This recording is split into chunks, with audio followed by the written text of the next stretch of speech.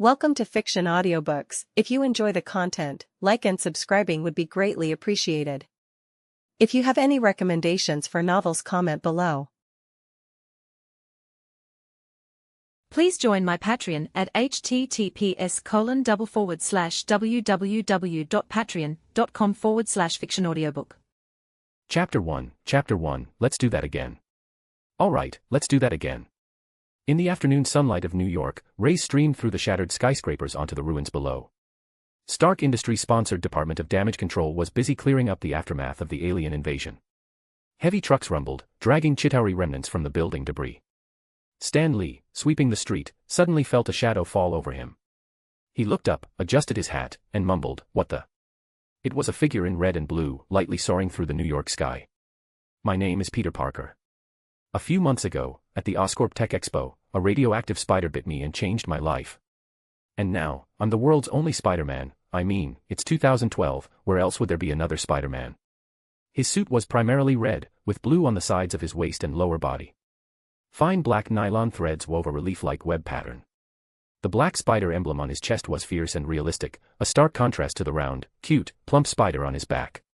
The slender black eye lenses on his mask looked sharp and, at the same time, conveyed a hint of ferocity. "And now, I'm New York's friendly neighborhood Spider-Man." Just then, an angry voice blared from a street corner electronic screen, echoing through the ruins. "Spider-Man is undoubtedly the greatest threat the Avengers should be concerned about. This masked criminal has repeatedly appeared at uncleared alien battle sites. He's absolutely linked to the recent alien weapon smuggling incidents in New York." "Enough, Jonah Big Mouth. Your conspiracy theories need a rest." With a flick of his wrist, Spider-Man shot a web that accurately plastered itself over the presenter's mouth on the electronic screen. However, the TV station owner, who bore a striking resemblance to Omni-Man, continued to babble. "There's no doubt that this masked bug is the mastermind digging up these weapons from the ruins and selling them on the black market. Why can't you praise me like you praise Captain America? Even just a little bit."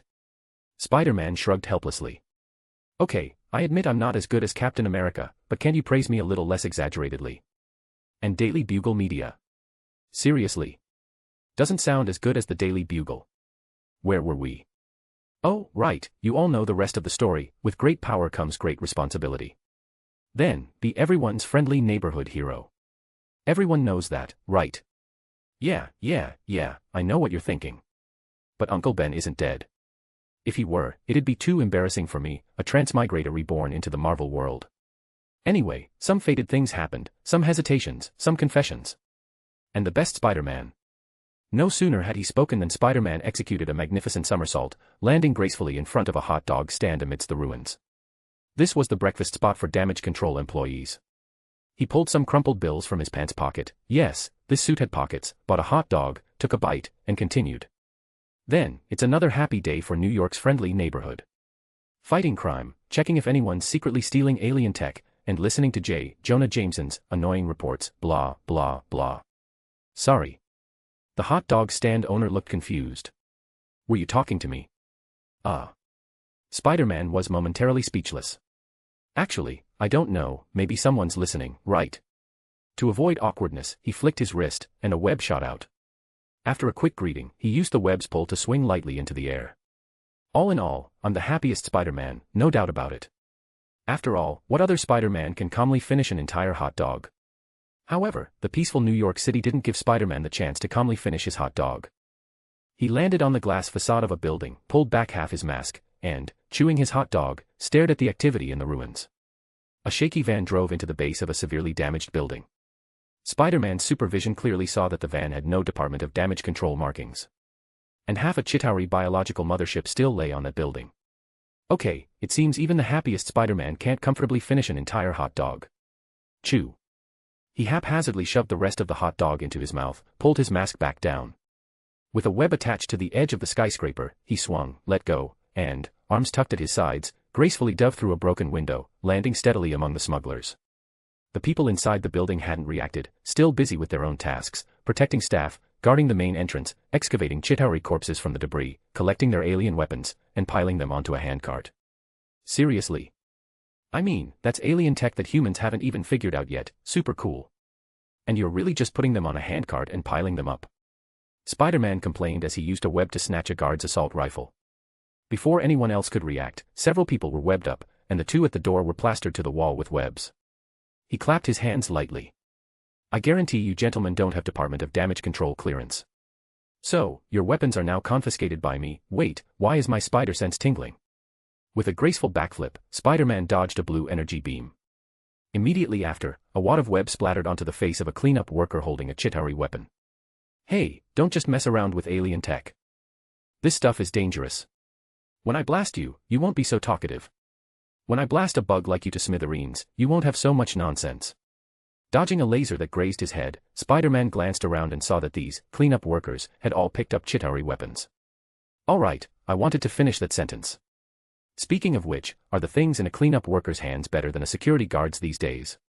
The cleanup workers immediately made the correct judgment. Shoot. Shoot quickly. Continuous blue beams shot out, and Spider-Man flexibly used his webs and speed to weave and dodge between them. At the same time, his mouth wasn't idle. Where were we? Webs continuously shot from midair with enough force to knock down these armed thugs and then plaster them to the ground. Immediately, some cleanup workers chose to slide and hide behind rubble or fallen ceiling panels.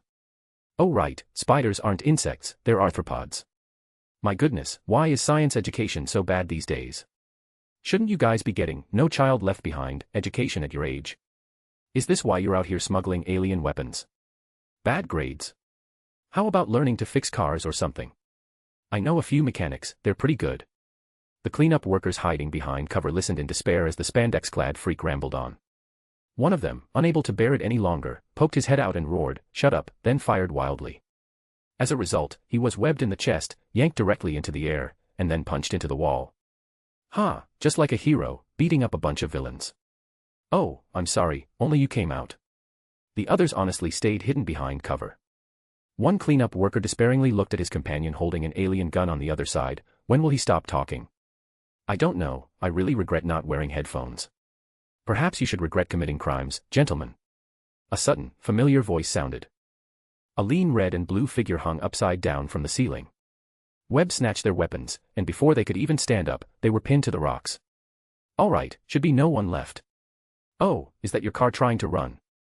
Then, they watched as the spider freak shot a thick, white web from his wrist, sticking to something. Then, he gripped the web with both hands and yanked hard. They seemed to hear the desperate scream of the van's engine, and then something flew. The entire silver-white minivan flew into the air.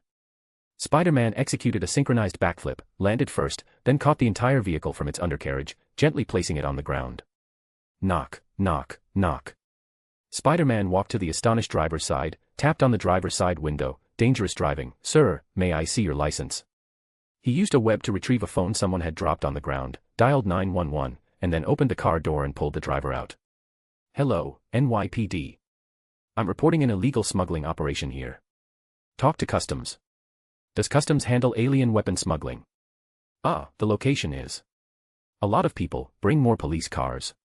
10 minutes later, several police cars arrived in front of the dilapidated building. The officers who got out raised their caps and looked up at dozens of people whose arms and bodies were bound by webs, suspended outside the building. The van and a car full of alien weapons were thoroughly wrapped in webs. Sergeant, this is the message left by the caller. The burly, efficient police sergeant took the piece of paper and read it. Webs will degrade automatically in 2 hours, please be prepared to receive. Your friendly neighborhood Spider-Man. Sergeant, they have someone watch them. They'll probably fall in 2 hours. A 2-meter fall won't kill anyone. The sergeant said, then spoke into his walkie-talkie requesting backup. This is George Stacy, need more vehicles to transport suspects, over. Sergeant Stacy narrowed his eyes and looked at the note again. This handwriting feels a bit familiar. I handpick only the finest and most captivating novels for you. Don't forget to check out my other novels. p@trian.com/hongmengzi. Chapter 2, Peter Parker's opening act. Peter Parker felt like he was back in his childhood in this life, on the day he said goodbye to his parents. That day, his parents took him to Uncle Ben's house. After his parents talked with his aunt and uncle, they didn't tell him why they were leaving, only saying, listen to your aunt and uncle. He remembered telling his parents that he had found something, that he knew it was dangerous, and he wanted to help. I know you're smart, sometimes not like a 12-year-old. But this isn't something a child can help us with. Listen to Uncle Ben and Aunt May, understand? Peter couldn't quite recall what he answered then. He tried to remember, but the sound of his alarm clock interrupted his thoughts, calling him back to reality. With a grumble, he raised his hand, hesitating for a second. Just then, Uncle Ben's voice came from outside the door. 5th consecutive day of resisting morning grumpiness, Peter. 6th day, Uncle Ben. Gently pressing the alarm, Peter bolted upright. Uncle Ben had already opened the door. Benjamin Parker was a man in his 40s, a little plump, but still looked robust, nothing like the elderly Uncle Ben from other universes. You came home too late yesterday. Your Aunt May doesn't want you going astray when you're about to start high school, hanging around outside like a hooligan. Did you tell her I was held up? Forgot the time at the library again. You'll need a better excuse next time. Uncle Ben smiled and closed the door, adding a reminder, hurry up, we still have our morning run. No matter what kind of Spider-Man he was outside, Peter Parker was still just a 15-year-old high schooler, a soon-to-be high schooler. Did you know American high schools are 4 years long? From 15 to 18. Peter, accustomed to talking to himself, said this as he got dressed, then quickly went into the bathroom to wash his face and brush his teeth. He shoved his toothbrush into his mouth and continued indistinctly. But you probably don't know that Uncle Ben was in the military, joined the Marines, and even served overseas. Pretty awesome, right? I mean, wow. After a quick wash-up, Peter began his morning exercise. He and Uncle Ben jogged 5 kilometers together, then returned for Aunt May's breakfast. The purpose of the run wasn't to build stamina, but to better disguise himself as a normal person, otherwise, Peter could easily set world records. Not only did he help him train to pretend to be ordinary, but Uncle Ben, a retired military man, also taught Peter many things: battlefield reconnaissance techniques, combat training, planning escape routes, and avoiding surveillance in sight. Without this training, it's unlikely Peter would have grown into what he considered a reasonably competent Spider-Man in just 5 months. So, what happened again yesterday? You know, swinging around the New York ruins, finding some criminals, tying them up, and handing them over to the police. Uncle Ben's face was already red from the strenuous exercise, while Peter seemed quite relaxed, barely even breathing hard. But these smugglers are getting fewer and fewer now, Uncle Ben. After all, the Battle of New York was over 3 months ago, and September is almost here. Maybe I won't have to inspect those things much longer. Uncle Ben sighed, unsure if he was lamenting that the Department of Damage Control had taken over 3 months to clear the ruins, or celebrating that they were finally nearing completion. He also remembered what had happened during this time. 5 months ago, his nephew went to a science fair and came back secretive, constantly doing something but hiding it from him and May, making them worry for a long time. Until one day, Peter restlessly told him the truth: he was bitten by a radioactive mutated spider at the Tech Expo and gained spider-like superpowers, wall crawling, jumping ability, danger sensing, and superhuman physical attributes, but he couldn't spin webs. I want to do something. Maybe I can be a hero, or earn some money with this. What should I do, Uncle Ben? Ben originally wanted to tell Peter, with great power comes great responsibility, but he didn't say that. Because Peter was, after all, only a 15-year-old child, and he knew that so-called superheroes weren't as glamorous as the reports made them out to be. Just look at the freaks they had to deal with to understand how dangerous it would be. For Ben, who had no children of his own, Peter was his child, and he didn't want to push him into danger. He simply said, "As long as you don't use this power to harm others, Peter, Uncle Ben will support whatever choice you make." I believe May feels the same. After some more time, a fire broke out near their home. When Uncle Ben took the neighbors to fight the fire, he saw a scene he would never forget: Peter alone, holding a small child, leaping from the 2nd floor and saving the person. I was so scared, Uncle Ben. He still remembered later in the car, Peter almost trembling as he told him. There were flames all around, and a beam collapsed and hit my arm. It still hurts now. I didn't want to go in, Uncle Ben. But I heard that little girl crying. She wanted someone to save her. I could save her. I wasn't helpless. I was so scared I wouldn't make it out if I went in. But what if I could have saved her, but she never made it out because I didn't go? I think I'm more afraid of that, more afraid of dreaming at night about the people I could have saved, asking me why I didn't reach out. Peter didn't choose to become Spider-Man because he wanted to help others, but because he was afraid of not being able to help those he had the power to assist. When he became a superhero, what drove his actions wasn't power, or a self-righteous savior complex. It was the fear of facing the disappointment of all those begging for help without extending a hand.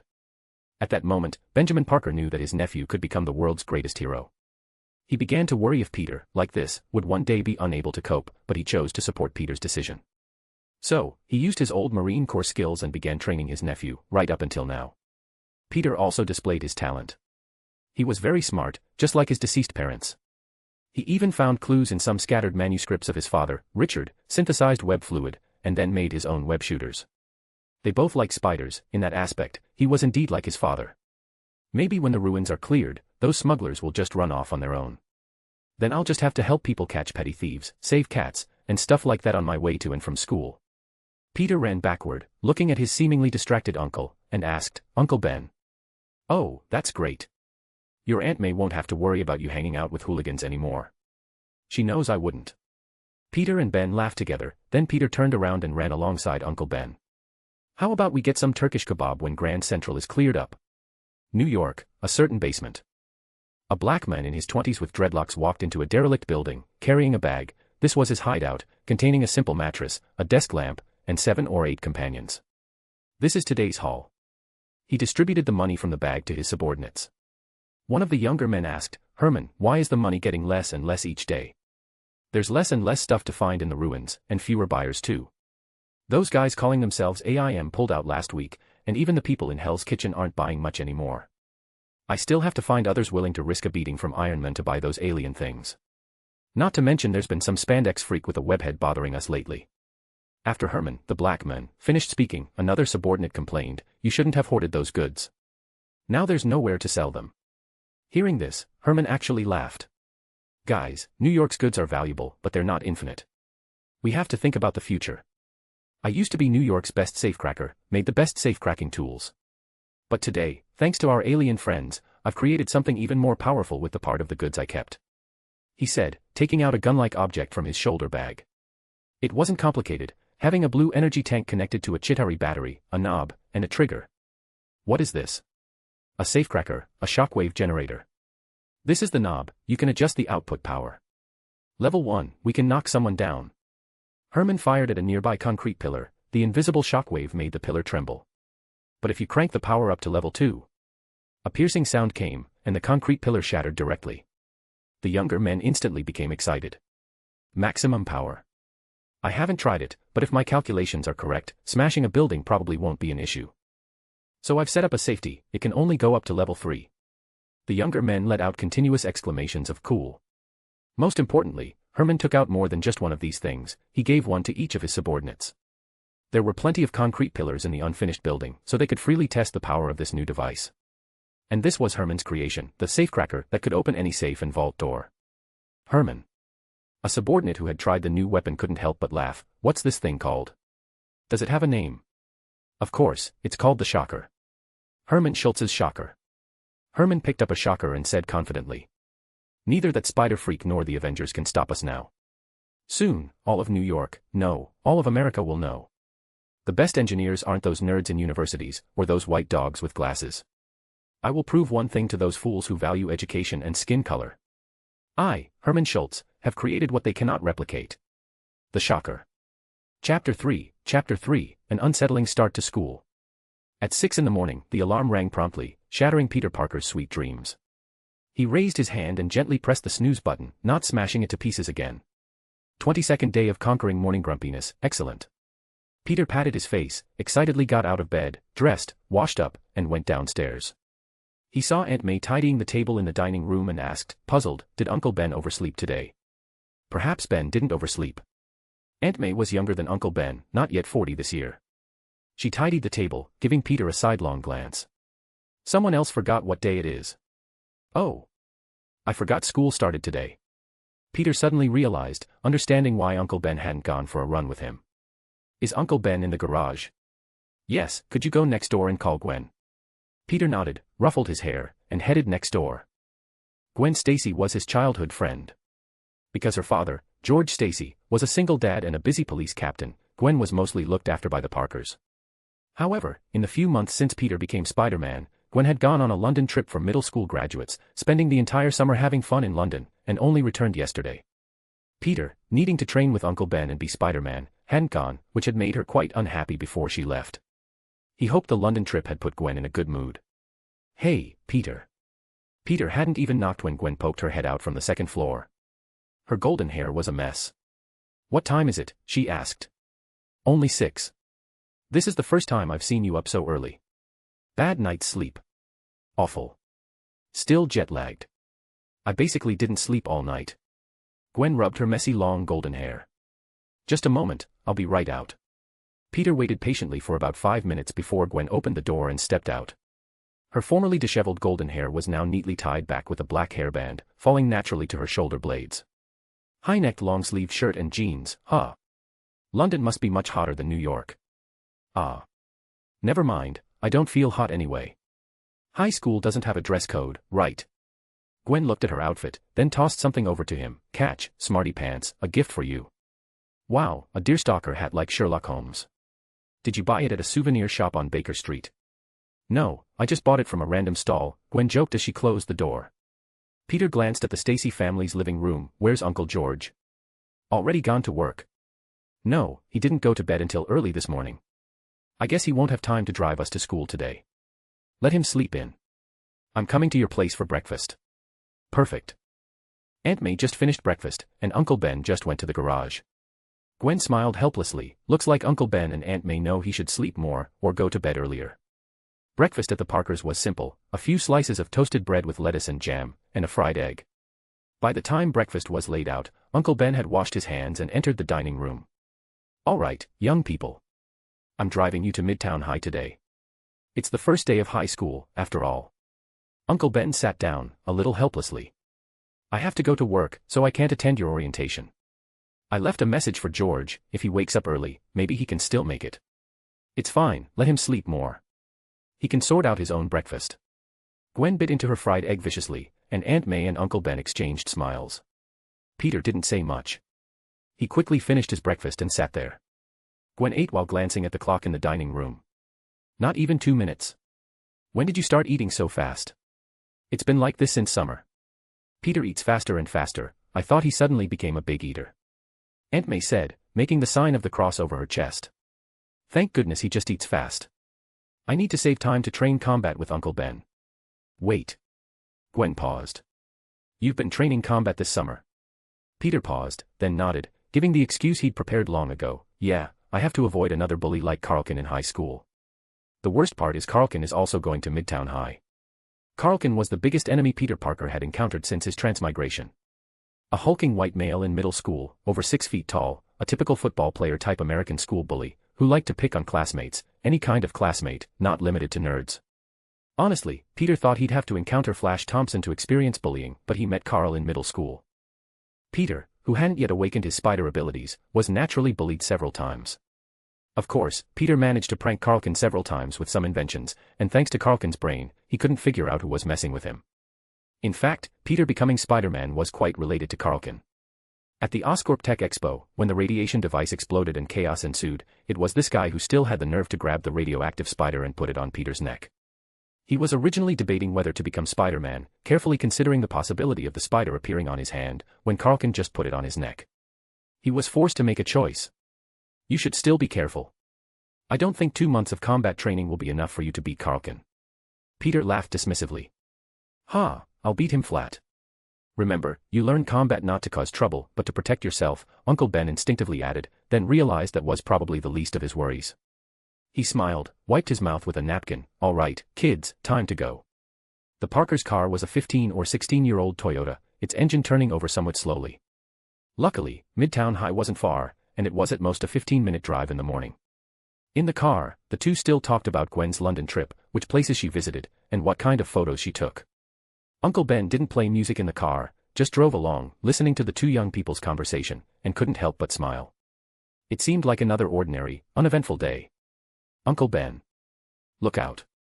Peter Parker's sharp cry made Ben Parker slam on the brakes. Then, the wall of the building next to them collapsed directly, shattered concrete blocks falling in front of the car, missing it by only 3 or 4 meters. Ben, who had narrowly escaped, let out a long breath and was about to turn around and take another route, but the road behind them was quickly blocked by falling wall sections as well. A huge chunk of rebar and concrete crushed the engine of the car behind them. The terrified driver opened his door and ran. Get out of the car, fast. Uncle Ben immediately reacted, ushering the two kids out of the car and seeing a nearby subway station. Hide in the subway station. Peter looked at the building nearby, its walls were cracking rapidly. He glanced at Uncle Ben and Gwen, then left them and sprinted away quickly. Uncle Ben, Gwen, hide first. I'll go see if there's a safe way out around here. Be careful. Uncle Ben urged, then grabbed Gwen's hand and pulled her towards the subway station for shelter. Gwen looked at Peter, who was still running with his backpack, and was about to say something when she was interrupted. Why was he still running with his backpack? I knew becoming Spider-Man would eventually lead to something like this, but on the first day of high school. Come on. Sprinting with his backpack into a nearby alley, confirming there were no cameras or passers-by, he pulled out his web shooters and mask from his backpack, then directly tossed the backpack dozens of meters high, and then leaped onto the wall, running upwards while putting on his web shooters and mask. The backpack, which had reached its apex, began to fall, then was snagged by a web and pulled towards its owner. Peter stuffed his removed t-shirt and sweatpants inside, then took out the long-sleeved gloves and put them on, pulling them up to his shoulders. The suit underneath the t-shirt only had short sleeves, which could be zipped together with these gloves. This design was made for easy costume changes during summer and autumn, and he hadn't expected to use it so soon. First, one hand went into a glove, then he switched hands to hold the backpack and put on the other glove. Finally, he took out his utility belt containing spare web fluid and other small tools, holding the belt in his mouth. He zipped up his backpack, then tossed it up again, fastened his belt, pulled down his mask, and leaped. Facing the morning sun, the red and blue hero leaped high from the edge of a tall building, sticking his backpack to the building's exterior with a web, then rushed to the other side, leaping down from a great height. The entire process was faster than Peter had imagined. He even had time to check the digital watch on his left wrist. If I can solve this in half an hour, Uncle Ben won't be late for work. Uncle Ben and Gwen, who had just reached the subway entrance, realized something was wrong because they weren't the only ones seeking shelter there. A large crowd was pushing towards them, and the entrance was already congested. The situation with the nearby building was already very bad. The sounds of cracking were clearly audible. Accompanied by some screams, Uncle Ben and Gwen saw the falling concrete, but the screaming didn't stop. Because the falling building debris didn't hit anyone, it was caught in a net. Then, a small, rapidly moving shadow covered the crowd, and people curiously looked up. Is it a bird? Is it a plane? No. Haha, it's Spider-Man. Spider-Man, answering his own question, shot countless webs between two buildings, weaving a large net over the street, stopping all the falling giant rocks. After accomplishing all this, Peter finally had time to land on the opposite building to observe the situation. All right, let me see what's happening. His gaze swept over the heavily damaged building. Finally, accompanied by an explosion, Spider-Man saw plumes of thick smoke rising from one area. It was a bank. Chapter 4, First Battle with the Shocker. Let's rewind a bit. Herman Schultz, with his crew and their self-made shockers, donned the iconic black masks of bank robbers, ready to hit the bank.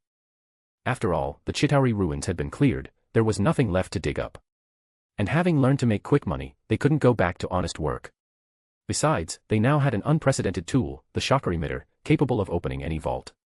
They chose a time no one else would, early morning, before the bank opened. They picked this time partly because it was unexpected. No one would think of robbing a bank before it opened. Secondly, Herman didn't want to kill anyone, so he chose this time when there would be no bank employees inside.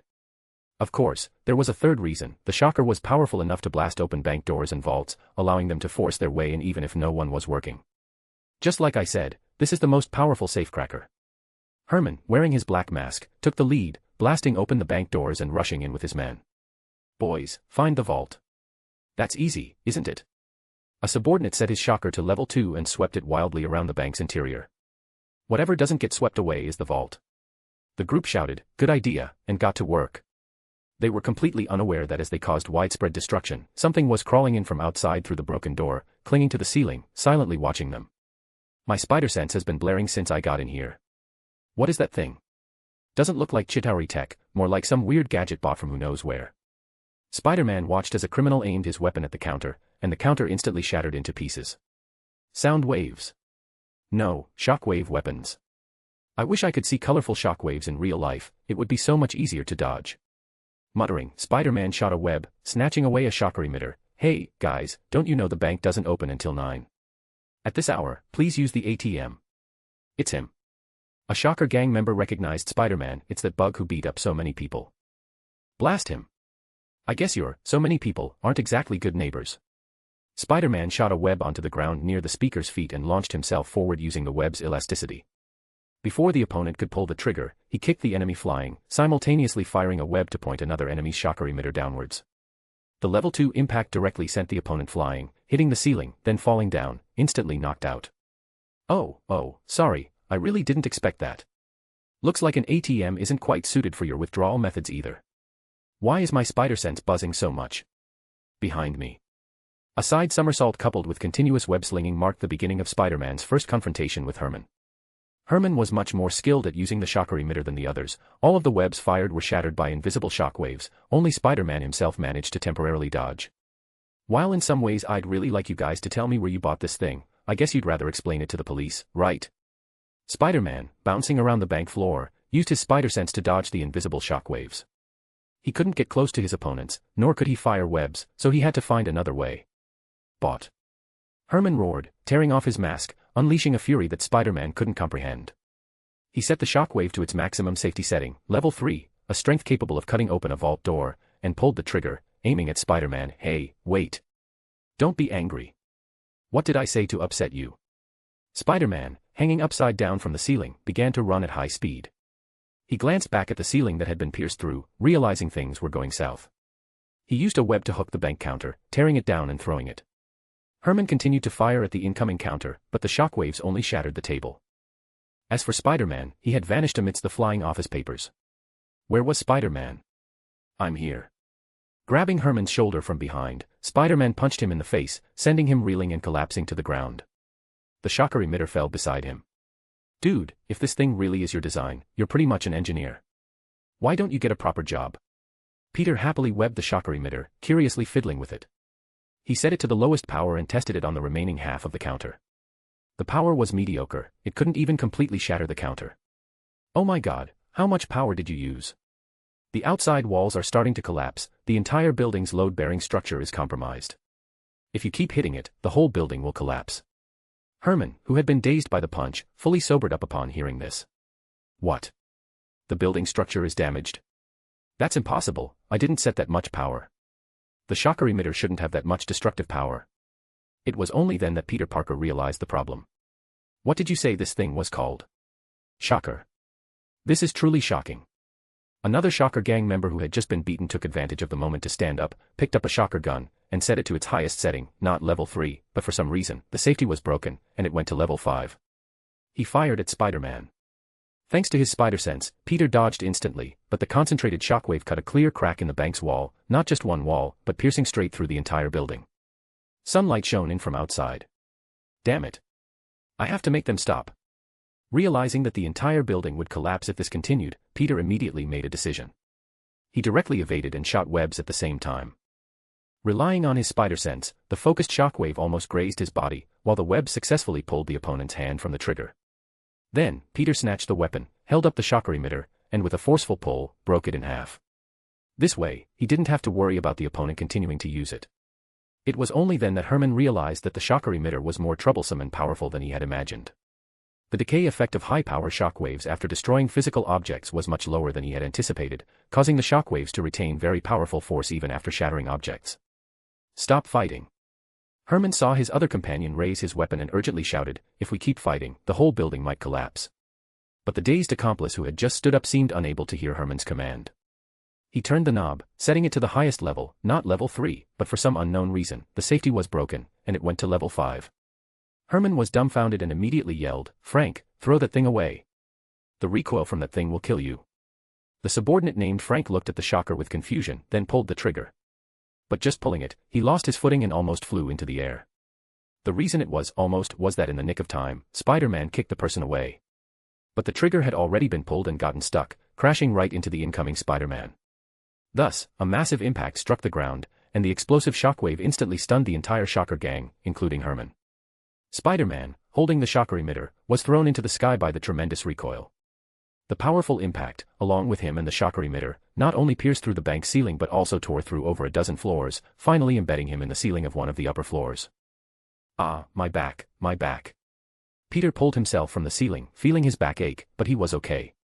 Fortunately, his physical abilities were superhuman, facing such an impact only left him bruised, and with his decent self-healing ability, these bruises would probably disappear in a few hours. By the way, are the MCU-style universe shockers always this realistic? A little disappointed. Spider-Man, having pulled himself from the ceiling, leaped from the hole he'd made, landing in a superhero pose back on the bank's first floor. All the Shocker gang members were still unconscious on the collapsed bank floor. Spider-Man glanced at the almost completely shattered bank floor, then, as usual, tied up all the criminals, sealed their weapons with webs, and swung out of the entrance. Then, Spider-Man creatively wove several lines of text into his web, describing the severe condition of the building, and set up blockade and evacuation signs at the intersection. The web fluid would only last 2 hours. If the NYPD and Department of Damage Control couldn't find a way to secure the building in 2 hours, it would be a problem. Even if it could be secured, the entire building, with its compromised load-bearing structure, was undoubtedly a condemned building. Hey, Uncle Ben, Gwen. They hadn't entered the subway station since Spider-Man wove that large net. They were just hiding near the entrance, making it easy for Peter to find them. I found a way, we can go that way. Looks like traffic isn't bad right now. Peter, running over with his backpack, waved to them, then patted Uncle Ben's car. Luckily, your car's fine, Uncle Ben. Who's that guy? Gwen, who had been in London for 2 months, pointed at the web hanging over the street. She had no idea New York had this web-slinging freak. Peter eyed for a moment before explaining, there's a guy who calls himself Spider-Man recently. He's been fighting crime. You know, superpowered stuff. Oh, well, his taste isn't very good then. Gwen said as she opened the car door. Peter half-jokingly retorted, are you talking about his suit? No, I mean his shoes. They're the same as yours. Chapter 5, The Escape. The entire skyscraper becoming a condemned building was far more serious than Peter had imagined. Within minutes of his departure, the Avengers took over the nearby streets. The members of the Avengers in this universe weren't entirely the same as those in the MCU. The 5 veteran Avengers who participated in the Battle of New York were Iron Man Tony Stark, Captain America Steve Rogers, Thor, Hulk Bruce Banner, and Ant-Man Hank Pym. Additionally, there was an unofficial member who served as the team manager, Wasp Janet Van Dyne. Captain America didn't work for S.H.I.E.L.D. but was instead based at Avengers Tower, formerly Stark Tower. I still suggest we just shrink the entire building with Pym particles. These webs are slowly degrading naturally and will lose their effectiveness in less than 2 hours. Ant-Man, who had just shrunk himself to observe the web structure, returned to his original size. His suit's helmet retracted automatically, revealing short light brown hair and a young face in his late 30s. The structure of these webs is somewhat familiar. I seem to have seen it somewhere before. I've already stabilized the building's structure with Stark Industries engineering equipment, so I probably won't need your help, Hank. Iron Man flew overhead, admiring the message left for the police on the web between the 2 buildings. That cursive isn't bad, is it, Cap? Only 3 Avengers had come. Bruce Banner wasn't present, and Thor was simply not on Earth. Captain Rogers sat on his motorcycle, looking at a tablet displaying video recovered by JARVIS from the bank's surveillance, showing the entire recording of Spider-Man's fight. Less than 7 minutes, he took care of those criminals in less than 7 minutes. It was all over before we even arrived. I could do it in 1 minute. Iron Man landed next to the captain, lifting his armor's faceplate. I mean, he's trained, and from a military background. Not only that, but he's also specifically trained his strength control. Steve Rogers paused the surveillance at the exact moment Spider-Man punched Herman in the face. That punch, with his strength, would have killed the guy without proper retraction. But that person wasn't even knocked unconscious. So, we found a guy who knows what he's doing. That's good. I was worried about how to clean his webs out of my armor's seams. It's Professor Richard Parker. Hank's sudden statement interrupted their casual chat.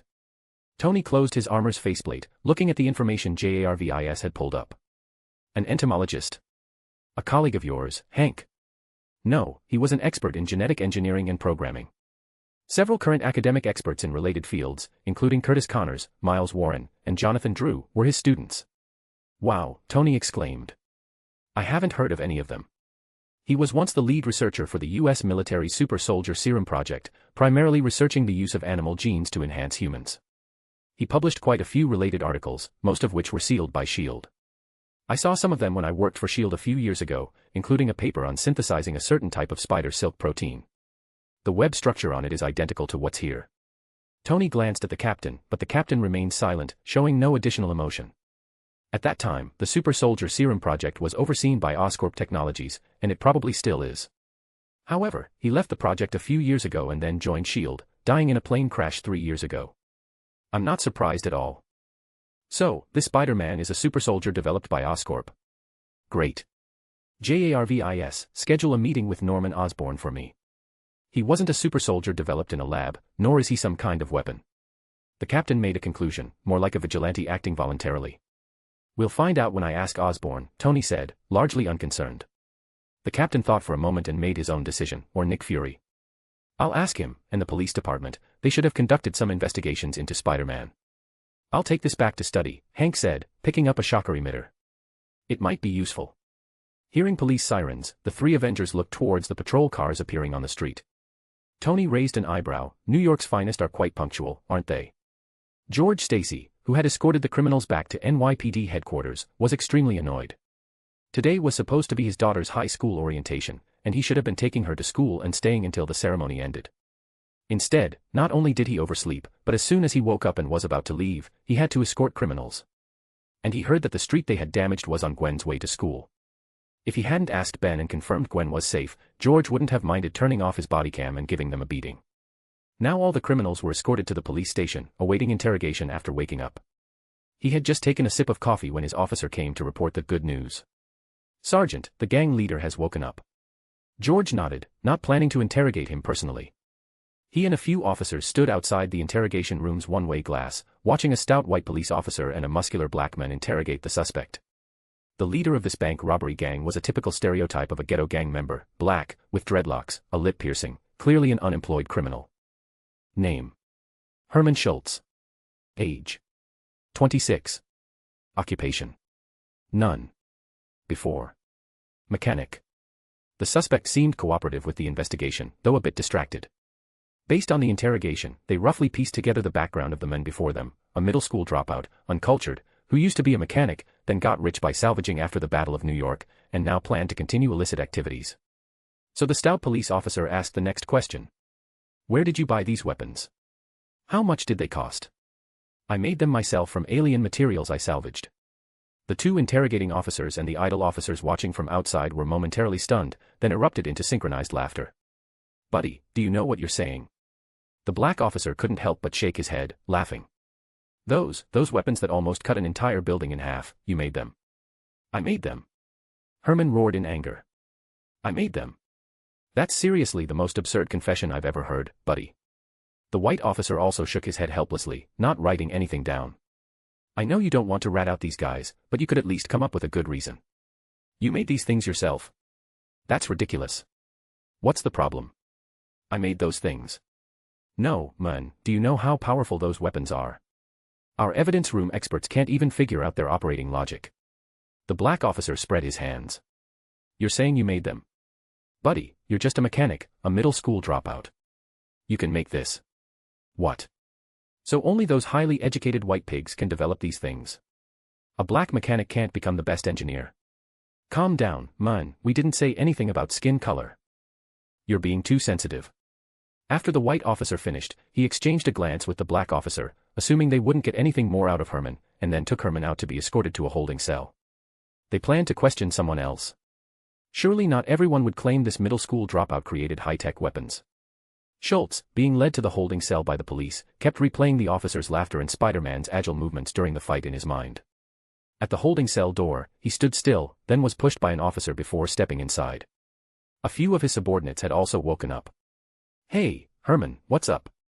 Herman remained silent, then suddenly, as if understanding something, pulled out a subordinate's hair clip, went to the holding cell bars, and used the hair clip to pick his handcuffs and the holding cell door lock. Herman Schultz was New York's most brilliant lockpicker. His subordinates watched in disbelief as he suddenly pulled open the cell door, then, before the patrolling officer could react, he choked the officer unconscious. He then stripped the officer's uniform, put it on himself, and tossed the keys to his still imprisoned subordinates. "You decide if you want to leave. If they ask you where I might go, just tell them honestly." His subordinates, realizing something was amiss, exchanged glances. Finally, someone couldn't help but ask, "Where are you going, Herman?" "To do what I've always done.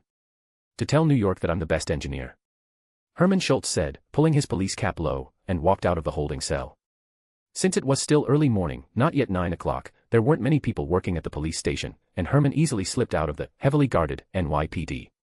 Half an hour later, he found an old residential area where he had a long-abandoned construction site as a secret hideout. This was where he hid his alien tech, even his subordinates didn't know about it. He pulled out the alien tech parts, but after 2 seconds of thought, he kicked them aside. He could sell them for money later, but for now, he didn't need these flashy things. "You're the best engineer, Herman. You don't need any alien tech." The entire experience of fighting Spider-Man replayed in his head. The stark contrast between the powerful and agile figure of his opponent and his own clumsy, large gun was clear. He had to create a suit that was as flexible and powerful as Spider-Man's. A flexible suit that can absorb excessive shock waves to prevent self-injury. The device needs to be portable, a wristband is too small, so it can be made into gauntlets. I also need to recalculate the firing frequency, like this. A broken desk lamp, a box of colored pencils, stacks of draft paper. One morning, a miracle. A pair of gauntlets based on the same principle as the shocker emitter, but more controllable, and a kinetic energy absorption suit, yellow with red metal covering certain parts. When the designs were complete, Hermann Schultz's eyes were bloodshot, and he himself could hardly believe what he had drawn. But then he smiled. I did it. I did it. I didn't invent the shock, on the contrary, I will become the shocker. I handpick only the finest and most captivating novels for you. Don't forget to check out my other novels. p@trian.com/hongmengzi. Chapter 6, Spider-Man, First Day of School. American high schools operate on a credit-based system, meaning classrooms aren't fixed. Students attend specific classrooms for their chosen courses, and the rest of their time is flexible. Courses are divided into electives and required subjects. Midtown High has 5 required courses per semester and 2 electives. There are 5 classes a day, 3 in the morning starting at 8:20 a.m., and 2 in the afternoon, with school ending at 3 p.m. The first day of high school was pretty uneventful, an orientation, an entrance exam, then getting class schedules based on test results and interests. After lunch, there were school club recruitment drives and discussions among upperclassmen about this year's homecoming activities, none of which had much to do with freshmen. The only noteworthy thing was that the renowned scientist Norman Osborn gave a speech at the orientation. The reason a prominent entrepreneur like Osborn would speak at a regular public high school like Midtown High was simple enough: his son was enrolling. I thought you were really interested in scientists. I didn't expect you to be half asleep during Osborn's speech. Osborn's an excellent investor and entrepreneur, but he's definitely not an excellent scientist or engineer. Hey, does our school have its own TV show? Peter answered Gwen vaguely. He felt a desire to pay attention to Norman but also a reluctance to intentionally do so. Peter Parker currently had no relation to Harry Osborn, but the spider that bit him was genuinely an Oscorp Technologies test subject. And who could guarantee that the current Norman Osborn wasn't already the Green Goblin?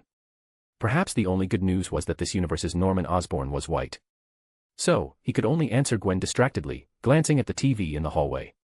On the screen, a male and female high school student were broadcasting Midtown High Evening News. Of course, they weren't as professional as real anchors, but they looked quite presentable. The new semester has arrived, and voting for this year's homecoming theme has begun. Please visit the school's official website to cast your vote. They watched the news for a few seconds.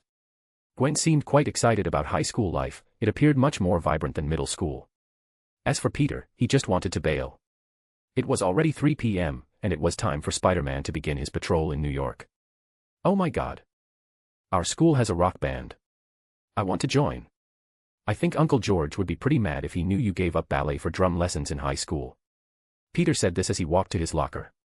Gwen heard him and, leaning against the adjacent locker, raised an eyebrow. If you rat me out to my dad, you're dead, smarty pants. I surrender. Peter made a gesture of raising his hands, then opened his new locker, assigned to him on the first day, and started putting things away. Gwen then noticed he was already packed and ready to go home. Wait. You're already planning to leave? Yeah. First day of school.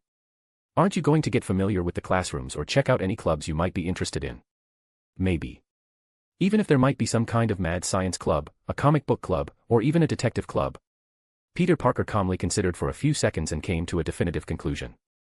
All right, you convinced me. Let's enjoy high school life. Did Peter Parker want to enjoy high school life? Perhaps, but he was thinking about other things. For instance, Gwen had noticed that morning that Spider-Man and he had the same shoes. Of course, that was because making a pair of shoes cost more, and Peter had to ensure he had rotating uniforms, with no money to specifically customize a pair of shoes. But this also reminded him that he had to be careful not to expose his identity, to avoid affecting those around him. Of course, if that really happened, those people would definitely regret it. But it would certainly be better if it didn't happen. So he thought about it. If Peter Parker chose not to join any clubs and kept his distance from classmates, always appearing and disappearing mysteriously, not only would Gwen be suspicious, but perhaps even teachers and classmates would start paying attention to him. To avoid this, it would be best to become an ordinary high school student. That was the best way to keep his Spider-Man identity a secret. Additionally, it would be best if he could get into an internship program with Stark Industries or Oscorp Technologies. That way, he could secretly upgrade his suit. But that would require even more careful time management. Fortunately, Spider-Man's rest quality was far beyond ordinary people's. Peter only needed about 4 or 5 hours of sleep to shake off fatigue. By the way, why did you say I'd take up drumming? Because, you'd be a good fit. Peter thought, I can't exactly say that in some universe where you got bitten by a spider, you're the band's drummer, can I? He just laughed it off, trying to gloss over the topic. So, what clubs are you planning to join? Hard to say, Peter said casually. Definitely going for the Science Olympiad, that's great for college. Student Council. I'm not really interested. Midtown High probably won't have very high-level scientific research clubs, an internship at Stark or Oscorp Industries seems more realistic. Otherwise, I'd hope for a place where I can code with people, play Dungeons and Dragons, or build Legos. Gwen mused, sounds like a nerd. I am a nerd. I like reading, tech, anime, and board games. I'm terrible at sports. I just happen to keep up with long-distance running and combat training. They chatted as they walked, intending to check out the school's club recruitment fair. However, after only a few steps, they heard a familiar, irritating laugh. A tall, muscular man in a t-shirt was pinning another student's head against a locker. Peter sighed helplessly, reopened his locker door, and pulled something out. Can't believe this kind of stupid thing has to happen in every American high school, a football or basketball jock bullying a classmate by the lockers. Peter closed his locker door and looked at Gwen, who was waiting for him. I thought you'd go help that poor little guy. I would if you weren't going to. But now I'd have to carry you back to the nurse's office. Not in high school, Gwen. I only went there a few times in middle school, and that was just in 6th grade. Peter said, walking towards the scene of the bullying. It was quite lively around them. Sometimes Peter felt that the atmosphere of high school in his previous life was better. How could America have an atmosphere that despised studious nerds, admired athletic slackers, and even enjoyed watching and cheering on bullying? The bullied student was a young Asian boy Peter didn't recognize, but the bully was someone he knew very well, Carlkin, who he'd been clashing with for 3 years in middle school. Talk about running into trouble. He was about to speak when someone beat him to it. A brown-haired guy in a black jacket squeezed between the two, intimidating Carlkin. Listen, man, I don't know who you are, but if you don't stop, you're gonna be in big trouble. Oh yeah. Carlkin, like every high school bully in a TV show, cracked his knuckles, closing in with his 6-foot-plus muscular frame. You're in big trouble now, busybody. Hey, Carl. A familiar voice called out to him. Peter Parker calmly and steadily walked towards him. How about this? You don't bully anyone in high school, and we can be friends. What do you say? Peter Parker extended his hand towards Carlkin, a friendly smile on his face. Carlkin actually let go of the two students and reached out to Peter Parker, grasping, no, squeezing Parker's hand. You won't think that when you're begging for mercy, Parker, AAHHHHHH. Pressure-activated taser, Carl. You wouldn't get shocked if you just shook hands properly. Peter still held Carlkin's hand, and I suggest you don't try anything. I learned a lot of combat techniques from my uncle this summer. If I knock you out, I'll have to explain to the teachers that I wasn't the one bullying. Screw you. Carlkin, shaking Peter's hand off, angrily threw a punch, which Peter caught in his palm. Carl once again let out a pained howl. Peter sighed, rather helplessly, looking at the two guys. Did anyone hear me say, pressure-activated? Isn't tasering a bit? Don't worry, Carl and I have known each other for 3 years. I know he can take it. Peter smiled at the helpful guy. Carlkin recoiled again, then charged forward. I'm gonna beat you into a piece of advice, Carl, don't yell. Peter quickly dodged, grabbing Carlkin's wrist and twisting it to pin his arm behind his back. When Carl yelped in pain, Peter let go, simultaneously giving his ankle a slight kick, and the big guy tumbled to the ground. Carlkin, still angry, tried to get up, then saw Peter Parker's palm, with something on it, hovering over his face, then extending in a handshake gesture. Like I just said, you don't bully anyone in high school, and we can be friends. What do you say? Screw you. The same words, spoken with different tones this time. Carlkin learned his lesson, swatting Peter's hand away and scurrying off, looking disheveled. The surrounding students who had gathered to watch were surprised and excited by this unexpected development. Peter ignored them, sighing feigned regretfully. I thought we could be friends in high school. You guys all right? He turned to the bullied student, who was an all-right little Asian guy getting back up. The other equally meddlesome guy had already approached him. You were so cool just now, man. You just took that guy down like that. He and I were in the same middle school. He used to bully me, so I know how to deal with him. Peter then observed this guy closely. Short brown hair, almost 6 feet tall, if not exactly, and definitely handsome. At least in terms of looks, Peter thought the other guy was better than him. Peter Benjamin Parker, freshman. Harold Lyman, also a freshman. Just call me Harry. Harry shook his hand, then realized belatedly, whoa. I really didn't feel anything. Only those who want to throw a punch get shocked. Are you all right? Thank you. Ah, thanks. My name is Zhao, Amadeus Cho. If Harry only made Peter think of Harry Osborn, who knows where he'd gone, then the name Amadeus was enough to make him zone out. However, he quickly adjusted his demeanor and extended his hand to the other person. Nice to meet you, man. Chapter 7, New Friends on the First Day of School. Nice to meet you too, and thanks for earlier. Amadeus finished shaking hands, his gaze falling on the taser on Peter's wrist. This looks very cleverly designed. If you don't mind, could I take a look? Of course, here. As Peter detached the device, he subtly scrutinized his new classmate. He began to suspect that this shared name was no coincidence. If this Amadeus Cho was truly the seventh smartest person in the Marvel Universe, why would he content himself with attending high school? A person of his caliber at 15 should already be pursuing a doctorate at an Ivy League university. He vaguely sensed that his high school life was probably going to be filled with superhero-style drama. The internal structure is simpler than I thought. Maybe I should make one for self-defense too. Amadeus meticulously examined the device, a slightly embarrassed smile on his face. So, Amadeus was at least smart enough to replicate his taser. Good, that added a bit more evidence to his hypothesis. In my middle school experience, these kinds of things only make them hit harder. Peter took back the taser, secretly regretting that he couldn't modify it for his web shooters, at least not with the battery specifications he could get his hands on. The best way is to train more, get strong enough that they don't dare bully you, like me. I was also a bullied kid in middle school, but I trained fighting with my uncle, and I got hit less and less each year. All right, guys, Gwen's voice interjected at the opportune moment. She gestured around them, the onlookers still hadn't dispersed.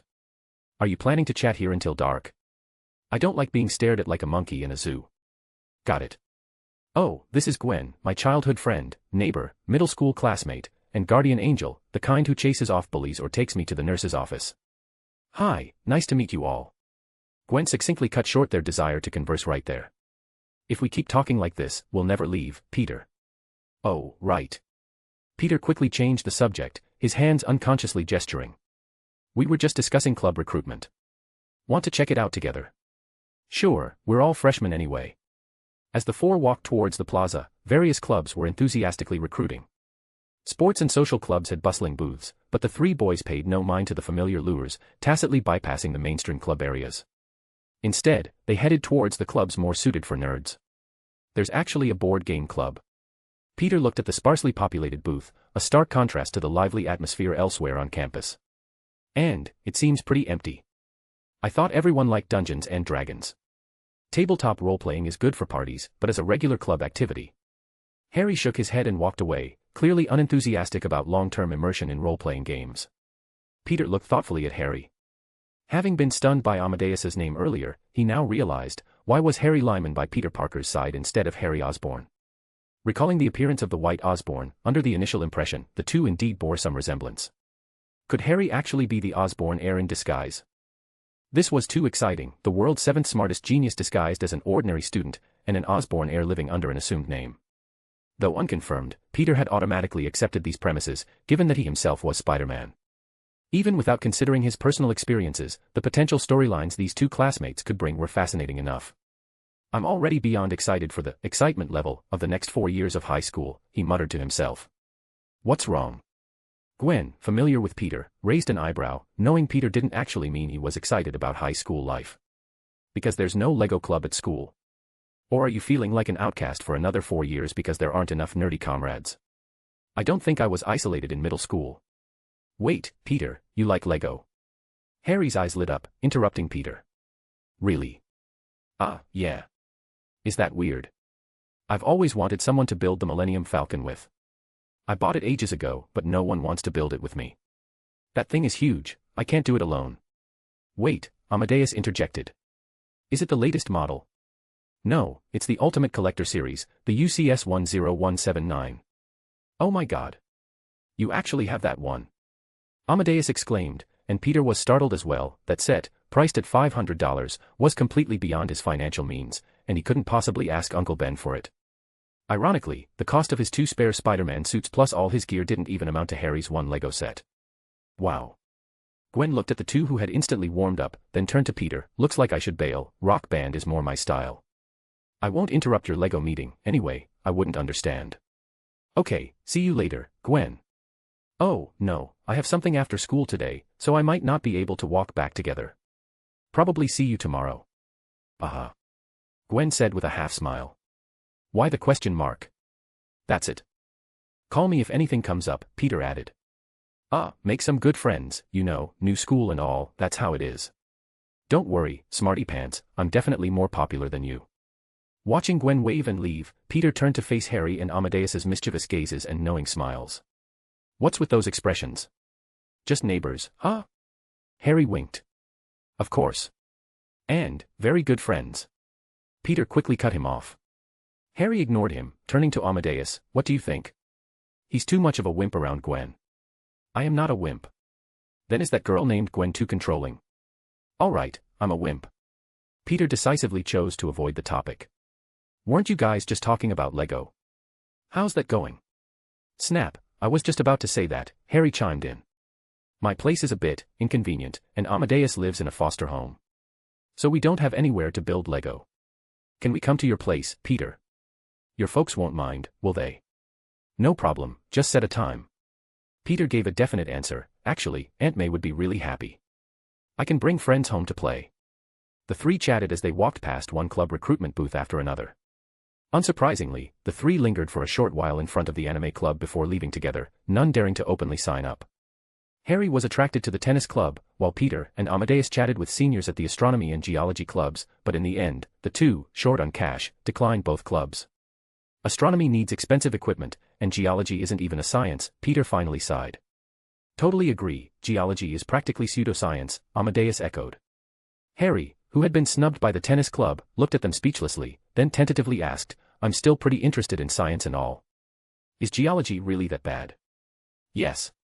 After the two young geniuses spoke in unison, Peter seemed to notice something. Wait, is that girl cosplaying Sherlock Holmes? At a sparsely attended booth nearby, a beautiful Latina girl wore a classic dark Ulster coat and a standard deerstalker hat, identical to the one Gwen had given Peter, shaking a club poster in her hand, Detective Club Recruiting. Interested? You can join if you can answer the entry question. Interested, gentlemen. What do detective clubs usually do? Handle school assignments. Peter asked with some interest, but the senior seemed rather deflated by his words. No, almost no one at school gives the detective club serious mystery-solving work. All we do is schedule reading sessions together, design mystery puzzles, and so on. I'm in, Amadeus immediately replied, standing in front of the booth, explaining amidst his companions' shocked gazes, isn't it good? We don't have to do anything at all, just read a few books and answer a few questions to get credits. Sorry, I don't want to disappoint you, but... The senior, having heard Amadeus's explanation, undeniably expressed her dissatisfaction. You have to pass an entrance test. For example, a wealthy man who loved cipher games unexpectedly passed away, his will locked in a 5-digit safe, but no one knew the password. Only a calendar was placed on top of the safe, with March 15th circled. 31415, Peter and Amadeus said in unison. March 15th. Oh, Pi Day. Harry instantly realized after only a second of thought, looking at Peter and Amadeus, you guys are really quick. Yes, if it were across the Pacific, it might be 12,315, but this was America, so it could only be Pi Day. Alright, I guess you three can join the detective club. Here's our club's roster. After you fill it out, just say you're looking for Jessica when you get to the club room. I'm the president. The three nodded silently, then walked a short distance away before discussing. The president recruits people herself. Harry muttered quietly. Is this club reliable? Peter knew a detective named Jessica Jones, but unfortunately, she shouldn't be a high school student anymore. The three continued walking, and Peter suddenly stopped in front of a large screen, looking at the information projected on it. It showed various part-time jobs at Midtown High, and among them, a website maintenance job for the Daily Bugle caught his interest. What's wrong? Harry asked. Nothing. Peter looked away. Just saw something interesting. Chapter 8, After School Hours. Dressed in his suit, Spider-Man clung with one hand to the glass facade of a skyscraper, his feet firmly planted on the vertical wall. He looked down at New York at 4 p.m., the sun still high, the city bustling with traffic in late August. The debris had long been cleared, showing no trace of the Avengers' battle with the Chitauri army, as if the Battle of New York had never happened. That was also the day this universe's Spider-Man officially donned his suit for the first time and went into action, the young spider zipping back and forth, saving people in an alien-infested New York, only no one saw him. A beautiful first day of school, Spider-Man muttered to himself as he swung, met new friends, sort of, found clubs to join, and... I'm sure many of you already know about this morning's bank robbery in Queens. A group of high-tech armed robbers not only damaged the bank's load-bearing structure but almost blew open the vault. Fortunately, the Avengers arrived in time to prevent a larger disaster. Jonah Jameson's furious face, strikingly similar to Omni-Man's, suddenly filled the giant screen on the Daily Bugle building. He waved a newspaper, roaring, but that's not the point. The point is, multiple witnesses confirmed that the New York Street menace, Spider-Man, was also on the scene. Without a doubt, this is yet another crime orchestrated by Spider-Man and his masked accomplices. Can't believe I actually counted seeing the Daily Bugle's website maintenance job as part of a good day. Spider-Man rolled his eyes as he swung past the screen. Maybe I should leave a little surprise in the code, like, hey, Jonah, your hairline has receded another centimeter. Swinging past Jonah Jameson's large face, Peter swung with one hand, browsed his phone with the other. He wanted this part-time job not just for the money, though suit upgrades definitely needed funding, but more importantly, Peter was developing a program that could monitor keywords like fire, robbery, or murder on social media platforms like Facebook, Twitter, and YouTube in real time. This would help him detect emergencies across New York faster, allowing Spider-Man to arrive on the scene promptly. And with this job, he'd have a legitimate reason to spend long hours in front of the computer without worrying about Aunt May or Gwen's nagging. Incidentally, the $900 monthly pay was enough to make 3 new suits or upgrade existing gear, giving those thugs he dealt with a little surprise. Hey! Spider-Man! Over here!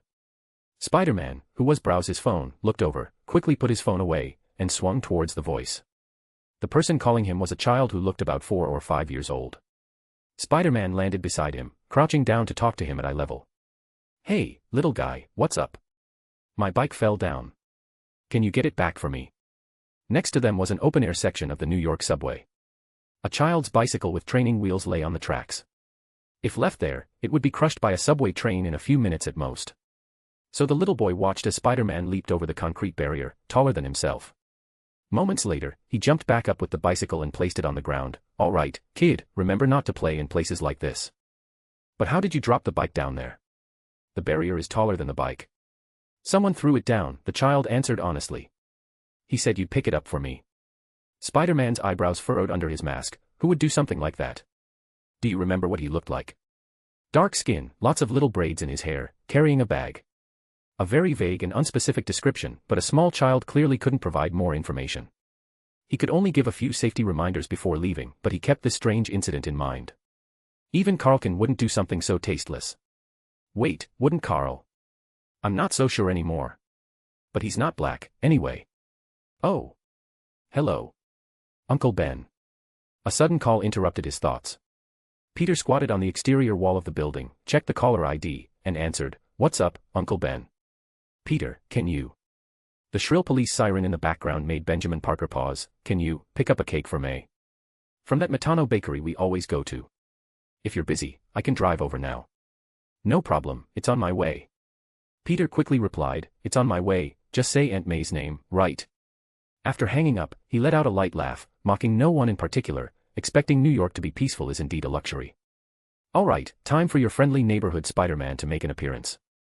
The red figure leaped from high above, chasing after the rapidly approaching police cars. Suspects are fleeing south along 3rd Avenue, now turning onto 95th Street. Repeat, target has turned onto 95th Street. Chief George Stacy led his police team to set up a roadblock at the intersection of 2nd Avenue and 95th Street. The seemingly exaggerated display was quickly explained. A familiar blue energy beam shot from the window of a red car, instantly flipping the lead police car. Suspects have high-tech heavy weaponry. Return fire. Chief Stacy decisively ordered. The police fired back as much as possible with their handguns. The sedan seemed to sway slightly, and a suddenly appearing blue energy shield blocked all the bullets. Then, the second police car was sent flying by the energy beam, and the officers instinctively dodged the explosion, seeking cover. Aha! A masked robber leaned out of the car window, holding a weapon that seemed to be technologically superior to normal firearms, excitedly firing bursts at the police cars. After successively blowing up 2 police cars and basically clearing the road, he saw the middle-aged police chief giving orders and immediately aimed and fired. He believed he didn't need to aim much, the gun's power was enough to send the target to meet God. The blue beam shot towards the police car Chief Stacy was using for cover. As thick smoke rose, the robber let out a hearty laugh until he heard an unfamiliar voice. "What's so funny, buddy?" In the nick of time, Spider-Man swung Chief Stacy to safety with a web, then darted through the smoke, weaving a giant web across the street. The speeding car crashed head-on, its tires spinning uselessly in the sticky web, the entire vehicle stuck fast. With a muffled thud, Spider-Man landed on the car roof. Complimentary convertible service. Peter punched through the car roof, then ripped out the entire top, holding it up to reveal 3 startled robbers and bulging bags of jewelry. Oh, seems the customers aren't satisfied. Remember to leave a 5-star review. Shoot him.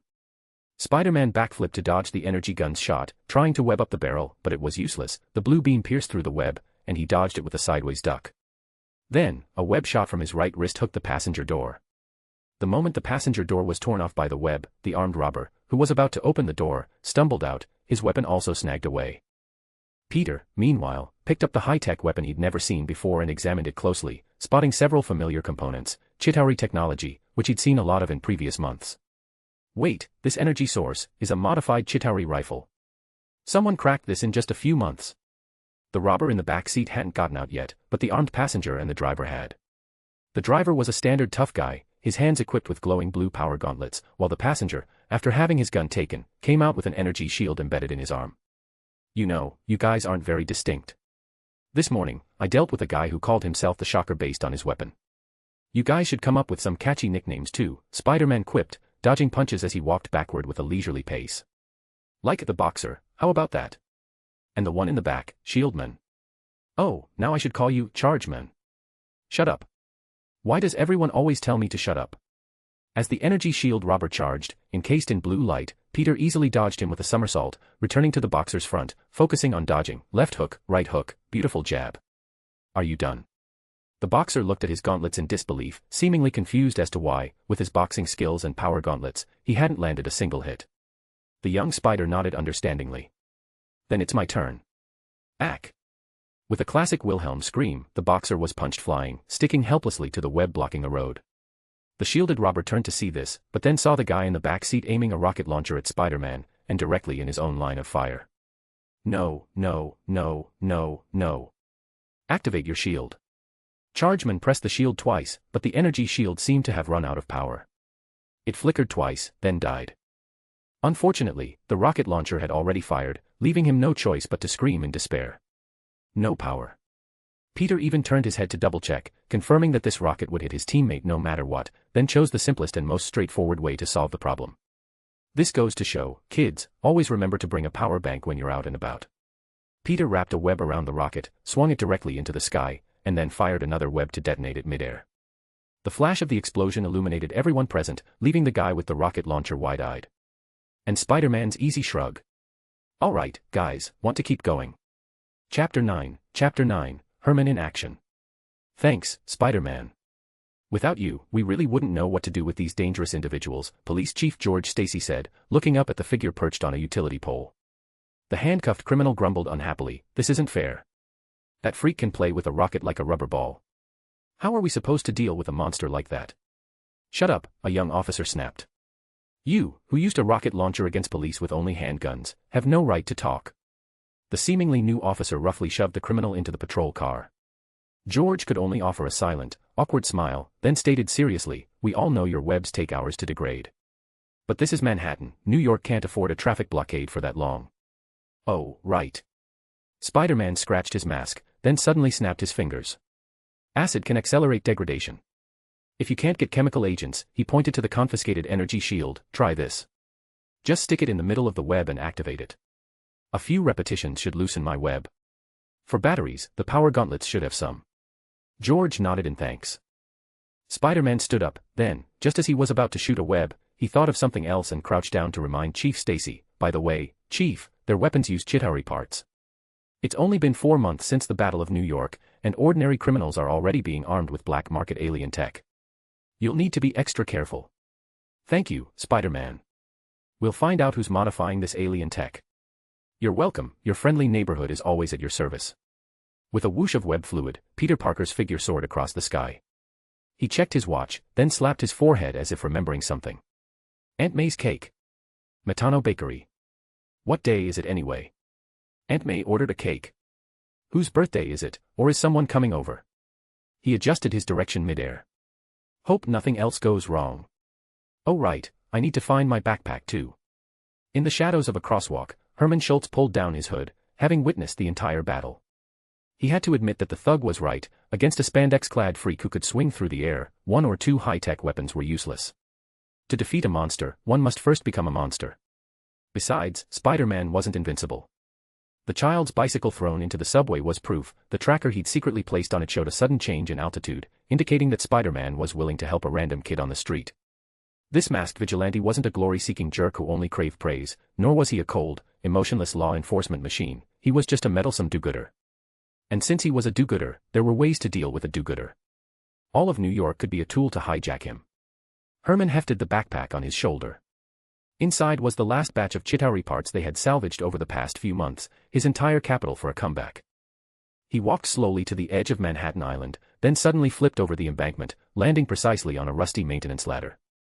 In the damp air, the entrance to the New York sewer system gaped open, waiting to swallow him. He looked behind him, making sure no one had followed, then stepped over the broken, fallen railing at the sewer entrance and, clutching a key, proceeded along the sewer. The sewer was pitch dark, with only a few maintenance lights casting a dim glow.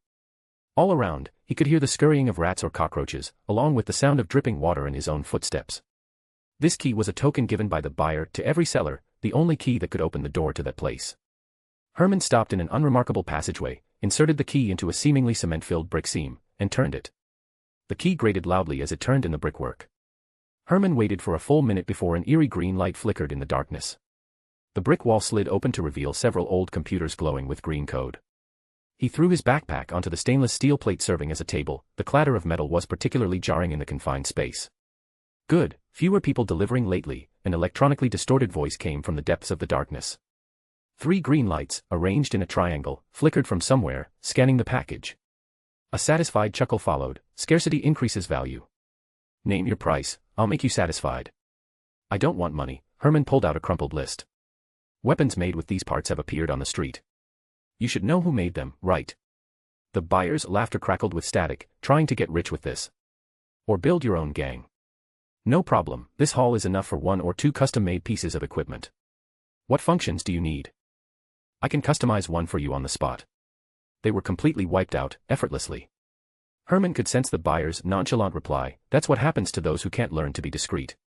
The Avengers are in New York. Anyone who causes a big commotion will just be dealt with by those circus performers. The Avengers didn't do it. What? Who was it? It was Spider-Man. Herman's lips unconsciously curved into a smile, satisfied to hear the electronic voice suddenly rise in pitch, but the buyer quickly calmed down. That red and blue tights-wearing bug. That's a surprise. Ever since the alien invasion, all sorts of freaks have emerged. The voice in the darkness suddenly grew somber. A crawler appeared in New York skyscrapers, and devils and skull faces in Hell's Kitchen. 10 years ago, superpowered individuals were mutants who were imprisoned. Now, they're all superheroes. How humorous. The buyer's silence lasted for several seconds in the darkness, then suddenly erupted into a laugh distorted by electronic static. Aha. I remember now, that fireworks show at Midtown Bank this morning, that was you guys. The mechanical tone suddenly gained a hint of admiration. Those weapons were well designed. Did you make them? Now you want an upgrade. Herman squinted in the darkness, only able to see 3 eerie green electronic lights flickering, like a predator's eyes. More than just an upgrade, his voice echoed ominously in the sewer. I want to become something like Spider-Man. Look at this era now. He clenched his fist. Those superpowered freaks in costumes are running rampant. Weapons alone aren't enough anymore. What I want is a complete overhaul. He slammed a crumpled list onto the metal table. These parts should be enough for what I want.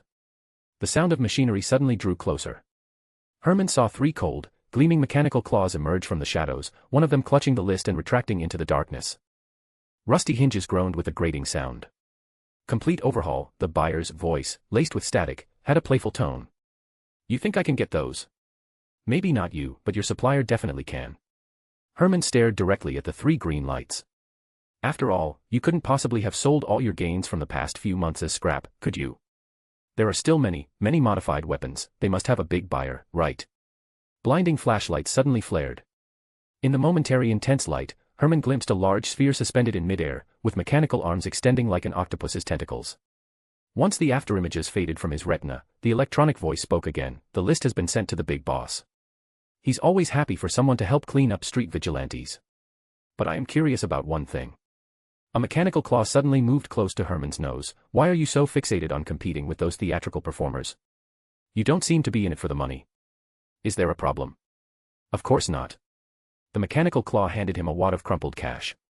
This is for your haul. I used it to buy my materials. I know. Seeing Herman hesitate, the mechanical claw forcibly shoved the money into his pocket. Consider it an investment. The big boss is very happy to fund those who deal with masked vigilantes. I know you black people have it hard, you should always leave something for your family. Thank you. The mechanical claw made a handshake gesture. As Herman gripped the cold metal, the electronic laughter echoed strangely in the pipes. Pick up tomorrow at the same time. By the way, you can call me Otto, all my friends call me that. Herman left the sewer but didn't go to his secret base. Instead, he made his way back to Harlem through the labyrinthine sewers. Starlight filtered down from a manhole, trying to stir his memories, but he could no longer recall the last time he went home. Nothing good ever happened when he went back. This time was no different. Pushing open the creaking door, he found a familiar body lying on the sofa, chest mangled, blood pooling on the floor. Subi. Gang fight. His mother sewed a shroud without looking up. Just like your dad, your brother, fighting and dying for the boss, but he didn't even have a home. I just had to clean up first. People from the community church are coming soon. Herman silently pulled out the wad of cash. His mother expertly hid the bills, still messing with your business. I thought you were done. This is the last job, Herman muttered, staring at his friend's pale face. I'm going to do what I have to do. It's time for the world to remember who Herman Schultz is. Chapter 10, Aunt May's Guests. Hey, May, I'm home. Peter carefully carried the cake box through the door, afraid that any jostling might deform the frosting. This time, he hadn't opted to swing back with his webs. After all, between ensuring the cake's integrity and enjoying a New York high-rise swing, as a novice Spider-Man, he wisely chose the former. Thankfully, the bakery wasn't far from home, so walking back wasn't much trouble. Aunt May was busy in the dining room, the table already set with exquisite cutlery.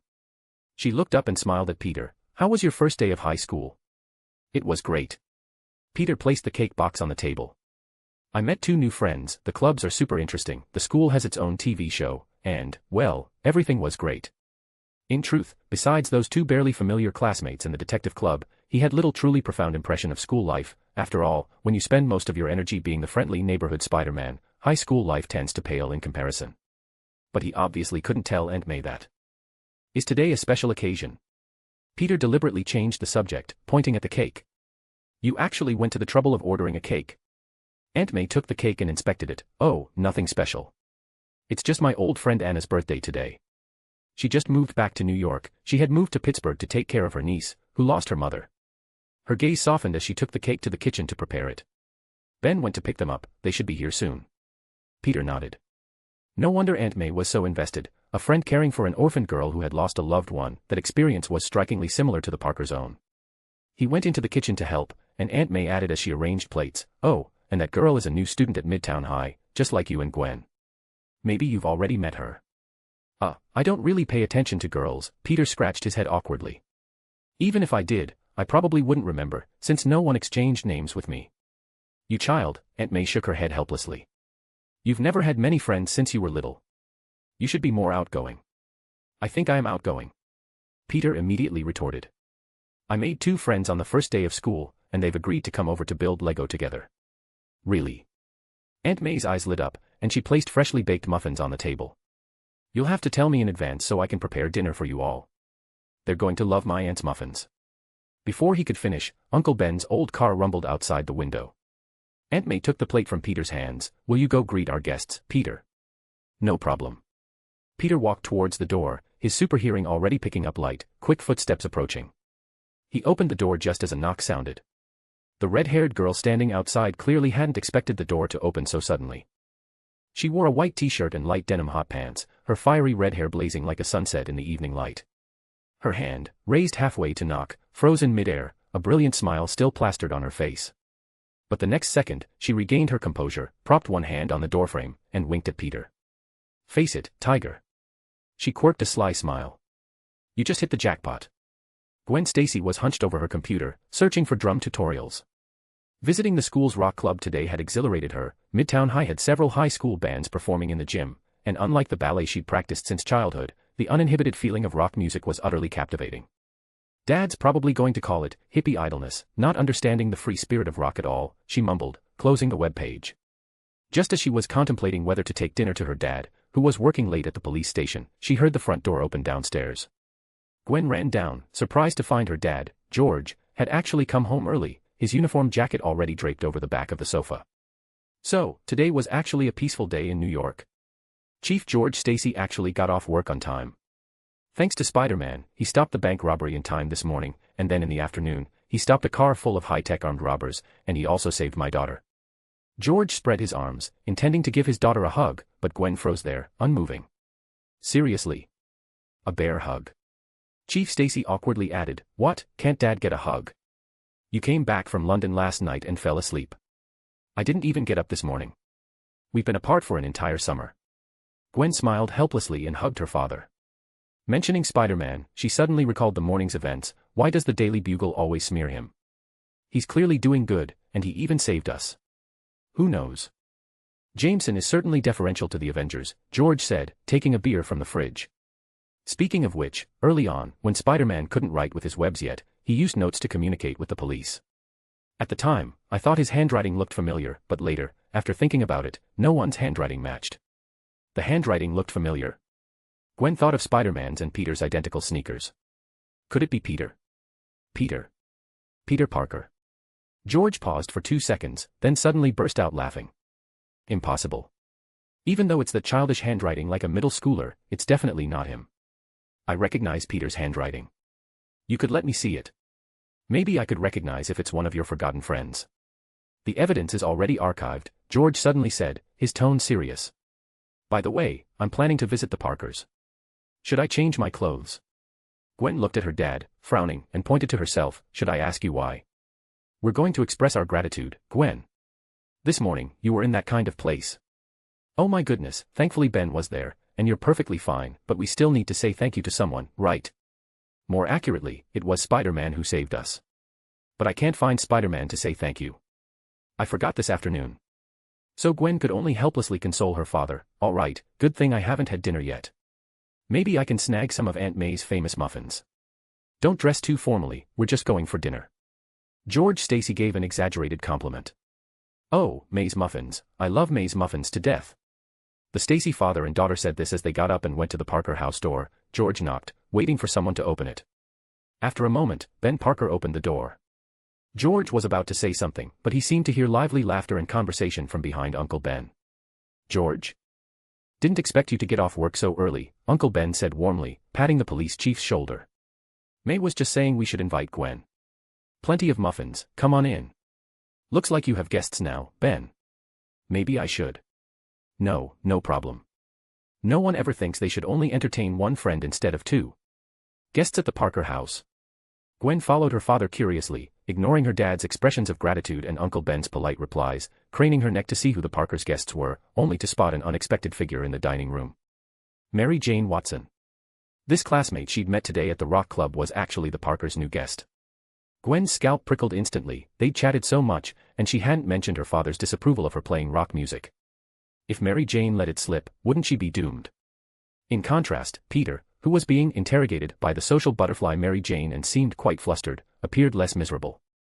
How do I subtly warn Mary Jane not to mention this? Hey! Gwen! Mary Jane's cheerful cry made everyone turn. Peter took the opportunity to escape, moving aside and placing Gwen between himself and the red-haired girl. Aunt May looked at them in surprise. You two already know each other.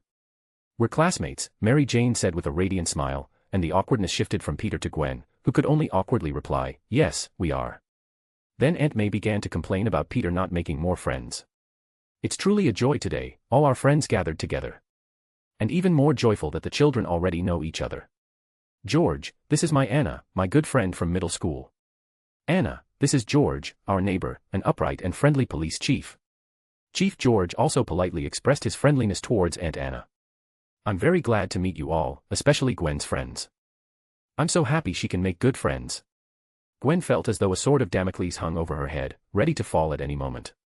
And of course, this wasn't something they could conveniently discuss via phone. In her exasperation, Gwen decided to preemptively start the conversation herself. We met today at the club recruitment fair. At the dance club entrance. Gwen quickly interrupted Mary Jane, while Peter opted to remain a quail, head down, cutting his muffin. Mary Jane paused for only a brief moment, then quickly replied, yes, that's right, that's exactly it. And the adults seemed largely unconcerned with the children's little secrets, continuing their pleasantries. Gwen leaned in close to Peter's ear, gloating, see. I'm better at making friends than you are.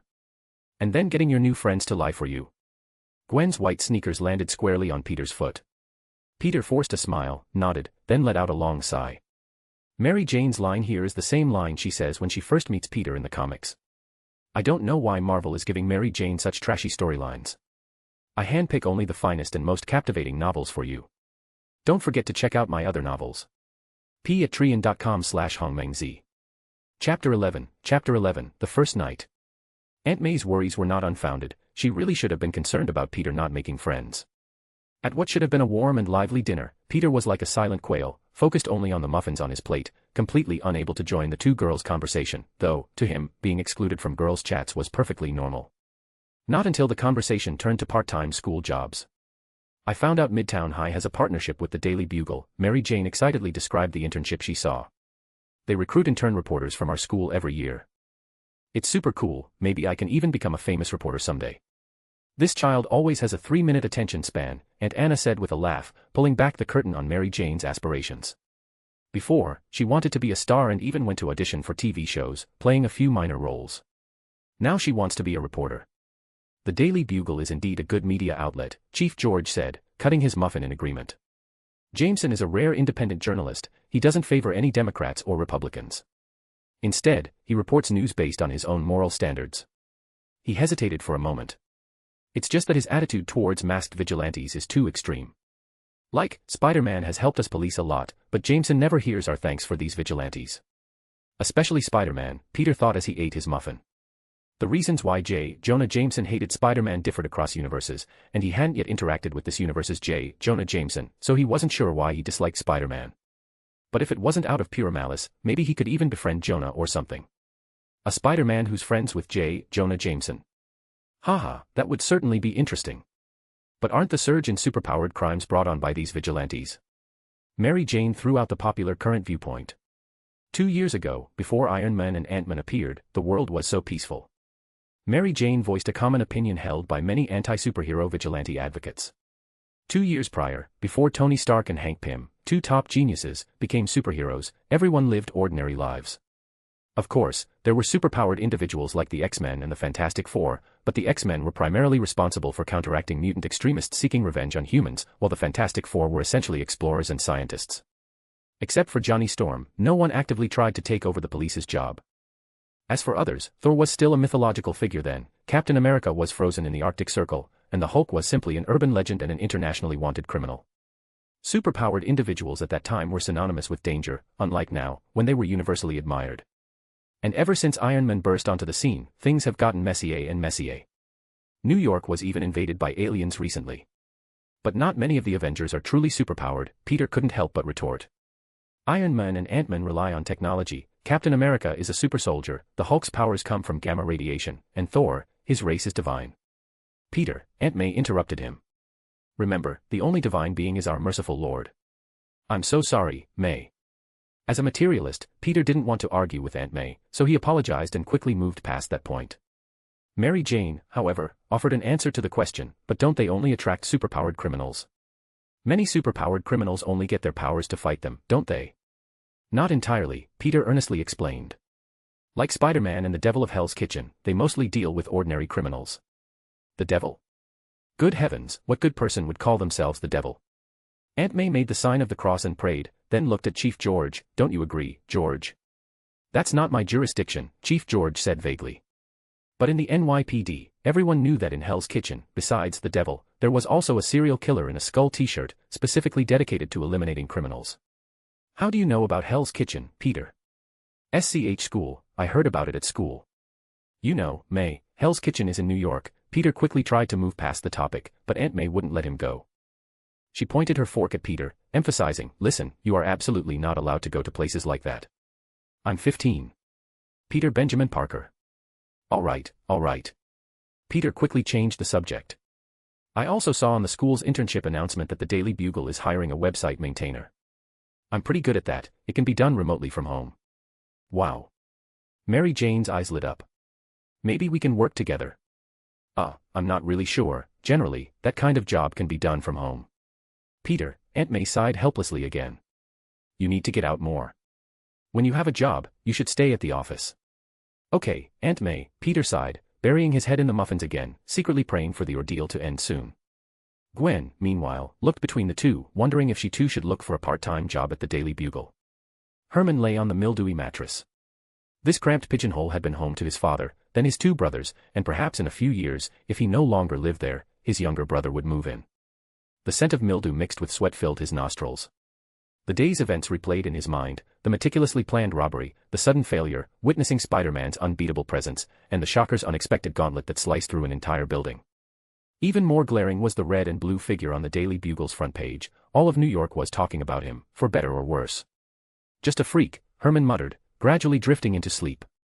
In his dream, he wore a white lab coat, his clinic filled with admiring patients. He wore gold-rimmed glasses, walking through Manhattan as an elite lawyer. He wore a Stark Industries uniform, personally helping Iron Man debug his armor. He dreamed of the day he moved out of Harlem, with TV crews coming to interview him. He shed everything associated with his skin color, becoming a man of status. Until thunder roared. That damn Spider-Man. A furious roar shattered his beautiful dream. Photographers suddenly turned their cameras, and the host abandoned him, rushing towards the giant screen in Times Square. It was all close-ups of Spider-Man, all of Jameson's furious curses against him. At the bottom of the big screen, countless people wore Spider-Man masks, shouting slogans in support of him. Come back. I'm here. Herman cried out in vain. You're here, of course. Herman was back to the day after he graduated middle school. The gang leader handed him a machete. Keep up, rookie. Tonight, we're giving those Karufa bastards a piece of our mind. I shouldn't be here. Herman looked at the boss in a daze. I should be in school. And then carry tens of thousands more in student debt than white people, maybe never pay it off, get rejected by universities, and just mess around in community college, the boss sneered. Wake up, kid, look at your skin, look where we live. We were born to belong here. Do you want to be a black white dog, standing with them? You, like your father, your brothers, can only stay here. I won't stand with them. I can give up engineering, I'll study law. My grades are good, I can be the gang's lawyer. Herman suddenly knelt. When I come back, I can win all the lawsuits for the brothers. Please, boss, let me continue school. I'll do anything. He seemed to have convinced his boss, who was now planning to sponsor his high school education, having him manage the gang's accounts first. He yelled excitedly, watching the boss walk from the alley onto the street. He saw a bullet flying, saw the boss's head explode, and saw the justice bringers, who arrived later, perhaps the police, or the Avengers, or even that red and blue figure. They eradicated evil, arrested criminals, and left Herman alone in the alley. No. No, no, no. A roaring Herman returned to the morning, holding the shocker gauntlet, frantically pulling the trigger, shockwaves tearing through the night sky. But that agile figure always dodged easily. His speed was too fast for the vibrations to keep up, his strength so immense he ripped out a lamppost and flung it at him. You think fighting me will make you famous, Herman? Spider-Man walked over so casually, webbing him and his most prized weapon together, unable to break free. Spider-Man grew larger and larger, his red and blue colors melting, blending, spreading, covering everything around him. His voice echoed in every corner, layering upon layer. Even if you fight me, you're just a nobody. No one will remember a nobody Spider-Man casually beat. Herman himself began to melt, his hands fusing with his weapon. And Spider-Man seemed to have transformed into some pure oil paint, enveloping Herman, wrapping around him. Shut up. Herman swung his fist, and the melted shocker gauntlet emitted a shocking burst of energy, shattering the kaleidoscopic colors. Sunlight piercing through the curtainless window woke Herman. He stared at his trembling hands, slowly clenching them into fists.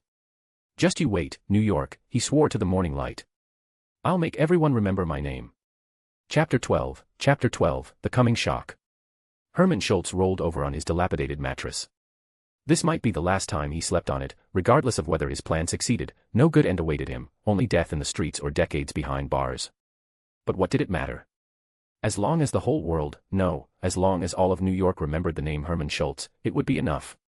As the morning light filtered through the grimy window, Herman had already bought a $2 hamburger from the burger joint downstairs. The burger was cheap, but the taste was terribly bland, the cheap patty and stale bun chewed like sawdust. Still, he had no right to complain about the burger's taste. The burgers here were specifically for the poor of Harlem, the impoverished residents of Harlem simply couldn't afford more expensive ones. The rusty iron gate of the abandoned construction site, pushed open furtively, creaked in the wind. Herman lifted a corroded manhole cover and skillfully slipped into Manhattan's intricate sewer system. In the darkness, the squeaking of rats intertwined with his heavy footsteps, forming an eerie duet. He walked along the sewer, arriving once again at Otto's underground warehouse. It still reeked of oil and mildew. The moment the door opened, 3 eerie green electronic eyes glowed in the darkness. Mechanically synthesized electronic voices echoed strangely through the sewers. "You're earlier than scheduled. I don't have the patience to wait.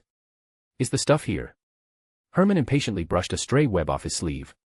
His response was met with a harsh, mechanical laugh. 2 mechanical claws reached out from the shadows, tossing a bulging package onto the metal table, the parts clattering with a crisp sound. "The big boss is also very interested in getting rid of that spider." Otto's electronic eyes flickered. "It was delivered last night, every piece." Herman rummaged through the expensive gold titanium alloy components, seemingly casually saying, "I'm asking for controlled materials, and they arrived so quickly. Who exactly is this big boss? Isn't it what you asked for? Are you having doubts yourself?" "Just curious." The mechanical claw, which was about to retract, paused midair, then suddenly darted towards Herman's face, almost touching his nose. "Want to know? Why don't you go ask in Hell's Kitchen yourself?" Herman understood, a dry chuckle escaping his throat. "Wilson Fisk, haha, the infamous kingpin. No wonder. It must be him who ordered large quantities of alien tech weapons from you, right? I only care about business. As for what clients intend to do with my products, I couldn't care less. I heard he's been busy lately, something about a devil." Herman looked at Otto, who remained silent, and no longer pressed his luck. After confirming that nothing was missing, he picked up the package, ready to leave. However, as he was about to exit, Otto stopped him with an outstretched mechanical claw. "As I said, you could actually complete your design in my lab. I admire talented young people like you." "No, thanks anyway."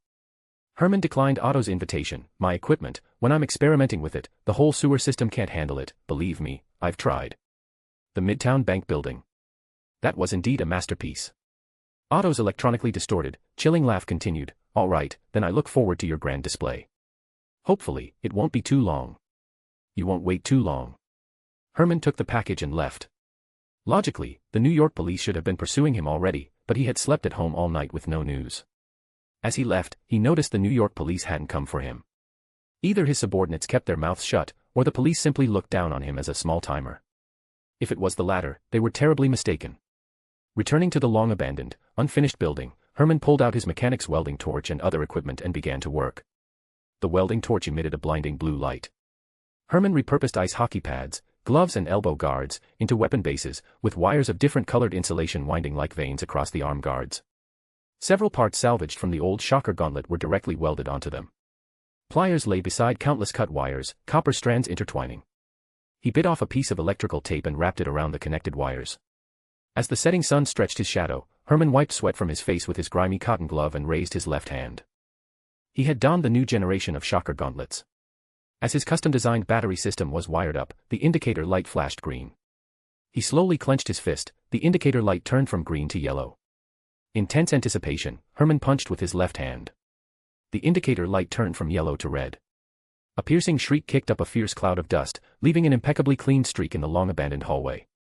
Simultaneously, a bang echoed, and Herman was violently thrown against the wall by the powerful impact. Cough, cough, cough, ha ha ha ha. I did it. I did it. Now, all he needed was a matching suit of armor, and everything would be complete. This was Herman's next step. The entire bag of gold titanium alloy, used for Iron Man's armor plating, was his confidence. Herman looked at his designs, estimating it would take about a week to finish the right-hand shocker gauntlet and the full suit of armor. Then you can be arrogant for one more week, Spider-Man. At the same time, unknown to either Herman or Peter, the Avengers' investigation into Spider-Man's identity continued. In the president's office at Osborn Industries, Iron Man, Tony Stark, held a not-so-friendly meeting with the CEO of Osborn Corporation, Norman Osborn. Norman Osborn was only a few years older than Tony Stark, but he appeared much more mature and composed. His slick-back brown hair and dark green suit created a stark contrast with Stark, who habitually wore t-shirts under his suit jackets. "Anthony, long time no see." "It has been a long time, Osborn." Tony Stark actually disliked Norman Osborn. His impeccably slicked-back hair reflected the sunlight like the scales of some cold-blooded animal. He was a bit like Obadiah Stane from Stark Industries before, a pure, Edison-esque businessman. "When I first heard about your meeting invitation, I thought Stark Industries was planning to enter the biotechnology field. Thank goodness I don't need to compete with you. I've already handed the company over to Pepper. Unless something essential comes up, I'm not really focusing on it now." Tony casually steered the conversation away from business. Norman Osborn also seemed disinclined to dwell on the topic and instead raised a champagne glass, offering it to Tony. So, when's the wedding? What? The wedding, formally starting a family. Having your own children, those were my happiest years. Norman spoke with considerable emotion, then looked at Tony. You and I are roughly the same age, Anthony. We're both over 40, but you still don't have children. Pepper and I aren't thinking about marriage yet. Tony truly hadn't expected to be prompted to marry now that he had no elders. We've only just begun, many things haven't been settled yet. Let's get back to what we need to discuss. Do you know Spider-Man? Norman Osborn had no idea that Tony's true purpose was related to Spider-Man, so he asked with a smile, I've heard a little. Why? I was wondering. Hank discovered that the web structure he uses is consistent with the experimental results of one of your former employees, Richard Parker. I'm here to find out about him. I'm afraid I can't help you. Norman had no intention of hiding anything. But Richard left my employ 5 years ago, and his research was taken over by others. Even if you ask me about Spider-Man, all I can say is, I don't know if that's Richard.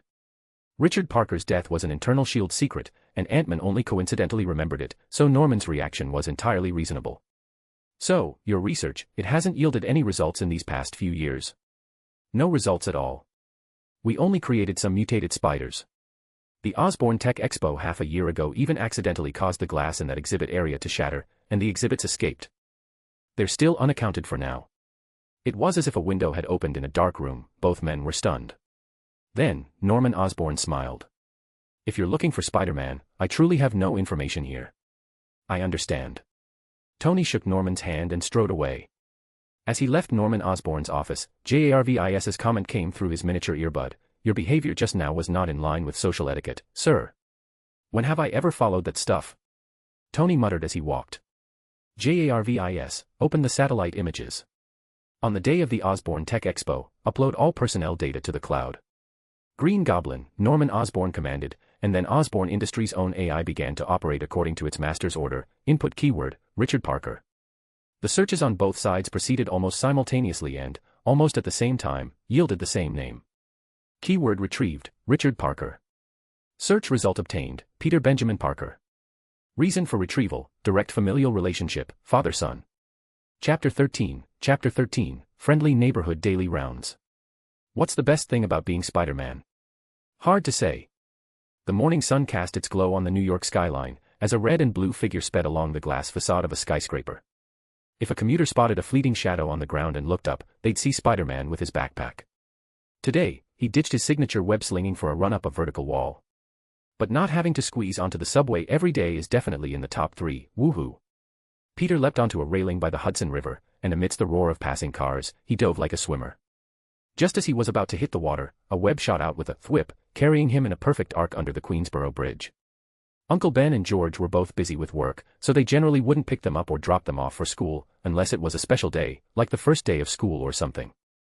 Spider-Man's favorite hot dogs. These are Spider-Man's favorite hot dogs. New York's only officially designated Spider-Man hot dog. The hot dog stand owner, who set up his stall on a Manhattan Midtown street every day, advertised his hot dogs with a straight face. After the Battle of New York, he used to sell hot dogs to damage control employees here, but with the cleanup of the ruins complete, he now had a new business opportunity. Spider-Man had allowed the owner to use his image, and thus New York's only Spider-Man packaged hot dog stand came into being. The most noticeable thing about the hot dog stand was the plastic bag hanging from the top of the umbrella. It always held a special hot dog. Boss, are these really Spider-Man's favorite hot dogs? Eugene Flash Thompson, a freshman at Midtown High, pushed through the crowd to the hot dog stand. He looked at the owner skeptically while opening his wallet to get money. Give me one, and also, you put it on the umbrella. Can Spider-Man really get it? He's Spider-Man, of course he can. The owner looked at the customer in front of him with a straight face, expertly wrapping the hot dog. But Thompson kept prattling. What if he puts it up too early? What if it gets cold? If your hot dog gets cold and Spider-Man gets a stomachache, how can he fight? Thanks, Paul. Interrupting Thompson's incessant chatter was Spider-Man, who swung past the hot dog stand, dropping 2 $1 bills as he passed, while the hot dog on the umbrella had already vanished. Thompson was dumbfounded until the owner held a hot dog out to him. Coming back to his senses, Thompson pulled out another $5 and let out an almost deafening scream. Give me 2 more of Spider-Man's favorite hot dogs. Thank you. Good morning, Laurie. How's Carl doing today?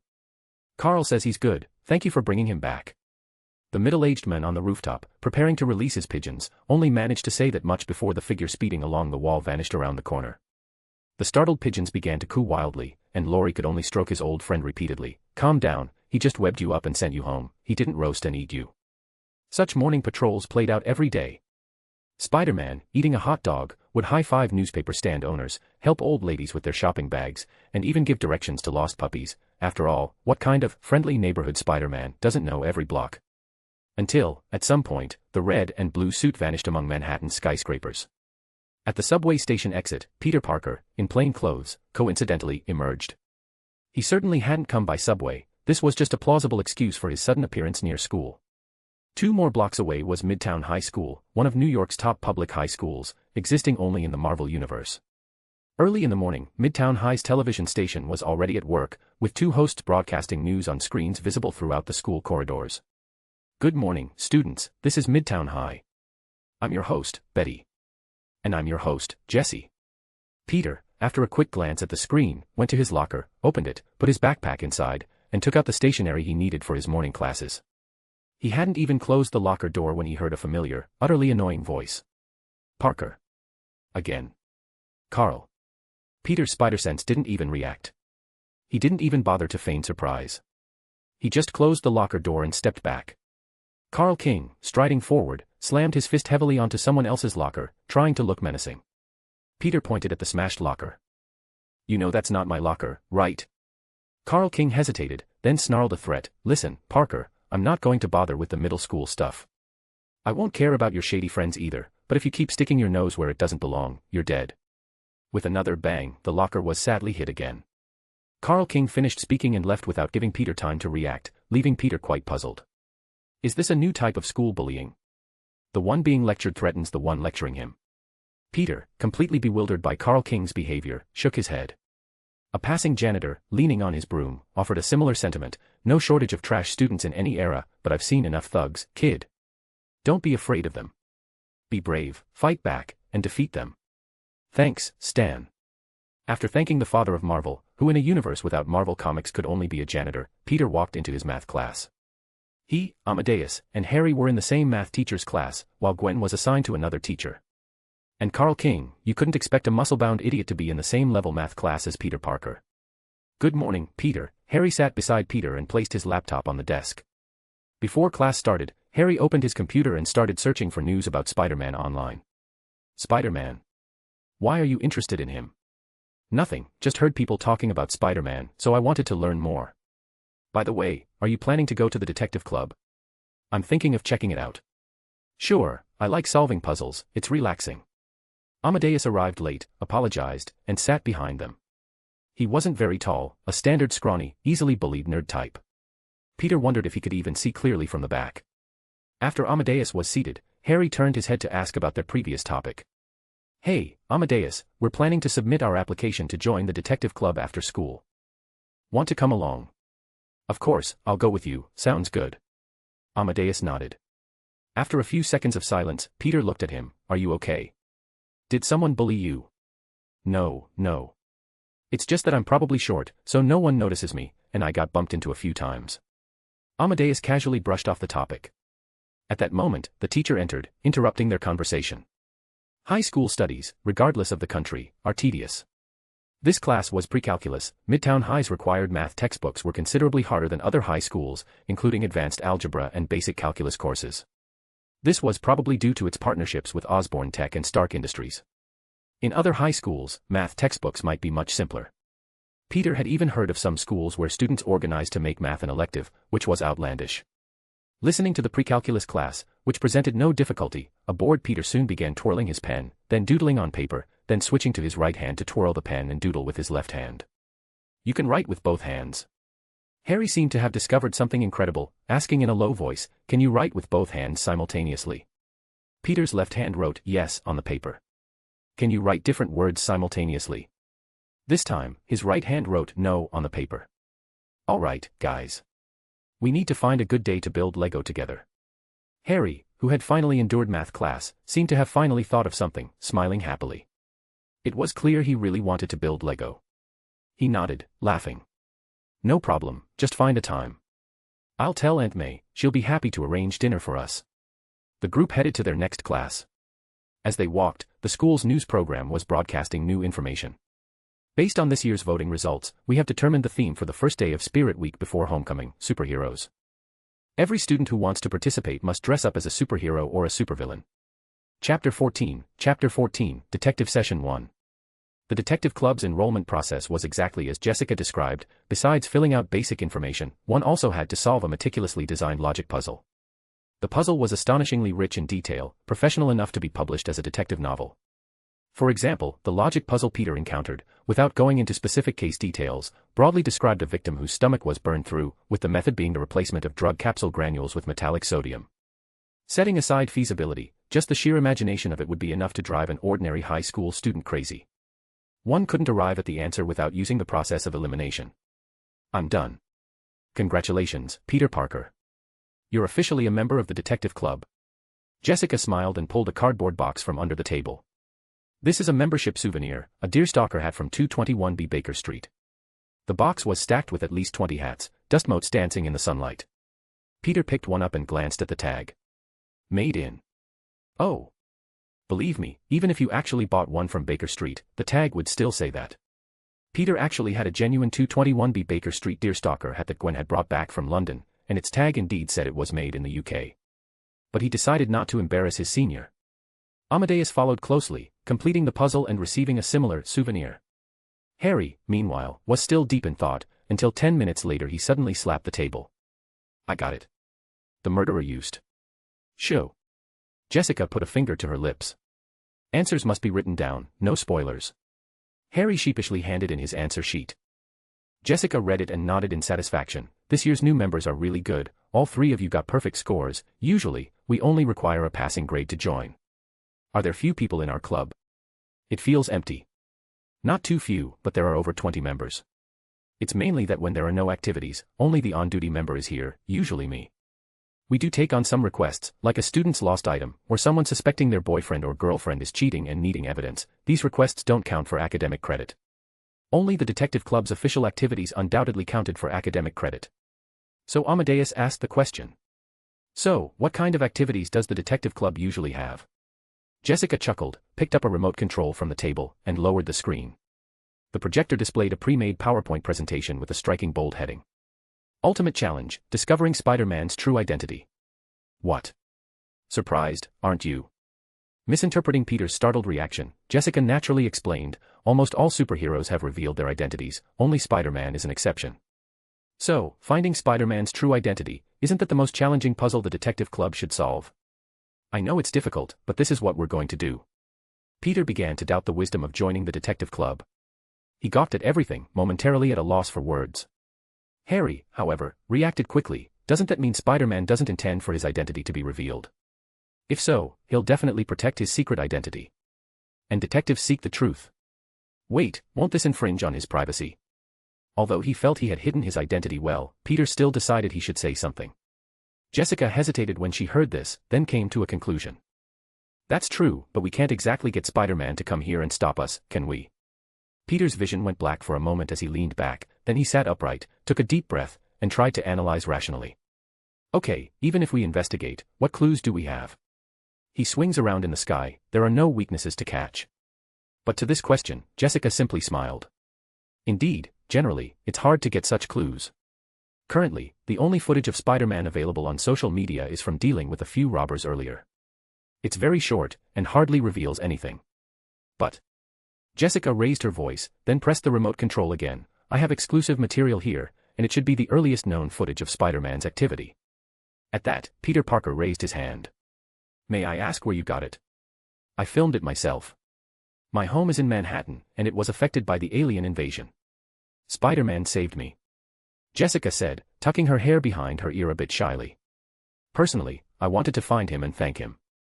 The school was also very interested in this activity, and the student council approved it as soon as I suggested it. Spider-Man has already received your thanks, Senior. Please don't violate Spider-Man's privacy. Peter suppressed a grimace as he watched Jessica click on the video. The video began outside the window of an apartment in Midtown Manhattan. A giant portal tore open in the sky, and Chitauri forces poured out like locusts. The camera shook violently, and Jessica's voice could be heard. What is that? Aliens. In the footage, only the afterimage of Iron Man rushing towards the enemy could be seen, followed by explosions blossoming in the air. Peter tried to recall what he did during the Battle of New York, but couldn't remember, so he sighed and spread his hands. So, an entire alien army descends from the sky, shooting everywhere, and what you do, Senior, is pull out your phone and start recording. Good thing it's only 2012. If it were 2020, Jessica would probably be live streaming. Jessica just offered an awkward smile. There's no Spider-Man here, so let's fast-forward this part. The video fast-forwarded a few minutes. A colossal Chitauri Leviathan emerged from the portal, and Chitauri soldiers, spewing from it, burst into building after building, accurately plowing through Jessica's home window. Peter didn't know how Jessica, who was filming the video, managed to dodge them, but her phone flew out and landed perfectly by the wall, the camera still able to record inside the room. And Jessica. Oh, the Jessica in the video was already unconscious on the floor, the aliens didn't even need to fire. A Chitauri soldier aimed its weapon at the unconscious Jessica, preparing to fire. In the nick of time, a red and blue blur flashed into frame, kicking the enemy off screen, then also rushing out of frame. A few seconds later, the Chitauri soldier was flung out the window, plummeting from high above. He was there, right there, when I was injured by the blast and lost consciousness. Jessica's eyes lit up, immersed in the footage, completely oblivious to Peter's slightly strained expression. The Spider-Man in the video saw Jessica lying on the ground, picked her up, and laid her flat. He then spread his hands, seemingly at a loss, but quickly began standard CPR. Peter couldn't say if he remembered it or not, that day had been too exhausting. But he quickly offered his insight before anyone else. Spider-Man has basic medical knowledge, his CPR technique is very standard. But it's clumsy, as if he only knows the basics, Harry said, surprisingly knowledgeable about CPR. Definitely not a medical professional. Oh, wait, he's bandaging the senior's head. Why isn't he using his webs? That's probably because it's inconvenient. Look, he has a wrist device, meaning Spider-Man uses a mechanical device to shoot webs. Harry heard Amadeus's explanation and was immediately incredulous. Wait, Spider-Man can't naturally produce webs? I thought his webs came from his veins. Peter sighed helplessly. Humans don't have silk-producing organs, Harry. If he produced webs like a spider, they should come from his abdomen. Perhaps because of the CPR, Jessica unconsciously coughed twice. Spider-Man then put one arm around Jessica, wrapped her and himself in webs, and leapt out the window. Amadeus shook his head in disbelief. He just held you like that, and jumped from, how high? 33 stories. He took me to a safe place and left me there, away from the dangerous battlefield. Carrying a person, from 33 stories high, and considering acceleration, Spider-Man's strength surpasses Captain America's, Amadeus sighed. It's ridiculous. Alright, we're not here to marvel at superhero strength. Has anyone found any relevant clues? His shoes. Even though Spider-Man is wearing a costume, his shoes are red sneakers. I have an identical pair. Peter proactively shared this clue that Gwen had discovered, but he had made himself shoe covers and had already used them today, so this was now an outdated clue. A few more scattered observations were made, ultimately leading to the same conclusion as Jessica's earlier, no definitive results. And it wasn't until they finished their first day of Detective Club activities that, as they were leaving, Harry suddenly turned back. By the way, Senior, what's your full name? Jessica Miriam Drew, she said, waving with a smile. But just call me Jessica. Peter, who was drinking water, nearly spat it out. Others might not know what that name signified, but he certainly did. The original Spider-Woman, Jessica Drew. p@trian.com/hongmengzi. Chapter 15, Hidden Dangers. I disagree. In the living area on the top floor of Avengers Tower, Steve Rogers clasped his hands beneath his chin, unequivocally rejecting Tony Stark's proposal. We cannot let Spider-Man join the Avengers. But you approved this suggestion initially, Cap. Tony tapped the table with his knuckles. You said he was well-trained, resolute. I only said he was trained.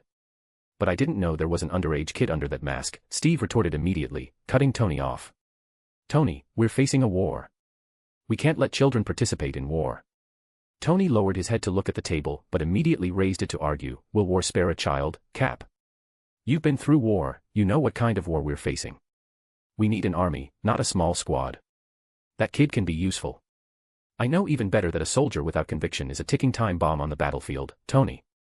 We're discussing a child here, a teenager who only gained powers a few months ago.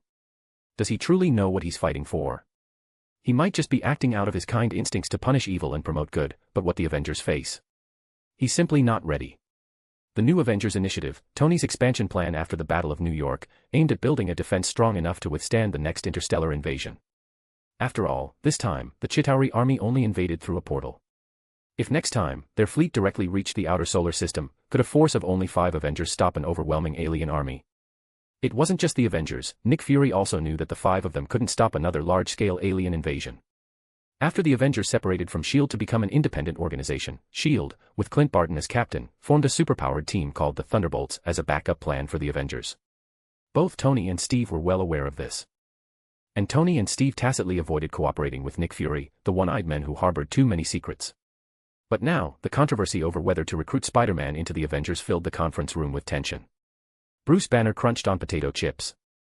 As the team's nuclear deterrent, he mostly just needed to stay in the lab.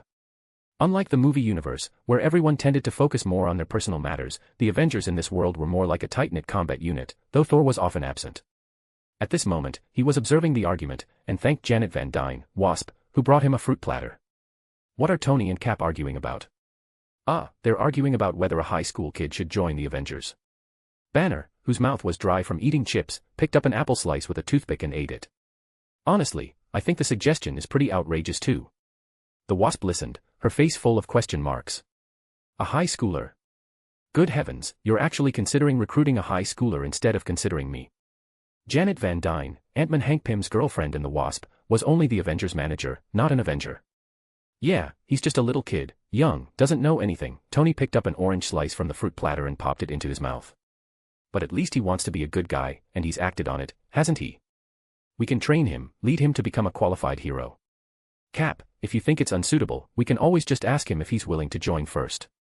I don't think the kid would refuse, Tony said with a sly smile. But this was precisely what the captain was worried about. That kid will idolize us, imitate us, and then rush to the front to prove himself. The captain pushed aside the fruit platter, his knuckles leaving white marks on the table. He'll die in your arms or mine, asking us if he did what he was supposed to, just because we gave him expectations beyond what he could handle. He'll die in front of us. We can protect him, let him operate behind us. The captain once again directly interrupted Tony. How can we protect the kid in a war where we ourselves might be sacrificed? Janet thoughtfully twirled a cherry stem. Banner, however, rubbed his temples, muttering about a headache, then finally offered his first suggestion. Anyway, the aliens won't be invading anytime soon. How about we discuss this again in a few years? Thanks, Bruce, Tony pointed at Banner. Can you help me calculate when the alien invasion will actually happen? So I can schedule it. Forget I said anything. Banner rubbed his jaw, as if he had a toothache, and asked Janet, what's Hank doing? Holed up in the lab, researching the vibranium samples you guys got. He hasn't slept in 2 days, Janet rolled her eyes. I even have to bring him food. Maybe you're underestimating the kid, Cap. Tony was still trying to persuade the captain, or rather, trying to prove his point, but Steve was equally stubborn. No matter how highly you regard him, he's still just a 15-year-old kid, Tony. I got my doctorate at 16. How old were you when you got your first doctorate, Bruce? 16, my first PhD in experimental physics. Hey, guys, you won't believe what I found. Hank Pym, with disheveled hair and deep dark circles under his eyes, emerged from the lab, still holding the previously confiscated chakra gauntlet. He hadn't even finished speaking before Tony interrupted him. When did you get your first doctorate, Hank? 17. Why do you ask? Tony smiled triumphantly. Aha, I'm a year younger than you. You studied engineering, I studied theoretical physics, quantum mechanics. Of course you could finish at 16. Regardless, Tony wisely chose to return to the main topic, continuing to tell the captain, 15 is not that young anymore. We're not discussing age, but psychological fortitude. Guys. Hank forcefully interrupted them again, you have to hear this. You won't believe what I found in the lab. We'll listen to your scientific creation later, Hank. This isn't a scientific creation, Tony. Hank's expression turned serious, this concerns our operations.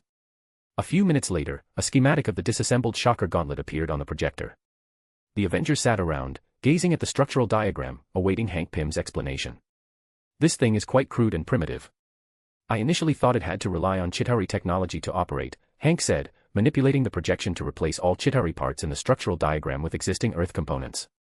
But look at this, guys, the person who invented this is an excellent engineer. It can be made entirely with pure Earth technology. This was clearly not the main point, but having spent so much time together, the others understood Hank Pym's personality. They patiently waited for him to finish explaining how incredible the device was and how much fun he had researching it, before finally getting to the crux of the matter. The problem is, this system has a fatal flaw. As it's used more, the energy utilization rate will continuously increase. Yes, you heard that right, it keeps getting higher and higher. This means the device that originally regulated the emission intensity will gradually fail, causing the output power to become uncontrollably higher and higher, higher and higher. Everyone thought of the ultimate consequence, an explosion. Can't it be improved? Tony leaned back in his chair, propping his chin, staring at the design, trying to offer a solution from the perspective of a fellow engineer and inventor. But even he had to admit that this system had this inherent flaw from its fundamental logic, and it was irreparable. This is a fundamental logic problem. To design such a simplified and efficient system, this is a necessary cost. We need to warn the police about the imperfections of this technology to prevent them from using it as a riot control weapon. What's the blast radius? Poor Hank Pym was interrupted once more, but he still truthfully told Tony, if Chitauri parts are used, the power is greater, reaching a diameter of 2 to 3 kilometers. Earth Technology's blast diameter is smaller and more precise, basically 1 kilometer. JARVIS, what was that guy's name again? Herman Schultz.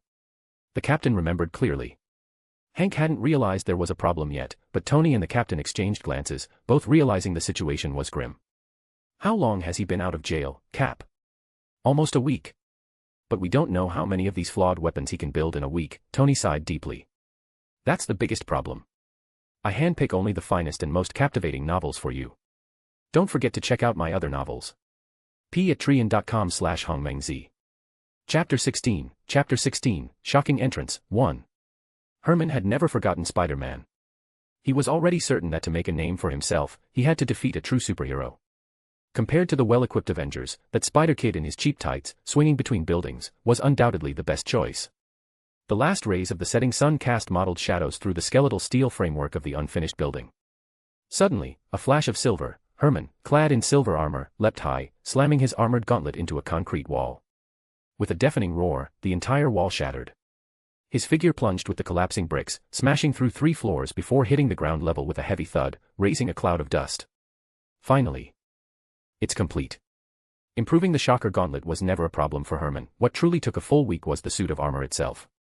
It featured an internal energy circulation system, a backup battery on the back, gauntlet-style shock emitters, and gold titanium alloy armor that could even withstand automatic rifle fire. Not only that, but the recoil from the vibration waves could be fully converted into kinetic energy, granting him superhuman strength and speed. Concrete crumbled like brittle crackers under his fists, and the 100-pound metal shell didn't affect his 100-meter dash speed in the slightest.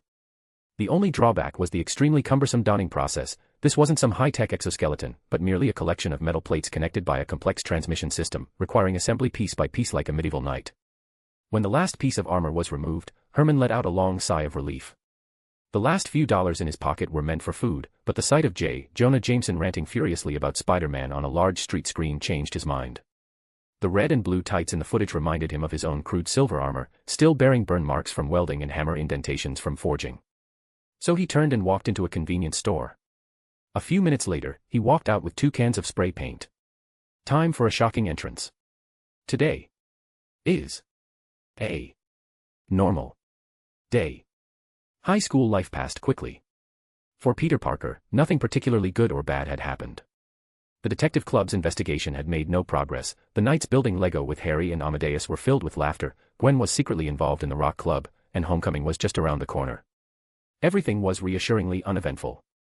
His only minor annoyances were the unresponsiveness of his internship applications and the embarrassment of not being able to afford a cosplay costume. Looks like he'd have to go home early from the homecoming dance this year. As for Spider-Man, his friendly neighborhood duties continued. No supervillains, no alien tech weapons, not even petty thugs. If not for the Avengers tower still standing on the skyline, Peter would almost suspect he had traveled to a parallel universe where only Spider-Man existed. Oh, this doesn't look good. The wail of police sirens and the blare of ambulance horns pierced the sky. Something significant had clearly happened. Spider-Man swiftly moved, swinging along behind the police cars. All right, what is it this time? Gangsters. Bank robbers. High-tech crime. He landed on a familiar outer wall, looking at the familiar sign, and scratched his head. Or all of the above. Why would someone rob a bank that's already been robbed? The source of the thick smoke was Midtown Bank. This building, originally a condemned building due to damaged load-bearing structures, should have been demolished. However, Tony Stark's disaster relief equipment had maintained the building's stability. Consequently, the demolition of the building had become a huge bureaucratic tug-of-war. Various companies inside wanted to retrieve their remaining assets, using no significant safety issues as an excuse to delay the building's controlled demolition. Thus, this undemolishable, condemned building had become a temporary famous landmark in New York. Peter wasn't sure if there was any money left in a robbed, condemned bank, but seeing the 2 overturned police cars outside and the ready police officers, Spider-Man knew it was his time to make an appearance. "Hey, Chief, long time no see." Spider-Man landed on a utility pole beside Chief Stacy's police car, catching the chief's attention. Seeing the arrival of a superpowered individual, George had to admit that even if citizens called them incompetent, some criminals truly could only be dealt with by masked vigilantes. "You're right on time, Spider-Man. Who's inside?" "According to our intel, it's Herman Schultz." "Who's that?" "The leader of that bank robbery gang you arrested here last week. He escaped from the NYPD. His men say he invented that weapon himself and used it in the bank robbery. Both of our police cars were flipped by vibration waves, so we can only assume it's him." Only then did Peter realize who Chief Stacy was talking about. "Oh, Mr. Shocker, I remember him." "No worries, Chief Stacy, I'll catch him again." Chief Stacy watched Spider-Man make his grand statement and then swing into the bank lobby. He could only arrange traffic control and wish him good luck. Upon entering the bank, Spider-Man found that nothing had changed. The battle scars from a week ago were still there. More importantly, his spider sense was completely still, showing no sign of danger. Correspondingly, the dim bank was empty, showing no signs of invasion. "Hello. Herman. Mr. Shocker. Are you in here?" After shouting twice with no response, Spider-Man continued forward. He saw the vault door, ajar, as if it had been opened, but strangely, not as if it had been blasted open by a vibration weapon. "I once called myself New York's best safecracker. No safe could stop me. I used to think that was just a boast, but this vault door tells me it's true. I can pry it open, not destroy it." A man's monologue came from behind the vault, sounding exceptionally clear in the empty building. Spider-Man stood outside the vault, calmly waiting for him to finish, then shrugged. "How about you come out and talk? Or I'll go in, as long as you promise not to hit me with your shock gauntlet." "Don't you think they're stupid, Spider-Man?" "Who are you talking about?" "Yourself. After all, what kind of person would rob a bank they've already robbed, again? But they didn't take a single cent. They left everything here, as if waiting for me to rob it." A violent jolt hit Peter's brain. The last time he felt this level of pain was against the Chitauri mothership. Peter instinctively flipped backward, narrowly dodging the vault door as it flew out and crashed to the ground. The landing Spider-Man only had time for a single exasperated curse. A golden avalanche of dollar bills poured out, and walking through this avalanche was an opponent he had never seen before. He wore heavy, yellow-brown anti-vibration armor, with segmented metal plates for shoulder and chest armor, and a honeycomb shock-absorbing structure covering the entire surface of his suit. His arms were equipped with gauntlet-style shock emitters, and his brown helmet resembled a dangerous owl. "As if I were waiting for you again." At that moment, Herman Schultz, no, he should now be called Shocker, threw a left punch. A shockwave powerful enough to send the vault door flying was launched toward Spider-Man. Spider-Man dodged with his spider sense, then swung on a web back to the bank lobby, where there was more space to fight. "I'm truly flattered, Herman. You improved your gear just to beat me up. You even made a suit of armor." Spider-Man clung to the wall, watching Shocker walk out step by step. "Look at your invention, you're a genius. You could totally use your talent to do something meaningful, you could help so many people, even become a hero. What do you say?" Shocker paused, lowering his arm. Peter could sense his spider sense slightly decrease. "You've spoken well, Spider-Man." Shocker nodded, looking up at Spider-Man, "except for one thing. You should have invited me when I was still a nobody." Chief George was waiting outside the bank for an update on the situation inside, but it was clearly not looking good. A large hole had been blasted through the bank's outer wall, and Spider-Man was sent flying directly out of it. "Don't go in, Chief. Herman is dangerous. Evacuate the surrounding area." Spider-Man, propelled backward by the Shocker gauntlet, stuck a web to the bank lobby floor and slingshot himself back into the fight. The upgraded gauntlet's range was incredibly wide. Even with his spider sense, he hadn't fully dodged the attack. And at this moment, he could only execute a standard superhero landing, directly in front of Herman. "All right, Herman, looks like we need to talk some hard truths first." Chapter 17, Shocking Entrance, 2. Peter knew Shocker was the first supervillain he'd encountered. He never doubted he'd face them after becoming Spider-Man, but he wasn't sure if he was ready. Today was the day to prove himself. Spider-Man stood up from the interior wall of Midtown Bank and began to sprint rapidly around the circular bank lobby, forcing Shocker to chase him with vibration waves. Herman, as expected, kept firing, shattering the ornately patterned ceiling. Spider-Man precisely ran behind a marble pillar, and Shocker's vibration wave shattered it. You know, Herman, I actually like that Roman-style pillar. Spider-Man didn't run towards him. Instead, he used a web to slingshot himself directly into a powerful charge, kicking Shocker. Shocker stumbled back 2 steps, then was immediately met with a heavy, powerful punch to the face from Spider-Man, who had leapt on him. He swayed but stood straight. Spider-Man looked at his fist, utterly incredulous. How could you? Gold titanium alloy, kid. Shocker, having built up energy, punched Spider-Man in the jaw, sending him flying. Mid-air, Spider-Man shot a web that latched onto the broken marble pillar and swung it at Herman. Shocker took a deep breath, reeled back, and punched. The 3 to 4 ton marble pillar shattered instantly, but in that very moment, a web splat across his face, blinding him. I have a question: if your punches are so strong, and your armor is so tough. Spider-Man landed on Shocker's back, his web directly attaching to Shocker's charging fist, pulling it towards his armored face. How about punching your own face? The instant the heavy punch connected with Shocker's own face, Spider-Man leapt up. The powerful vibration wave slammed into Shocker's face, sending him stumbling back 2 steps. Then, he couldn't help but laugh, seeing Spider-Man on the ground. My armor can dissipate most of the kinetic energy from impacts, Spidey. Whether it's my own vibration waves or external forces. Fantastic. Spider-Man's web had already hooked the remaining part of the marble pillar, tearing the entire pillar free and swinging it at Shocker. Does that mean I can hit you as hard as I want without holding back? Or maybe you should think about how to survive. The energy indicator on his gauntlet instantly turned red. Shocker slammed his fists onto the ground, unleashing a violent tremor that shattered all the bank's protective glass and the falling marble. Then, the yellow figure leapt out of the smoke, lunging directly at Spider-Man. Even with his spider sense, Peter couldn't dodge this time. Shocker pinned him to the ground, raising his fist high. Say goodbye, Spider-Man. I usually prefer to say, cheese. Peter simultaneously fired webs from both hands, splattering them across Shocker's faceplate, causing his punch to go wide. Then, Peter kicked up with both legs, sending Shocker directly through the ceiling. He then sprang to his feet with a kip-up, still clutching his throbbing head. Herman's burst speed is too fast, even with my spider sense, I didn't react in time. Oh, crap. He immediately leapt up, performing a spin to dodge. Shocker, along with who knew how many layers of ceiling, crashed down from above, seemingly unharmed, and stood upright. You think I'm still some petty thug? I'm as strong as you now, Spider-Man. No, I'm stronger. Quick question, Herman, Peter said, retreating and seizing the opportunity to regain his strength. I thought you were here to rob the bank again because you were short on cash. But now it looks like you just want to beat me up. Why? I am short on cash, but money is easy to earn with this suit. You could earn money easily without this suit. You're smart, talented, creative. You could succeed anywhere. Herman laughed, genuinely for the first time, simply because he wanted to. He clearly saw that this little bug in front of him truly wanted to persuade him not to be a criminal. He unclenched his fist and waved at Spider-Man. You're not black under that suit, are you? Ah. You can afford to go to high school. Even if you have student debt, you can pay it off in this lifetime.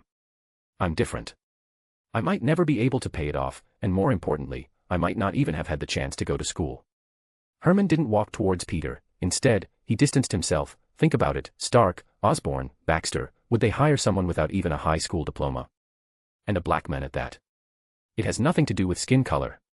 You can help so many people. You can prove what a brilliant genius you are right now. Look at your armor, how cool it's designed. Yeah. Herman nodded again. Just as Peter was about to continue persuading him, Shocker clenched his fist. There's only one thing. Since a Shocker is going to make me famous, why should I remain Herman Schultz? A direct punch shot towards Spider-Man. Spider-Man dodged with a spin, clinging to another marble pillar, while Herman rushed over and slammed his fist into the pillar. Since no one wants to know Herman, let them be shocked. Spider-Man, leaping from the marble, had intended to jump behind Herman but was surprised when Shocker also leapt, even higher than him. Then, Shocker directly punched him towards the now blown-out vault door. This won't work. I need to find something Herman can't break to counterattack. He saw the giant vault door that Herman had sent flying. Then, seeing Herman rushing towards him, he directly webbed Shocker's gauntlets, stretching the webs to the ground to temporarily pin him, then stood up while firing more webs. Shocker tugged twice, found the web stuck to the ground unusually strong, and then activated his emitters to vibrate the webs away. You think your little tricks can? These aren't little tricks, Herman. A whistling sound made Herman instinctively focus. The 3-meter-high giant vault door, pulled by webs, flew towards him. He intended to raise his fist and punch the vault door away, but there wasn't enough time. The vault door directly slammed into him, sending him flying and crashing onto the lobby floor. Finally relieved, Spider-Man continuously fired webs, firmly sticking the vault door and Herman, who was pinned beneath it, to the ground. According to the Spider-Man games he played, this method should be enough to deal with Shocker. Take a good look at yourself, Herman. With your talent, you don't need to do this, Peter said, panting. You don't need to become famous this way. Then what do I do? Huh? When I first fought you, you even thought I bought that gun. I just didn't expect. I know. Herman seemed motionless, just looking at Spider-Man. You're a good person, unlike those stupid cops who laughed and didn't believe me when they heard I invented a weapon. You're the kind of guy who'd help a kid whose bicycle fell into the subway. That was you. That's so lame, dude. Want to hear something cool? Shocker turned his head to the ceiling. The vault door was a good idea, my fists really can't break through it. But the floor is different.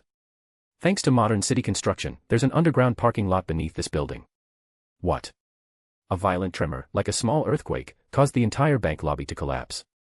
Spider-Man had to leap onto the already riddled ceiling, watching the entire first floor of the bank collapse. Then, that massive vault door flew towards Spider-Man. Spider-Man instinctively dodged, then realized something was very wrong. That door had flown directly out of the bank building. Spider-Man is still engaging Herman Schultz inside. The streets near Midtown Bank have been secured. George Stacy was listening to his subordinate's report. The strange noises constantly coming from inside the bank building filled him with worry. Suddenly, a massive roar erupted, and a good portion of the wall was smashed through by the giant, flying vault door, with Spider-Man following closely behind, continuously webbing the vault door. Stop. Stop. Stop. Everyone clear out. A group of police officers swiftly dodged at the shouted command, but they couldn't prevent the vault door from slicing a police car in half and then slamming into the wall of the building across the street. Spider-Man could only manage to embed it into the second-floor wall of the opposing building. What building is that, Chief? Roxxon Energy Corporation's office building. I'll send someone to check on the situation. A shaken Chief George Stacy looked at the flying vault door. What's the situation inside? I'm not entirely sure, but Shocker should be coming out now. Shocker? You mean Herman? Spider-Man, crouched on the vault door impaled in the wall, narrowed his eyes, watching the yellow figure emerge from the bank, and took a deep breath. Yeah. Chapter 18, Shocking Entrance, 3. Stepping out of Midtown Bank, Shocker surveyed the surrounding police officers and Spider-Man, who was perched on the main entrance. Without a moment's hesitation, Chief Stacy gave the order, open fire. The officers, armed only with pistols, unleashed their 9mm rounds on the supervillain, but the bullets simply pinged off the gold titanium alloy armor, not even scratching the paint. Shocker silently watched the police fire shot after shot, then slammed his fists onto the ground, flipping over all the nearby police officers and patrol cars. Then, Shocker took a deep breath. Come on, Spider-Man, round 2. Leave him to me, Chief. Get everyone out of here now. The only one not sent flying was Spider-Man. He had already swung in front of Shocker, engaging him in a renewed fistfight, while also shouting instructions to the fallen Chief Stacy to evacuate quickly. I've got him. I almost had him just now. You were pretty far from almost, Bug. After punching Spider-Man back again, Shocker finally noticed the webs attached to his arm. Spider-Man yanked hard on the webs, making Shocker stumble forward a couple of steps, then delivered a flying kick to his head. Next, he pulled the webs again, binding one of Shocker's hands to his own chest, and then landed another punch on his face. Don't worry, Herman, I can do this all day, you know Cap says that a lot, right? With one hand webbed, Shocker swung his other fist at Spider-Man, but his feet had also been snared by webs at some point, causing him to fall directly to the ground. Spider-Man immediately sat on him, bending his hand back and pressing it against his waist, then webbed it down. Shocker, of course, wasn't worried about harming himself. He fired directly at his own chest, sending both himself and Spider-Man, who was sitting on him, flying into the air. However, Spider-Man still had energy. He hooked Shocker with a web, quickly closed in, and landed 2 hard punches in midair before being sent flying again. Herman, who landed first, barely had time to catch his breath before receiving Spider-Man's airborne gift. Webs shot from Spider-Man's hands grabbed 2 of the overturned police cars on either side of Shocker, slamming them directly onto him. The 2 cars crashed violently together, and Shocker, activating his vibration waves in this situation, directly detonated both vehicles. Flames raged around him. Shocker stumbled out, the flaws in his armor beginning to show. Due to insufficient funds, the suit had significant heat dissipation issues. The continuous fighting and the recent explosion made Shocker feel dizzy, and he could clearly feel himself becoming dehydrated. Stop, Herman, you know you're almost done." Spider-Man stood before him, still trying to persuade him. "You're a genius, you don't need to hurt people to become a big shot." If only you'd said that when we first met, little bug." Shocker gave a grim laugh. "If only you'd said that to Herman Schultz instead of Shocker." "I am saying this to Herman." "You're lying." A shockwave slammed into the ground, tearing a crack in the pavement, unleashing Shocker's incomprehensible rage. "You say these things because I can do these things.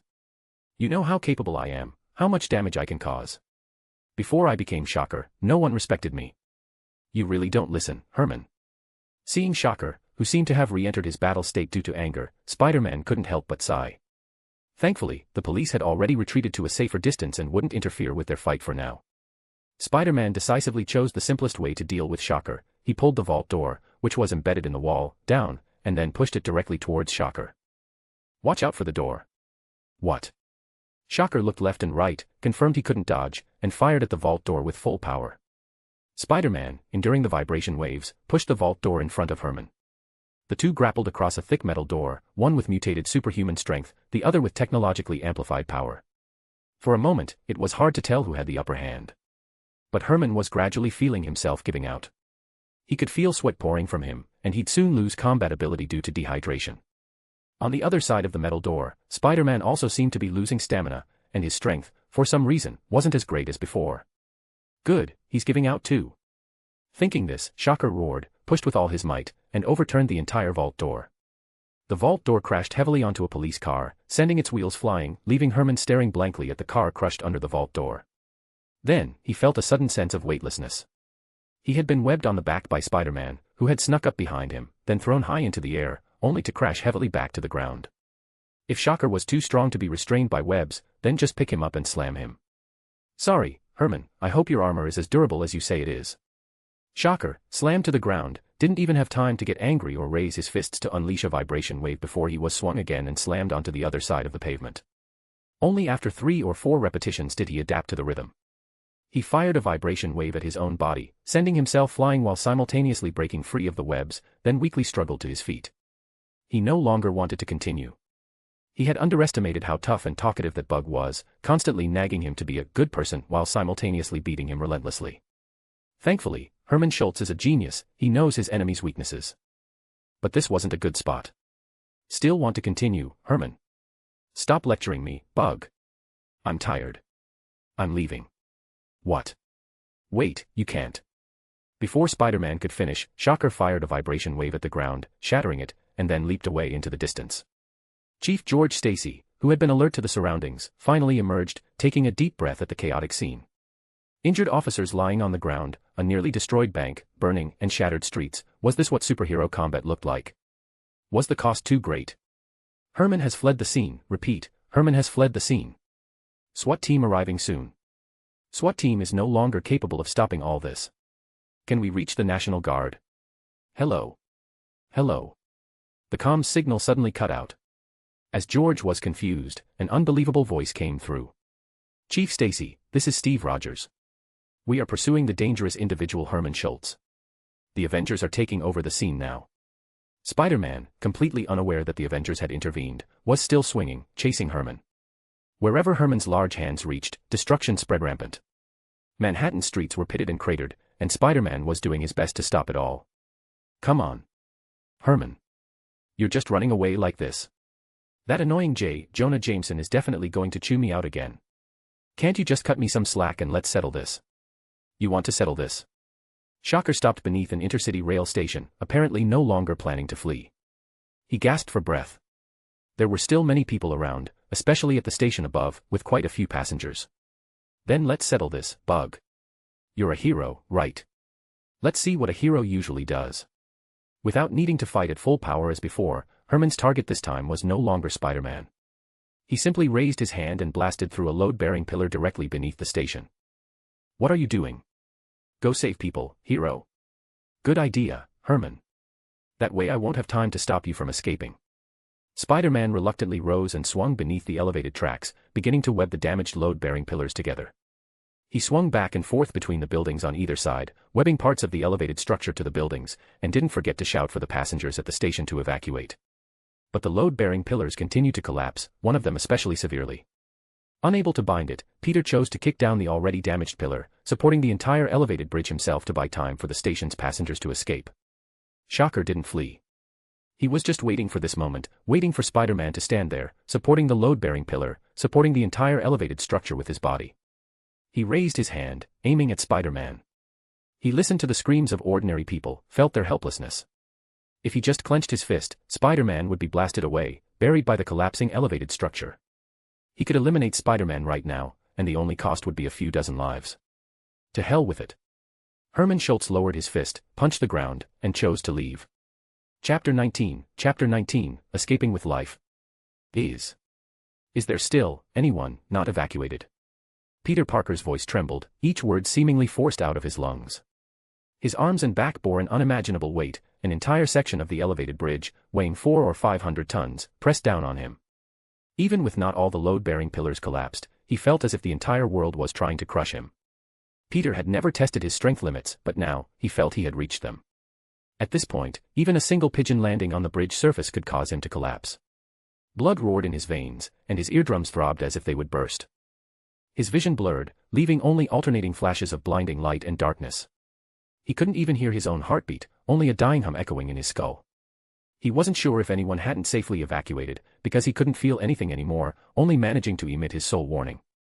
Is there any one who hasn't left? Someone seemed to answer him, but he heard nothing. The taste of rust in his throat was the only thing he could perceive. No, there was something else. His arms and back felt a violent and rapid vibration. Even having lost his sight and hearing, Peter could feel something. The subway was entering the station. A massive sound seemed to erupt in his ears.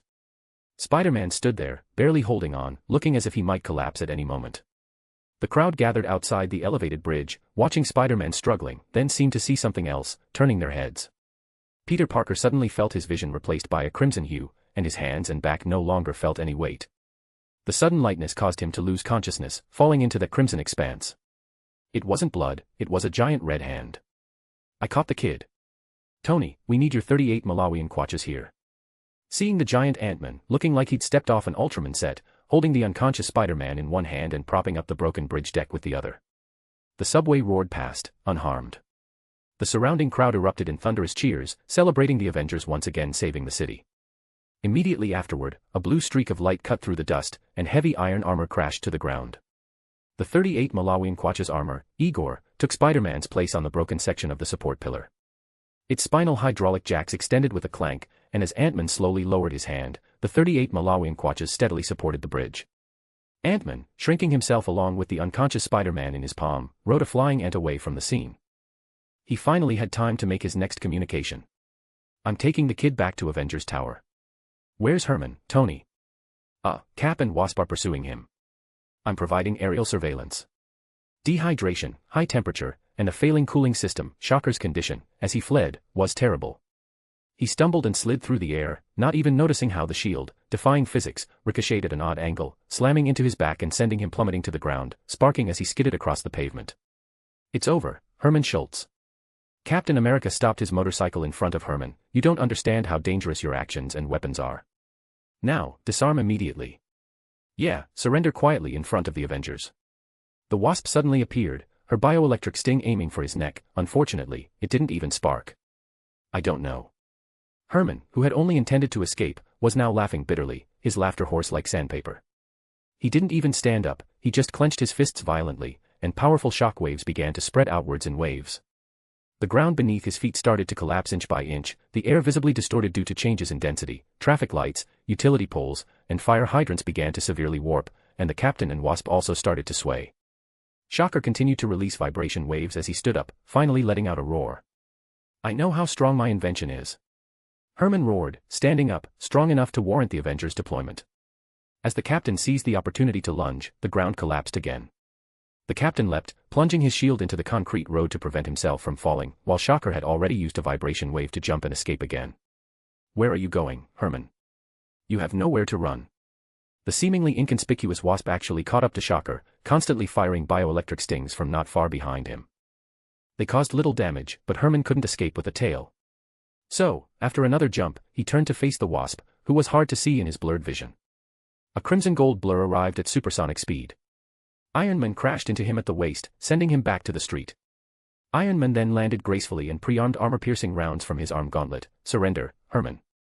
I don't know where you got your gold titanium alloy, but I assure you, your equipment can't withstand my fire. Herman, battered by successive attacks, began to laugh. He suddenly realized that besides killing Spider-Man, there was another, more suitable way for him to achieve fame, and that was for even the Avengers to come to arrest him, only to return empty-handed. He raised his hands, making a gesture of surrender, but as Iron Man approached, he smiled. Goodbye, Iron Man. Armor-piercing rounds fired at the same moment the words were spoken, but the floor beneath Shocker's feet had already collapsed. Shocker, having escaped into the sewers, then vibrated a dozen meters of the road to collapse, burying the entire sewer. This prevented anyone from tracking him. The captain, who had ridden his motorcycle over, could only watch as Iron Man and the Wasp stared at the collapsed road. As for Shocker, he now had only one place to go. Herman, still in his armor, used his last reserves of strength and the kinetic assistance from the fight to reach Otto's hideout. This time, the hideout didn't require his key, the door opened in advance.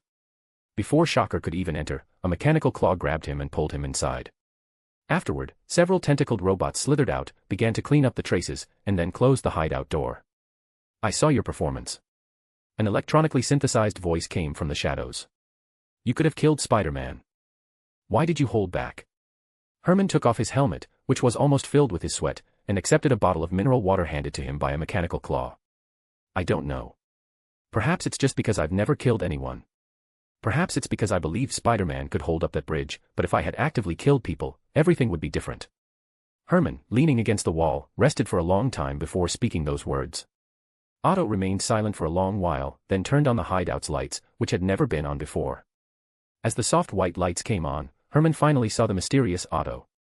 It was a middle-aged man who appeared completely immobile, quadriplegic, encased in a bulky mechanical life support device.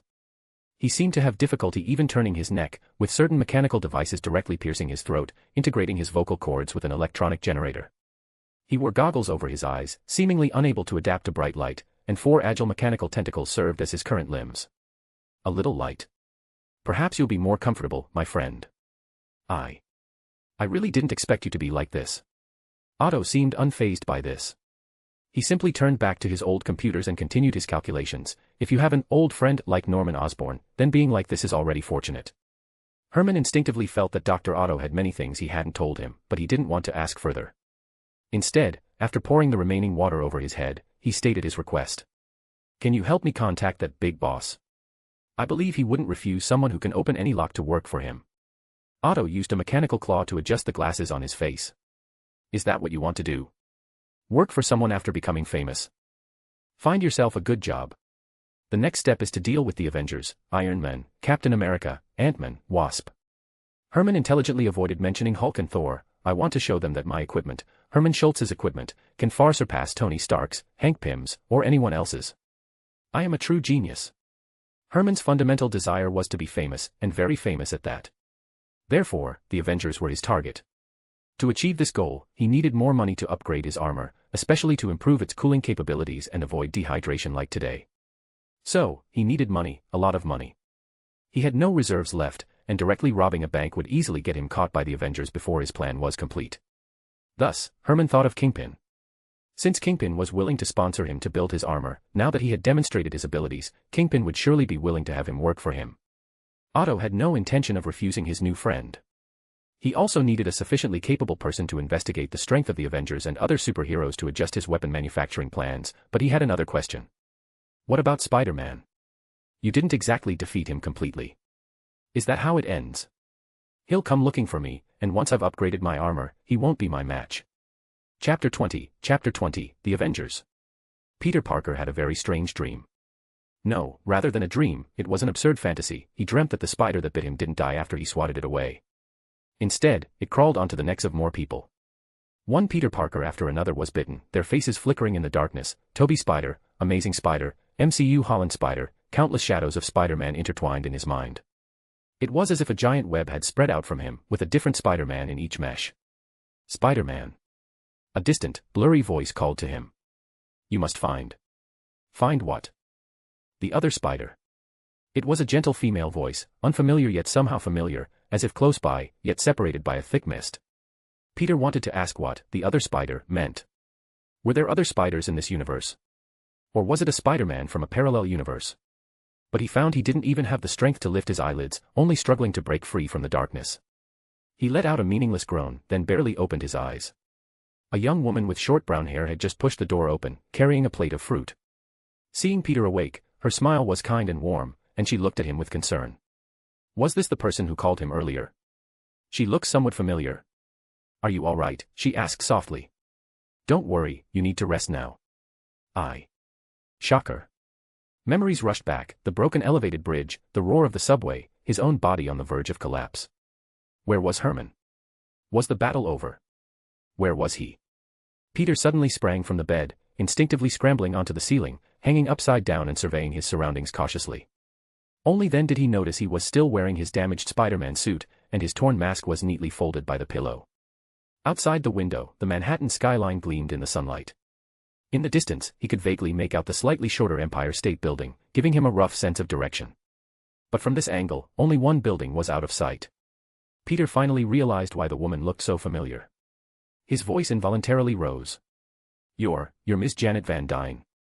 Where am I? Oh my God, am I in Avengers Tower? Is this real? Janet, or Wasp, was amused by Peter's exaggerated reaction. Relax, kid. Of course, this is Avengers Tower.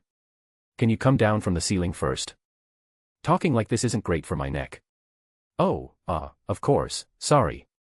Peter then realized his impropriety and quickly flipped to the ground, only for his legs to give out, almost sending him to his knees. Every muscle in his body protested, each bone feeling as if it had been crushed and then barely pieced back together. Janet picked up a transparent pad from the bedside table, scanning the diagnostic report on it. JARVIS says you have severe tendon tears, widespread internal bleeding from ruptured capillaries, extensive alveolar damage, and dozens of bone fractures. Normally, you should be in the ICU, completely away from anything superhero-related. But you're recovering better than any of us expected. The mutated spider had given Peter superhuman healing abilities, not as exaggerated as Wolverine's, but enough to allow him to make a preliminary recovery from bone fractures after 2 or 3 days of sleep. Therefore, he wasn't worried about his body, he was more concerned about something else. Where's Herman? That shocker. Did the Avengers catch him? Janet's expression subtly froze for a moment. About that. I'll let the others tell you, she sighed softly. I'm just a manager, responsible for the Avengers' social affairs, press conferences, or apologies, but not battle briefings. Peter grabbed his mask, forcing himself to stand. His intuition told him that things weren't that simple, and the Avengers hadn't caught Herman. Sorry, but can I look around? At this moment, inside the Avengers Tower conference room, a holographic projection continuously replayed the battle between Spider-Man and Shocker. Tony Stark had his feet propped on the conference table, leaning back in his chair, his tone as casual as if he were commenting on a sports game. Good news 1, Herman Schultz is an insecure and arrogant idiot who would never share his masterpiece with anyone, so there's only one set of unstable vibration armor in the world. He snapped his fingers. In his own words, Shocker is out there. Good news 2, Tony continued, he improved his weapon system, so the equipment is taking longer than expected to lose control. We still have time to catch this, Yellow Mario. As always, Tony Stark unceremoniously gave people nicknames. Tony unceremoniously nicknamed the guy who bounced around and went into the sewers, but Steve Rogers didn't smile. His brow was furrowed, his gaze fixed on Shocker fighting in the projection. The problem wasn't Herman's arrogance, but that he didn't realize how dangerous his weapon was. Once the core overloaded and exploded, it could destroy everything within a 1-kilometer radius, and this was New York, one of the most densely populated cities in the world. Just then, the conference room door slid open. Everyone's gaze turned to the doorway. Janet was accompanying a still stumbling Peter. Tony immediately whistled, spreading his arms exaggeratedly. Fantastic. Our sleeping beauty is finally awake. How was it, kid? First time playing for keeps with a supervillain. Not great, Mr. Stark. I don't think I've ever been this tired in my life. Considering you almost held up an entire section of an elevated bridge, I don't think tired quite describes your current state, Bruce Banner said with a gentle smile, completely unrecognizably the Hulk. As for Ant-Man Hank Pym, he was, for some reason, not present. Where's Mr. Hank? Miss Janet told me he saved me, and I wanted to thank him. Don't bother, that guy never leaves the lab. Just let Wasp relay the message. Tony waved his hand, pulling Peter into a chair beside him. Listen, kid, you just pulled off a heroic feat, saving countless lives. Now, how do you feel? Did I? Tony Stark was puzzled by the kid's rhetorical question. Why do you ask? I completely lost consciousness at the end. I don't know if I saved those people, so, did I do it? The room suddenly fell silent. Yes, you did, Banner nodded. You held on for about 20 more seconds. Everyone had actually evacuated by then and were shouting that they were safe, you just couldn't hear them. Peter's shoulders finally relaxed. That's great. No one got hurt. If I had. All right, kid, you did good enough. Tony interrupted his self-reproach, patting his back firmly, and deliberately using a cheerful tone, stopping a supervillain, taking a beating, saving people, you completed a standard superhero procedure. Now, your mission is to go home, rest, do your homework, don't let your family worry, and leave the rest to us. What did he mean, leave the rest to us? Peter sensed an ominous undertone. So Herman is still out there. All right, Tony, let me talk to the kid. The captain sighed, taking over the conversation. Hank analyzed Herman Schultz's equipment, and its energy supply is extremely unstable, with a risk of explosion. Every time it's used, the chance of a catastrophic explosion increases. Therefore, the Avengers have decided to take over this case completely. We hope Spider-Man can withdraw from the upcoming actions. But Peter opened his mouth to say something, then simply said, I understand, Captain. But if I encounter Herman doing something, can I stop him? Of course, kid. You can do so until the Avengers take over the fight. The captain didn't completely rule out Spider-Man's involvement in actions against Shocker, he merely drew a line, but you need to realize that the upcoming battle with Shocker will be incredibly dangerous. Every fight has the potential to trigger his weapon's explosion. Pay attention to your own safety. Okay. I should go. My aunt and uncle will worry if I'm back too late. Let Banner or Janet escort you. After seeing off the clearly dejected Peter Parker, Tony asked the captain the question he most wanted to ask. So, Captain, what do you think of that kid now? Steve Rogers stared at the ceiling for a long time, then let out a long sigh. He's a good kid, Steve finally said softly. He has a pure sense of justice and empathy, so pure it's heartbreaking. Did you notice what he focused on? He wasn't even concerned with how many people he saved, but how guilty he would feel if he hadn't saved them. Isn't that a good thing? I've seen soldiers like that on the battlefield. They attribute their comrades' sacrifices to themselves, thinking that if they had just done a little better, if they had just pushed themselves harder, someone else wouldn't have died. Steve Rogers scrutinized the constantly fighting Spider-Man in the projection. Soldiers like that, they strive to be among the first to sacrifice themselves on the battlefield. They're on a path of self-destruction. I handpick only the finest and most captivating novels for you. Don't forget to check out my other novels. p@trian.com/hongmengzi.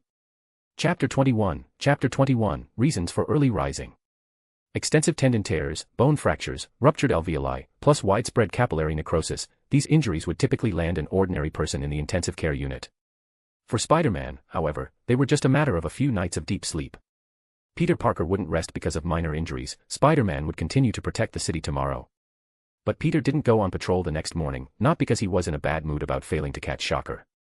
He'd been caught red-handed by Gwen Stacy. Morning, smarty pants. When the blonde girl with her backpack appeared at his doorstep, Peter instinctively scratched the back of his head, his sleep-mussed black hair bobbing like an antenna. Morning, Gwen. Up so early.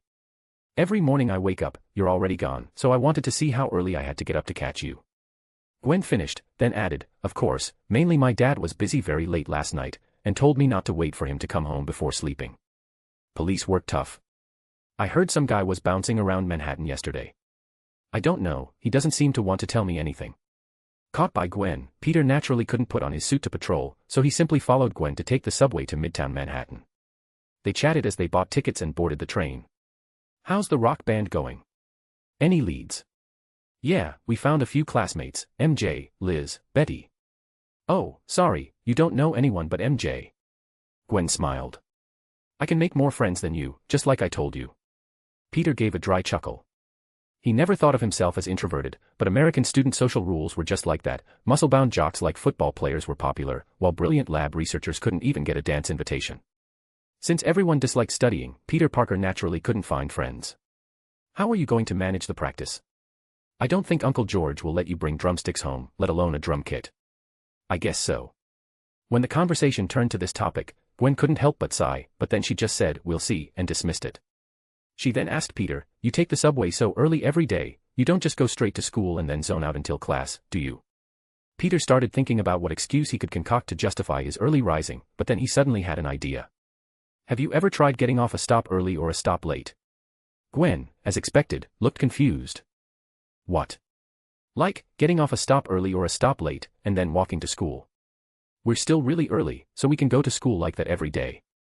Gwen's expression was as if she were looking at an alien. Is that why you get up so early every morning? No, actually it's the other way around. I get up too early and have nothing to do, so I spend the time like that. Peter sighed, then gave a helpless smile. Wanna come along? I don't have anything else to do anyway, so, lead the way. This was Peter's most regrettable decision of the day. Not because there was anything wrong with the path, but because as soon as they exited the subway station, a familiar roar blared from the giant TV screen on the mall's exterior wall. Just yesterday, our beautiful city was horribly ravaged by two madmen. Spider-Man and some lunatic in high-tech armor were constantly fighting. According to the information we've received from the police, this supercriminal calling himself Shocker is precisely the criminal Spider-Man so self-righteously arrested after fighting crime. Jonah Jameson's face was beet red, almost bursting out of the screen. Take a good look, citizens of New York. What have these meddling, masked vigilantes brought us? More masked criminals. I can guarantee that this so-called Shocker is a terrifying entity created by Spider-Man himself. I can declare that he became a supercriminal precisely to get revenge on someone like Spider-Man, who thinks he's above the law. Just imagine, if the police or the Avengers had arrested this Herman, would he still have become a criminal?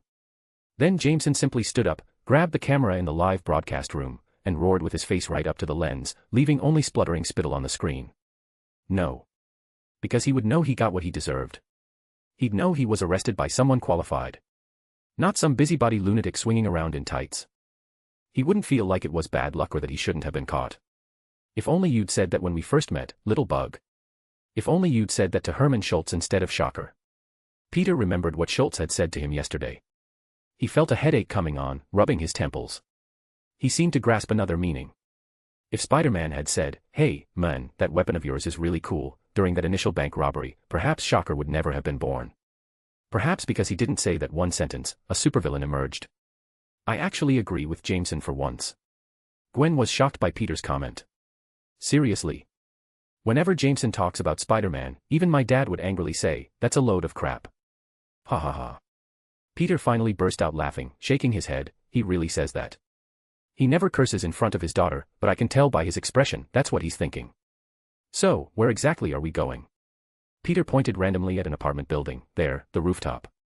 A few minutes later, they reached the edge of the rooftop. Gwen stood at the edge of the roof, looking down. The view is really nice, as long as you don't fall off. Do you remember Andrew Derby? He was in our junior high.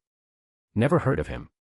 After Gwen said that, she tried hard to recall, digging the name out of her memory. There was a freshman who jumped off a building and committed suicide when we were in 8th grade. Was that him? It was him, from right here. So Gwen, who had been strolling along the rooftop edge, immediately retreated to the safety of the main rooftop.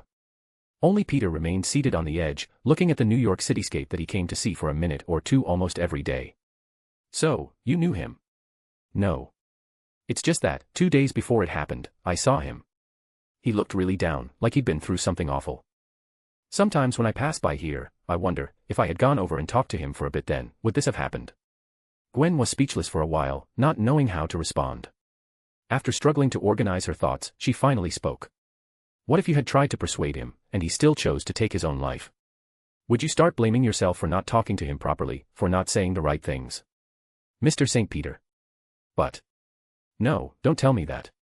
Gwen sat down beside Peter, cutting him off. You wait. Give me a few minutes to think. Ah. Okay, I've got it. You would absolutely not be suitable for working at a suicide prevention hotline, Peter.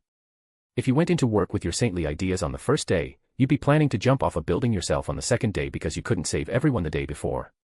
Gwen gave an example that sounded rude but was apt. These things, these kinds of things, they're simply not your responsibility. You don't have to be responsible for other people's affairs, especially those of strangers. Kindness is a good thing, smarty pants, but excessive kindness can become a curse. And a curse is never a good thing. Gwen finished, sitting beside Peter. They sat side by side in silence for a while longer. Gwen felt that Peter might think she didn't understand him, that she couldn't empathize. Perhaps this kind of thing truly couldn't be empathized with. She could only ask again. So sometimes when you think about things like that, you come and sit here. Do you feel any better? At least I've never jumped from here. Well, actually, there were 1 or 2 times, but he'd just swung away again. He had sought the feeling of freefall a few times, but felt less and less fear. Maybe you should go to a priest for confession. I'm not religious. I believe in science. Then you can talk to me, or Uncle Ben, or Aunt May. Don't keep everything bottled up inside, smarty pants. To this, Peter Parker's only response was a calm smile. I will. Gwen wasn't sure if Peter truly took it in, but she knew that Peter would definitely listen to one person. After school today, she needed to have a good talk with Uncle Ben. Chapter 22, Look, that spider. Oh, the Daily Bugle's HR department is really early. As they reached the school gate, with the morning light sharply slicing across the asphalt, Peter Parker opened his phone to check the internship application he'd sent earlier, and the somewhat unexpected rejection notice. They said they don't need me for this position, maybe I was late, and they already found someone. I was planning to use the salary to buy costumes for the themed day before homecoming. Even if you got that job, you wouldn't get paid this month, would you? I was planning to ask for a month's advance. Gwen couldn't help but roll her eyes at Peter, her blonde hair arcing in the sunlight. Advance your first month's salary to buy a superhero cosplay outfit. Good thing your application didn't go through, otherwise the interviewer would ask you, please state your passion for the journalism industry, and you'd have to answer, to get discounts on Spider-Man merchandise. Why Spider-Man? Everyone knows J. Jonah Jameson loves Spider-Man, he curses him on TV every day. Peter wasn't concerned about Jameson and Spider-Man. He just said, helplessly, then I can't participate in the themed day activities this year. You can still participate in the homecoming day activities, and I guess you probably don't have a dance partner. Hey. Gwen. A red-haired girl, like a burst of flame, collided with Gwen's back, greeting her happily. It was then that Mary Jane noticed Peter. Hi, Peter, feels like the first time I've seen you walk to school with Gwen. I usually get up pretty early, so, how's the Daily Bugle part-time job? Any news? Pretty good. Mary Jane released Gwen, they gave me an interview. Maybe I can really become an intern reporter for the Daily Bugle. I'm sure you'll pass the interview. Good luck, Mary Jane. After Peter smiled and said goodbye, Gwen lightly elbowed Mary Jane, leaving the latter confused. Then, after Gwen whispered something in her ear, Mary Jane understood what had happened. I didn't mean to. Should I apologize?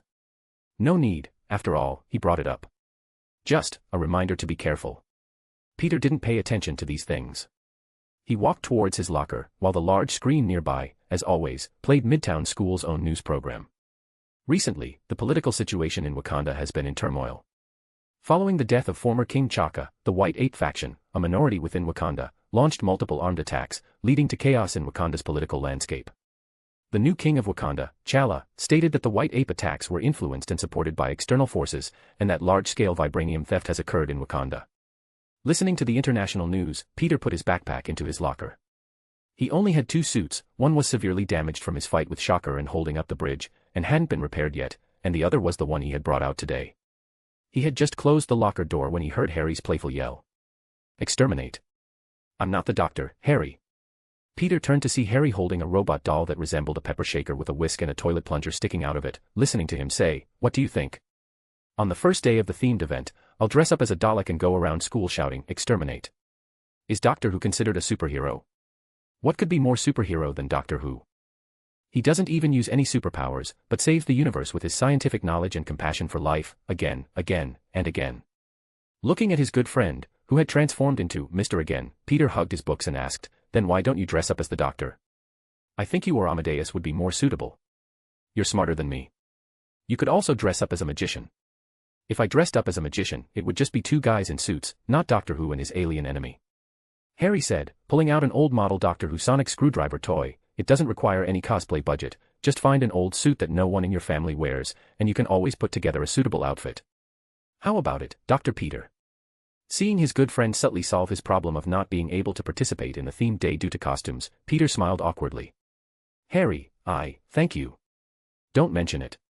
I'm still looking forward to seeing your interaction with the sonic screwdriver and the Dalek.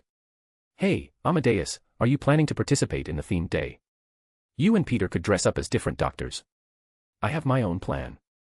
Amadeus became excited talking about superhero costumes. I'm going to put on an oversized lab coat, wear glasses, change my hairstyle, and then I'll be done. Harry felt an inexplicable confusion. What's that? Grandpa Rick. Bruce Banner. Dude. Hulk. Both Peter and Harry had never seen Amadeus so excited. Peter knew that in the 616 comic universe, Amadeus had been the Hulk for a while. But he didn't expect him to be so obsessed with the Hulk at this age. So, what about Doctor Who? You guys go for it. That show is too niche, people might think you're nerdy shut-ins. Amadeus said happily and left. Harry watched his retreating back for a while before complaining, does he know he's the biggest shut-in among the three of us? Yeah, just like an untransformed Bruce Banner. Shaking off his mood, Peter and Harry went to class together. But it seemed all bad luck was converging today. They hadn't walked far when they heard that familiar, annoying laugh, accompanied by a girl's scream. Peter looked over. A frightened girl was crouching there, crying, and the culprit was Carl King, whom Peter knew. Carl was laughing heartily, putting his scary prop back into his pocket. He turned around, saw Peter, and frowned. This has nothing to do with you, Parker. Get lost. Have you stooped to bullying girls now? I thought you were waiting for the homecoming football game to compete properly with the big guys at school. Carl King smiled at this, walked up to Peter, and asked with a slight challenge, what about you, Skinny Parker? Do you dare to play football at homecoming and hit me hard? It was clear that although Carl King had been beaten by Peter, he didn't think Peter was the problem. He simply thought he was bad at fighting, but when it came to football, he was quite confident. No, I don't even know the rules. See you later, Carl. Don't let me catch you bullying classmates again. Saying goodbye, Peter remained motionless, clearly indicating that Carl should be the one to say goodbye. Carl King couldn't help but scoff, then left. As he left, he didn't forget to issue a threat, remember this, Parker, you coward who won't face me on the field. Harry looked at Peter's calm expression in surprise, I thought you wouldn't be able to resist saying yes to him. I wanted to, but I really don't understand football. How can I play if I don't even know the rules? Forget football, soccer, basketball, badminton, I don't even know the rules for table tennis. I'm going to check on that girl. So Peter left Harry baffled. Why, don't even know table tennis? Is everyone supposed to know how to play table tennis? While Harry was still wondering what table tennis had to do with anything, Peter had already comforted the girl and left. Harry then realized, nice, saving the damsel in distress. Except she probably doesn't even notice you. I don't think about those things. I'm just thinking I should care, it doesn't really matter, just in case. Just in case of what? Peter didn't even know himself. Meanwhile, Carl King, after leaving, pulled out the item he used to scare girls from his pocket. It was a spider, to be precise, a spider specimen. 6 months ago, on the eve of junior high graduation at the Osborn Tech exhibition, when that irradiated spider escaped from its display case, it was Carl King who found it and placed it on Peter Parker's neck. He personally witnessed Peter Parker screaming in agony as he was bitten by the spider. He had even thought about taking the spider home and raising it, so he could release it to bite anyone he disliked someday. But then, after Peter Parker swatted the spider away, it was inexplicably stepped on and killed. So, he had no choice but to preserve it as a specimen to scare people. If Carl had known what that spider was, he would never have so casually tossed it onto someone else. Similarly, if Peter had known more about Spider-Man's enemies in his previous life, and not just focused on the obvious classic villains, but paid more attention to obscure ones, he would have known how much trouble Carl King could bring him. Chapter 23, Welcome to the New Era. Herman Schultz sat in the back of the truck, the chill of the metal seeping through his armor and into his bones. In the past, he would have thought anyone driving a truck to rob a bank was crazy. Did they think this was Batman? Like the Joker using a large vehicle to rob a bank? But reality was stranger than any movie script. Kingpin's subordinate, the black man in a purple jacket known as Prowler, simply tossed him a line, this gear can't drive a regular car to rob a bank. And Herman couldn't spend another hour putting on his armor in front of the bank. The only solution was to find a truck and sit in the back.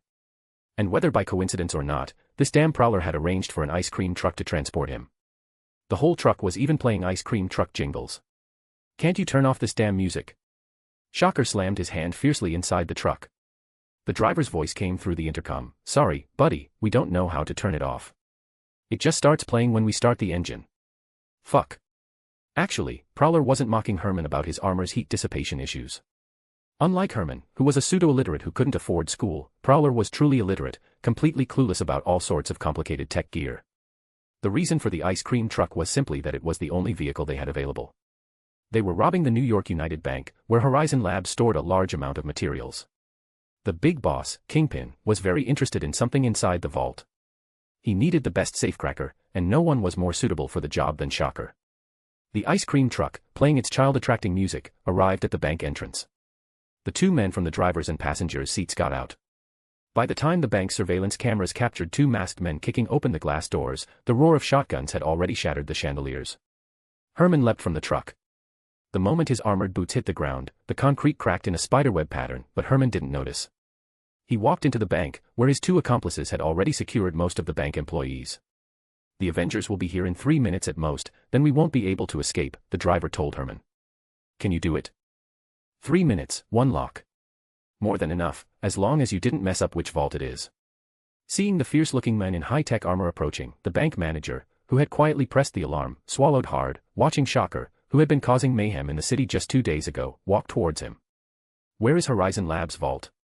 He hadn't expected Shocker to ask such a simple question, nor had he expected that when Shocker received no answer, he would directly raise his hand and shatter the bulletproof glass in front of the counter, then coolly ask again. Where is Horizon Labs' vault? The bank manager stumbled and crawled, leading Shocker to the vault. Shocker placed one hand on the vault, and under the bank manager's astonished gaze, the vault door slowly twisted and deformed, then he ripped it off. Shocker threw the torn-off vault door to the ground, seeing his target for this trip. It was a glass fish tank. Why would Horizon Labs' experimental product be a fish tank? Herman, puzzled, picked up the fish tank-like object. It didn't feel like glass, it seemed to be made of some organic material, with considerable. It was probably a sample of some new material. He walked out with the fish tank, signaling Kingpin's men who were on lookout, got the goods. Let's go. All right, give me the. Kingpin's subordinate was also stunned. Where did you get a fish tank? Asked the eggheads at Horizon Labs. Herman rolled his eyes under his armor's mask, then shoved the fish tank into Kingpin's subordinate's hands. Here's your stuff, take it back. I'll draw the attention of any incoming Avengers. We'll split up. The robbery was completed smoothly, surprisingly smoothly, even to Herman. He activated his vibration waves and quickly bounded away, using this convenient but road-damaging method to leave the bank. This supercriminal would leave a trail of destruction for those annoying superheroes, allowing his other subordinates to take the stolen goods back to Hell's Kitchen. On this day, New York City's crime rate increased by 400% year-on-year, almost all of them bank robberies. Several of them featured Shocker's presence, but no one could confirm which robbery he was in before he actually showed up. As a result, the Avengers couldn't catch him. Alright, let's summarize. We now have a Rambo, and he's only different from the real Rambo in one thing besides luck, and that's that so far, no matter what kind of lock it is, his fists can break through it. Tony sat at the conference table, looking at the crime map where red markers spread like herpes across New York, expressing what could only be described as annoyance and exhaustion. The captain also sighed. Hank was more focused on the technological aspects. He found that Shocker had surprisingly good taste, robbing only technological prototypes and data, and most of them weren't even weapons. And at the same time, the number of bank robberies in New York skyrocketed. It's clearly a cover for Shocker, only the banks he personally hit are the real targets. Most of the stolen items are experimental products from various labs, and a significant portion of them haven't even been patented. Someone hired Shocker, and the purpose is these tech products. Based on what we know about Herman Schultz, he's very confident in his own technology and wouldn't casually use others. Nor could he mobilize so many people at once. The captain said, pulling up a list of various New York underground gangs. Generally, these weren't within the Avengers' jurisdiction, but they needed to know who hired Shocker. Hammerhead, Tombstone, Serpent Society. Do we have any specific suspects? The captain said, seeing Kingpin's avatar slide onto the holographic projection. I am honored that you could join us, Mr. Schultz. On the dining table in front of the Kingpin, the Emperor of Hell's Kitchen, were exquisite dishes and fine wines Herman had never seen before. Kingpin himself was incredibly muscular, like a wall. Herman wasn't wearing his armor, so he seemed even smaller in front of Kingpin. But he doubted he'd look as robust as the men before him even if he were in his armor. Mr. Fisk, I am honored to work for you, Herman said, watching Kingpin feast, and introducing himself. I was born in Harlem, and to us, you are. Thank you. Kingpin smiled, picking up his knife and fork, interrupting Herman. I'm glad you can acknowledge my past achievements. He waved a hand, making a somewhat inappropriate gesture, but now it's a new era. Everyone knows the old ways don't work anymore. So, I need you to help me pick the locks of those geniuses and see what ideas they have for the future. Kingpin finished and clapped his hands. Standing in the shadows, Kingpin's confidant in the purple jacket, the man calling himself Prowler, placed the fish tank Herman had brought on the corner of the table. Then, a thin man was led in. In this era, anything can create miracles, like this. Explain it, Mr. Beck. Oh, yes, all right, Mr. Fisk. The timid, thin white man gestured awkwardly, explaining incoherently, everything we see is actually light. The reflection of light creates everything. So, light is an image. If we can manipulate light. Relax, Mr. Beck. Kingpin smiled, cutting his salmon, while gesturing for Herman to eat as well. I don't understand much about science, so can you explain directly what this thing you want is for? Oh, right. The man called Beck was almost spaced out, but still meekly explained, "It's just a projector, but the target of the projection isn't any physical entity, but light particles. It can directly change the manifestation state of light particles.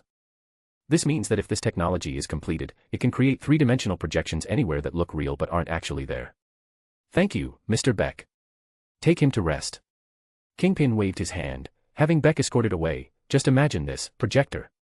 If our people can complete it, we'll be able to show people whatever we want them to see. For example, a Spider-Man who burns, kills, and loots, or a group of Avengers massacring civilians in a foreign country. People might not believe rumors, but they will believe what they see. Welcome to the new era, Mr. Herman." Chapter 24, The Past. When Peter pushed open the door, fatigue washed over him. Days of continuous bank robberies had left him stretched thin, and on the other hand, his application for a part-time job at the Daily Bugle was still unheard from, not because someone else got the job, but because they simply rejected him. The advertisement for a website maintenance intern was still hanging on the school's internship board. But what weighed even heavier on his mind was the atmosphere at home. Where has he been lately? Coming home so late every day. Aunt May's voice drifted from the kitchen, laced with unconcealed worry. "Don't worry, May, I'll talk to him." Uncle Ben's voice was gentle and firm. "He's a good kid, he won't cause trouble." Peter stood at the doorway, sighing silently, then pushed the door open and entered. Aunt May seemed about to say something, but Uncle Ben had already quickly stepped forward, gently patted his shoulder, and led him outside. "Peter and I will chat, May, it'll be fine. Come on, kid." The garage lights were dim, and the air was filled with the smell of oil and old leather. Uncle Ben rummaged for a while, pulling 2 pairs of boxing gloves from a pile of clutter. He tossed one onto the engine hood and skillfully put on the other. "Gwen told me some things about you, Peter," Uncle Ben said calmly, adjusting the straps on his gloves. "But I think that wasn't all. There's something about a spider, right?" Peter opened his mouth. "Don't just talk," Uncle Ben interrupted him, gesturing with his chin towards the other pair of gloves. "Put them on. Let's practice." Peter silently put on the gloves, adopting the fighting stance Uncle Ben had taught him. "Now, listen carefully." Uncle Ben raised his hands, adopting a defensive posture. "You attack, I defend. After each missed punch, think carefully about why you missed, and then throw the next punch. Come on." Peter threw a straight punch, which Uncle Ben easily dodged by stepping aside. Just as he was about to adjust his posture and throw a second punch as Uncle Ben had instructed, his forehead received a solid, light tap. "Ow." "See, Peter, dwelling on the past is meaningless. Whether the last punch hit or not, it shouldn't affect your next punch.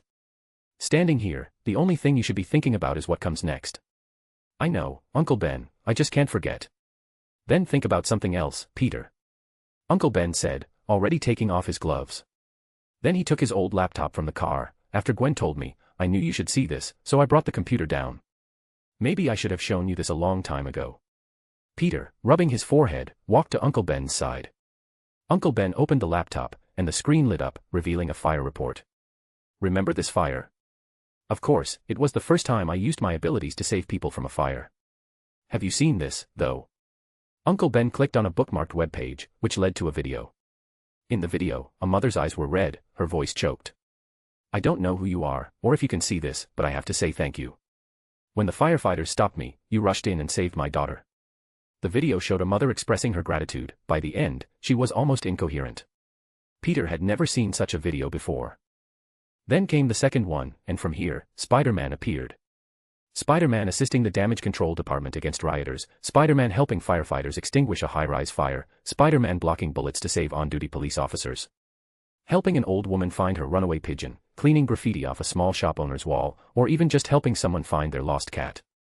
Big things and small things Spider-Man had done that Peter himself couldn't remember, but someone else did. They didn't know how to contact Spider-Man, so they expressed their gratitude in the simplest way. Someone built a website to collect these clips. I've never seen these, Peter's voice trembled slightly.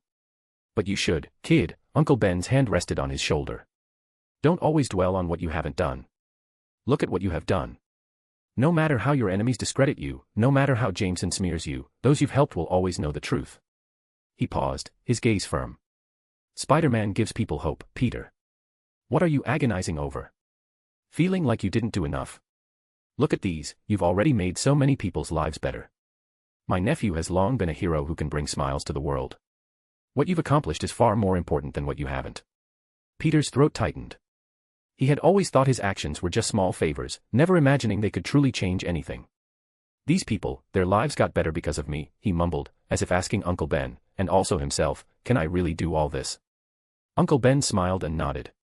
You did these things. Look at these videos, your help to them will always be here. Your past isn't just about what you haven't done. Compared to what you have done, it's an insignificant part. I am so proud of everything my nephew has done. You should be proud of these things too, Peter. Thank you, Uncle Ben. I don't know what to say.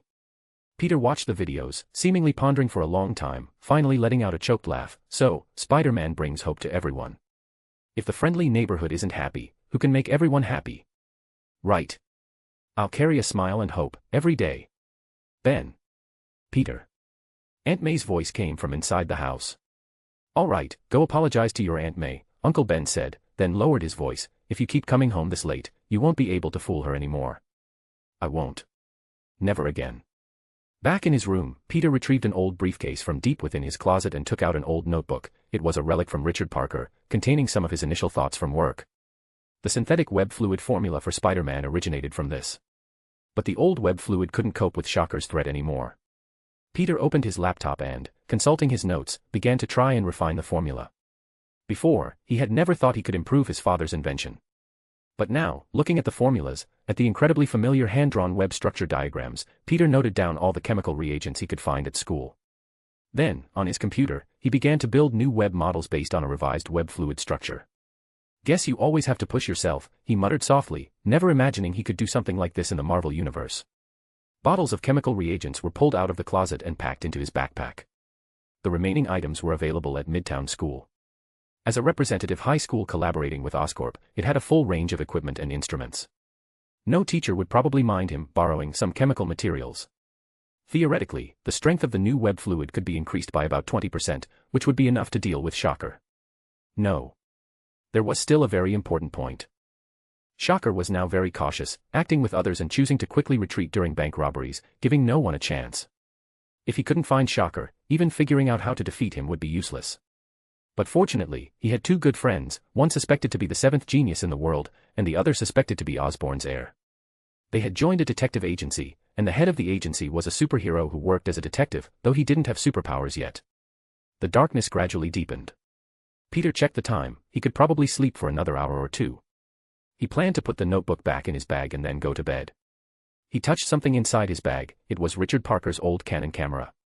He turned it on for some reason and found that it still worked. The Daily Bugle also seemed to have an announcement about buying Spider-Man photos. Peter placed the camera on his desk, lay down on his bed, and closed his eyes. All right, Herman, this time, I'm coming for you. Chapter 25, Detective Work, Part 2. Returning to the afternoon of the big battle between Shocker and Spider-Man, Police Captain George Stacy stood at the door of an old apartment building in Harlem, taking a deep breath. The mottled walls were covered in cracks, like scars carved into the city's working class. When he raised his hand to knock, his knuckles made a muffled thud against the peeling paint. The door was opened by an older black woman with graying hair, Herman Schultz's mother. Her eyes were like stagnant water, as if she had long ago surrendered to fate.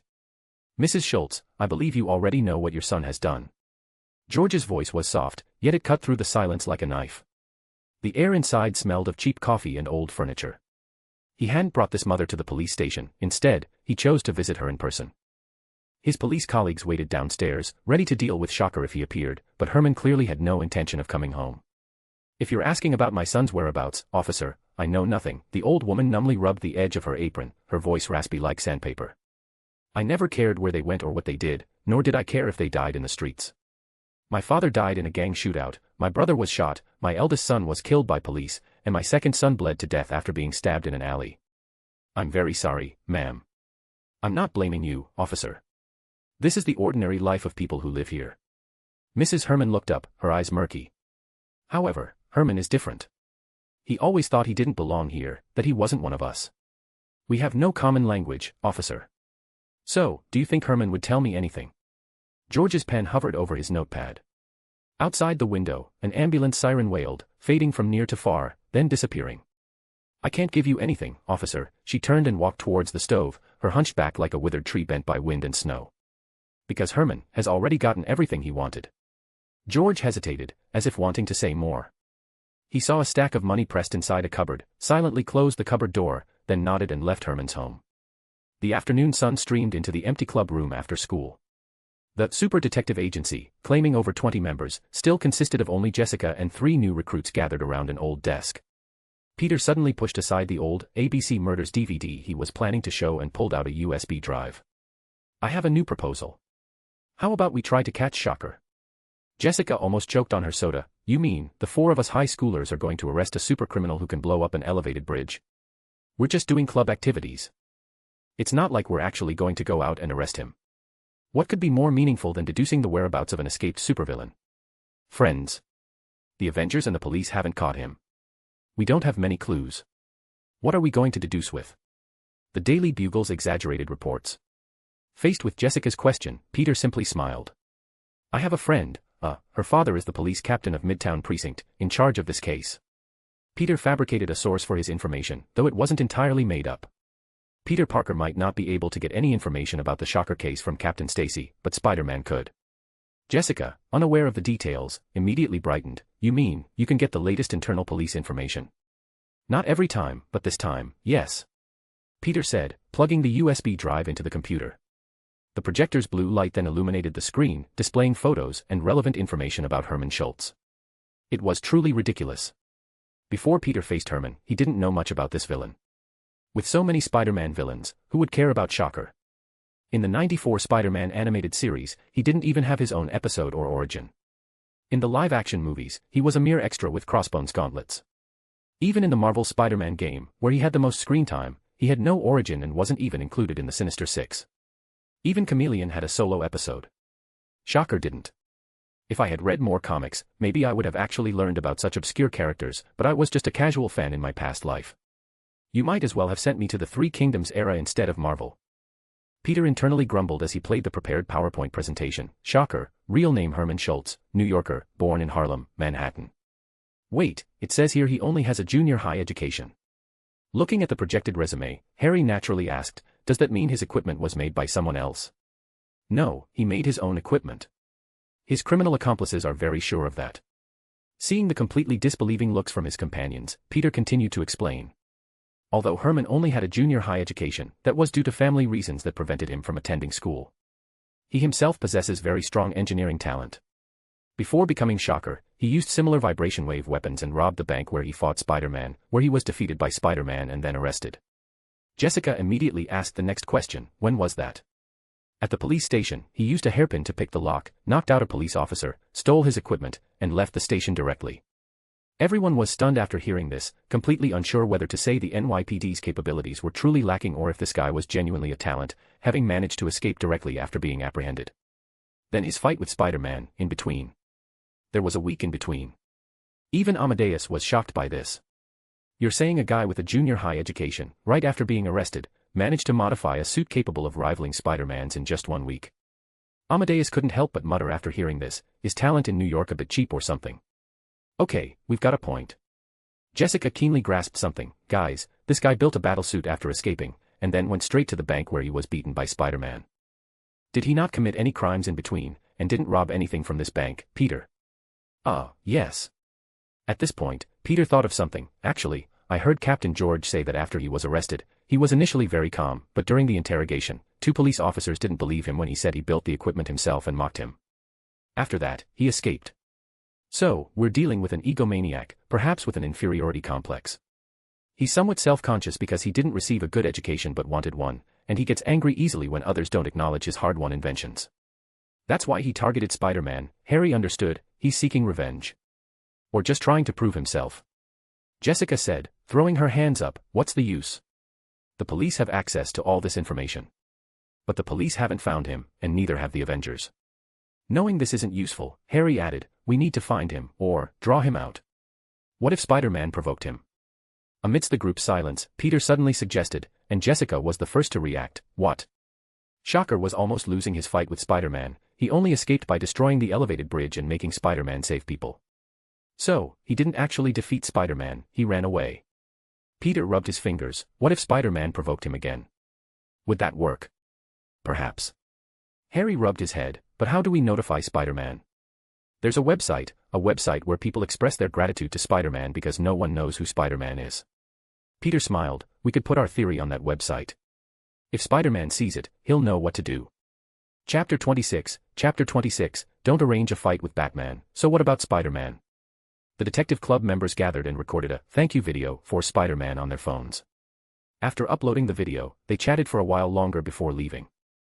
Of course, Peter Parker didn't go home, he slipped into the empty chemistry lab as silently as a nimble cat. If J. Jonah Jameson knew about this, Peter thought to himself, rummaging through reagent bottles, he'd be ecstatic, Spider-Man's first official lawbreaking. Then again, Peter Parker did this, what's that got to do with Spider-Man? Good thing there are no cameras in the classroom. Let's see, I can probably mix 3 batches of web fluid. Hope it's enough. And I hope everything ends tonight, who knows when Herman's gauntlets will explode. In less than 20 minutes, 3 bottles of pearlescent web fluid were tucked into his jacket pocket. He then opened the door, looked around to confirm no one saw him, and left the school. Peter didn't notice that Carl King, who had stayed late for football practice, was nearby. He saw Peter leaving from a distance down the hallway and grew curious, what's Skinny Parker doing at school so late? Is he messing with something? Can I use this to mess with him?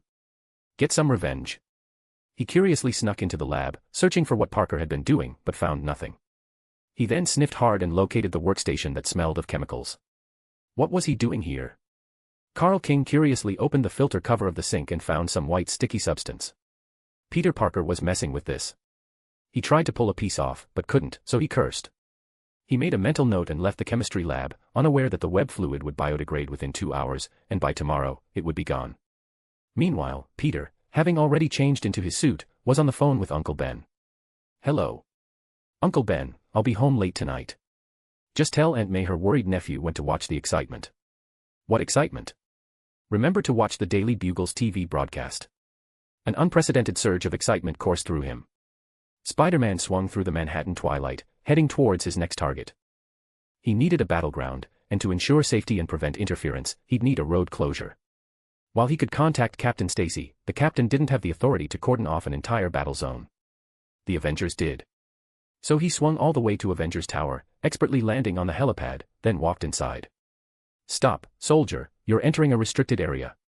Steve Rogers walked out in a short-sleeved shirt, holding a cup of coffee. Peter had no choice but to explain, I have a certain danger sense, Captain.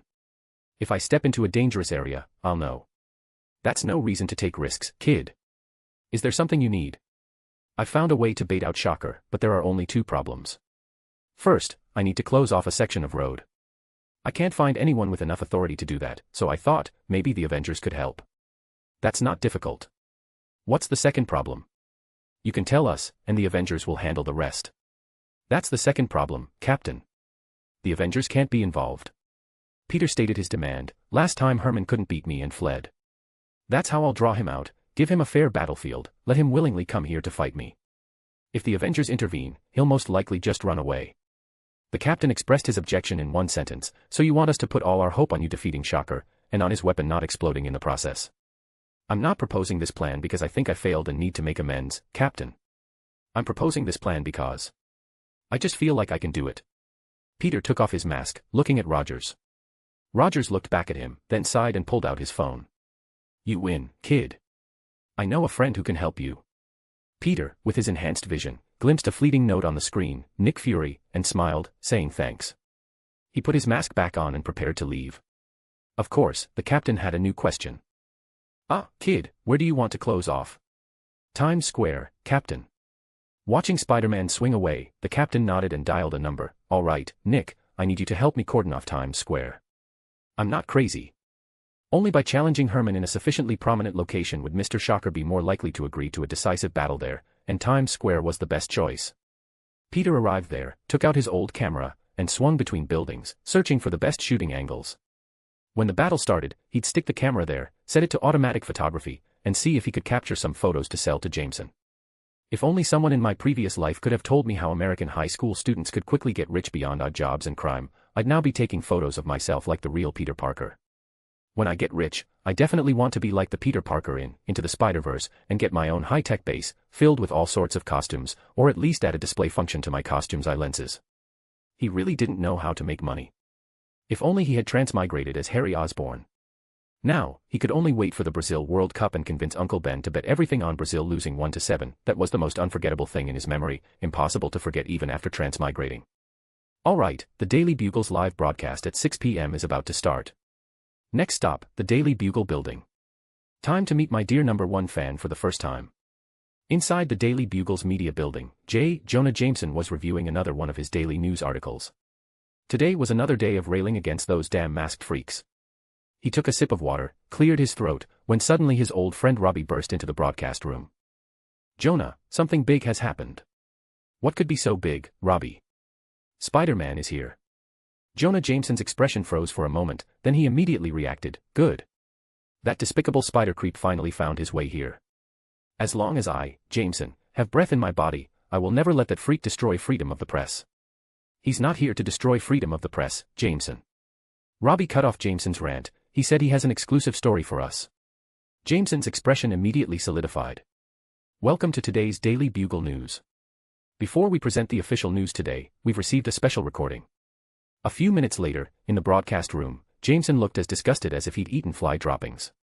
If that Spider-Man hadn't told him that Shocker's weapon could explode at any moment, he wouldn't have bothered with that spider freak's affairs. Hey, Shocker, it's me, Spider-Man, remember? It was a selfie video, clearly shot on a phone, showing Spider-Man's large face right up to the camera. I still remember how I thrashed you that day, and you had to pathetically threaten civilian safety to get me to let you run away. What's wrong? Been hiding these past few days. I was thrashed. Herman, hiding in his hideout, fumed. I almost killed you that day, you damn creep. He decided to ignore that damn creep. No matter what he said, he wouldn't go out. I know you might be scared. You're worried you can't beat me, or perhaps worried your weapon isn't as powerful as you claim, or are you just afraid of the Avengers? If so, don't worry, I've handled everything. Tonight, after 8 p.m., it'll just be you and me, facing off in Times Square. No Avengers, no police, but all the media in New York will be watching. I'll show the whole world that your weapon is nothing special, Shocker. My weapon is nothing special. Herman, enraged, immediately opened his closet and pulled out his costume, then carefully considered if doing so was unwise. That's all of New York's media, Herman. And if that bug isn't lying, it's just him. Herman, after careful consideration, began to take off his clothes and put on his suit. There would be no better opportunity. All of New York's media would remember, Shocker defeated Spider-Man. Chapter 27, A Shocking End, Part 1. The neon lights of Times Square pulsed like a tide, and massive electronic screens flashed alternating news headlines, hyping the impending showdown like a battle of the century. The National Guard was already deployed, completely cordoning off Times Square. The interiors and rooftops of several surrounding buildings had also been cleared. Per Steve Rogers' request, a 1-kilometer radius around Times Square was designated a restricted area to prevent any potential explosions. However, even the tightest lockdown couldn't quell the enthusiasm of New Yorkers. Beyond the cordon, crowds surged like a tide, countless phones and cameras raised high, attempting to capture the superhero versus villain showdown. Though they were destined to only capture blurry silhouettes, this didn't dampen their fervor. Most weren't fans of Spider-Man or Shocker, but that didn't stop them from treating the battle between a superhero and a villain as pure entertainment, especially an arranged fight like this. Look. Amidst the noisy crowd, a wonderful thing happened. A figure in a cheap Spider-Man costume stood out. Eugene Flash Thompson from Midtown High was waving a homemade cheering sign, loudly supporting Spider-Man, a stark contrast to the other onlookers. Though it was Shocker who entered the scene first. With a deafening roar, Herman Schultz slammed into the center of Times Square like a cannonball. The ground instantly cracked, and debris flew. He slowly straightened up, looking around. Every large screen was pointed at him, every media camera focused on him, with special close-ups. Every screen he looked at showed the imposing figure of Shocker. This filled Herman Schultz with immense satisfaction. In this moment, he was the center of the world. Unfortunately, this glory lasted less than 10 seconds. A red and blue figure dove down from high above, performing a graceful barrel roll in midair before landing in a perfect superhero pose. He then straightened up and shrugged. Peter was about to quip about no one cheering for him when an unfamiliar voice called out from somewhere, "Go, Spider-Man. Beat him up." Do I have fans already? Peter raised an eyebrow in surprise. He walked towards Herman, extending a hand. Good evening, Herman. Do you like the venue I arranged for you? Excellent, Bug. You pick your shots well. Tonight, everyone here will witness how Shocker defeats Spider-Man. Before his words faded, he violently slammed both fists into the ground. Terrifying vibration waves rippled outwards, causing the ground to crack inch by inch, sending shattered rocks flying like bullets. At this moment, he firmly believed that Spider-Man couldn't possibly evade this continuous, invisible barrage of shockwaves. Even if he did, the flying debris would surely hit him. This was his tactic against Spider-Man. As long as he kept the freak at a distance, he would be invincible. However, Spider-Man simply leapt, then steadily advanced towards Shocker. Each wave of shock seemed to be perfectly dodged by his precise jumps or swings, and every piece of debris flying into the sky perfectly avoided Spider-Man's trajectory. He seemed able to perceive the rapidly approaching vibration waves. By the time Shocker realized Spider-Man was close, it was too late. Webs decisively latched onto the cracked ground, and a whole section of the pavement was ripped up by Spider-Man, then slammed squarely onto Shocker's head. "I was going to shake your hand before we started fighting, Herman. Maybe we can do it now." Spider-Man, after throwing the debris, stood before Shocker, who had stumbled back several steps. He resumed his outstretched hand pose, but Shocker just yelled, "Shut up," and shakily regained his balance. "If this wasn't our first fight, I would have had a proper chat with you. Our first meeting wouldn't have been so tense. I don't really want to say it, but your vibration wave attack method is really too singular, so why don't you just surrender?" "I haven't lost yet." Shocker, whose armor's heat dissipation system was now perfected and who was brimming with confidence under the media's gaze, immediately returned Spider-Man's taunt with a vibration wave, which the latter easily dodged with a roll. Even the slowest mind now understood that even invisible vibration waves could be perfectly sensed and avoided by Spider-Man. In other words, the invisibility of the vibration waves was not an obstacle for Spider-Man. Moreover, his opponent also had completely different combat methods. The towering skyscrapers of Times Square were an excellent battlefield for Spider-Man. He used his webs to swing and dodge repeatedly, baiting Shocker into continuously firing at him. If Shocker tried to stop, he would quickly close in. Shocker had already fully understood from their previous battle that, aside from his defense, he was no match for Spider-Man in close combat. Given this, preventing Spider-Man from getting close became the logical solution. The battle instantly escalated. Herman ramped up the vibration wave frequency to its maximum.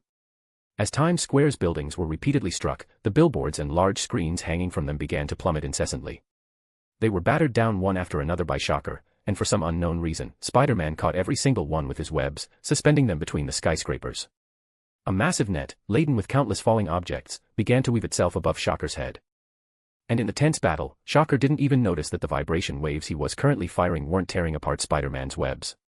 Spider-Man deftly rolled and landed on the ground, kneeling on one knee and firing webs from both hands, hooking onto Shocker's gauntlets after he finished firing. Herman clenched his fists, intending to shatter the sticky webs, but surprisingly found that this time, the webs didn't instantly disperse. He looked at Spider-Man's wrist web shooters, immediately increased the output of his gauntlets, and the webs finally exploded. Shocker then began a new round of attack.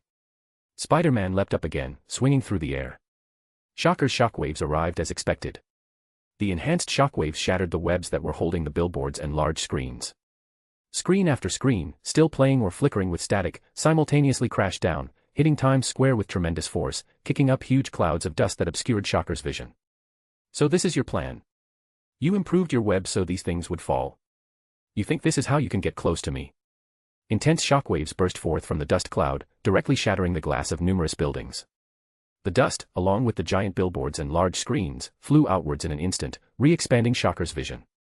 Only then did he realize. Spider-Man wasn't waiting for the dust to rise, but for the moment after he fired his Shocker gauntlets. In the night, a slender figure blocked the dazzling lights. Then, the red and blue hero ran across a massive, overturned screen. Webs continuously shot from his wrist shooters, connecting to a huge billboard. He then stepped on that large screen and leaped, swinging the massive billboard, and slammed it down. Countless media helicopters and cameras could only capture a giant billboard crashing to the ground. Jonah Jameson, reporting the truth for the Daily Bugle. Half his body pinned under the billboard, Shocker was trying to lift the thing. Although it was very heavy, it shouldn't be a problem for his enhanced strength to lift. Unfortunately, Spider-Man wouldn't give him the chance. Web stuck to his raised hands, and with a forceful tug, he was pulled out from under the billboard, directly dragged before Spider-Man. "It's over, Herman." Spider-Man lifted him with one hand, and with the other, began to grip his gauntlet. "You're under arrest for carrying flammable and explosive materials. Shocker is done." Chapter 28, A Shocking End, Part 2. The End. No. Shocker never ends. Herman's roar pierced Peter's ears like a sharp knife. He struggled wildly, trying to clench his fists, his knuckles white from the effort. Peter had to release the hand restraining him, instead gripping the sides of Shocker's gauntlets tightly. The metal groaned under his powerful grip, twisting and deforming, but ultimately, he was a step too late. With a boom, a shockwave exploded, sending Peter flying backward like a kite with a broken string, his back slamming into a pile of scrap metal. No. No. No. Herman. Peter sprang to his feet. He cried out so urgently not because Shocker was about to escape or anything else, but because the gauntlets were spiraling out of control. Sparks sputtered from the seams, like the last breaths of a dying beast. There were three possibilities. First, the Shocker gauntlet itself had reached its limit and was about to explode. Second, the Shocker gauntlet was merely damaged by Spider-Man's grip and had reached the end of its operational life. Third, the Shocker gauntlet was damaged and about to explode. The staggering Shocker didn't realize this. He still raised a fist at Spider-Man, but he stumbled, hitting nothing, and more sparks erupted from his gauntlet. Good. Second option eliminated. Two streams of web shot out, sticking to the ground behind Shocker, pulling Spider-Man right in front of him. Peter immediately began to forcibly dismantle the Shocker gauntlet. He grabbed Herman's arm with one hand, while the other began to tear at it, ripping off the gauntlet's gold titanium alloy casing and tossing it aside, revealing the internal wiring. It works like your old gauntlet, right? Just shrunk down and shoved into the arm. Okay, I remember the structure, let me see. Get away from me. Shocker swept his other arm across with a vibration wave-powered punch. If Peter hadn't ducked in time, it would have hit his head. He looked at Shocker in shock. Hey, buddy, I'm saving you. Don't you know your gear is malfunctioning? Shocker, still a bit dazed from being hit by the billboard, looked at his sparking gauntlet, clearing his head slightly. Then he headbutted Spider-Man directly, making intimate contact between his gold titanium alloy helmet and Peter's skull. With a thud, Spider-Man was sent reeling, stars flashing before his eyes, retreating several meters. I can handle all of this, I just need to get you first. What? Spider-Man threw his hands up in exasperation. Dude. You've already lost, it's so obvious, what else are you trying to do? So many cameras, so many screens. I can't lose. I won't lose. Oh, right, this guy's beyond reasoning. Peter sighed. He'd only thought that the media spotlight would draw Herman out, he never imagined it would drive Herman into a nervous frenzy. The guy probably had some kind of exposure complex, there was no saving him. But the problem was, his gauntlet could explode at any moment. He didn't know the explosion time, only that it was soon. What if it exploded on the way after he took it off? He realized for the first time how convenient a countdown timer in movies was. No, wait.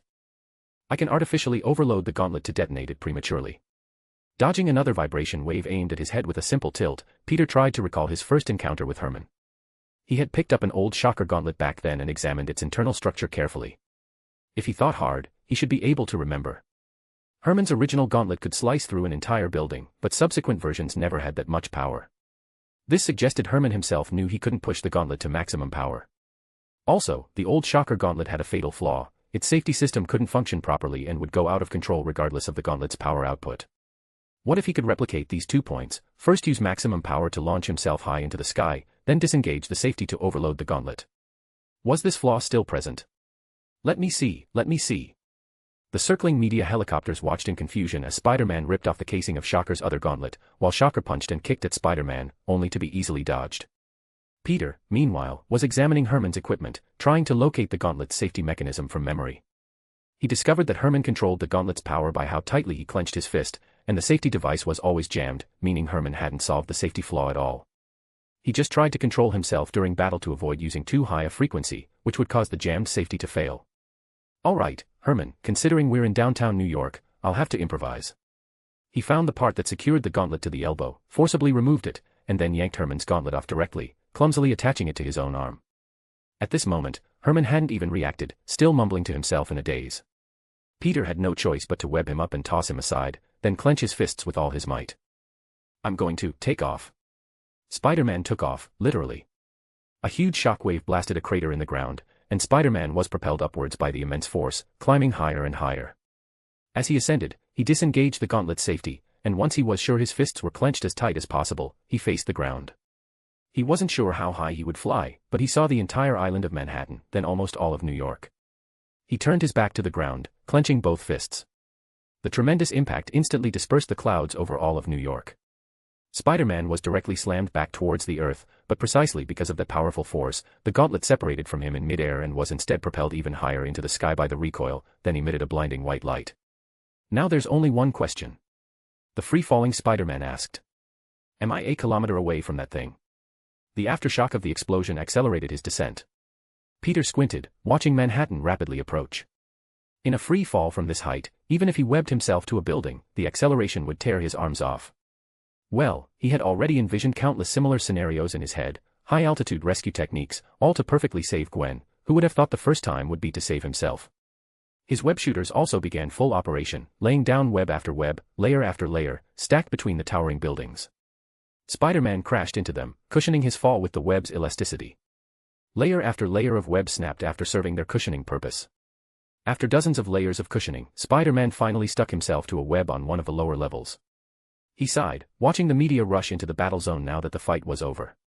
He landed on the ground, gasping, waving for the media surrounding Herman to move aside.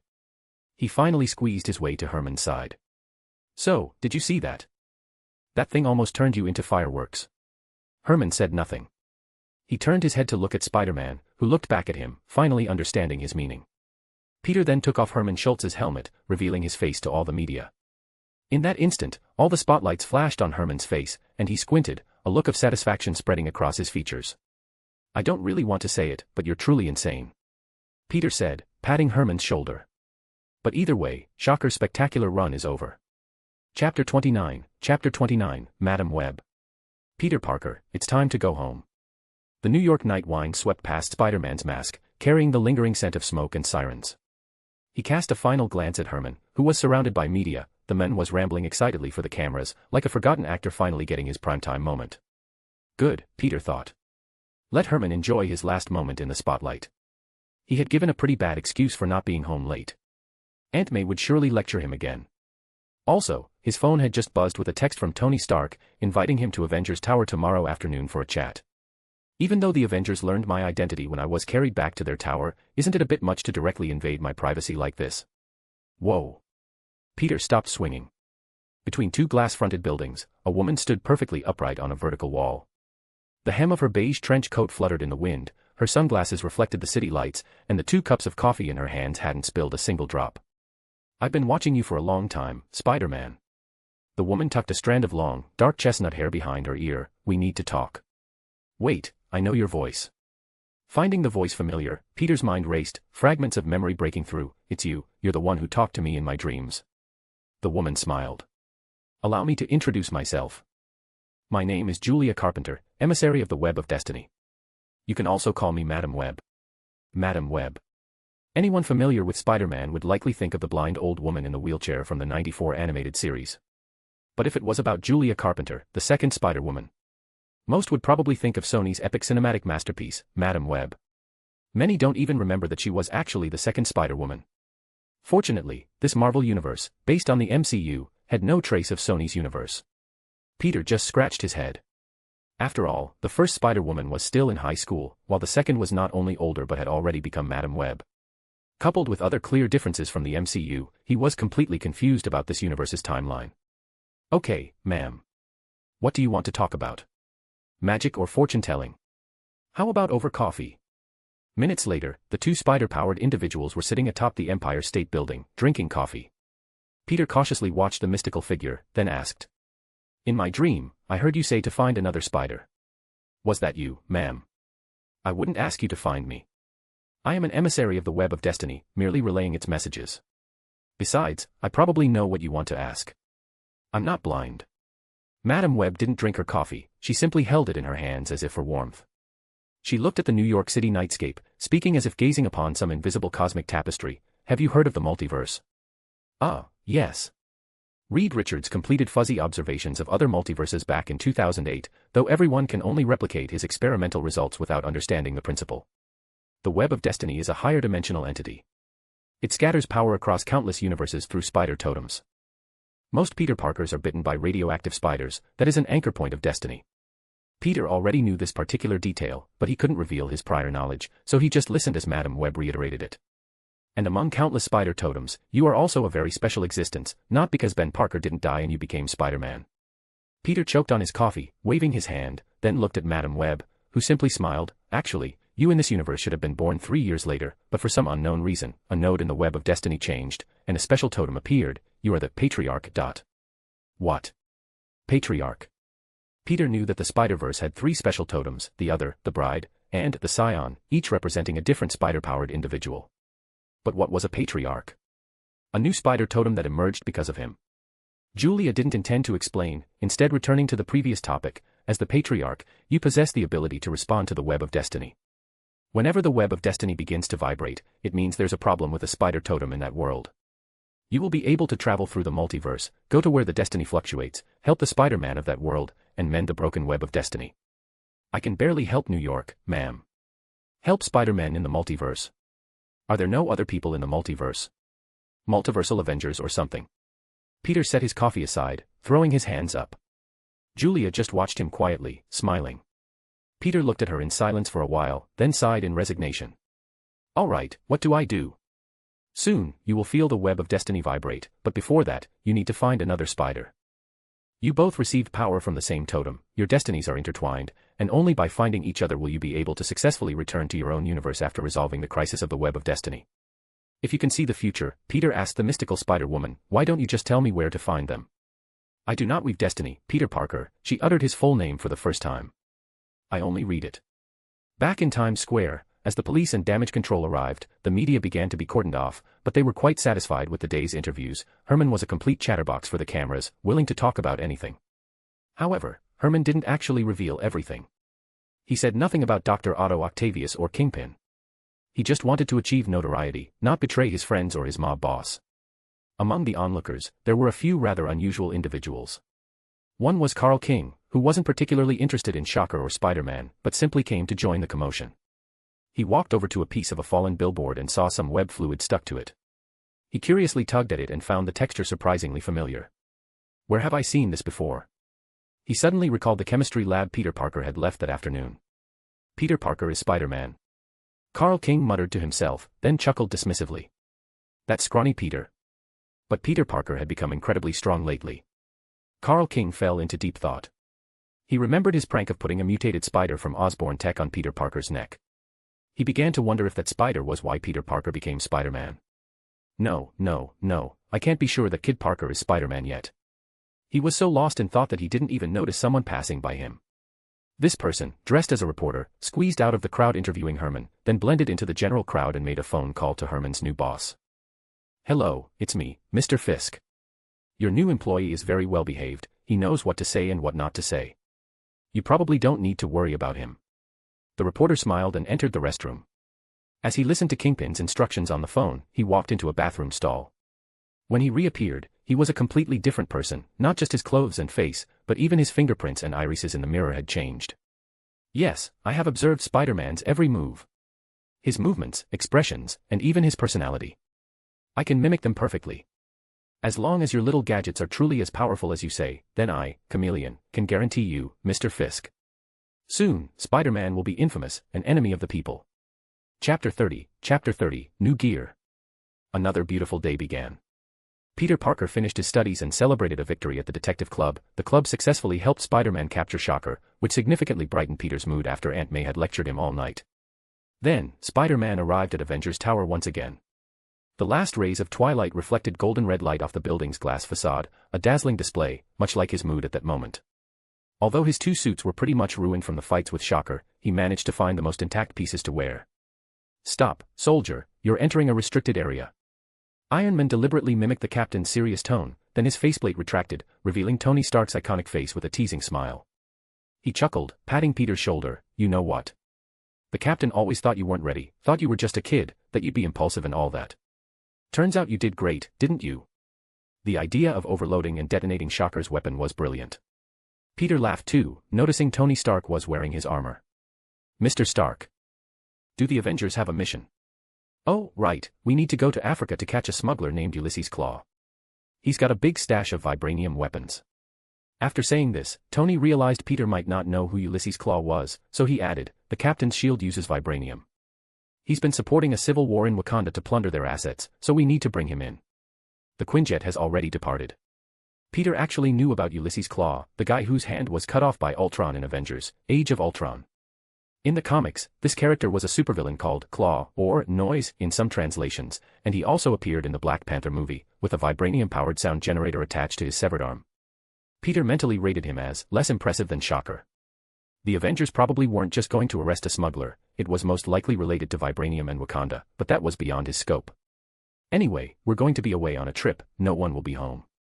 And coincidentally, I thought someone could help me look after this place. Tony said, leading Peter into Avengers Tower. At the same time, he picked up a pre-prepared card from the bar. The Avengers protect the world, and your friendly neighborhood can protect New York. Here's your Avengers ID card, kid. Does this mean? Don't overthink it, kid. At best, you're a reservist. Tony chuckled, you've got a few more years of hard work ahead. All right, look after New York while we're gone. With this ID card, you can use all the facilities in Avengers Tower. Oh, right, to prevent abuse, you'll need to swipe your card every time you come in, and it'll let us know what you've been up to. Understood, Mr. Stark. Peter took the ID card, examining it from all sides, then made his first request, can I use the tech here to make a new suit? My current suit, well, it has no protection whatsoever and it's practically rags. Like I said, kid, you can use all the equipment.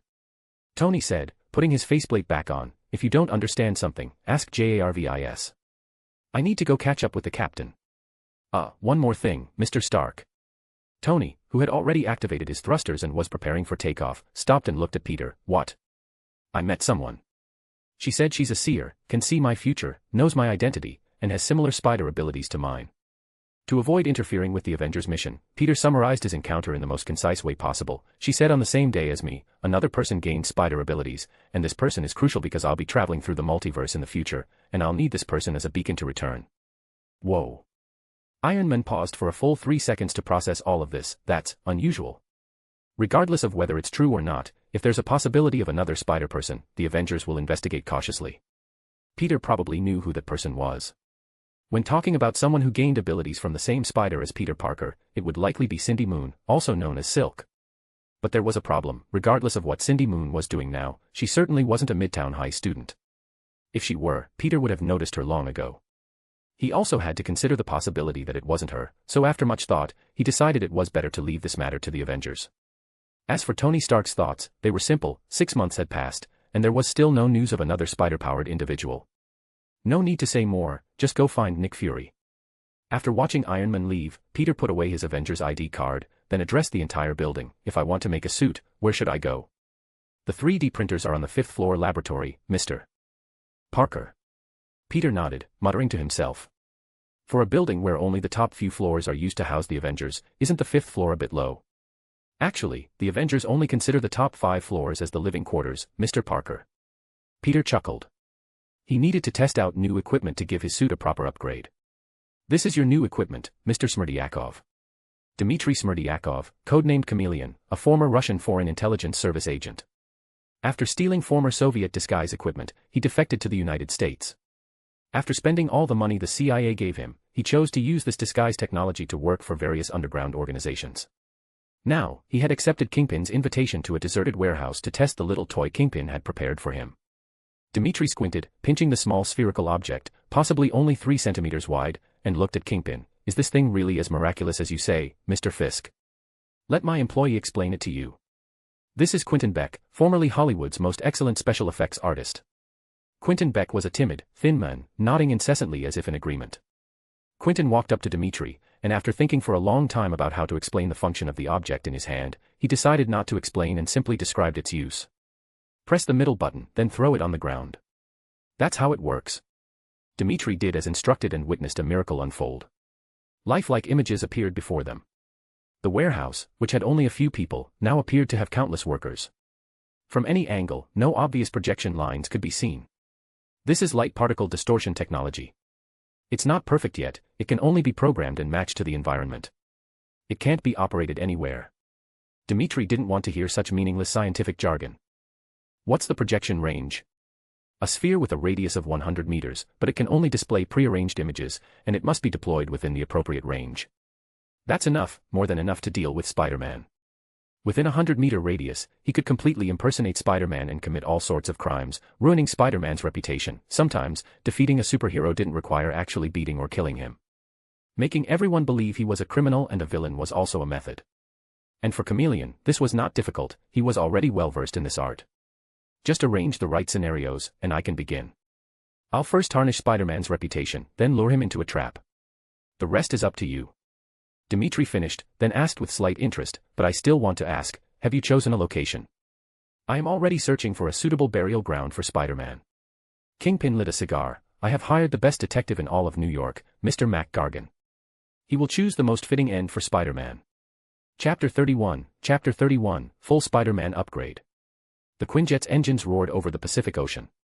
The rear hatch slowly opened, and a howling wind rushed into the cabin. Gold and red armor plunged down like a meteor, and Iron Man landed steadily, his faceplate sliding open with a whoosh to reveal Tony Stark's signature, teasing grin. Did anyone miss me? Looking at his teammates' windswept hair and innocent eyes, Tony knew the answer. He just kept smiling and gestured for Jarvis to close the door. That kid's been busy since you left, Tony, Janet said without looking up, her fingers flying across a tablet, monitoring the Avengers Tower's real-time status. I've never seen anyone so addicted to the superhero business. Tony scanned his teammates. Hank Pym, Ant-Man, was still analyzing the data from the smuggled vibranium samples. Bruce Banner wore noise-canceling headphones, probably listening to some calming yoga music. Even Captain America, in the pilot's seat, was unusually distracted, his blue eyes gazing out the window at the empty sky, as if seeking an answer there. As for Thor, he was probably still in Asgard. Well, isn't that great? Tony shrugged, plunking down next to Steve, feigning a glance at the flight data. I set things up that way because I didn't want the tower sitting idle. What do you think, Cap? The kid's fine protecting New York.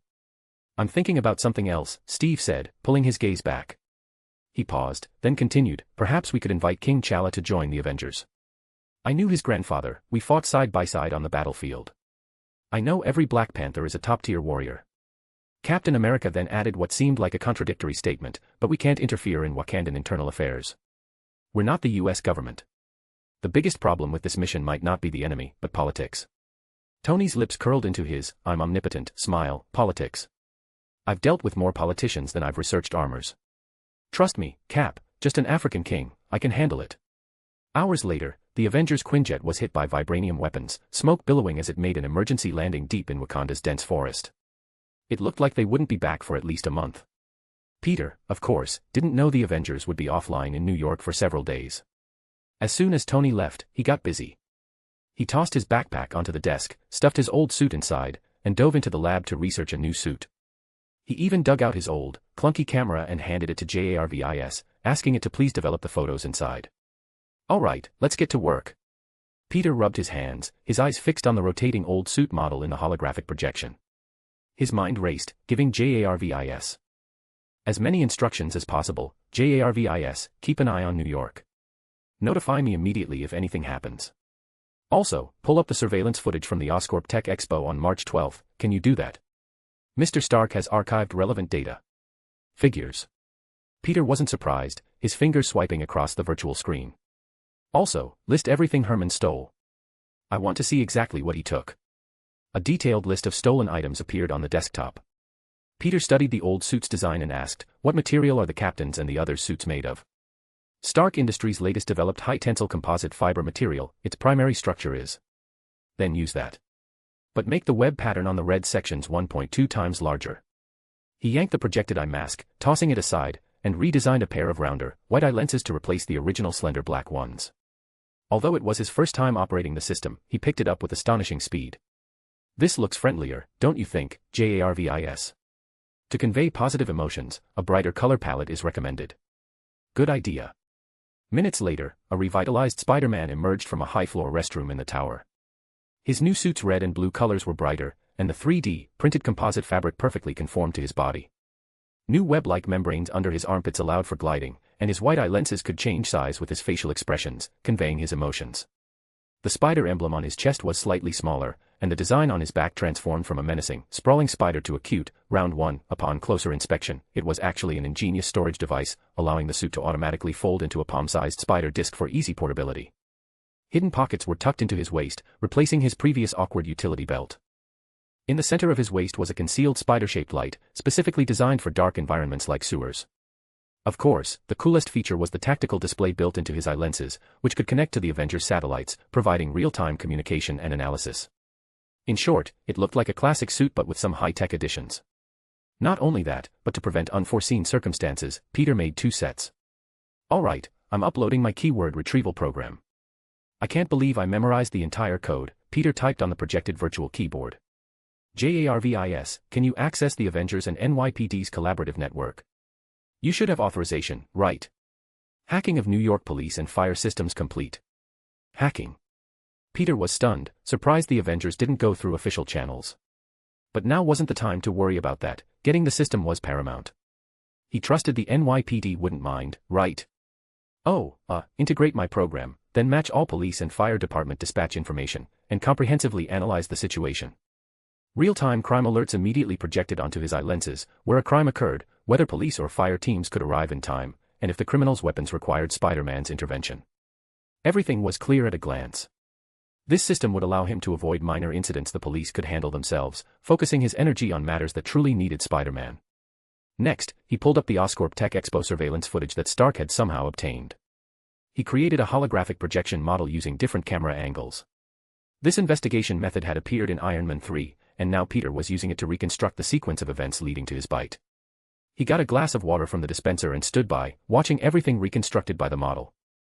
The holographic projection replayed the scene. He and Gwen walked through the exhibits, chatting and laughing.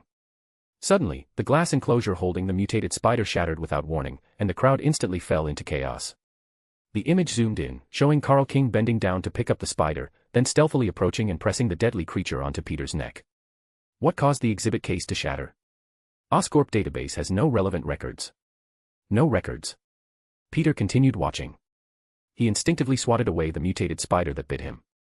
In a corner of the surveillance footage, a blurry figure suddenly crouched down, but the footage seemed to have been artificially altered, and Peter couldn't make out the person's face. Can you pull up information on that person, the one who crouched down? Data is encrypted. Warning, this segment has been externally tampered with. Someone modified the information. SHIELD or Hydra? Might even be the same group of people. Realizing there was no immediate answer, Peter temporarily put this aside and turned to the list of high-tech products Herman had stolen: an exoskeleton spinal neural connector, extreme environment survival gear, a light particle projector. He pulled up the holographic projection of the light particle projector from the list. A fish tank. Light particle projection device, developed by Horizon Labs. Its function is to manipulate light particle reflection to generate virtual images. They stole all prototypes.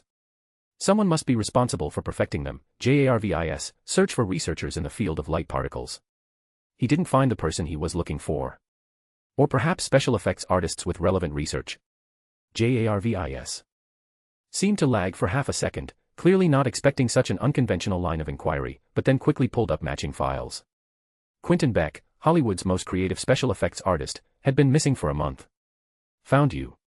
Mysterio. Chapter 32, The Chameleon's Performance. So, the next guy I have to face is Mysterio. How exciting. His brand new suit flapped in the New York night wind as Spider-Man's silhouette swept past the neon-lit skyscrapers. Peter felt absolutely no enthusiasm for this upcoming enemy, especially after recalling Quentin Beck's hypocritical face from Spider-Man, Far From Home.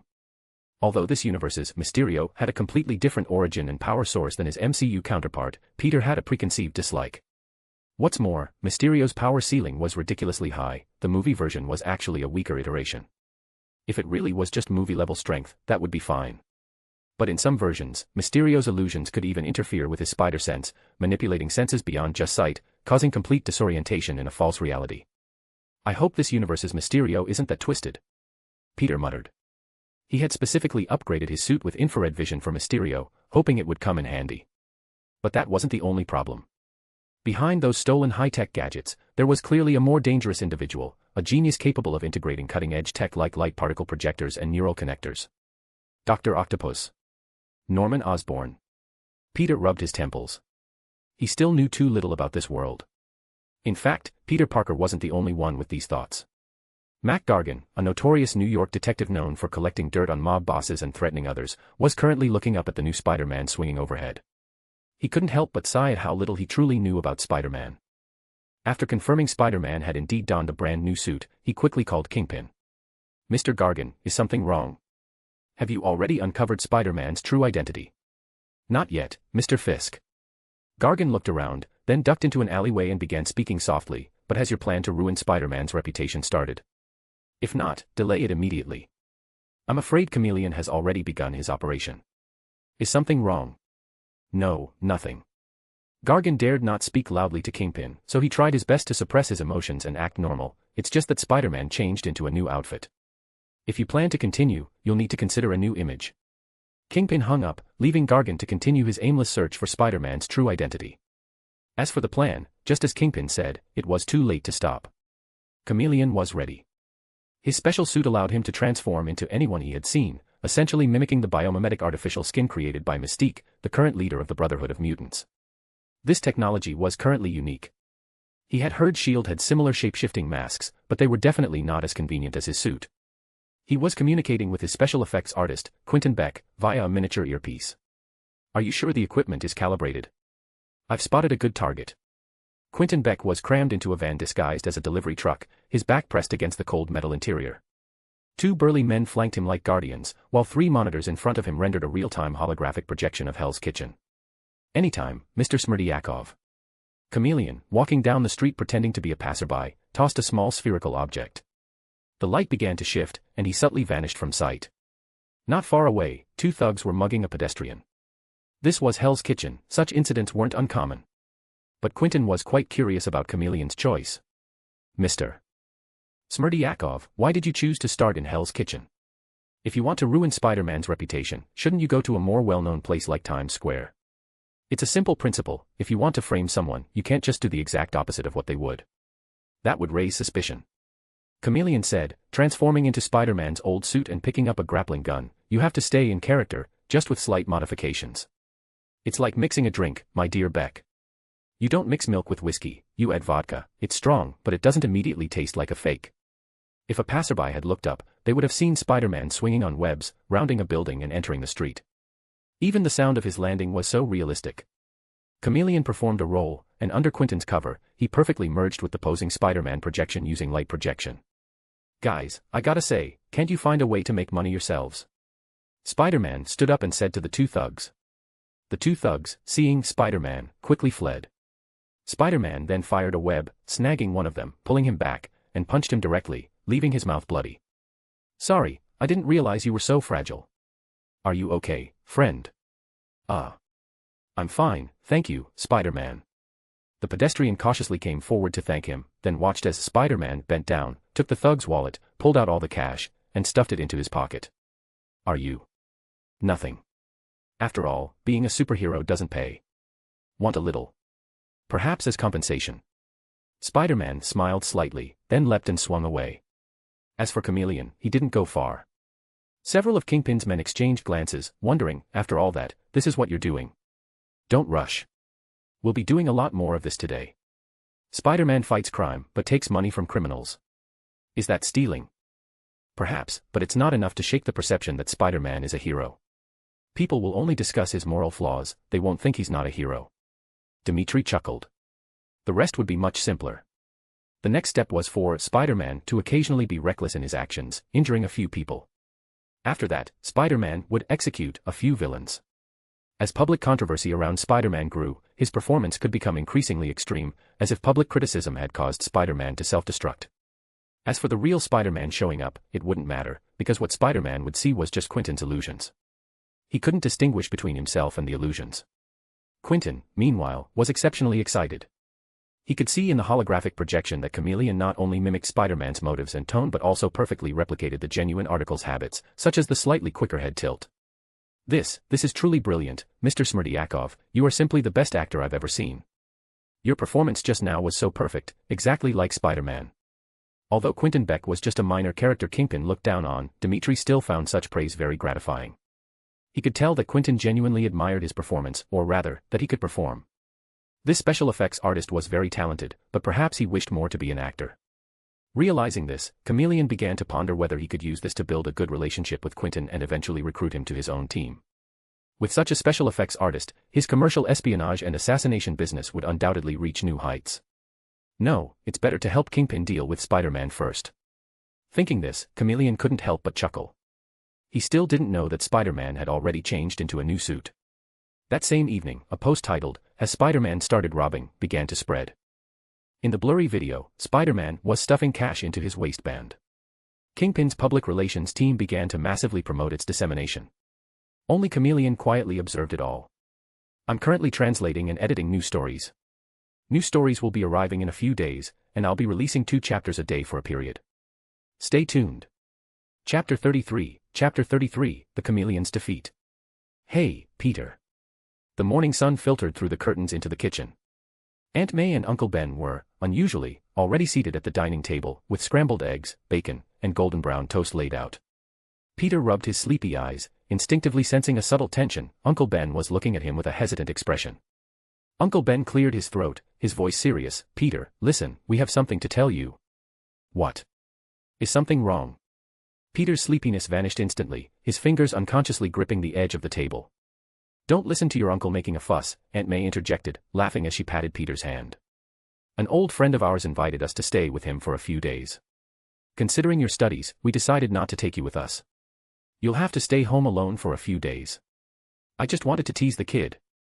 Uncle Ben burst out laughing, ruffling Peter's hair vigorously. "A 15-year-old boy, it's about time you learned to change a light bulb, right? Of course, I can take care of myself." Peter grinned, his gaze sweeping over the bountiful breakfast. "So, can we eat now?" Laughter immediately filled the dining table. After breakfast, Aunt May hugged Peter tightly. Uncle Ben, feigning seriousness, lowered his voice. "Sorry I can't take you to school for homecoming. Wonder which girl you'll ask to dance." "You'll find out next year," Peter winked. "Be careful," Uncle Ben's thumb pressed on his shoulder, a warning holding a secret code only they understood. Watching the car drive off down the street, Peter immediately rushed back to his room, pulled out the spider disc from under his bed, activated it, put on his new suit, then slipped out of the second-story window, climbed onto the rooftop, and, with his backpack on, swung his way towards school. Strange day, maybe several days. No Avengers, no Uncle Ben and Aunt May.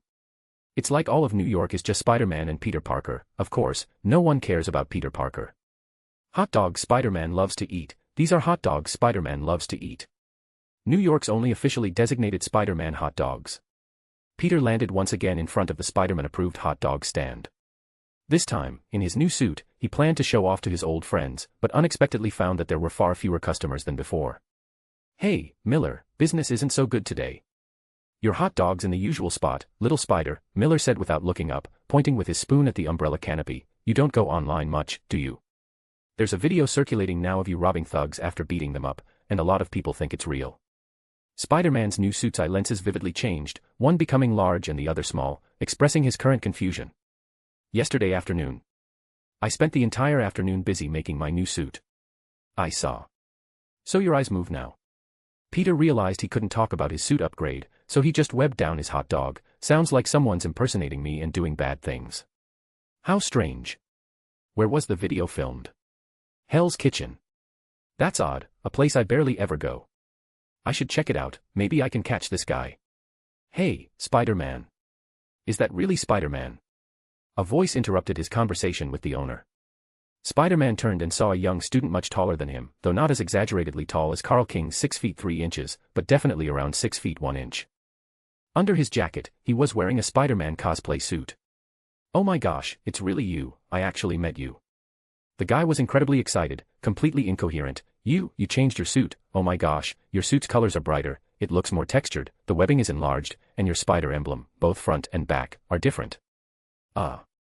Seeing this fan he'd never met before be more observant than many of his old friends, Spider-Man felt for the first time that talking too much wasn't a good thing.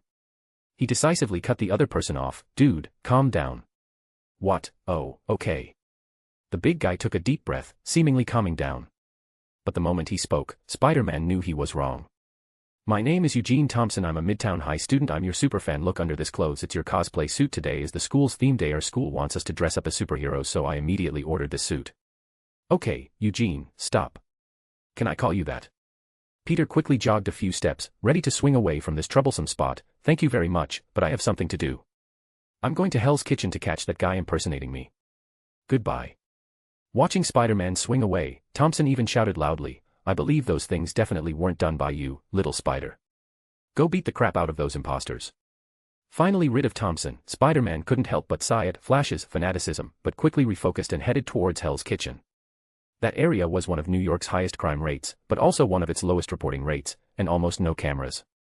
His new system, designed yesterday, was ironically least useful here. But sometimes, you don't need a sophisticated method to find the guy you're looking for. After all, someone swinging high above Manhattan is obvious from the same altitude. Another spider, or Mysterio. Spider-Man landed on a wall, watching the impersonator wearing his old suit descend into the street and start beating people up. He activated the infrared function on his tactical visor and found only one heat signature at the scene.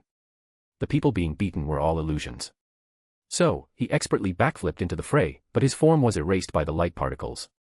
Light particle manipulation technology. The light reflected off me is completely replaced by the pre-rendered scene, meaning I'm invisible to him. The chameleon, who was currently performing, heard a sound but saw nothing. He could only ask his backup, "What's happening?" "What's happening is, you didn't pay me royalties." From a place where the chameleon couldn't see him, he was punched in the chest and sent flying. Because he left the preset scene, he himself was obscured by the light particles.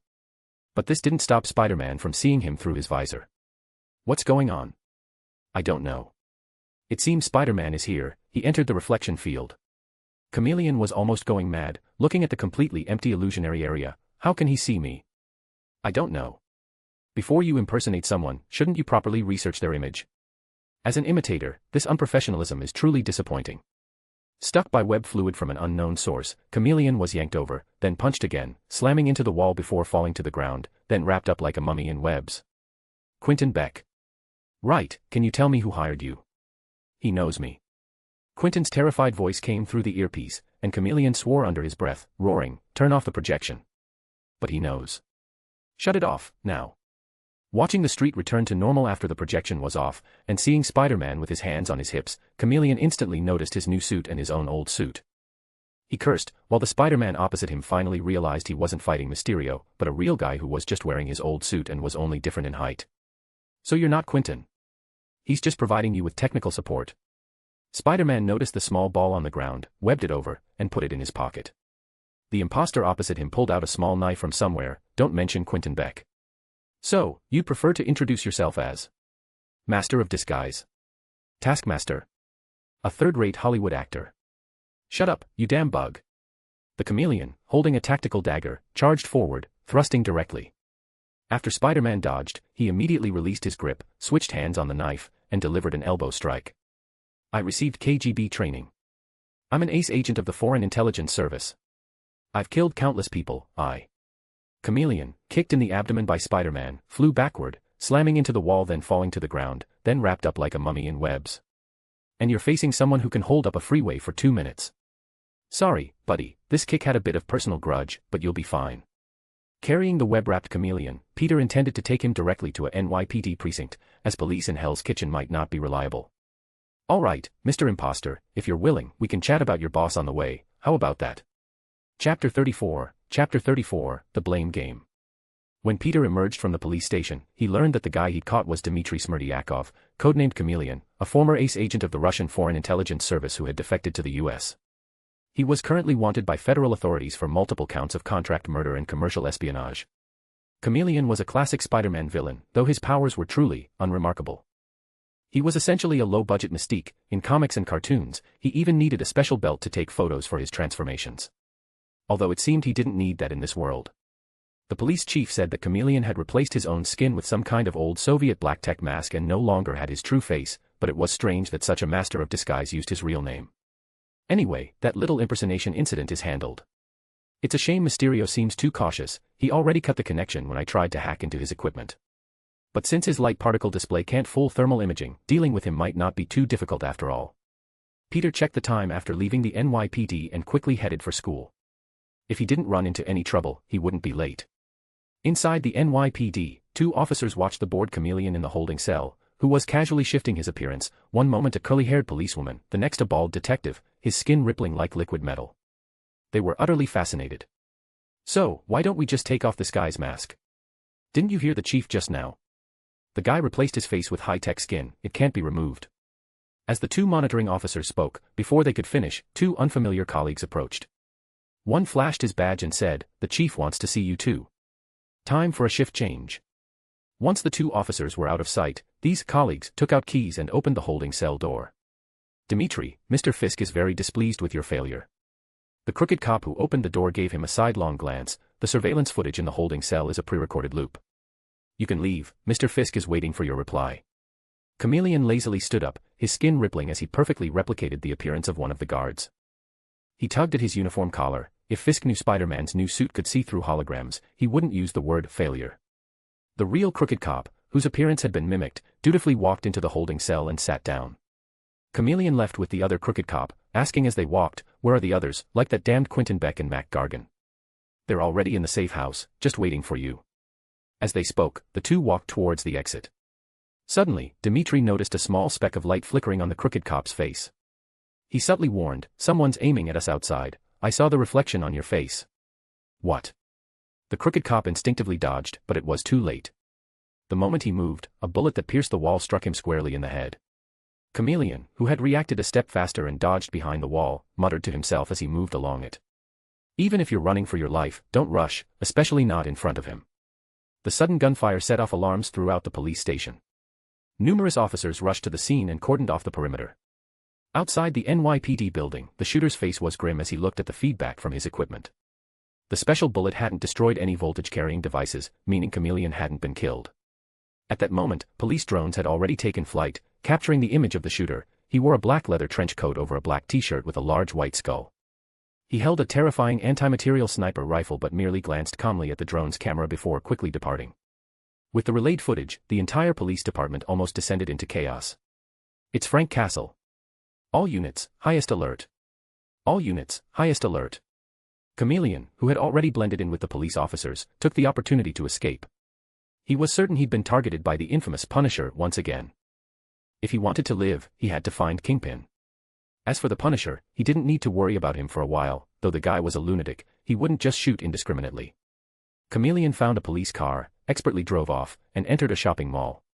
A few minutes later, a completely different person emerged. He subtly looked around, then headed towards Kingpin's properties in Hell's Kitchen. Hours later, Chameleon, finally back at his hideout, completely dropped his disguise, revealing a white mask with only vague features attached to his face. As soon as he returned, he immediately launched into a furious tirade, scolding the incompetent private investigator. "What kind of investigation did you do?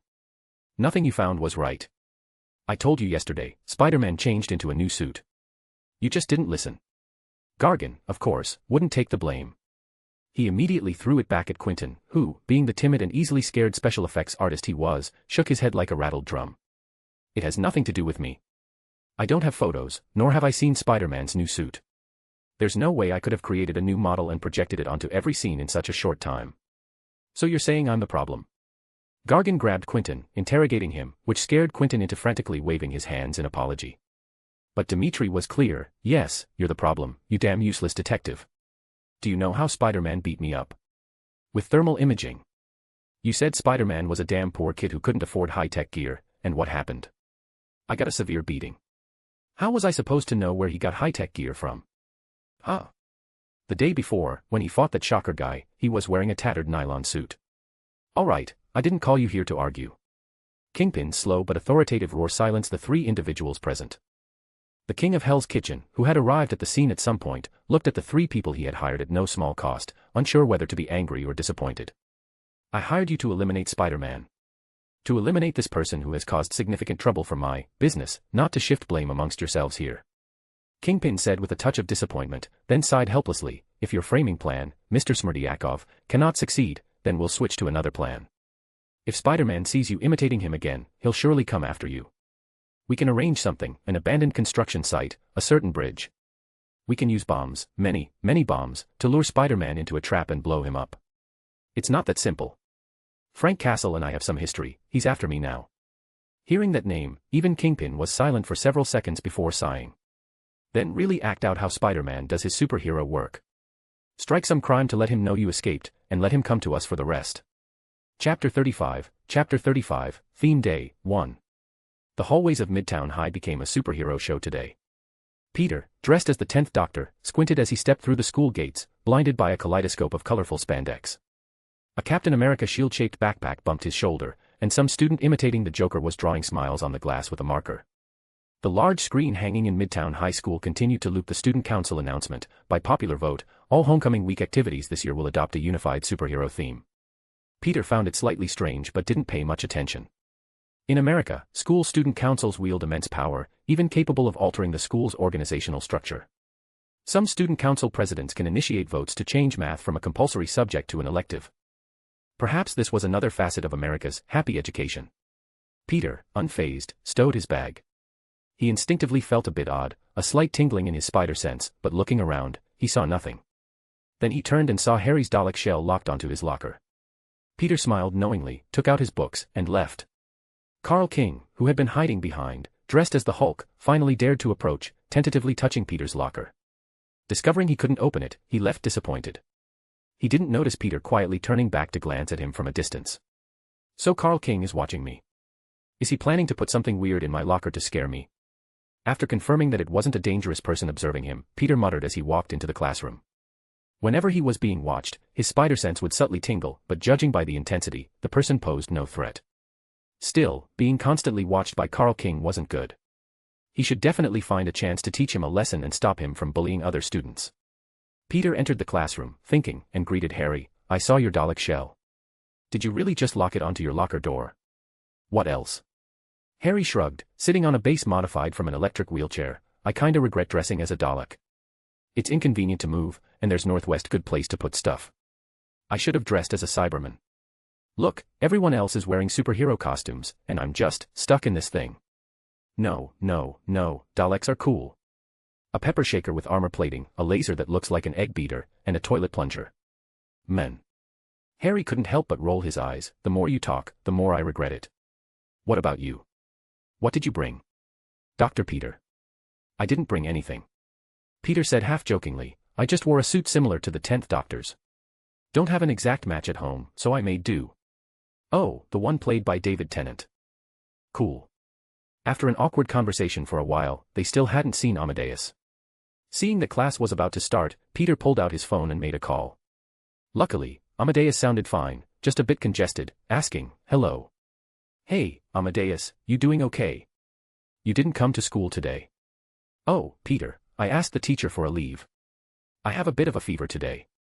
Amadeus's voice was a bit muffled. He seemed to have a pretty bad cold. Peter hung up, a little worried, and Harry also asked, "Is he all right?" "Just a bit of a fever, should be fine." Peter then looked at Harry. "Do you know where Amadeus lives? Maybe we can go see him after school." "I don't know. I only know he's boarding with some local family. He's never said where he lives. I don't even know where you live. In fact, only you guys know where I live," Peter said, feigning unhappiness, looking at Harry. Harry immediately stammered, mumbled for a long time, then sighed, "My dad and I don't get along very well. He's really harsh on all my friends, always has been. So, I'm sorry." "No need to apologize." Feeling a bit more certain that Harry was indeed Harry Osborn, Peter comforted his friend slightly, watching Harry look at Spider-Man videos again. "I wanted to ask last time, why are you always watching Spider-Man whenever you have free time?" "Nothing, just homework, I guess that's how you could see it." As time passed, the scene in the classroom grew even more absurd. A girl in a Black Widow costume was collecting homework. And their math teacher, the middle-aged man who always wore plaid shirts, now walked in with a Rubbermaid elongated face. "Good morning, class, I'm Mr. Fantastic, and today I'll be teaching you precalculus." "Davos, teacher," Harry said in a resigned tone, beginning another boring, or rather, peaceful, day. With the Avengers gone from New York, the entire city seemed to quiet down. After class, Peter walked along, checking his phone. Even today, there were no special cases requiring Spider-Man's intervention.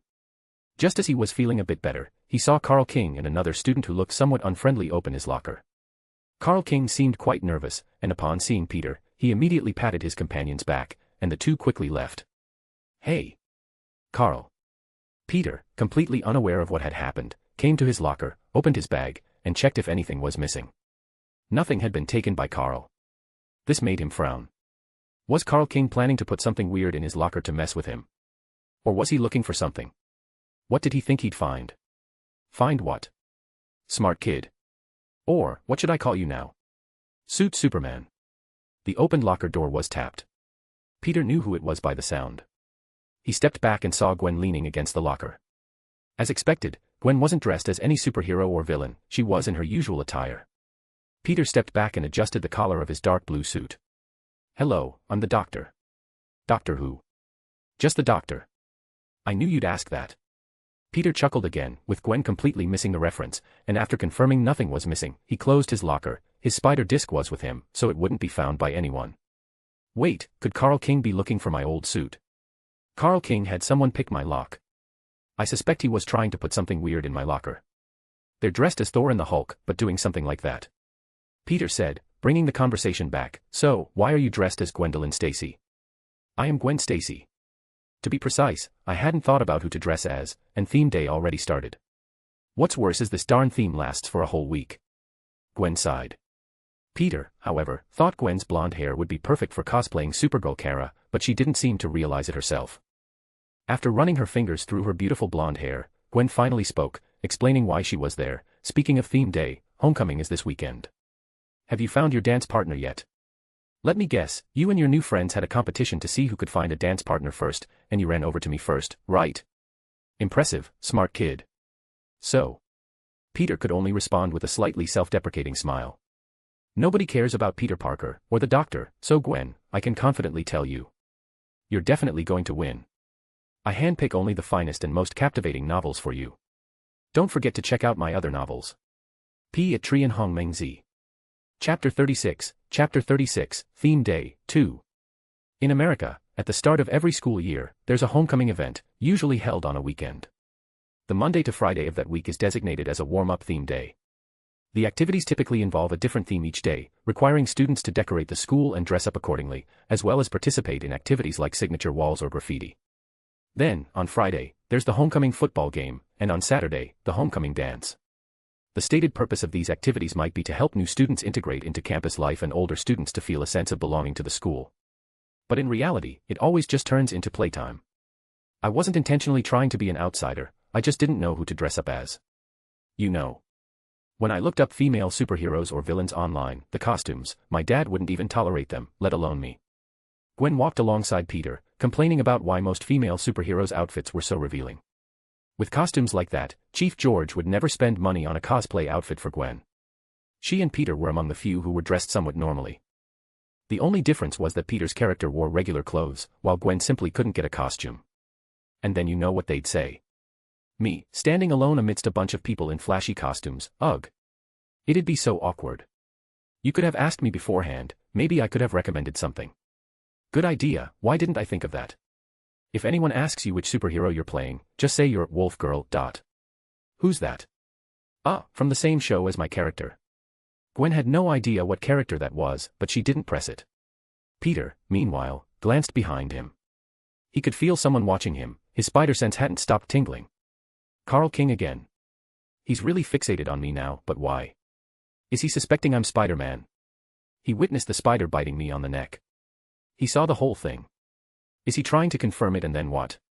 Connect with some villain organization? Peter. Ah. Oh, sorry, I was still thinking about Carl King. Although not entirely accurate, Peter still apologized and then asked Gwen, what were you saying? I was saying, do you want to come with me to pick out an outfit after school?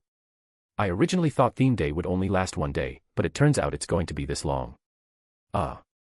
Seeing Peter's hesitation, Gwen raised an eyebrow. What, do you have somewhere else to go? Hard to say, depends on the news. He was still planning to use the Avengers Tower's computer and JARVIS to analyze Carl King's recent behavior. If he really suspected Peter was Spider-Man, Peter would have to find a way to counter him. Are you hiding something from me? You've been so mysterious since high school, we barely walk to and from school together anymore. Gwen looked at Peter, who was zoning out again, and couldn't help but ask. Peter quickly waved his hand. No, absolutely not, don't worry. If I had something going on, I'd definitely tell you. Then it's settled, you're coming with me to buy clothes today. All right. Peter, having somewhat appeased Gwen, continued observing the campus with her. Due to the broadness of the superhero theme and the diversity of costumes, the entire school was actually filled with a strangely joyful atmosphere.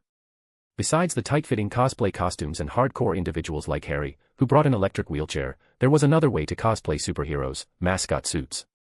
And it was one thing for someone to wear a Sonic mascot suit, but why were there Pikachus? Can that really be considered a superhero? Of course, there were some familiar faces around, like Jessica, the senior. Her costume was a perfectly standard Sherlock Holmes, deerstalker hat, double-breasted coat, shoulder cape, a textbook Sherlock Holmes at a glance. Hey, Peter. Oh, hey, Doctor.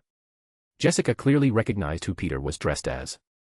Conversely, facing such an easily recognizable costume, Peter couldn't help but ask, are you sure you're a superhero right now? You're just dressed as Sherlock Holmes. Hey, Parker. Of course Sherlock Holmes counts as a superhero, why wouldn't he? After complaining, Jessica finally noticed Gwen and happily said, Hi, I'm Jessica, president of the detective club. Peter is a member of our club. Hey, I'm Gwen. We're friends. While making their brief introductions, Peter again felt Carl King's gaze. He decided to switch strategies now and not give Carl King any feedback. He'd let him continue thinking his stealth was perfect. Peter wanted to see what Carl King was really up to. But Carl King was already starting to doubt the correctness of his answer. Peter Parker had nothing strange about him, his locker didn't even have a Spider-Man costume, and Parker hadn't noticed him. Torn, Carl King began to wonder how to resolve these issues. He was planning to follow Peter after school today to see if he was the supposed Spider-Man, but he unexpectedly found a video on his phone. It was a recording of Spider-Man helping ordinary people and beating up thugs. That wasn't important. What was important was that it had just been posted, and Spider-Man was wearing his new suit. Both his movements and every other angle looked perfect. All of this left Carl King utterly confused. Could Peter Parker really not be Spider-Man? Had he really been wrong? Had that spider not given Peter Parker powers after all?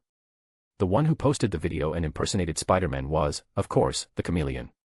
With Quentin Beck's help, he completed another excellent performance, and this time, he was fully dressed as a superhero. To prevent the Punisher from suddenly appearing and killing everyone, this performance was actually handled entirely by Quentin, using projections to transform a warehouse into a street and then cordon it off. He planned to lure Spider-Man to that specific building, and there, it would be Spider-Man's end. The thought of the humiliation Spider-Man had inflicted on him made Chameleon take a deep breath. But Quentin Beck didn't think that way. He thought of Spider-Man, wondering why the other party knew his name, and more importantly, something else. Quentin knelt before the large fish tank, muttering to himself. Infrared vision, infrared, is infrared light also light? Chapter 37, Theme Day, 3. The air conditioning in the comic book store hummed, but it couldn't disperse the gazes fixed on Peter Parker. Those eyes were like sticky syrup, tinged with envy and sourness. After all, a lucky guy bringing a beautiful girl like Gwen to buy cosplay outfits was a rare sight in a store filled with otaku and potato chips. However, he wasn't looking at comics or chatting with others. Instead, he was waiting for Gwen to change, scrolling through his phone, checking the latest crime map of New York that Jarvis had fed him. The good news was that New York had indeed been quite peaceful recently, so peaceful that Spider-Man had no use for his powers. The bad news was that this was probably because someone else was doing his job for him. Many new videos of Spider-Man battling various thugs and villains had reappeared. They were entirely in his style, with similar moves. If Chameleon hadn't already been caught, he'd suspect Chameleon was behind it. Or rather, it was Chameleon, who had escaped or been released. After Herman ran free, he shouldn't have held any expectations for the NYPD security measures. They were about as reliable as Chief George's breakfast for Gwen, almost non-existent. Are you sure this looks okay on me? Peter looked up and saw Gwen emerge from the changing room. She was wearing a classic Supergirl comic suit. After a spin, she asked Peter uncertainly, who naturally responded with an encouraging smile. Of course, it suits you well. When I first got it, I was worried about the skirt length, but thankfully, this length should be fine even for my dad. If Uncle George is worried, you could always wear pants underneath. Gwen looked puzzled. Are you serious? Wearing long pants under a superhero costume? We're just attending a school-themed day, Gwen. It's not the San Diego Comic-Con. No one will care if it's not perfectly accurate. Besides, you've already seen superheroes like Sherlock Holmes and Pikachu mascot suits at school. All right, wait for me, I'll go change back. Once Gwen was back in the changing room, Peter continued scrolling through his phone. He had sent a request to Jarvis to investigate the fake Spider-Man appearing in the city. This time, the fake Spider-Man wasn't just a simple cosplay, it still featured complete web-swinging scenes and superhuman combat style. Even without Chameleon, the still unseen Mysterio was subtly pulling strings. However, Peter didn't yet understand why Mysterio hadn't revealed himself, choosing to remain in the background. Was his equipment still imperfect? Could he only rely on projectors for fixed scenes, unable to create illusions on the fly, and unable to fool thermal imaging, which is why he chose to hide? Peter frowned, unsure of the other party's intentions. Mysterio's little sphere was still with him, and he could analyze it thoroughly at Avengers Tower tonight. Do you have something else to do? Gwen, having bought her cosplay outfit, asked Peter, who was slightly surprised and replied, What? Well, you know, I told you, I haven't been able to catch you since high school. You wake up really early every day, and we don't go home together after school anymore. So I was thinking, maybe you're really busy, always out and about. Peter didn't know how to explain after hearing that. He shook his head, holding his phone, which showed no unexpected news. No, really, it's just club activities, evening runs, stuff like that. Really? Really? Nothing much. Want to walk home together? Gwen looked at Peter with some suspicion but said nothing more. All right then, let's go together. Peter let out a sigh of relief, gripping his phone, hoping nothing requiring Spider-Man would happen on the way home. Not everyone was in such a good mood, like Carl King. When Peter Parker caught him rummaging through his locker today, for some reason, he felt incredibly scared, as if he worried that in the next second, Peter Parker would transform into that freak in a Spider-Man costume and rush over to break his legs. The thought of Peter Parker possibly being Spider-Man terrified Carl. He thought about how he had bullied him and others since childhood, never feeling any problem with it, thanks to his excellent physique. But if he was bullying someone who could pull a car and smash people with it, Carl King felt afraid every time he thought of it. Besides that, every time he considered that the scrawny Peter could make him so anxious, Carl King felt even more furious. He was afraid of that little guy. Angry and scared, Carl returned home. There was no one else in the house besides his mother. Mrs. King nervously asked her son. "Are you all right, Carl? You don't look very. If you can see it, don't babble. Is dinner ready?" Carl said impolitely, throwing his backpack onto the table, then turned on the TV to watch a live soccer game. Carl stared at the family photo on the fireplace. His father's hand, wrapped around his shoulder, wore a Rolex Submariner, now that watch was probably molding in prison with its owner. His father couldn't help him now, otherwise, the old man would probably hand him a gun and tell him in that whiskey-scented voice he remembered. "Hey, since you're scared, just follow him, shoot him dead, and you'll never have to be scared of a dead man." "I miss you, Dad," Carl murmured, grabbing a can of beer from the coffee table, opening it, and chugging it down. Then he thought of Peter Parker again, clenching the can flat with gritted teeth. "Oh my goodness, Carl, you're bleeding." Mrs. King came over with dinner and discovered Carl's hand had been cut by the can. She quickly found the alcohol and gauze in the house, but Carl King slapped her hand away, taking the gauze himself to disinfect his wound. "This little bit, who's it for?" There's more. After sending his mother away, Carl disinfected his hand. After finishing dinner, he went back to his room. His mind was constantly recalling the fibrous material he found in the chemistry lab, and the similar web fluid he found the day of the shocker fight. He had originally intended to check if they were the same thing the next day, but by then, the material had completely disappeared. Damn Peter Parker. Lying on his bed, Carl King opened his phone and searched for Spider-Man. Some clips of Spider-Man's heroic acts had clearly occurred while Peter Parker was still at school, but he didn't know why, he just felt something was off. He took out the brightly colored spider from his backpack, that Oscorp industry spider. He had held this very spider and placed it on Parker's neck. It was his masterpiece, specifically designed to pay Parker back for 3 years of defiance in middle school. It was precisely for this reason that he had preserved this spider as a specimen, to scare others. Even if Parker really became Spider-Man because of this spider, it's meaningless now, the flesh has been hollowed out, it's just an empty shell. Carl King was about to put the spider down when a daring idea sparked in his mind. What if he ate this thing? It was preserved in alcohol, not formaldehyde, and it had been several months. Even if he ate it, he wouldn't die. At worst, he'd feel sick for a few days. If this shell really still worked. Carl King hesitated, placed the spider on the table, and then lay on his bed. He closed his eyes, and unconsciously, the scene of Spider-Man fighting Shocker flashed before him, where he smashed an entire giant billboard onto Shocker. Carl King immediately sat up in fright, looking at the spider specimen on the table.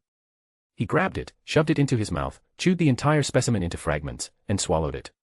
He didn't know why he did it, but perhaps after gaining some sense of security, Carl King finally fell asleep. Chapter 38, Tangled Web. Alright, tomorrow I have to go to school with Gwen. If nothing happens on the way, great. But if it does, I'll have to leave halfway, and then it'll be even harder to hide my identity from her. It was past 10 at night when Peter slipped out of the house. Webs traced silvery arcs through the night sky of Queens, and he swung like a shadow towards Manhattan. Avengers Tower stood in the darkness, with only a few scattered windows faintly lit. Jarvis had already opened the door for him. Peter landed lightly, instinctively patting imaginary dust off his suit. "Good evening, Jarvis. How are the Avengers missions going?" After the Quinjet entered Wakandan airspace, all external communications were cut. The only data transmission record occurred within the Wakandan Royal Palace. That should be fine then. The Avengers entered the Wakandan Royal Palace, and communication was cut due to Wakanda's unique nature. After getting a rough idea of the situation, Peter stopped focusing on the Avengers and turned his attention to 2 other matters. First, whether the new impersonator was the escaped chameleon or just Mysterio, and second, why Carl King was following him and if he discovered anything. First, the easy one. Jarvis, help me compare Midtown High freshman Carl King's headshot to all known cameras in New York. I want to see exactly what he knows. Soon, JARVIS found the first piece of information Peter needed from various media cameras. On the night of Spider-Man's battle with Shocker, Carl King was present at the scene and even looked around the battlefield for a while after the fight ended. It seemed there was nothing else. Peter then had JARVIS compare the parts where he was caught on camera, using a 10-minute window for the same camera. And, naturally, all the footage was from Midtown High. It seemed like there was no problem. Peter's gaze sharpened, he caught the crucial segment. It was that night, after he went to the school lab to mix new web fluid, Carl King also entered. He might have found some web fluid that hadn't degraded yet, and coupled with Carl being the one who put that spider on his neck, he started to suspect Peter. But that wouldn't make him so paranoid, would it? Is he worried about my retaliation? Well, Carl, you'll just have to understand that I won't do anything to you. In the meantime, you'll just have to be scared. Peter, completely unaware of the villain, the thousands, brushed past Carl and began to have JARVIS retrieve information about the chameleon. And both JARVIS and the NYPD didn't disappoint. Chameleon had indeed escaped again. Some crooked cops, whose allegiance was unknown, released Chameleon. Chameleon then escaped, and some unusual events occurred along the way. The Punisher, Frank Castle, attempted to kill Chameleon, but he targeted the wrong person. Chameleon had already fled and was currently at large. The Punisher? Has he been hunting Chameleon for a long time? According to existing records, Frank Castle has undertaken over 5 operations against Dmitry Smerdyakov, all ending in failure. Can you find out why? No, alright. After briefly sorting through the current clues, Peter roughly deduced the situation. First, Chameleon was cooperating with Mysterio, and Mysterio's equipment was stolen by Shocker. To aid Shocker's theft, someone organized a large-scale bank robbery as a diversion. Now, Mysterio and Chameleon were working together, initially trying to tarnish Spider-Man's reputation. This indicated that there must be a mastermind behind these people, aiming to get rid of Spider-Man. Whether by direct elimination or defamation. As for the reason, Peter, in carefully considering all of Spider-Man's actions so far, came to only one conclusion: the opponent was the one acquiring a large batch of Chitauri parts in New York and converting them into weapons for sale, since Spider-Man had primarily been dealing with these smugglers carrying high-tech weapons. Who could it be? Kingpin? Hammerhead? Tombstone? There were quite a few gang leaders in New York. It was hard to say who exactly it was right away. But regardless, Chameleon's objective was clear: to eliminate Spider-Man. But Chameleon is being targeted by the Punisher. If he continues to blacken Spider-Man's name, the Punisher will realize he's a fake. Because of that, he has to imitate me and do what a superhero should do. That's quite ironic. And the appearance of Chameleon now was definitely a trap, though Peter couldn't determine the exact nature of the trap. For instance, a bunch of thugs, a bomb trap, or a supervillain skilled in combat hired by the mastermind. But if Peter went to the rendezvous, he would certainly step into the trap. Even if the trap might not affect him, why did he have to step into it? Wasn't the Punisher around? I need to talk to the Punisher. He'll definitely be closely monitoring those appearing as Spider-Man. I should be able to find him easily, if he doesn't open fire on me. He wouldn't be that violent, would he? Peter was sure that the Punisher, who had been hunting Chameleon for so long, would know a lot about him. However, he still needed to confirm whether Chameleon was truly beyond redemption, or if, like Herman, he wasn't inherently irredeemable. Alright, let me start with my conclusion: Spider-Man is likely a student. A high school or college student, with high school being more probable. As a detective, Mac Gargan's character might be quite ordinary, but his professional conduct as a detective was certainly present. After summarizing his investigation results, he looked at his 2 temporary teammates and Kingpin. Kingpin had brought a Grand Eastern-style armchair and sat only halfway on it, smiling gently, motioning for Mac Gargan to continue. Okay, here's my summary of his appearance times. It's clear that Spider-Man's activity times differ between weekdays and holidays, and there's a significant distinction on weekdays. He rarely appears between 8 a.m. and 3 p.m. This time slot definitely isn't for work, it can only be for school. I cross-referenced the school schedules for the entire Manhattan area, and there are 7 schools whose schedules fit the requirements. Excellent, Mr. Gargan. Kingpin took the A4 paper with the names of the 7 schools printed on it from Mac Gargan, scanned it, and then handed it to the prowler standing beside him. If we're delayed in dealing with Spider-Man, this list might be very useful. For now, however, let's consider how to deal with Spider-Man directly. I've made arrangements: an entire building currently under construction, not under the Fisk Industries name. It's already rigged with enough explosives to kill any living creature, and even if it doesn't kill him, the collapsing rubble will be enough to bury Spider-Man. Now we just need to find the right moment. When Spider-Man is in action, we'll let him find us, and then we can lure him into our trap. Kingpin extended his palm, as if an invisible spider stood within it.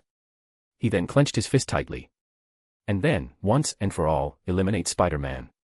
Chapter 39, Theme Day, 2. Another day of being Spider-Man. Well, today isn't a good day for being Spider-Man, because today Peter Parker needs to go to school with Gwen. It's a good chance to leave the chameleon hanging. He's probably waiting for Peter to go to him this morning. Instead, Peter won't go see him this morning, and then he'll go see the Punisher this afternoon, making the chameleon work for free for a day. Gwen didn't wear her Supergirl cosplay to school. Unlike Peter's suit, the 10th Doctor doesn't really have a uniform, just wears regular clothes, so Peter could just head out dressed like that. Gwen chose to put hers in her backpack and decide at school, even if it was Midtown High's theme day, Gwen wasn't keen on wearing a cosplay outfit to school.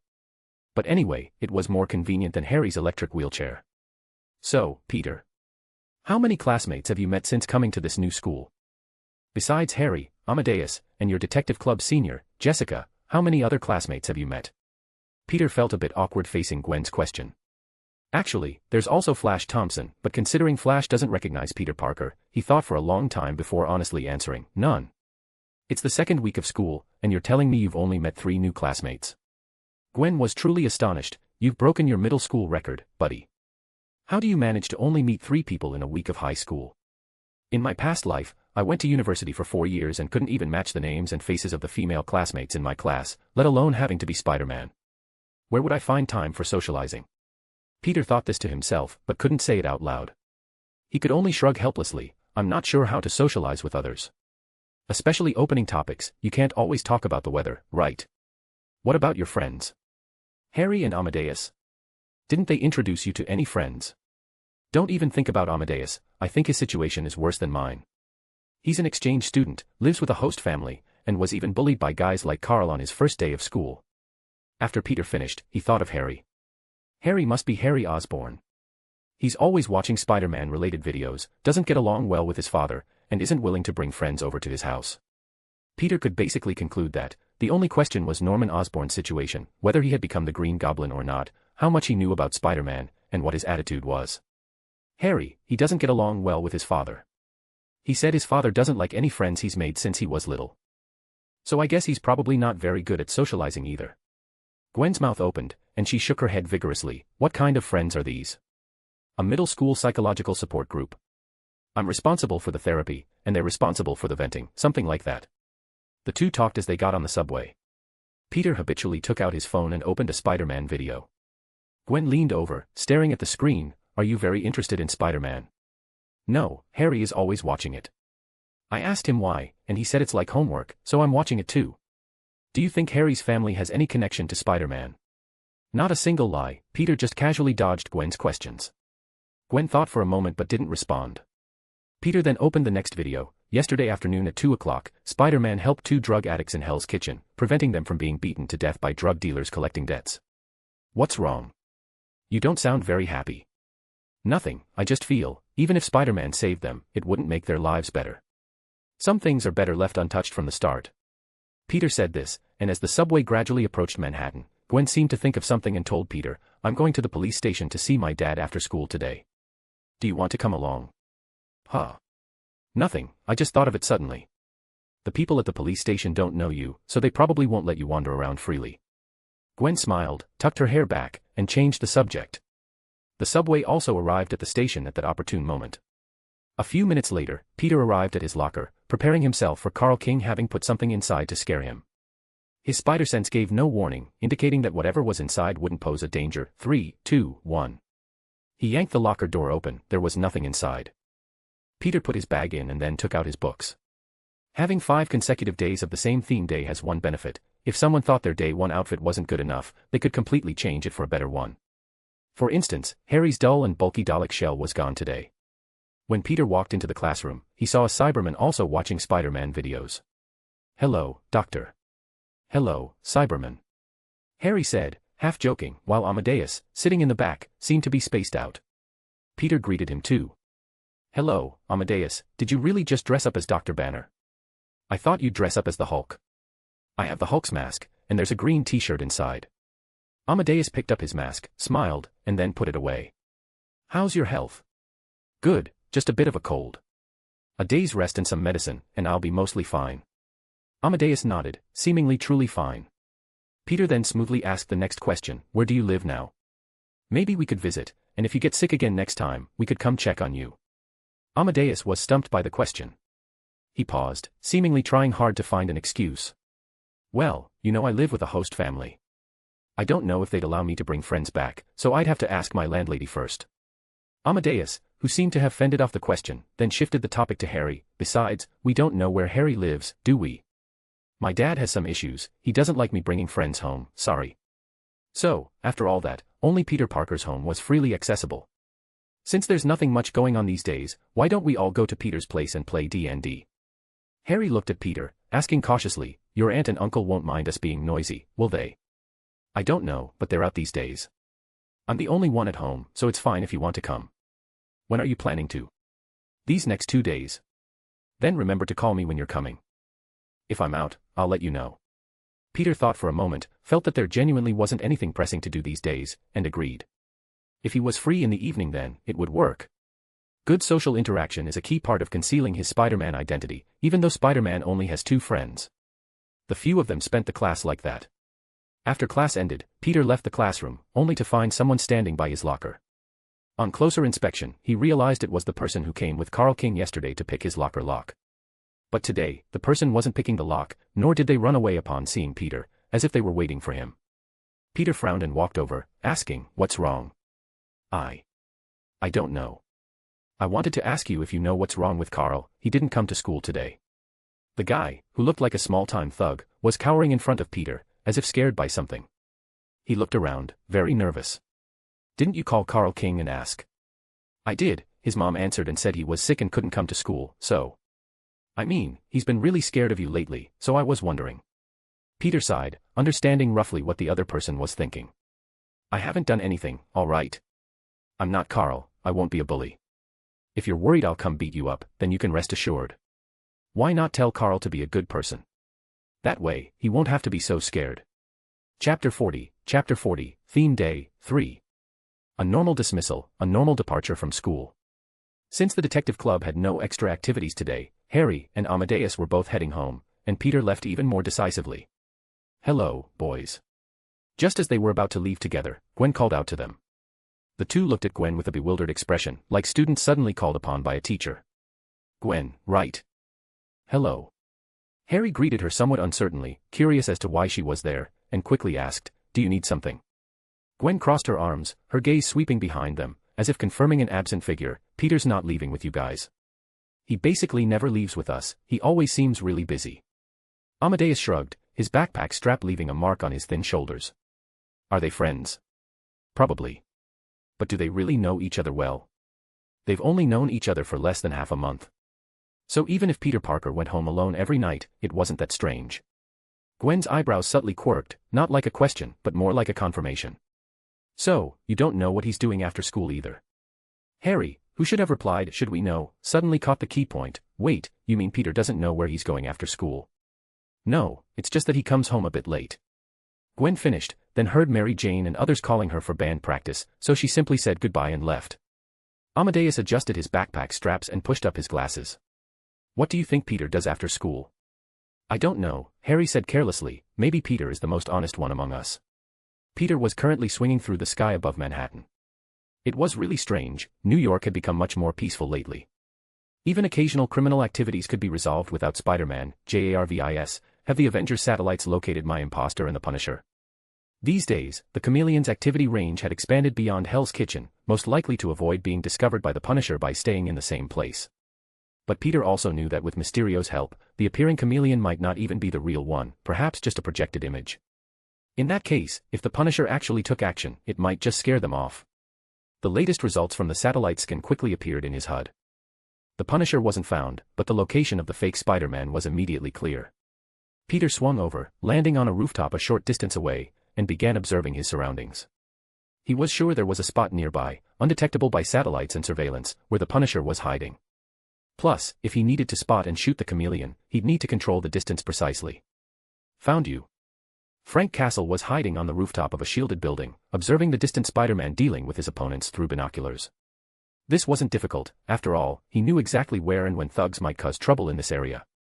He suddenly felt something was off, put down his binoculars, and drew his gun, but the pistol in his hand was almost instantly yanked away. Then, a target he should have been watching hung upside down, waving his hands repeatedly. Hey, hey, calm down, buddy, calm down. Realizing what was happening, the Punisher immediately raised the sniper rifle he had placed aside, but it too was snagged by Spider-Man.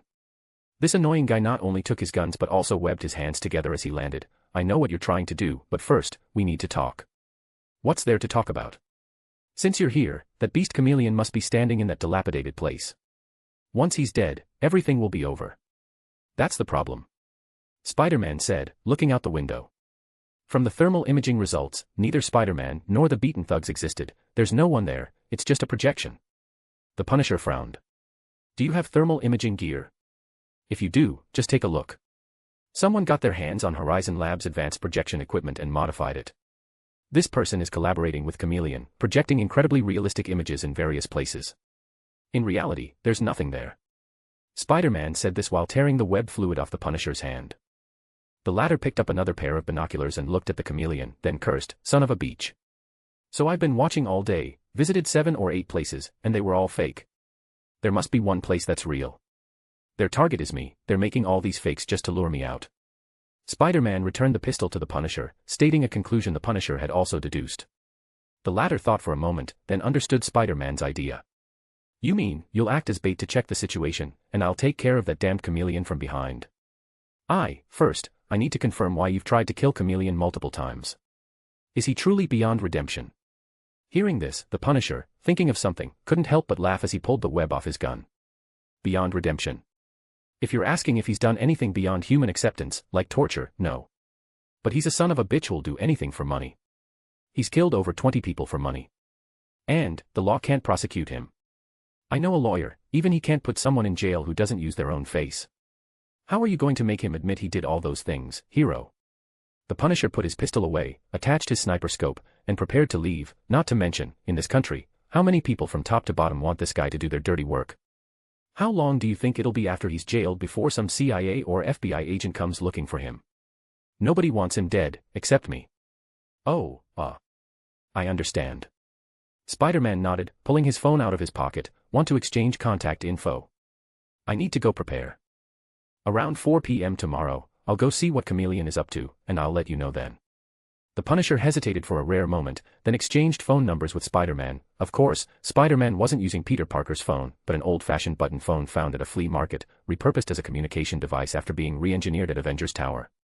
After his conversation with the Punisher, Spider-Man swung out the window and left the scene.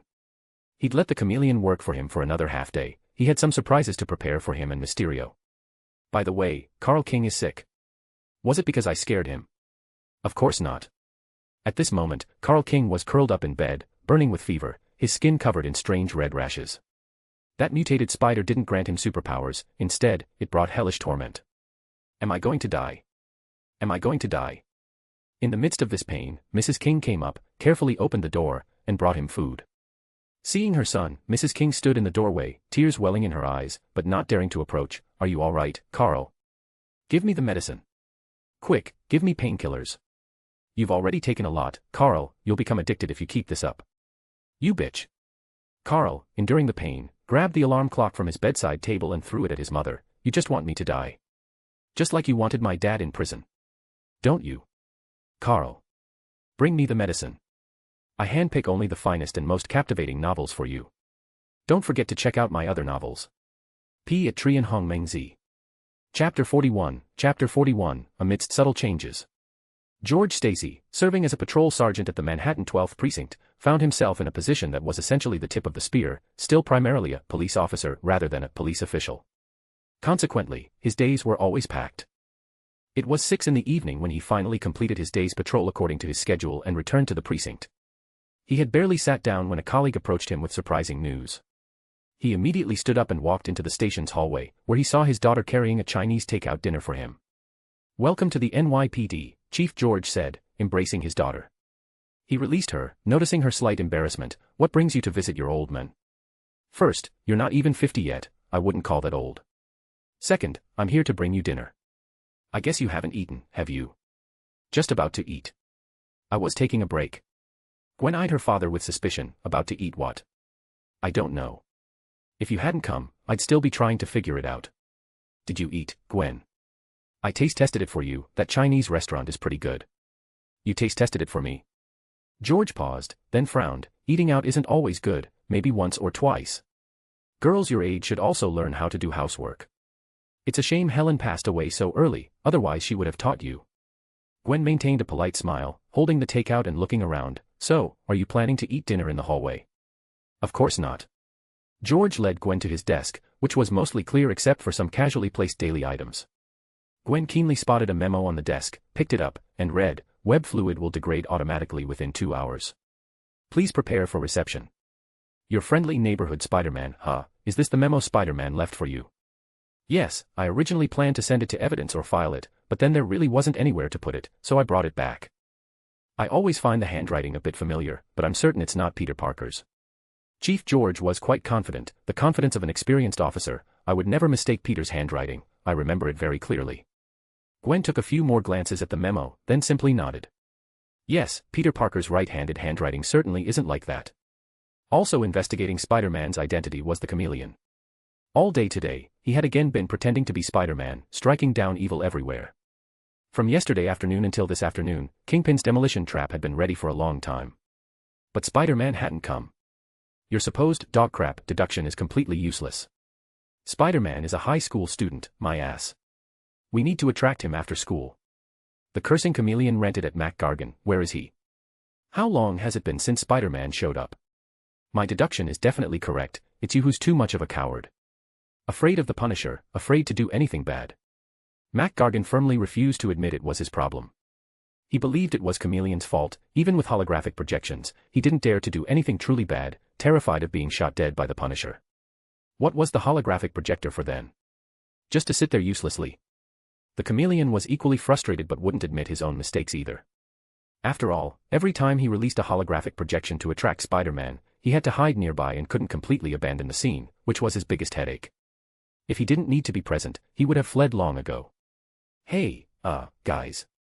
Quentin Beck arrived with a new projector. He reached out and handed it to the chameleon, latest tech. I've finally integrated the invisible light spectrum into the projector. Now, even with thermal imaging, you won't see any problems. Thermal imaging works by detecting infrared light, and infrared is naturally a form of light. It was just that before, Quentin had subconsciously overlooked this, so he hadn't programmed for it. Good. The chameleon took the small, spherical projector. By tomorrow, Spider-Man should finally leave this beautiful world. Provided, of course, that he actually comes. Don't worry, Mac Gargan sneered, I'll go with you to the ambush site. Then you'll know my deduction is absolutely correct. Even on the second day, Carl King's condition hadn't improved, in fact, it had worsened. His mother, Mrs. King, worried about her son's health, quietly opened his door once more and whispered. Carl, are you all right? Carl. Carl King couldn't utter a single word. Mrs. King cautiously walked over to Carl and found that her son's body was covered in large, swollen red patches. Worried and heartbroken, she reached out to touch him. Splat. Carl King's skin ruptured like a blister, and then countless spiders burst forth from beneath his epidermis, splattering onto Mrs. King. Mrs. King instinctively screamed, but the spiders didn't stop because of her terrified shriek. Instead, they completely covered her, baring their sharp fangs against her skin and biting down hard. As flesh and blood were torn apart, the eyes of countless spiders seemed to perceive something. They saw a mother toiling day and night, caring for her child's health, hoping he wouldn't become scum like his father. They saw how the woman worked 3 part-time jobs a day to feed her child, who, being a football player, had an enormous appetite. They saw this woman unable to sleep at night, getting up 4 or 5 times to check if her son needed any help, even if it was just to alleviate a little of his pain. Countless spiders coalesced, first forming the outline of Mrs. King, then transforming into the appearance of Carl King. They secreted a viscous fluid, creating a layer of mimetic skin that covered them. Self-righteous woman. Dad was right after all. Carl King looked at the skeleton on the floor, picked clean by the spiders, and almost vomited. But then he looked into the mirror, saw his new self, and smiled. It was a new day. He had been in bed for almost 2 days. Now, perhaps school had just ended. He nonchalantly walked out of the house and entered a comic book store he rarely frequented. A moment later, amidst a brief scream from within the comic book store, a monster cloaked in Spider-Man's skin stuffed itself into that disguise and casually walked out. So, Peter Parker really is Spider-Man, but where are you? Chapter 42, 3 spiders in the same frame. Carl King clumsily mimicked Spider-Man's movements, swinging between buildings with his webs. His actions were awkward yet powerful, and with each leap, he could feel the wind rush through the cheap cosplay suit, the chilling sensation seeping into his skin through the seams. The transformation brought by his consumption fascinated him, his mother's flesh, the terrified screams of those geeks in the comic book store, all transformed into power flowing through his veins. He could feel his muscles restructuring, his bones stretching, and even the ability to spontaneously decompose into a swarm of spiders or distort into any face he had digested. And at this moment, the only thing on his mind was the hateful face of Peter Parker. That scrawny Peter, ever since he was bitten by a spider, had gotten carried away, daring to defy him, even making him anxious. "You think a spider bite lets you defy me?" Carl sneered, gripping the web tightly, the cheap costume flapping in the wind. Dad was right, survival of the fittest was the truth, those small guys were born to be stepped on by the strong. "It's time you knew who the boss is, Parker." So this clumsy Spider-Man began to wander. He suddenly turned in midair, his scarlet lenses reflecting another swinging figure in the distance. "Ha, what a conspicuous target. Found you, Parker." "We found Spider-Man." In a discreet van nearby, Quentin Beck spotted Spider-Man rushing back, but something seemed off. "This Spider-Man looks different, his suit has switched back to the old version." Feeling uneasy, Quentin was puzzled, but the chameleon only asked one question. "Is Spider-Man swinging through the air or running on the ground?" "Swinging in the air." "That's him then, he just changed suits back," the chameleon said dismissively, "probably to differentiate between me and him. Since we're wearing his current new suit and impersonating him, he needs to create some distinction. But it doesn't matter, soon Spider-Man will plunge into the abyss of death. Set up the projector, Beck, we're ready to go."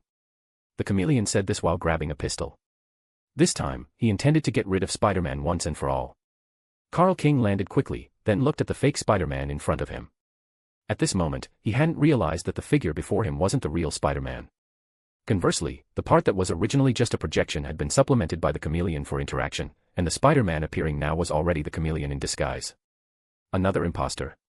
Spider-Man looked at Carl King, exclaiming, then made a gesture of helplessly covering his face. "Oh my god, I mean, hey, buddy, aren't there any other games to play? You know I'm the real Spider-Man." You're nothing but a complete bastard." Carl King clenched his fists and charged at the chameleon.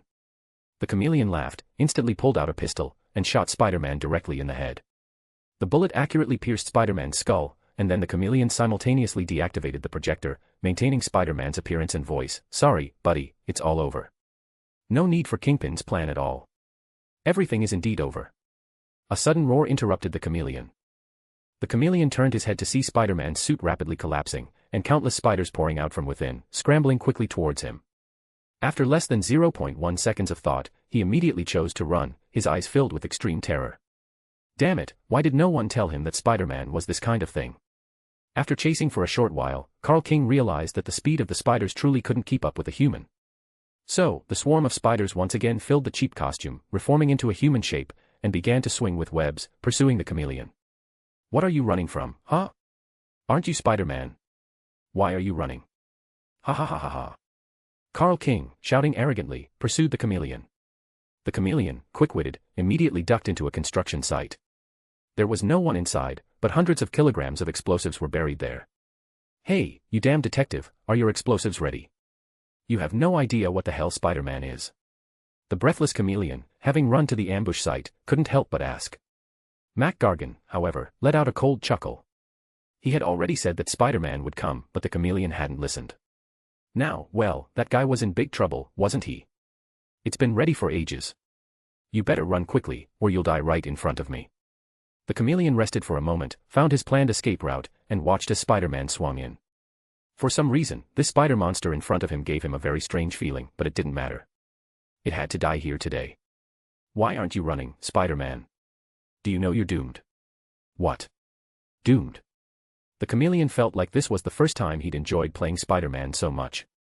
He leaped backward, deploying his wingsuit for gliding. "That's for you, baby." A violent explosion instantly engulfed the entire building. First, the gas pipes in the basement ignited with blue flames, then the support beams fractured in a domino effect. Each floor rapidly exploded, burned, and then collapsed, sending up massive clouds of smoke that swallowed Carl's laughter and obscured almost half the sky. 30 stories of concrete and thousands of tons of steel crashed down, slamming onto Spider-Man and burying it completely. Having accomplished all this, the chameleon, gliding through the sky, couldn't help but laugh loudly. "I succeeded. I succeeded." A specially made bullet, accompanied by the sound of a gunshot, struck the chameleon in the sky. The unlucky fellow plummeted to the ground, slamming hard next to the ruins. Only then did the real Spider-Man belatedly land beside the Punisher. Peter had seen the rising smoke from a distance, not understanding how things had gotten to this point without him being there. What happened? How did it get like this already? If he hadn't received a call beforehand, the Punisher would have thought that large group of spiders was actually Spider-Man. He gave the latter a brief, indifferent glance. You should go down and see for yourself. Another freak has appeared, imitating you, and this time, it's a whole swarm of spiders. Completely unable to understand what the Punisher was talking about, Spider-Man once again used the expressive movable eyes on his new mask to show a vivid, "What the hell are you talking about?" expression. Meanwhile, on top of the ruins, the chameleon, still disguised as Spider-Man, struggled to get up. The shot had luckily gone awry, and his battle suit provided some protection. He had actually survived. He couldn't help but cough up blood, staggering as he tried to leave. Damn it, I have to find a safe house before Frank Castle finds me. He heard a rustling sound. The chameleon turned to look and saw a large swarm of spiders crawling out of the building's ruins, slowly coalescing into a human form. Chapter 43, The Swarm Lives On. Damn it. The chameleon's curses were drowned out by the rustling surge. Countless spiders crawled out from the cracks in the rubble, their segmented legs scraping the ground like a malicious drizzle. He stumbled backward, dragging the leg pierced by shrapnel, gun muzzle spitting fire in short arcs through the darkness. Each bullet blasted a spider into sticky green goo, but more dark shapes climbed onto his ankles. MacDonald. Quinton. Damn it, the Mick's dead. Screw this. The chameleon fired as much as he could, but it was useless. Countless spiders had already climbed onto the chameleon's body, still in its Spider-Man disguise. They opened their mouths, attempting to bite, but found that the mimetic armor the chameleon wore was incredibly tough, merely emitting the friction of polymers tearing under the spider's gnawing. But these creatures soon discovered the bullet hole ripped through the armor by an armor-piercing round. They swarmed in, eager to enter. The first spiders that burrowed in opened their mandibles and began to bite savagely, and the tearing of flesh made the chameleon scream in agony. Don't be so eager. The Punisher's arm blocked Spider-Man's chest like an iron gate. He stared at the figure engulfed by the spider swarm below, his knuckles rubbing against the trigger. Chameleon's going to die anyway. What's the difference between being shot dead or being bitten to death by spiders? Just so you know, I can't control spiders. Peter shrugged off his obstruction, his web already adhering to the rooftop edge. The Punisher, watching from the rooftop, simply shook his head, pulled a bottle of pills from his pocket, took one, and then, weapon in hand, headed downstairs. Swinging into the ruins, Spider-Man immediately shot a web at the chameleon. A high-voltage current then passed from his web shooter to the chameleon. As the chameleon screamed in agony, blue-white electrical flashes erupted. The smell of charred protein mingled with the screams, and the spider swarm fell like popcorn. Perhaps it was his imagination, but the large group of spiders not hit by the current all turned and looked at Spider-Man. Peter was a bit confused. Hey, everyone. The spider swarm suddenly collapsed into a writhing black pyramid, followed by the slimy sound of tearing skin. Secretions oozed from their bodies, weaving into pale skin, and clothes made of webbing. Finally, faces emerged from this nightmarish substance, their mouths stretching to their ears. A villain Peter knew all too well appeared before him. Not everyone, it's me. Carl King laughed maniacally, taunting Spider-Man. Did you ever think this day would come, Peter Parker? Carl. So you thought that was me? So you killed him? Peter finally pieced everything together. Carl King had somehow gained this bizarre ability, then found the chameleon disguised as Spider-Man, intending to kill him. And the chameleon had detonated the bomb. Did this mean Carl was also impersonating Spider-Man? Two fake Spider-Men fighting, both believing the other was real. If the chameleon did it to help his boss get rid of Spider-Man, what was Carl King's motive? 2. Replace Spider-Man. I thought you were already disgusting, Carl, but I didn't expect you to reach this level. How about you tell me how you got your powers? That spider. I put that spider on your neck. I made you Spider-Man. Now, I ate it and took back what's mine. Carl King's fingertip suddenly split open, a finger bone shooting out like a casing, replaced by spurting web fluid, not synthetic fibers, but ropes woven by hundreds of tiny spiders. Peter dodged this disgusting attack.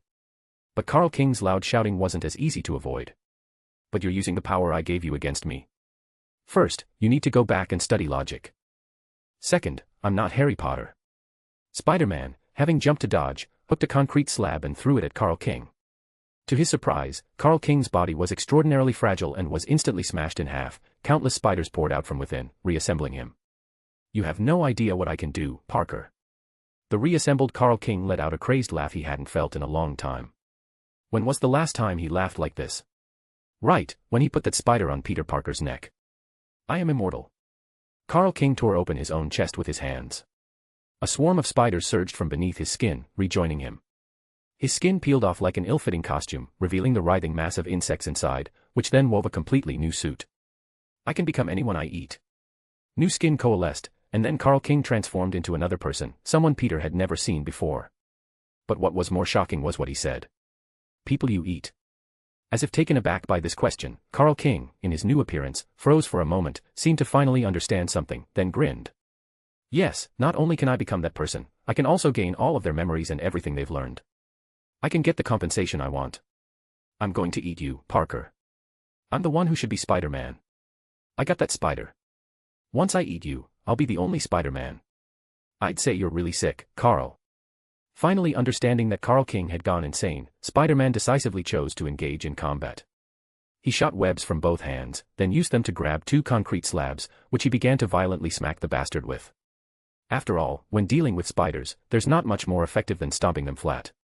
Peter Parker. Is that Spider-Man's real name? Noting this, the chameleon struggled to crawl across the ground. Luckily, he wasn't dead yet. As long as he could reach a safe place, he could find Spider-Man and get Kingpin's money. Taking advantage of Carl King and Spider-Man's fight, the chameleon endured the excruciating pain, slowly crawling out of the combat zone. He knew he had a sliver of hope, if only he could reach that place, if only he could reach that place. A pair of military boots appeared in front of him. He looked up and saw a pair of tired but deep eyes, filled with unextinguished rage, an unkempt stubble, and a striking white skull on a black t-shirt. That man had come. No, he had never left. The Punisher raised a submachine gun and fired continuously at the chameleon's legs, arms, and palms, making the chameleon howl again and again. Then he shot him in the heart, before emptying the rest of his bullets into his head. You got off easy, you bastard. Having finished, the Punisher looked at the battlefield. Spider-Man, who had been repeatedly smashing, caught his breath and lifted 2 large stones. Beneath them lay countless spider corpses. He paused for a moment, but soon, a large number of moving spiders emerged from the corpses. They instantly devoured the bodies of their comrades and then burst open, transforming into countless spiders. This time, these spiders did not form Carl King's likeness. Instead, they transformed into a giant fist composed of countless spiders, clenched together, and slammed towards Spider-Man.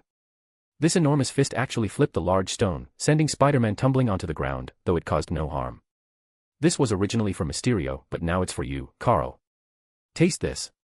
Webs instantly stuck to the giant fist, followed by a high-voltage current that fried countless spiders, leaving them charred outside and tender inside. Then, a well-timed grenade was thrown onto the disgusting large hand, and a powerful explosion instantly pulverized the monstrous limb. The Punisher pulled out 2 more incendiary grenades, igniting all the scattered spider swarm on the ground, then looked at Spider-Man. I don't quite understand what this monster is, but this way, he should be dead, right? Probably, if all the spiders are dead. Peter said, panting. But soon, both heard a strange sound, not from the burning spider swarm, but from the already dead chameleon's corpse. The corpse began to twist eerily. Spider-Man was the first to realize what was happening and tried to pull the corpse directly with his web, but the mimetic battle suit, having been shot repeatedly, was already very fragile. Peter didn't pull it over, instead, he tore it apart. Inside were the bones of the chameleon, his flesh already consumed, and a large swarm of spiders. They moved in unison, scrambling towards the nearest sewer opening. Even though the Punisher quickly threw a grenade, a small group of spiders still managed to slip into the sewer.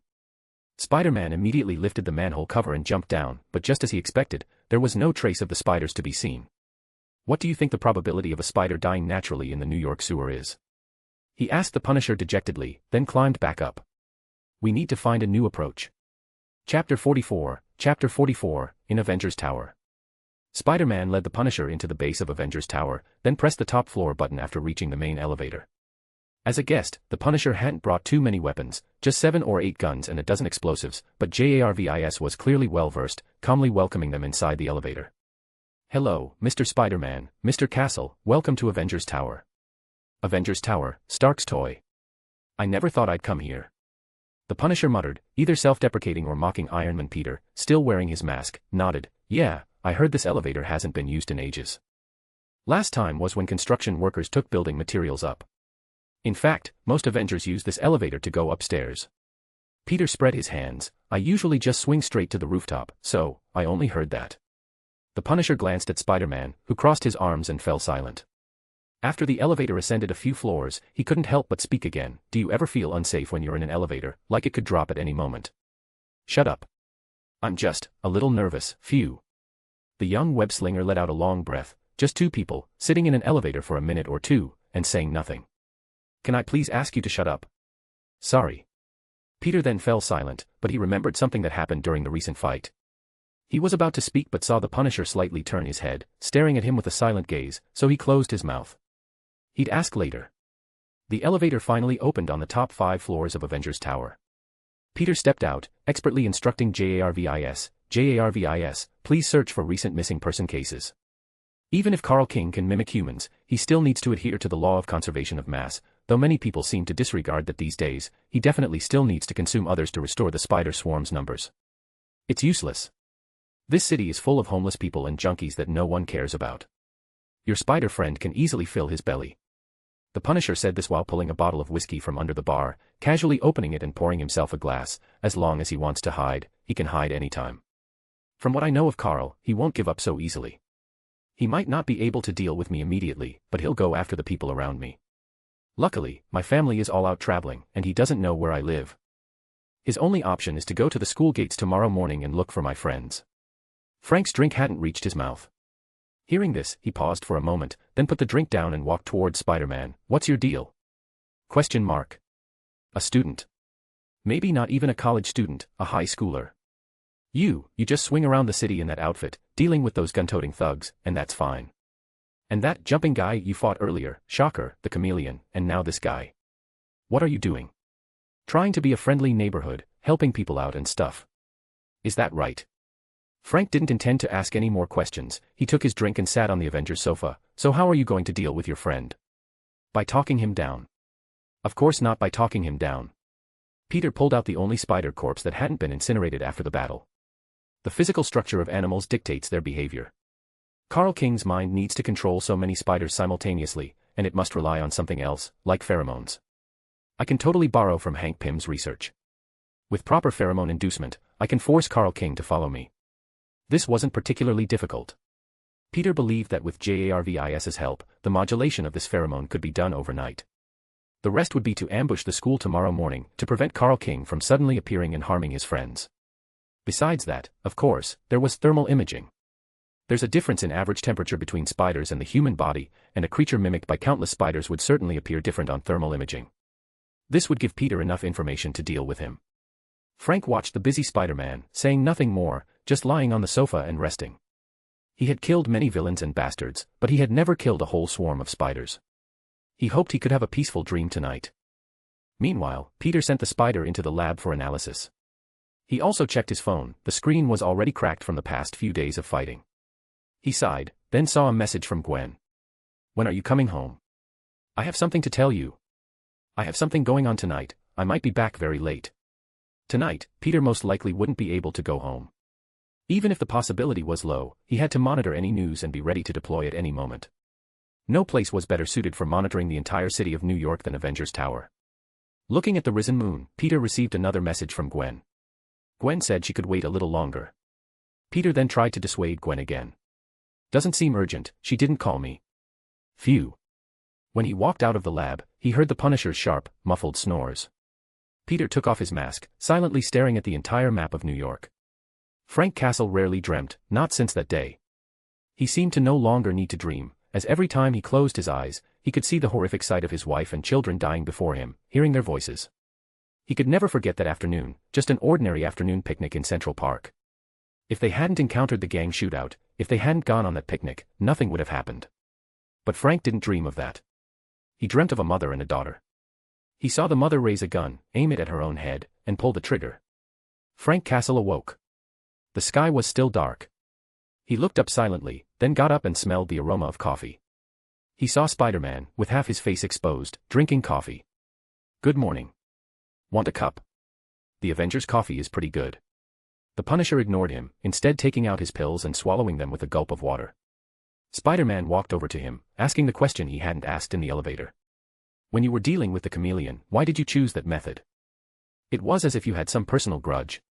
Chapter 45, Carl King can no longer exist in a world with hope. So, now you're concerned about other people's mental health, huh, friendly neighbor? Frank, confirming it was just past 4 in the morning, picked up the unfinished whiskey bottle, poured himself another glass, then sat at the bar and downed it. Normally, I'd tell someone to go to hell. But I met a guy in Hell's Kitchen. He gestured towards Peter, just like you, all in red. He taught me how to deal with people like you. Spider-Man nodded while sipping his coffee. Daredevil. I've heard of him. People say he's a good man. Yeah, I fought him twice because he didn't want me to kill some bastard. The Punisher ran a hand through his hair, then suddenly brought the conversation back. When you first appeared in front of me, I thought you'd be like him, saying some bull about how once you kill someone, there's no turning back, or that you'll become just like them. You didn't, so I thought you were all right.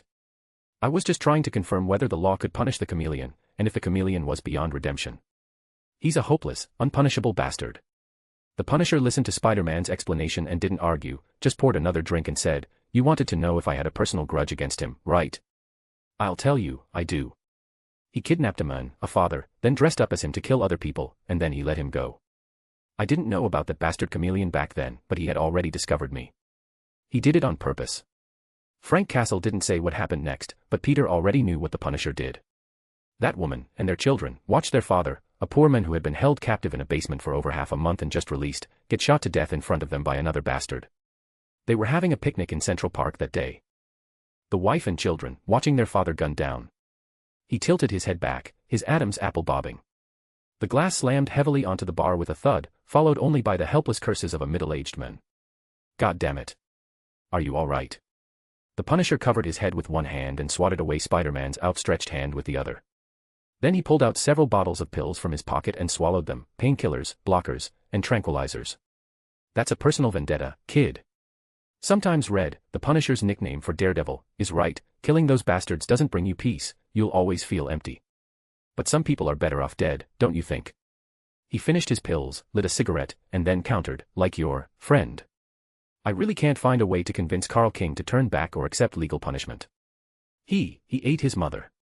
Peter couldn't fathom how anyone could do such a thing. He put down his coffee, walked to the railing, and looked at New York City still shrouded in darkness. I can't hope he still has a conscience and won't go after my family or friends. I can't find any other way, except to kill him or permanently imprison him. If you can't do it, leave it to me. Frank Castle downed the rest of his drink. It's almost 5. Let's move. At 7 in the morning, Gwen Stacy emerged from the subway station near Midtown High, carrying her backpack, feeling somewhat agitated as she walked towards the school. She felt she had gathered enough evidence to prove that her childhood friend, Peter Parker, was Spider-Man, but yesterday when she messaged Peter, he said he had something to do and would be home very late. In reality, Peter Parker didn't come home at all last night. Gwen watched the Parker house all night. No lights came on, no Spider-Person climbed in under the cover of darkness, and no one emerged from the Parker house this morning. What worried Gwen even more was that when she messaged Peter again this morning, he didn't reply. Welcome to today's Daily Bugle Morning News. We have received word that an office building under construction, belonging to Roxxon Energy Corporation, exploded yesterday.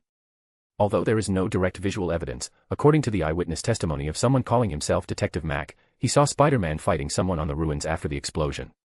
Jonah Jameson, true to form, lambasted Spider-Man, so, without a doubt, it was Spider-Man's fight that caused that explosion. Some might say this is the action of a superhero, but if every time these masked vigilantes act, they blow up a building or destroy Times Square, then what's truly dangerous? Is it ordinary criminal activity? Or these damned masked vigilantes? Gwen wasn't interested in this sensationalized reporting. If Peter were here, he'd probably scoff, but she wasn't in the mood. Gwen walked to the subway exit and felt someone staring at her, but before she could turn to see who it was, her waist was encircled, and she was lifted off the ground. She opened her mouth to scream, but no sound came out. When her feet finally touched solid ground again, she was already on the rooftop of a school building near Midtown High. Phew. Still shaken, she let out a long breath and saw the Spider-Man holding her release his grip, saying seriously, "Miss, you might not know this, but..." Peter. What happened? You're currently...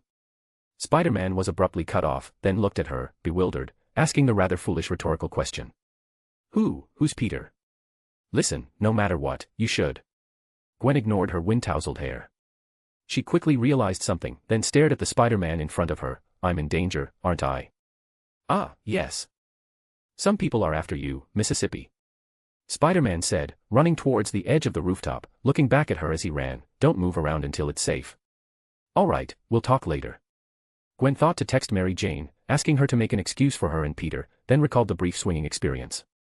It wasn't very scary, on the contrary, she felt an unprecedented sense of freedom, even if she was being carried. If only I could swing freely through New York like that. Meanwhile, Spider-Man, who had leaped from the rooftop, free fell while spraying himself with pheromones from a small bottle. The scent, like rotting tropical plants, was truly off-putting, but it was the most effective attractant for Carl King's spider swarm. Alright, Carl, you don't have time to pick a second target. Spider-Man, having swung to the subway exit, turned on his thermal imaging and punched a hippie-dressed passerby. The crowd, which hadn't reacted moments ago, now saw Spider-Man brutally beating a civilian. This time, the chameleon didn't need to spread rumors, not when the beaten civilian's entire face peeled off, revealing countless spiders spilling out from inside. How's that, Carl? I bought a new cologne. How does it smell? Webbing Carl King's mouth shut, Spider-Man dragged the spider swarm away from the subway station and slammed it onto the street. Come on, just the two of us. Eugene Flash Thompson, who had just emerged from the subway, witnessed the shocking scene. He saw Spider-Man swing away, then a whole bunch of disgusting spiders crawl out of the sewer and merge into the humanoid monster, also swinging after Spider-Man. His eyes widened involuntarily, then he looked at the school next to him. I'm taking a day off today. I handpick only the finest and most captivating novels for you. Don't forget to check out my other novels. P. at Trian Hong Meng Zi. Chapter 46, The Swarm No More. Carl King spent an entire night consuming over a dozen homeless people, feeling his power continuously grow until he was even stronger than Spider-Man in broad daylight. So he decided to execute his plan. First, eat all of Peter Parker's friends at school, then impersonate them to approach Parker. But his first target slipped away. That damn Parker seemed to have anticipated his intentions, snatching Gwen away the moment she stepped out of the subway station. Not only that, but the carefully woven, flawless human skin he wore was, in Parker's eyes, just a Halloween mask, punched through with a single blow. That was one thing, but who could have expected that today? Parker emitted an incredibly attractive scent, sweet and pungent, like rotting honey mixed with fresh blood, which made his spider swarm completely lose control. Not only the spiders latent within his body, but even those hidden in sewers and wall cracks, all surged out like mad, coalescing into a black torrent, then solidifying into a 3-meter-tall humanoid monster that swung webs just like Spider-Man. I'm faster than you. Carl King laughed maniacally in the wind. He caught up to Spider-Man at a greater speed, webbed his back, pulled him close, then raised his fist and punched Spider-Man in the head, sending him flying with immense force. I'm stronger than you. Carl didn't let go of Spider-Man, who was sent flying by the punch. Instead, he rapidly descended, landed on him, and delivered a series of punches until he had smashed him into the ground. Vehicles on the street blared their alarms, and pedestrians screamed, scattering in all directions. Countless spiders formed simple facial features on the giant humanoid face. I'm smarter than you. I have the chameleon's intelligence. I know that Punisher is waiting for me in a trap. But you won't get that chance. He watched Spider-Man's eye lenses shrink. I thought you just took steroids, Carl, but I didn't realize you were on stimulants too. I'll rip that mouth of yours, Aya. The web shooter appropriately released an electric current, giving the spider swarm a shock therapy, but the pain only lasted a moment. The remaining large number of spiders devoured the corpses of their brethren, producing new spiders. More importantly, a significant number of spiders had already appeared on Spider-Man's body. It was like a feast, right in front of them. But just then, something flew over, a small bottle thrown by Spider-Man. The liquid inside splattered onto the spider swarm. Instantly, the spiders crawling on Spider-Man began to flee, uncontrolled by Carl King. Carl King could even feel his own spider swarm gnawing at him. And you actually think the chameleon is smart? Carl, I can't believe how bad your math homework must be. No wonder I never saw you in class. Spider-Man, who had backflipped onto a telephone pole, began checking his web shooters. At the same time, a rocket whizzed past, directly hitting the chaotic spider swarm. The fierce explosion almost annihilated the swarm. The Punisher appeared, stopped his motorcycle, and threw several incendiary grenades at the burning swarm. Seriously? A bazooka in Manhattan. Simple and effective. Stuff you don't even see much of in Hell's Kitchen. The Punisher said this, watching the fire, throwing one incendiary grenade after another until he cleared his stock. Spider-Man, meanwhile, sealed all the surrounding manhole covers with his webbing. Both waited for the flames to completely die out, or for the spider swarm to emerge. You know, if this doesn't finish him, you'll have to. Yes, I know.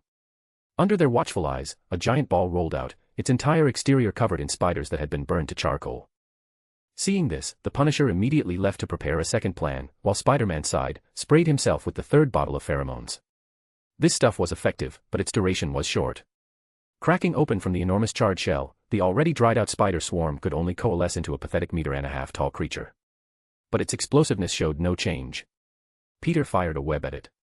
This time, the spider swarm automatically split apart into countless individual spiders, avoiding being wiped out by a single high-voltage shock. Seeing this, Peter immediately fired a web in the other direction, sticking it to a fire hydrant. However, immediately, leaping spiders bit through the web. At this moment, Carl King understood one thing: this was a hunt by Spider-Man against him. To deal with Spider-Man, he only needed to do one thing: no matter what, do not let Spider-Man do what he wanted to do. His spider swarm crawled all over Spider-Man's body, directly destroying the old web shooters, then solidified into a face, letting out a roar. "Parker, you're dead today. You look like you need help, little spider." An American football accurately slammed into Carl King's newly formed head. He glared fiercely and, along with Spider-Man, saw Eugene "Flash" Thompson, who had arrived at some unknown point. Seeing Thompson, Peter couldn't help but mutter, "Damn it. I have backup, run away quickly." "But you really look like you need help." Peter, standing up, began swatting spiders off himself, but Thompson didn't run. He even seemed genuinely intent on helping him swat spiders. Peter, thinking quickly, shouted, "Thompson, right? Yes. Oh my God, you remember me. It's a miracle you're not causing more trouble. Can you drive?" Watching his new suit being torn apart by the spider swarm, Peter knew the reinforced polymeric fibers wouldn't last much longer. Yes, they had a backup plan, but the backup plan wasn't secure enough to guarantee 100% elimination of Carl. So he really did need a little help. Thompson felt genuinely happy because he really could drive. "Good, find a car, ram the fire hydrant, and then get out of here quickly." Peter said this while gripping and crushing the spiders on his body. Thompson found the nearest car. Fortunately, the owner hadn't pulled out the keys when fleeing, nor had they even turned off the engine.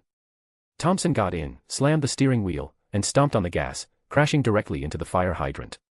The fire hydrant collapsed, and a column of water shot into the sky. Thanks to the New York government, there was indeed water in the fire hydrant. Carl King, attracted by the pheromones, couldn't go after Thompson, who had already run to a safe distance to watch, but it didn't stop him from mocking Peter Parker. "Water? You think that can drown me?" "I never thought that, Carl. But elementary school kids know one thing: water conducts electricity." The severed high-voltage cables fell around them. A massive current instantly surged through the spider swarm and Spider-Man stood up amidst the current, grabbing the high-voltage cable. "You might be faster and stronger than me by eating people, but I'm tougher, Carl. Time to say goodbye, Carl." "No. No." Feeling his life draining away, the spider swarm, continuously dying in the current, barely coalesced into a face, uttering one last plea to the enemy before it. "You're a hero, Parker, you're Spider-Man. You can't kill me, you can't kill anyone. I can stop attacking you, I can surrender. The Avengers must have a prison to hold me, Parker." As Carl King felt himself diminish, he also felt an indescribable silence. The high-voltage current passed through both their bodies, equally draining their lives, until finally, that face could no longer be maintained and disintegrated. Spider-Man threw the cable into the accumulated water, then walked out, enduring the current himself. He glanced at Thompson far in the distance. At that range, an ordinary person couldn't have heard his and Carl King's final conversation. "You didn't do anything wrong, kid. I feel like nothing at all. No real sense of having killed someone." Peter asked the Punisher, "Is that right?" "That just proves what you killed wasn't a person, kid. You eliminated a monster. You did the right thing." The Punisher patted his shoulder. "Change your clothes, then tell your friends it's all over. You smell like barbecue." This happened half an hour later. A group of unknown NYPD officers cordoned off the entire street. They removed the high-voltage cables and collected all the mutated spider corpses. The male officer in charge responded to instructions from the other end of his phone. "Yes, destroy them all. No problem, not a single spider will remain." In an unnoticed corner, the corpse of a large spider burst open. The last surviving small spider quietly crawled towards a distant sewer drain, but a boot stomped on it, then gently lifted. The responsible officer, noticing the stomp, looked over and asked that special consultant, who had arrived to handle the case. "Is there a situation, Agent Silk?" "No." The Asian girl, who looked about high school age, looked at the spider corpse on the ground and replied concisely. "All threats have been eliminated." Chapter 47, The Confrontation. Since the battle with the spider swarm ended very early, no one was absent from school today. Even Peter Parker, who had been thoroughly electrocuted, only felt his hair was a bit dry. After all, for Spider-Man, high-voltage electricity was a minor inconvenience. The most direct impact of the entire battle was evident at lunchtime in the Midtown High cafeteria, where a conspicuous student wearing a cheap Spider-Man cosplay costume gesticulated wildly, bragging about his morning adventure to everyone around him.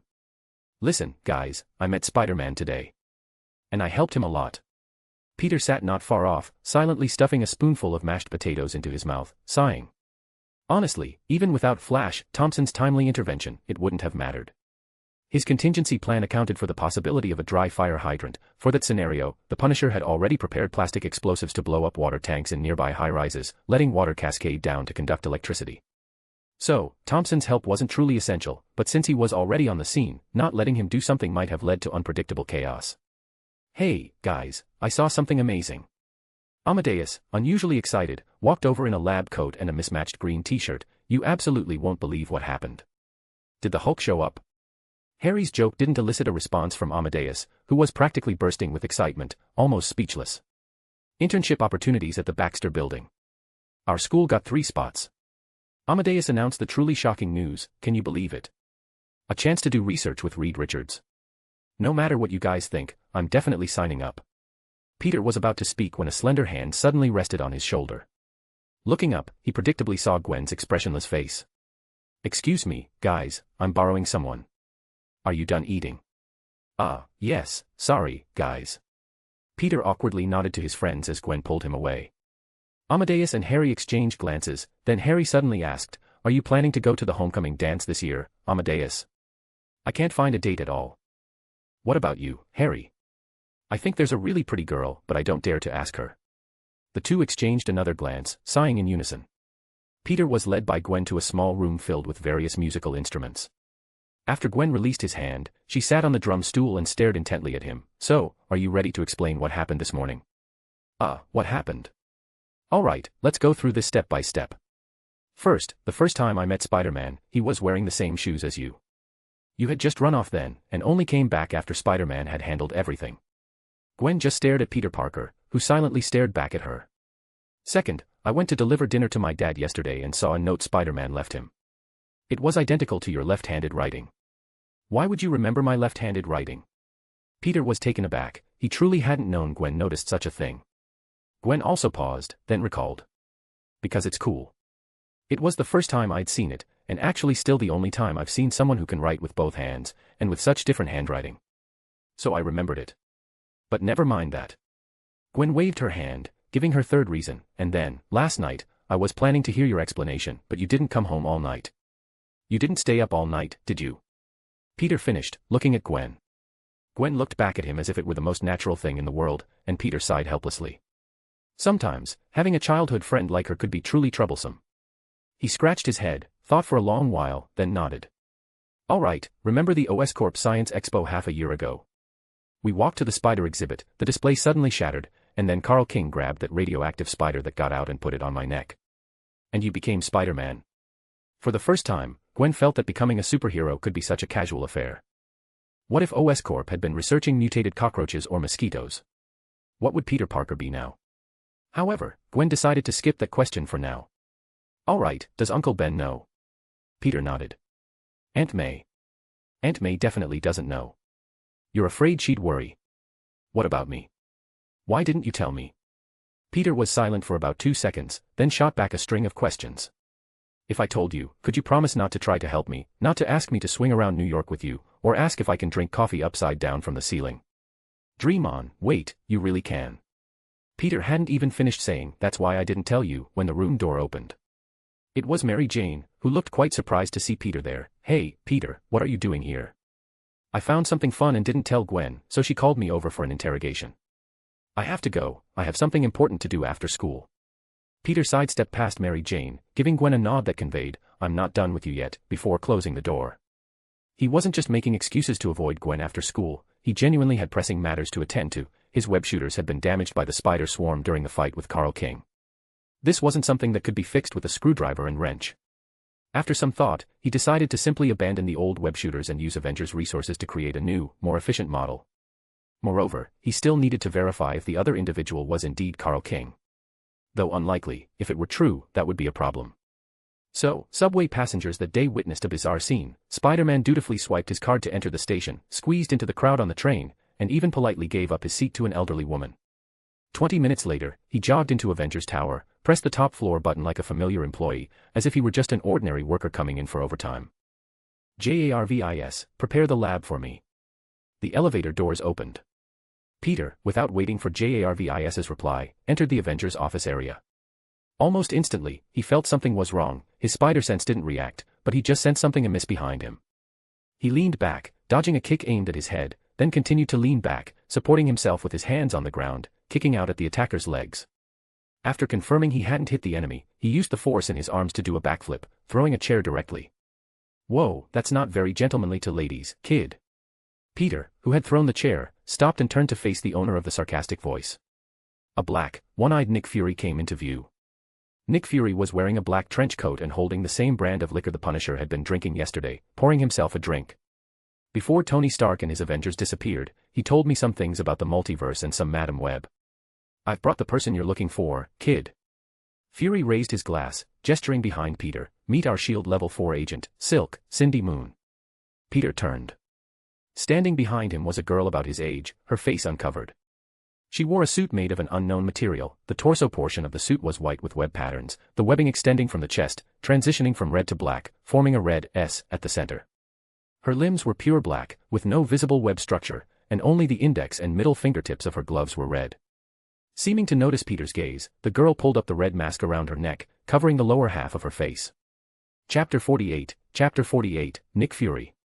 Peter Parker was a little out of sorts.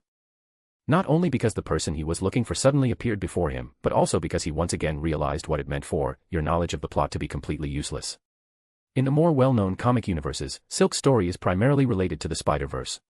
To make a long story short, to avoid being hunted by the villain Morlun, Cindy was hidden in a facility for 10 years, then released by Spider-Man when he learned about it.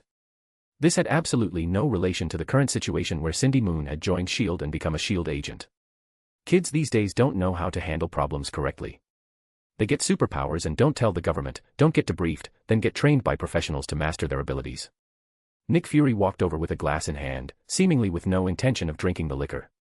Peter, meanwhile, stared at Cindy for a moment, not because she was exceptionally pretty, but because, to his knowledge, a meeting between Spider-Man and Silk would immediately trigger a rush of hormones between them. But in reality, there was no reaction at all. Peter shrugged. That was fine too. They just slap on a circus costume and then rush onto the streets to fight thugs, completely disregarding the possibility of being riddled with bullets. Actually, Peter retorted, I've received training, and I wasn't at a disadvantage just now. Sorry, Cindy, no offense. Cindy had already sat in a corner, showing no visible reaction, but Nick Fury wasn't about to let him off the hook. Oh, think you're hot stuff, huh? Dealt with a locksmith, a famous international assassin, and a whole swarm of spiders all within half a month. Nick Fury's words made Peter realize he had indeed been through so much in just half a month. After speaking, Nick Fury lost interest. Listen, you might think you're not bad, but in reality, you're far from it, Fury grumbled on. Take that spider monster you dealt with this morning, for instance. Did you know there was a tiny, still-living spider hidden inside one of the corpses? See? You're still new to this, you don't know a lot of things. The Avengers, they think highly of you, but they always have their own matters to attend to. Peter realized what Nick Fury was there for. I'm guessing you're about to offer me a SHIELD gym membership discount, but I'm sorry, I don't have time for your gym membership. SHIELD can make you better, do things the Avengers can't help you with, turn you into the ultimate Spider-Man. The offer was actually quite good, truly. SHIELD could provide him with ample equipment support, backup, and a more flexible communication network than the Avengers. If not for the many events in this universe not aligning with the MCU universe, he would have seriously considered it. But for now, unless Peter could rule out SHIELD being thoroughly infiltrated by Hydra, as in the movies, there was no way he would join SHIELD. No thanks, I'm used to working alone. Even the Avengers just asked me to house sit for them. Peter finished, then came up with a clumsy excuse, besides, I had a dream that I joined SHIELD and then was eaten by AS. He didn't finish the word snake, because he saw Nick Fury shake his head. Instantly, he felt his eyelids twitch. Great, now not only did the comic plot not line up, neither did the movie plot. No, what's with you? You know SHIELD is infiltrated by Hydra. Then why no reaction at all? Is it possible you're intentionally keeping those Hydra agents around to scam Hydra for funds? Eaten by a shark. Hearing Peter change his wording, Fury took a sip of his drink as if to calm himself. All right, you can accept this offer anytime. I'll leave you a number. Oh, right, regarding your multiverse travels, you'll be chosen as an intern for the Baxter Building. You and Silk will meet there then. That's it. Can I ask you a question? Peter suddenly spoke. Fury put down his glass and started tidying up, nodding at the same time. What happened to your eye? Is that okay to ask? Fury opened his mouth, seeming to freeze for a moment. Blinded by someone. It was a hostage rescue mission that couldn't have been simpler. We had already completed the mission, rescued the target. Nick Fury recounted a story Peter had never heard. Then, a man appeared. He killed all my agents, my protected target, and blinded one of my eyes. To this day, I don't know who that guy is, what he looks like. All I know is he has a metal arm, and the Soviets called him the Winter Soldier. Was Fury telling the truth? Peter, who was initially skeptical, frowned. If Fury was telling the truth, it meant the Captain Marvel movie story never happened, and the Skrulls hadn't infiltrated S.H.I.E.L.D. Peter Parker, deep in thought about the plot, heard Nick Fury's final warning before he left. Watch out for people with metal arms. Be careful of the Winter Soldier, Peter Parker. Your parents died at his hands. Wait, what did you say? Nick Fury had already pushed open the door, walked onto the helipad, and boarded a helicopter, leaving. Peter, who had just received this completely unexpected news, was stunned for a moment, then realized something. Nick Fury had left without taking Cindy. He didn't take you with him. Cindy nodded, simply sitting on the sofa, pulling out a book and reading it.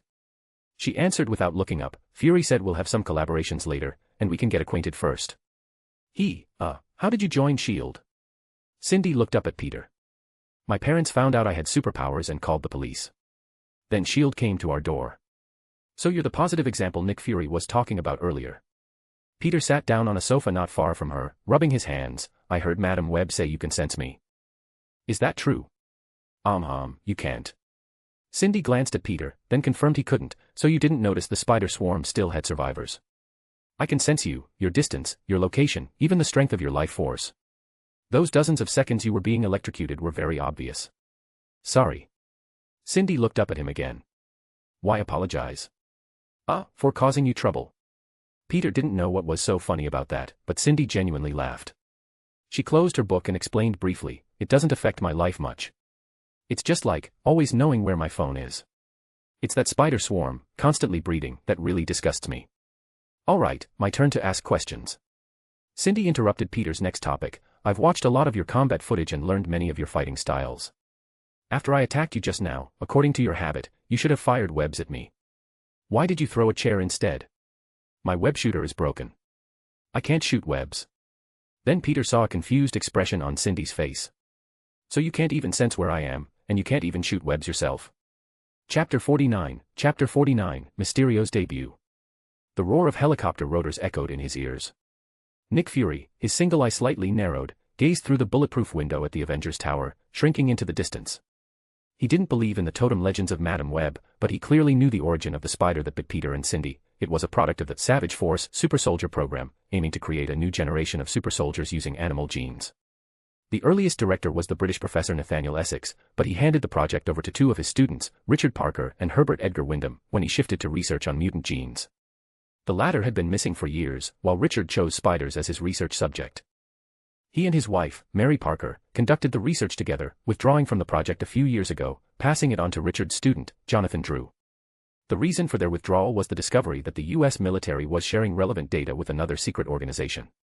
This was also why Nick Fury recruited them, ultimately leading to their deaths at the hands of the Winter Soldier. The deaths of Richard and Mary Parker were a significant mistake for S.H.I.E.L.D., but their sacrifice was not without value. It tore open Hydra's carefully woven disguise. This terrorist organization, supposedly eradicated in World War II, was not only alive but had extended its tendrils into the very bone marrow of the post-war order. AIM, Roxxon, the Hand, these Hydra factions surfacing were merely the tip of the iceberg. And Savage Force, known internally to Hydra as Project 2, was just the beginning. Fury's temple throbbed. If the overt Savage Force project could birth 3 superpowered individuals, how many monsters had Project 2, secretly orchestrated by Hydra, brought forth? More critically, Hydra certainly had moles within S.H.I.E.L.D., but the exact number of these moles and whether they could all be caught in one sweep were unknowns to Nick Fury at this moment. He knows these things. Fury frowned, watching Avengers Tower disappear from view, recalling Peter Parker's earlier remarks. Did Richard leave him something? Wilson, cigar clamped between his teeth, walked into the basement of Fisk Tower. Aaron Davis followed silently like a shadow, smoke swirling under the incandescent lights. Something new was being built here, a high-spec, concealed laboratory. It's a pleasure to meet you here, Dr. Otto Octavius. Facing the outstretched mechanical arm, Kingpin didn't refuse to shake it, then released it. I believe you understand my request. Spider-Man has severely disrupted New York's underground trade. I need weapons capable of dealing with him. The honor is mine, Mr. Fisk, Otto said, adjusting his glasses with a mechanical arm. But first, I must gather enough data. I've observed some of Spider-Man's battles, recording his fights with Shocker and the Spider Swarm. Even so, I believe this is still not the limit of his abilities. If you intend to defeat Spider-Man, you must first force him to reveal his limits. As the old saying goes, keep your friends close, but your enemies closer. Kingpin frowned at these words. Testing Spider-Man's limits. He knew that with the current personnel under New York's gangs, even with various firearms, they couldn't possibly be a match for Spider-Man. These superpowered individuals had changed the rules of the game. Numbers and firepower were no longer an absolute advantage. To fight Spider-Man, he would have to create more individuals similar to Shocker or the Spider Swarm. Build me a suit of armor. I'll deal with Spider-Man. Aaron Davis spoke. Kingpin turned to his confidant, whose gaze was firm. Leave it to me, King. I can handle it. Listen, Aaron, my friend. Kingpin put an arm around Aaron's shoulder, applying just the right amount of pressure. I will get you a suit of equipment, but not to fight Spider-Man, understand? We don't need to do it ourselves. He turned to Octavius. I will hire a group of international mercenaries to test your new equipment, Dr. Otto. Before that, you focus on developing weapons to deal with Spider-Man. I hope to see results soon. Watching Kingpin leave the lab, Otto supported his body with his mechanical arms and opened his computer. In truth, besides the weapons he was developing, there were other paths to choose from, such as stealing the research results of America's super soldier program. From what Otto knew before leaving Oscorp, the military had discovered a meteorite in the Arizona desert. It carried a symbiote that could merge with Earth organisms and significantly enhance human physical capabilities. If he could get his hands on this thing and control it, defeating Spider-Man would be no problem. Otto thought this while checking Kingpin's current inventory of Chitauri parts on his computer, adjusting his glasses. He began to conceive of some equipment to handle Kingpin. As for what he truly intended to do, it had always been clear, Spider-Man was not his enemy, never was. Norman Osborn, who had caused him so much suffering, was Otto's true enemy. Light particle imaging device. Given to Quentin Beck. Kingpin actually found someone who understands this stuff. In fact, Quentin didn't just understand it, he had been continuously improving the device. At this moment, looking at the fishbowl-like object in his hand, he couldn't help but hold his breath. I finished it. I finished it. Did I really do it? In his self-muttering, Quentin couldn't help but rub his temples. Electrodes connected to a projector were attached to both sides of his temples, and the imaging in the room constantly shifted. Quentin heard footsteps. Kingpin's thugs, who always bullied him, were coming again. He looked around, then at the light particle imaging device in his hand. He put the device on his head. Beck. Where did that kid go? The two gang members who entered found no one in the room and, puzzled, prepared to leave. They walked towards the door but bumped into something. They quickly understood what was happening. That damned kid is playing tricks on us again. Quick, find the door and get out. Fumbling, they found the door and exited the room. According to past experience, once they left, they could avoid being tricked by Quentin and then teach that bastard a good lesson later. But this time, something seemed different. They walked out of the room but found that nothing had changed. They re-entered Quentin's workshop, and then they were heavily struck. Something slammed hard into them, knocking them to the ground. Amidst a cloud of smoke, a man wearing a glass helmet and a green suit appeared before them. A gang member threw a punch, but hit nothing. Tell Kingpin, I'll handle Spider-Man. Chapter 50, Rest and Recuperation. Kingpin, in the middle of signing a contract, looked up after hearing the outrageous news. He turned to his good brother Aaron Davis, asking in disbelief, Are you serious? That's what they said. Quentin finished that half-baked fishbowl, then his personality completely changed. He said he was going to take down Spider-Man himself. Aaron found it incredible too, but it was the truth. I think he's planning to get revenge for Chameleon. After all, he and Chameleon had a good relationship. This left Kingpin even more confused. They had a good relationship. Actually, it was just average, but considering he's usually very timid and insecure, and Chameleon was the only one who said a few nice words to him, I guess that's why, Aaron said, then countered, do you need to see him? Send him to Octavia's lab. One fishbowl isn't enough to take down Spider-Man. A few minutes later, Kingpin saw Otto Octavius marveling at Beck Quentin. At this moment, Quentin had somehow gotten himself a green suit of armor and put that large, fishbowl-like projector on his head. Kingpin remembered that thing was supposed to be transparent, but now he couldn't see Quentin's face. Ah, Mr. Kingpin. Otto, as usual, still refused to call him Fisk. I had a chat with Mr. Beck. Although he's not an expert in optics, he's incredibly knowledgeable about related fields. He's truly a rare talent. I've completed a comprehensive upgrade of the light particle projector. It no longer has any venue restrictions and can even analyze invisible light. I can control all images within a 500-meter radius, making people disappear or showing them incredible things. Then, Mysterio uttered the most arrogant words since Kingpin had kidnapped him to work here. Mr. Fisk, first of all, I demand a raise. I want my weekly salary to go from $300 to $500. Kingpin was silent for a long time, looking at Aaron, who also remained silent for a long time. Then Kingpin sighed wearily and instructed his assistant, increase Mr. Beck's weekly salary to $5,000, thank you. Otto Octavius was puzzled. You only paid him $300 a week. It was $1,000 at first, but he seemed to be scared, Aaron explained for his boss. He kept telling our people he only needed $500, then it dropped to $300. Do you have any other requests, Mr. Quinton? I need a sturdy suit of armor that can defend against Spider-Man's attacks, and a complete set of drones that can be controlled by my brainwaves. Without these things, I can't defeat Spider-Man. I want to teach that guy a good lesson for Mr. Dimitri. It really was for Chameleon. Kingpin, who completely couldn't understand Mysterio's thought process, also picked up on another troublesome detail. Mysterio didn't intend to kill Spider-Man, he just wanted to save face for Chameleon. After all, Spider-Man had only beaten Chameleon up, not killed him. Forget it, it's perfect for a punching bag. Kingpin nodded helplessly, then looked at Mysterio again. So, Mr. Quinton, can you show us what you can do? Kingpin heard the sound of a snap. Instantly, the ground beneath him changed. Everyone suddenly appeared on the rooftop of a skyscraper, while Mysterio stood in midair. Kingpin looked down, and according to Quinton's previous explanation, what he saw was just an illusion. However, no matter how he looked, the bustling traffic below showed no difference, except, there was no sound. With enough equipment, I can simulate corresponding auditory, olfactory, and even tactile effects, Mr. Fisk. In that moment, Kingpin felt himself constantly growing larger, while everyone else was shrinking.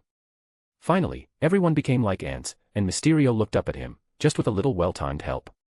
Kingpin smiled. He loved this flattery. Everyone was so tiny, even Mysterio himself was no exception. Only Kingpin was incredibly large. I will prepare everything you need, Mr. Quinton.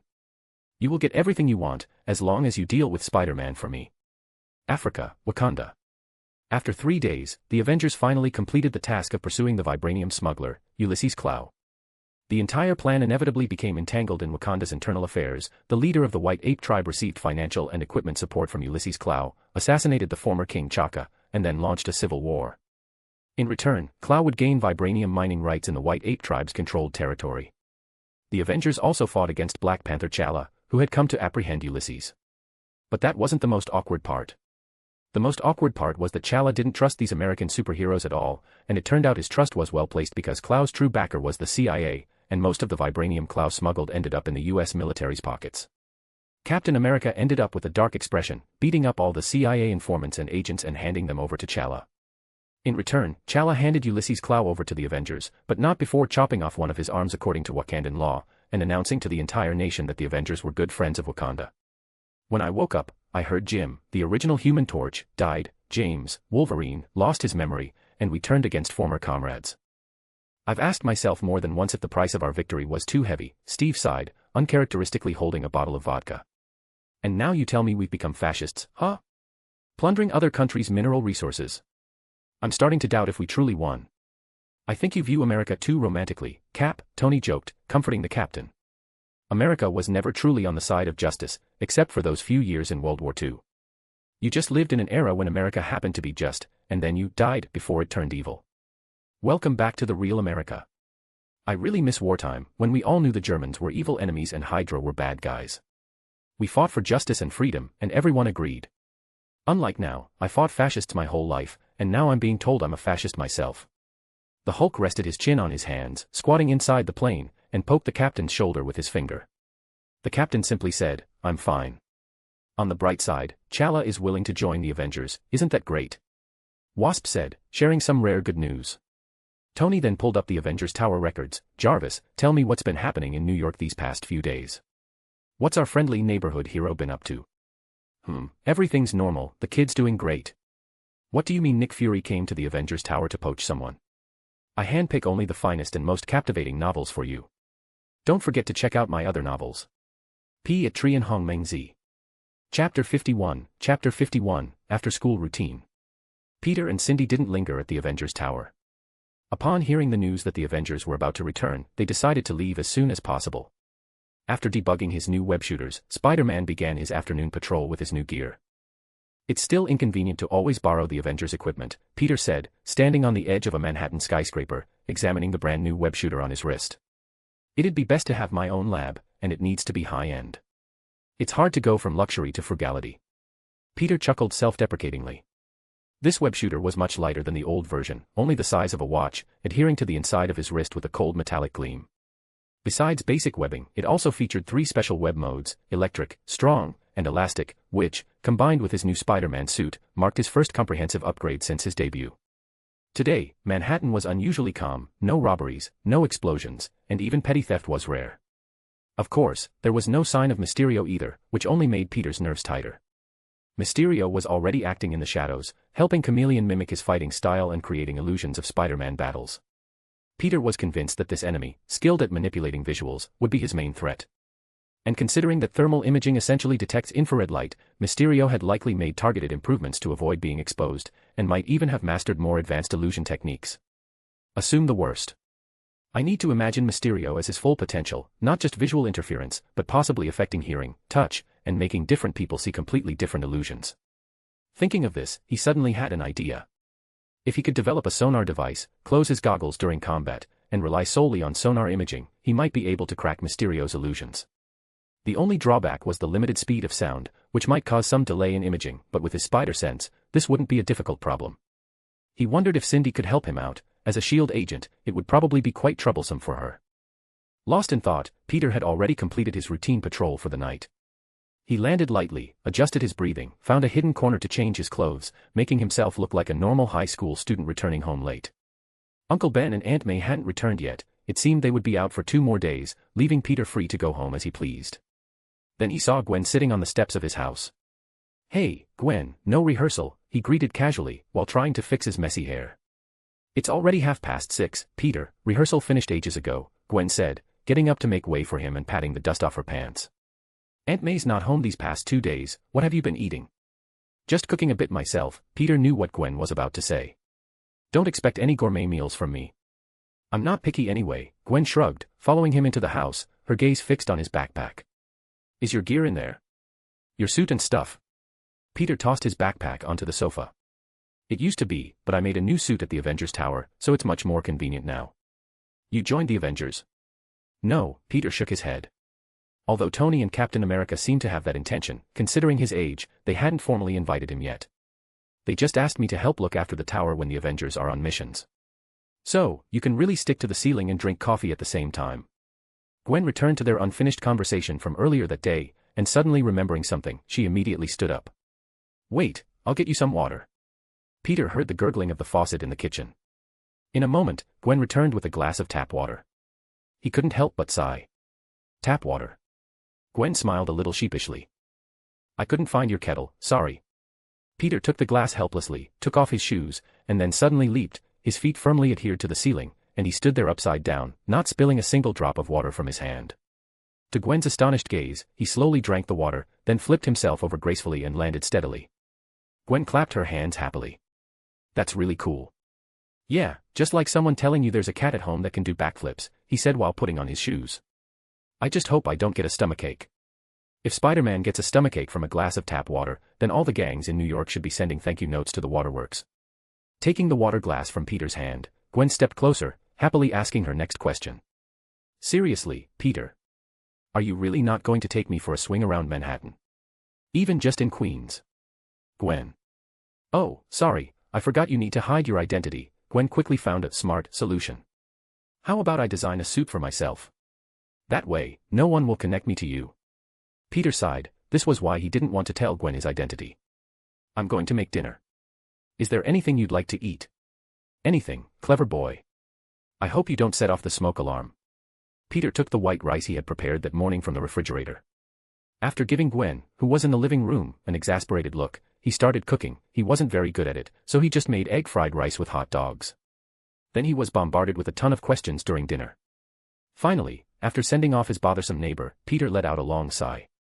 First, he finished his washing up, then he charged his phone and, while monitoring New York's crime communications, took out a stack of paper and began designing blueprints for a sonar device. While he could simply buy a basic handheld or portable sonar device, first, he didn't have the money, and second, his own design would be easier to modify and connect to his goggles. He wasn't sure when he got tired and went to bed. In his hazy dreams, something appeared before his eyes, and something terrible seemed to be happening. Spider-Man fought a group of people he didn't know, then was defeated and fell. A burly man in a white suit raised his fist, looking at the dying Peter Parker on the ground. A spider scuttled through his dream, a black spider the size of half a palm. It landed in front of Parker, plucking the web of destiny, transmitting messages from the multiverse. On its back was a prominent number. 42, Chapter 52, Chapter 52, Mysterious Theft. Quentin Beck took a deep, nervous breath, sitting in the car with his heart pounding, feeling nauseous and on the verge of vomiting. Yesterday, he had actually stood up to Kingpin, demanding a raise of a full $200 a week. And he even stood up for Mr. Dimitri. My God, were those even words Quentin Beck could have uttered? Deep breaths, Beck, deep breaths. You can do this, you can handle this. You were fine with Kingpin, this is just a warm-up. Quentin continued to take deep breaths in the sedan, while Aaron Davis, driving in the front seat, was already used to the young man's dramatics. He pulled the car into the designated spot, parked, and then turned to Quentin, who was still trying to reassure himself. We're here, Mysterio. Time to work. Get out quickly, the sooner the better. Oh. Quentin hugged his fishbowl helmet and asked nervously, is time very tight? No. This parking lot costs $5 an hour. The faster you finish, the less I pay for parking. Quentin looked at his helmet, took a deep breath, then fumbled to put it on. In an instant, a non-existent green battlesuit and a purple cape appeared on his back, and Quentin, no, Mysterio's aura became calm and confident. Mr. Aaron, please rest for a moment. I'll be back soon. Aaron nodded, leaned back in his seat, and opened his phone to watch last week's Saturday Night Live. Mysterio opened the car door, concealed himself, closed the door, and left the underground parking lot. He was invisible at this moment, no one could see him. His target was the building not far from the parking lot. Oscorp tech Otto Octavius had given Kingpin another list.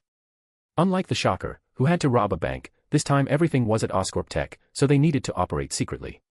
Otto handled all the security systems, and Mysterio just needed to steal the items.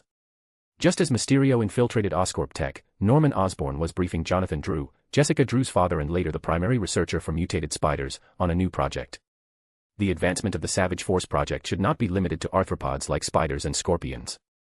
The vast genetic difference between them and human genomes is likely why we haven't been able to make progress. Norman Osborn was somewhat of a scientist, so he could half-understandably converse with Jonathan.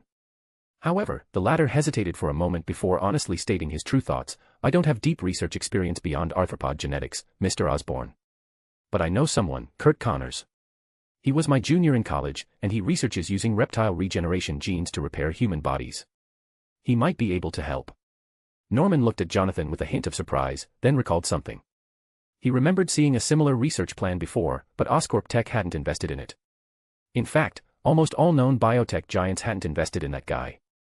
After all, in the past few years, with the exception of the Savage Force project pushed by the US military, almost everyone believed that transplanting animal genes into humans was impossible. Even Norman Osborn, who was leading this project, thought it couldn't be achieved. He took on the project simply to attract investment. However, Spider-Man and that swarm of spiders proved that while mass-producing super soldiers might be impossible, creating a superhero like Spider-Man was not impossible for specific gene sequences. This led him to increase investment in the Savage Force project, and it also made the US military realize the possibility of success, increasing their investment in Oscorp Tech. He's researching gene transplantation, not gene modification, right? No difference, Mr. Osborn. Besides, wouldn't a self-regenerating super soldier be more appealing? Jonathan clearly knew how to persuade Osborn. Norman nodded and smiled, agreeing to the proposal. Jonathan, having secured investment for his junior, also breathed a sigh of relief. Neither of them noticed that an invisible person had just walked past them. A scorpion. Mysterio didn't know why Otto was interested in a radiation-modified scorpion, but he still stole it and put it into a specially made safe, then carried it away. According to Otto, this thing was just a bonus. What he really needed was a composite material, something that could render Spider-Man helpless. Under the cover of his illusions, it was a long time after Mysterio had left that people discovered the Scorpion's theft. By then, Mysterio had already reached Oscorp Tech's warehouse, placing a modified Oscorp Tech employee card on the access panel, waiting for Otto to open the door. Inside was a complete set of metallic sheened woven fabric. Mysterio asked curiously in a low voice, what is this thing? Metallic biopellet skin, an unbreakable biomimetic structure, but it's too heavy. No one can withstand its weight. But if someone is strong enough to wear this thing, then I guarantee you, that person can face off against the Hulk, let alone Spider-Man. How am I supposed to carry something so heavy? Use the liquid nitrogen I gave you to freeze a small piece and cut it off. We don't need all of the biopellet skin, just a sample. Mysterio followed the instructions, took his day's spoils, and headed towards the exit. Soon, the theft alarm blared throughout Oscorp Tech. Mysterio manipulated the surrounding environment, making himself unnoticeable to everyone, moving unimpeded. He returned to the car, where Aaron, still watching Saturday Night Live, was laughing happily until Mysterio suddenly deactivated his invisibility and spoke in a deep, confident voice. It's all done, everything went smoothly. Oh my God. You scared the life out of me. A startled Aaron almost dropped his phone. He shook his head, looking at Mysterio in the rearview mirror, who refused to take off his helmet. Can't you appear normally? That's not Mysterio's style. Let's go. Aaron shrugged helplessly, but then his phone rang. Answering it, Aaron immediately began cursing at his subordinate on the other end. Didn't find it. What do you mean the NYPD came and still didn't find it? Just come back. Something happened. Chameleon's face is gone. Someone took it before us and S.H.I.E.L.D. Aaron cursed again, then shook his head. With that thing, it's like having a new face. Chapter 53, How serious is the problem? Phil Coulson, Strategic Homeland Intervention, Enforcement, and Logistics Division. Here to investigate the Osborn Industries theft, thank you. A man with a receding hairline and a kind smile, accompanied by a young girl, approached the front desk of the Osborn Industries building and presented his ID. The receptionist glanced at the ID but wasn't quite sure what this organization, abbreviated as S.H.I.E.L.D., was. After asking Coulson for clarification, she called her supervisor. Coulson, hands in his pockets, surveyed the modern design of the Osborn Industries lobby. Meanwhile, he quietly instructed Cindy, who had pulled her hood low to conceal her face, your transfer procedures are complete. You can transfer to Midtown School of Science and Technology next week. From now on, you'll report directly to Director Fury and will no longer be under my supervision. This also means your S.H.I.E.L.D. training is finally over. Cindy finally looked up at Coulson. What about you, Agent Coulson? Me. I have a new mission, leading a new team, executing new tasks. Thank you for accompanying me while I was recovering from my injuries. You've always been a rather introverted child. Take care of yourself. Cindy nodded, saying nothing more. They watched Norman Osborn approach, extending his hand warmly to Coulson. Welcome, Agent Coulson, I've heard so much about you. Norman maintained a cheerful smile, gripping Coulson's hand tightly. I'm very grateful for S.H.I.E.L.D.'s concern regarding our company's property theft, but unfortunately, it involves a great deal of classified information that I cannot disclose to you. We have evidence that the Osborn Industries theft could potentially threaten public safety. This is our duty. Norman's expression became intrigued. Most people were unaware of S.H.I.E.L.D.'s existence. Even after the Battle of New York, while some knew of it, they weren't clear on what S.H.I.E.L.D. actually did. There were a few common misconceptions about S.H.I.E.L.D., one of which was that it was an American organization. In fact, it wasn't. S.H.I.E.L.D. should be described as an American-controlled international organization. Its predecessor, the Strategic Scientific Reserve, was jointly formed by the Western Allies. Currently, S.H.I.E.L.D.'s direct superior was the United Nations World Security Council, not the President of the United States. While America could be said to control S.H.I.E.L.D., it couldn't be said that S.H.I.E.L.D. belonged to America. So, what was the difference? The difference was that some American secrets were not accessible to S.H.I.E.L.D. For example, the U.S. military's Project Savage Force was not open to S.H.I.E.L.D., and coincidentally, this project involved Hydra, forcing Fury to find someone to investigate it. A significant portion of the stolen items relates to classified U.S. military projects. In accordance with our contract with the U.S. military, we are not authorized to disclose relevant information. That's fine. We only need to examine the parts that are viewable. Coulson maintained his usual smile, then introduced Cindy behind him to Osborn. This is our new S.H.I.E.L.D. agent, Agent Silk. Silk. Osborn looked at Cindy, a thoughtful expression on his face. Of course, you're welcome. Despite this, Osborn personally led them, deliberately avoiding Jonathan Drew's laboratory and instead guiding them to other areas, showcasing the storage room for the artificial metal skin. They said this was prepared for Blonsky. General Ross consistently believes Abomination is more stable than Bruce Banner. Osborn looked at the metal skin with a missing corner, filled with emotion, then changed the subject. I heard S.H.I.E.L.D. specifically organized a team of superpowered individuals. Is Blonsky under your consideration? I'm sorry, I don't have the authority for that kind of information. That's a shame. Norman feigned regret, but in reality, ever since they entered, he had been observing the S.H.I.E.L.D. agent referred to as Silk. If even he and Tony Stark could figure out who Spider-Man was, couldn't S.H.I.E.L.D.? Why then had these individuals, who were so desperate for superpowered beings, never recruited Spider-Man? Combining this with the appearance of Agent Silk, everything became clear. S.H.I.E.L.D. already had their own Spider-Man. That day, it wasn't just Peter Parker and the Spider Society who were chosen, now there was a third person. This must be Coulson's attempt to test him, to use her to probe his bottom line. Norman smiled. Letting them know the true progress of Project Savage Force was impossible, but related matters could be disclosed. If he could use this opportunity to have Agent Silk undergo tests and medical examinations at Osborn Industries, that would be even better. The remaining stolen items are classified military information. Of course, I believe S.H.I.E.L.D. isn't entirely unaware, Osborn Industries has long been responsible for replicating and developing super-soldier serums.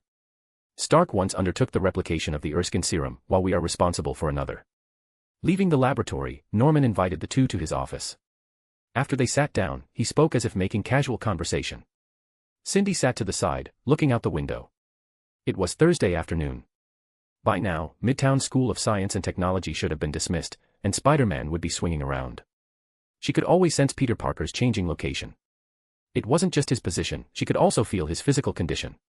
When Spider-Man lifted the freeway and was struck by high-voltage electricity, Cindy felt his physical state rapidly deteriorating. This had become a way for her to pass the time during her S.H.I.E.L.D. training, recording Spider-Man's movements, battle times, and daily routines through this perception. She listened absently to Osborn and Coulson's conversation. Actually, it's not just us, all the high-tech industries across the country are helping the military execute the super soldier program. We're just a small part of it, it's not worth S.H.I.E.L.D.'s effort. That's for us to decide. If S.H.I.E.L.D. were useful, you would have caught Stryker and his Weapon X project by now. Osborn smiled slightly, but Coulson frowned at this, tilting his head and asking back, Mr. Norman, are you implying that Stryker's Weapon X project and the project Osborn Industries contracted for? I never said that, but Weapon X, I mean, I should say, you should really think about the meaning of X. Norman stood up and extended his hand to Coulson. When you've thought about it, we can continue our conversation. Cindy watched as Coulson got up and followed him. The two entered the stairwell, turned off all communication devices as required, and after confirming no one else was around, Coulson began to ponder Norman's words. Cindy, on the other hand, directly asked, what does X stand for? Weapon X Project, a plan to brainwash and modify mutants into weapons. Wolverine is the most famous test subject, Weapon X Product Number 10. Coulson said, raising his wrist and looking at the time markers. X doesn't refer to the mutant X gene, it's a double entendre. X is a number, the Roman numeral 10. He wants you. If we want to know more about these super soldier programs, we need to cooperate with him. Coulson finished speaking and laughed, his smile filled with fear. For the first time as a S.H.I.E.L.D. agent, he felt fear of the unknown. So, do we need to cooperate with him? No, he told us the most important thing. Coulson thought of Fury's hint, his smile stiffening. There are at least 10 super soldier programs. Hydra's covertly planned super soldier programs numbered at least 10. Weapon Plus Project, beginning with the creation of Captain America, the U.S. government undertook over 10 super soldier programs. These projects were unified under the Weapon Plus Project, responsible for various directions of super soldier research. The most famous results of these studies were Captain America, Steve Rogers, and Wolverine, James Howlett. This book has significantly modified the Weapon Plus Project, incorporating the origins of heroes like Spider-Man. After all, Hydra in the MCU is too weak and needs a significant boost. Chapter 54, Theme Day. If it wasn't the 5th day of the theme week, I'd find it hard to believe so many things happened in half a month. After an uneventful Thursday, today was much like most of the week. New York City remained peaceful, and even the NYPD and fire department communication channels were unusually quiet. No supervillains, no tech criminals. New York City, if only this city were as peaceful as it appears. As Peter swung through the city, he recalled a dream he had. He didn't remember many details, but he clearly remembered a spider with 42 on its back. This wasn't some ultimate answer to the universe is 42 joke. If the dream wasn't just a dream, then it probably explained where Peter was headed next, the universe where Spider-Man, Into the Spider-Verse takes place. The spider from Universe 42, due to Kingpin's plan, arrived in Universe 1610, bit Miles Morales of that universe, and a series of events followed. Peter didn't know at what point in the movie's timeline he would travel to. If he could go back a little earlier, he could prevent that spider from biting Miles. It wasn't that he had any prejudice against Miles. Although the second movie's attempt to elevate Miles by stepping on all other Spider-Men, including the teardrop-eyed bug, was foolish, and the Spider-Verse event concept was also quite silly. The reasons he wanted to stop this from happening were, 1, he could save that universe's Peter Parker, and 2, bringing that Spider back to Universe 42 for that universe's Spider-Man. That's how the story should develop.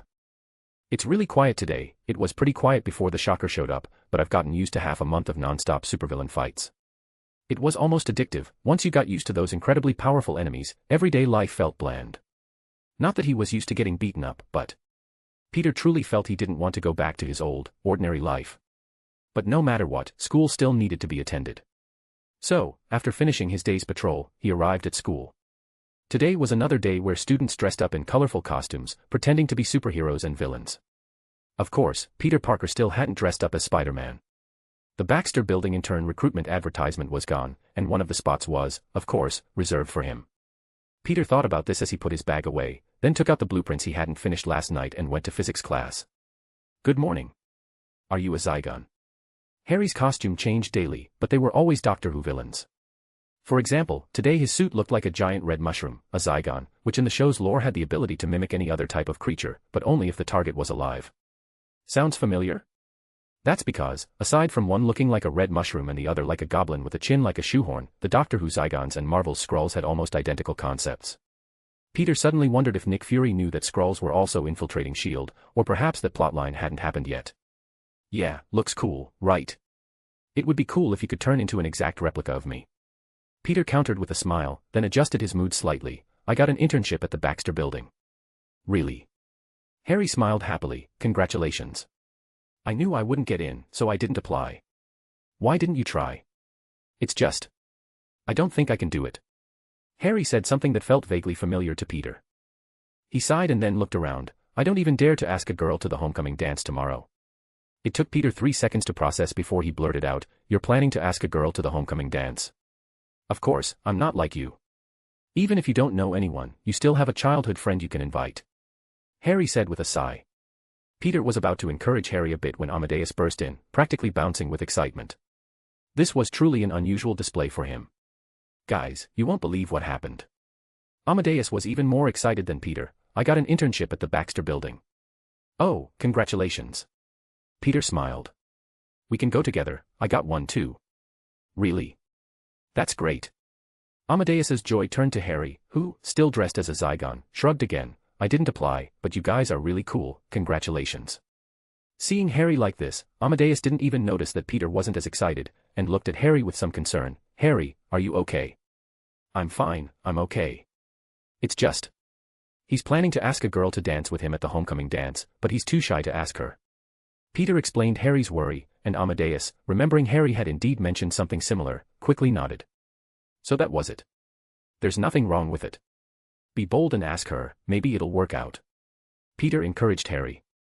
He was indifferent, as Harry said, he had Gwen as a fallback, so he wouldn't be the most awkward one. Amadeus had pretty much the same attitude, he completely believed he couldn't have a girlfriend, so it didn't matter to him.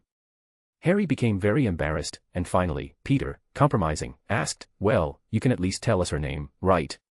Her name is Liz, and like us, she's a freshman. Liz Allen, I've never seen such a beautiful girl. Peter felt his memory stir.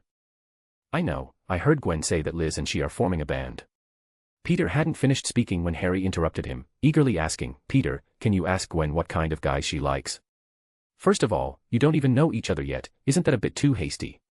Peter said, startled. Secondly, it's already Friday, and the dance is tomorrow. Even if you found out and asked, it would be too late. So Harry slumped onto his chair like a salted fish. It's over, no chance. Or, you could take the initiative. Peter offered a suggestion. Today is the homecoming football game. Although I don't understand football, I know a lot of people like it. Maybe she'll be there after school, how about it? Seeing Harry still hesitating, Peter added, we'll go with you. Thanks. After school that afternoon, Peter, confirming that the day was as peaceful as ever, accompanied his friends to the field. After pretending to watch the game for a while, he asked Amadeus, who clearly found it boring as well. Do you understand it? Not at all. Amadeus said the same.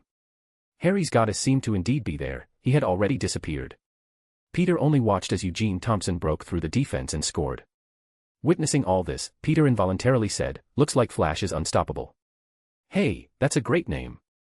A guy Peter didn't know clapped him on the shoulder, then started yelling Flash Thompson, and then everyone else joined in the chant. Amidst everyone's shouts, Peter finally understood one thing. Flash wasn't part of Thompson's name.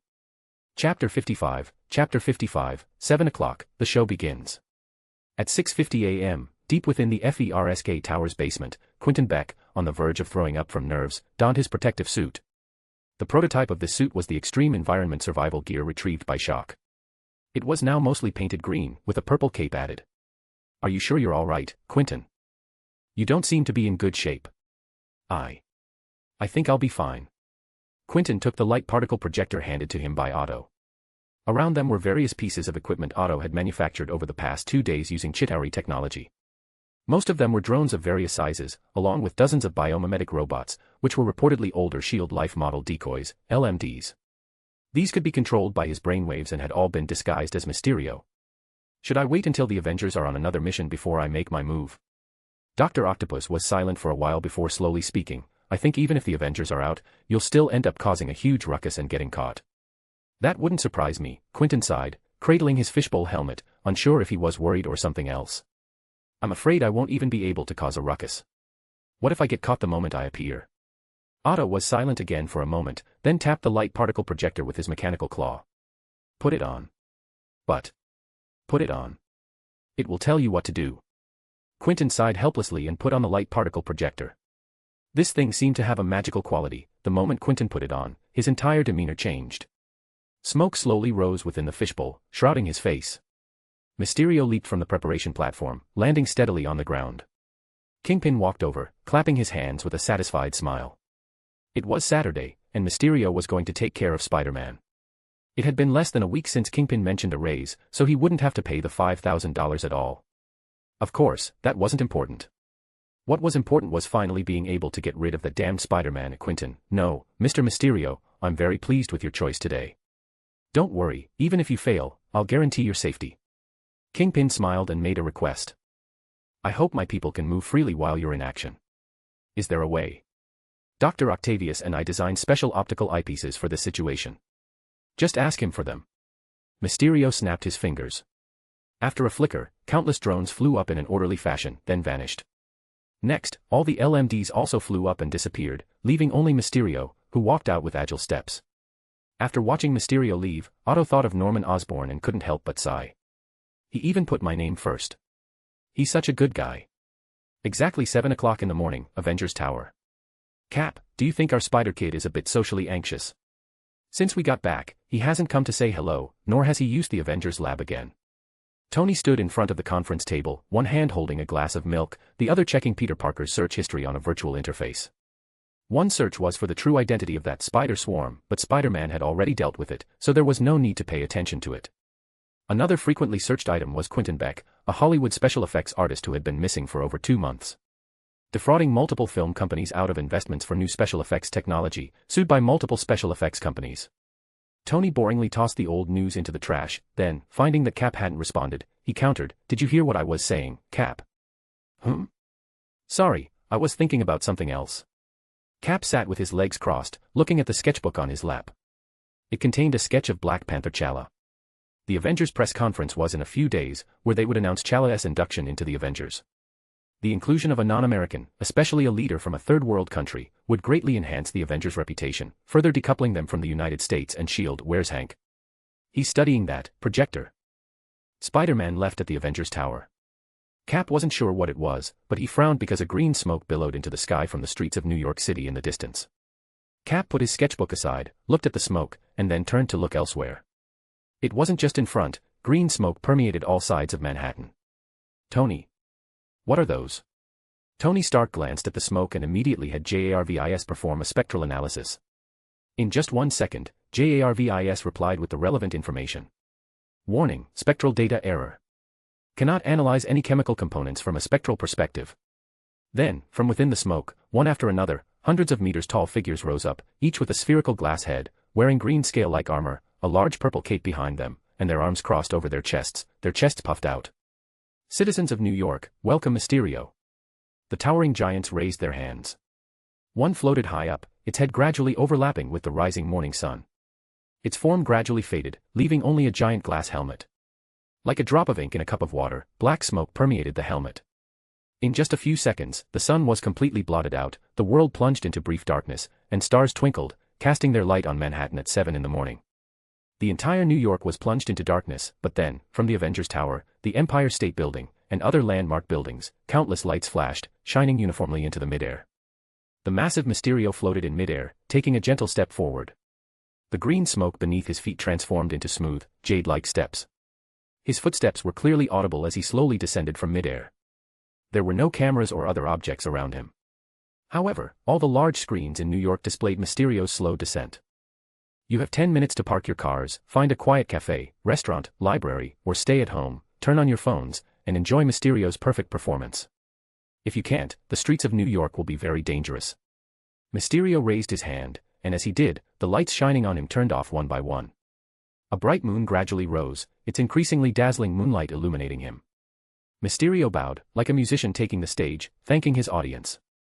During my performance, criminal activity throughout New York might skyrocket, so I invite all the superheroes of New York to stop me.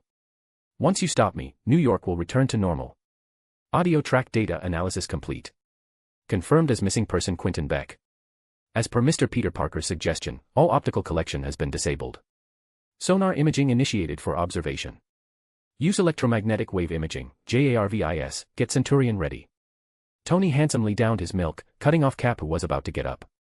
You keep making art student, Iron Man's got this. Mark XXXIII Silver Centurion ready. A meteor shot up from the Avengers Tower, hurtling at full speed towards Mysterio in midair. The supersonic Iron Man suit pierced through Mysterio's illusion, but caught nothing. Instead, the illusory Mysterio turned and fired a laser, striking the overshooting Iron Man, who crashed into Central Park, plowing a deep trench into the grass. Electromagnetic wave imaging shows no feedback. Opponent's equipment suspected to be utilizing stealth coding technology. Next time, tell me something like that sooner, JARVIS, activate sonar imaging. Iron Man, climbing out of the trench, looked at the densely marked attack drones on his display screen and their muzzles pointed at him, and was silent for a moment. Holy cow. I handpick only the finest and most captivating novels for you. Don't forget to check out my other novels. P. at Trian Hong Meng Z. Chapter 56, 7 o'clock, Undercover Investigation. Saturday morning, 6:30. If you had entered the FERSK Tower server room at that time and observed carefully, you would have found a data cable connected from the main server to the ventilation duct. And there, in the dirty ventilation system, a spider freak in a red bodysuit was conducting an illegal intrusion, the low hum of the ventilation system masking the sound of his typing. New York has many villains, but few can afford to hire the Shocker, the Chameleon, and Mysterio.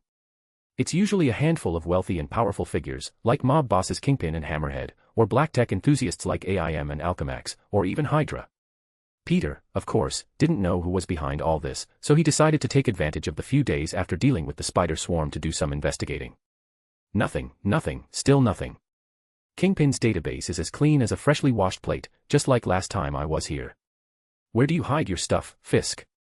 This wasn't Peter's first time infiltrating FERSK Tower. He'd been there once before, even before his battle with Shocker, and found nothing, just like now. Kingpin kept the tower's server room data meticulously clean, as if his illicit dealings had nothing to do with the building itself. Actually, if Daredevil hadn't been active 3 years earlier, like Spider-Man, Peter might not have even focused on Kingpin.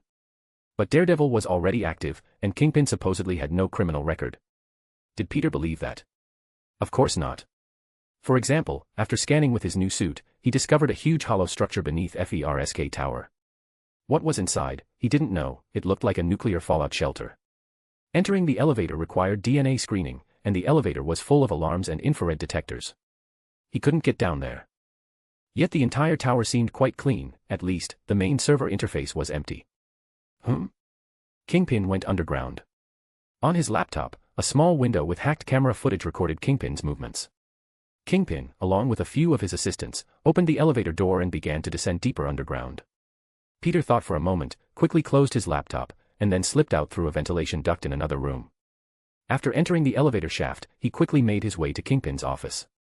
He hoped Kingpin would stay underground for a while, giving him a chance to hack into Kingpin's computer. Your password lock is less secure than the elevator control panel. After easily cracking the computer's password, Peter began to browse Kingpin's computer, directly searching through its activity logs in chronological order. But to Peter's surprise, there was almost nothing on this computer. Most of it was clean, basically only content related to legitimate businesses, and a few TV show viewing records. He truly hadn't known that Kingpin actually watched TV, and for several hours a day at that. Or perhaps, Kingpin simply didn't use this computer for his actual business. After scanning the entire office, Peter confirmed that there were no hidden rooms or secret compartments either. It seemed Kingpin had always been incredibly good at concealing things. Both the computer server room and his personal computer were meticulously clean. There might be some tax evasion or business secrets involved, but no information related to villainy.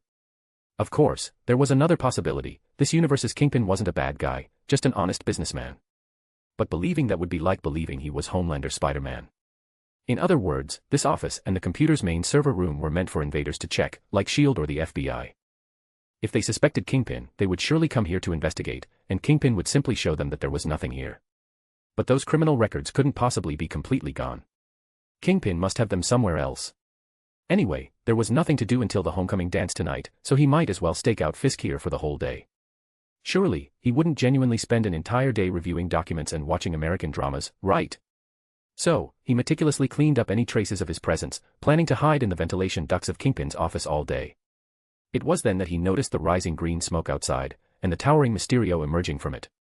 Spider-Man was stunned, and then Spider-Man was furious. Seriously? I've been in school for less than 2 weeks. I've already fought 3 villains, Shocker, Chameleon, and Kane. The second week isn't even over, it's just Saturday, and now Mysterio. It's only been 2 weeks of school. Just then, night covered New York City, and Mysterio delivered his shocking declaration of crime. He even gave ordinary people 10 minutes not to run around in the streets. What a nice guy, really. During my performance, criminal activity throughout New York might skyrocket, so I invite all the superheroes of New York to stop me. Once you stop me, New York will return to normal. You win, Mysterio, you really do. No longer in the mood to stake out Kingpin, Peter crawled out of the ventilation duct. As soon as he emerged, he saw Iron Man shooting up from Avengers Tower, only to plow through Mysterio, passing right through him, then getting hit by a laser and crashing down. I told Jarvis about Quentin Beck. I even left Mysterio's old projection device at Avengers Tower, and then Iron Man just pounced.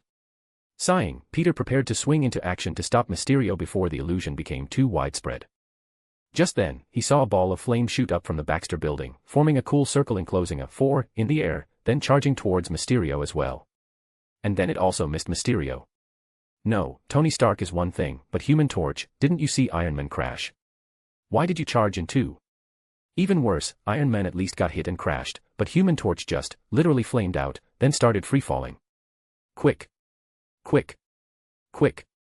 I'm already fast enough, buddy. Johnny Storm, free-falling, was caught by Spider-Man with one hand, tucked under his armpit, and then safely landed on the roof of a building. Oh, hey, Johnny greeted happily, then looked at Peter. I've heard of you. Reed said you'd be coming to the Baxter building in a few days. Yeah, what's wrong with you? I don't know, my flames just disappeared before I even hit that guy. My powers failed, so I fell. The Human Torch explained. After a brief thought, Spider-Man understood what was going on. Perhaps your powers didn't fail, Mysterio just made you see your flames disappear, and your brain thought your powers failed, so you shut them off yourself.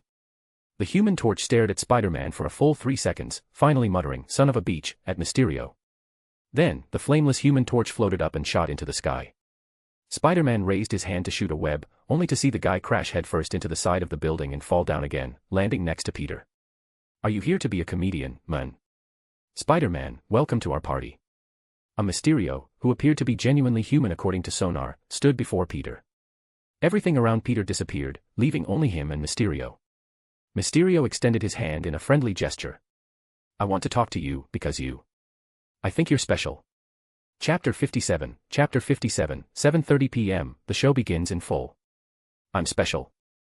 Thanks for the compliment, Mysterio, but unfortunately, my inbox is already overflowing with club invitations. Peter switched his webs to electric mode and conversed with Mysterio. How about you surrender now, before things get out of hand? I know a sheriff whose interrogation room fridge is always stocked with chocolate ice cream. What I mean is, we're very similar, Spider-Man.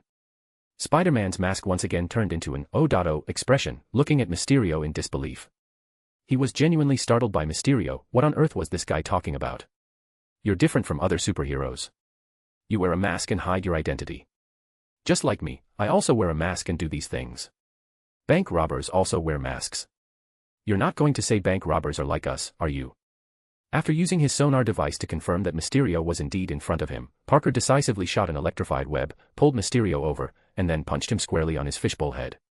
He expected to shatter the fishbowl head with one punch and end it all, but the result was unexpected. Peter punched off Mysterio's entire head, fishbowl and all, from the sonar image. The sonar feedback showed the same. Mysterio's large head fell off, and then he floated in the air, holding his own head. Why not? Robbers only dare to rob banks after putting on a mask, and you can only be a superhero when you wear a mask. Admit it, Spider-Man, you're like me, we're afraid. When you don't wear your mask, you're afraid of being a superhero. You're afraid of people's criticism, afraid of disappointing those who believe in you, afraid of people projecting too many expectations onto you, leaving you nowhere to run. One Mysterio after another appeared around Spider-Man. They all held their heads high, then reattached them to their necks. Are you talking about yourself, Quentin?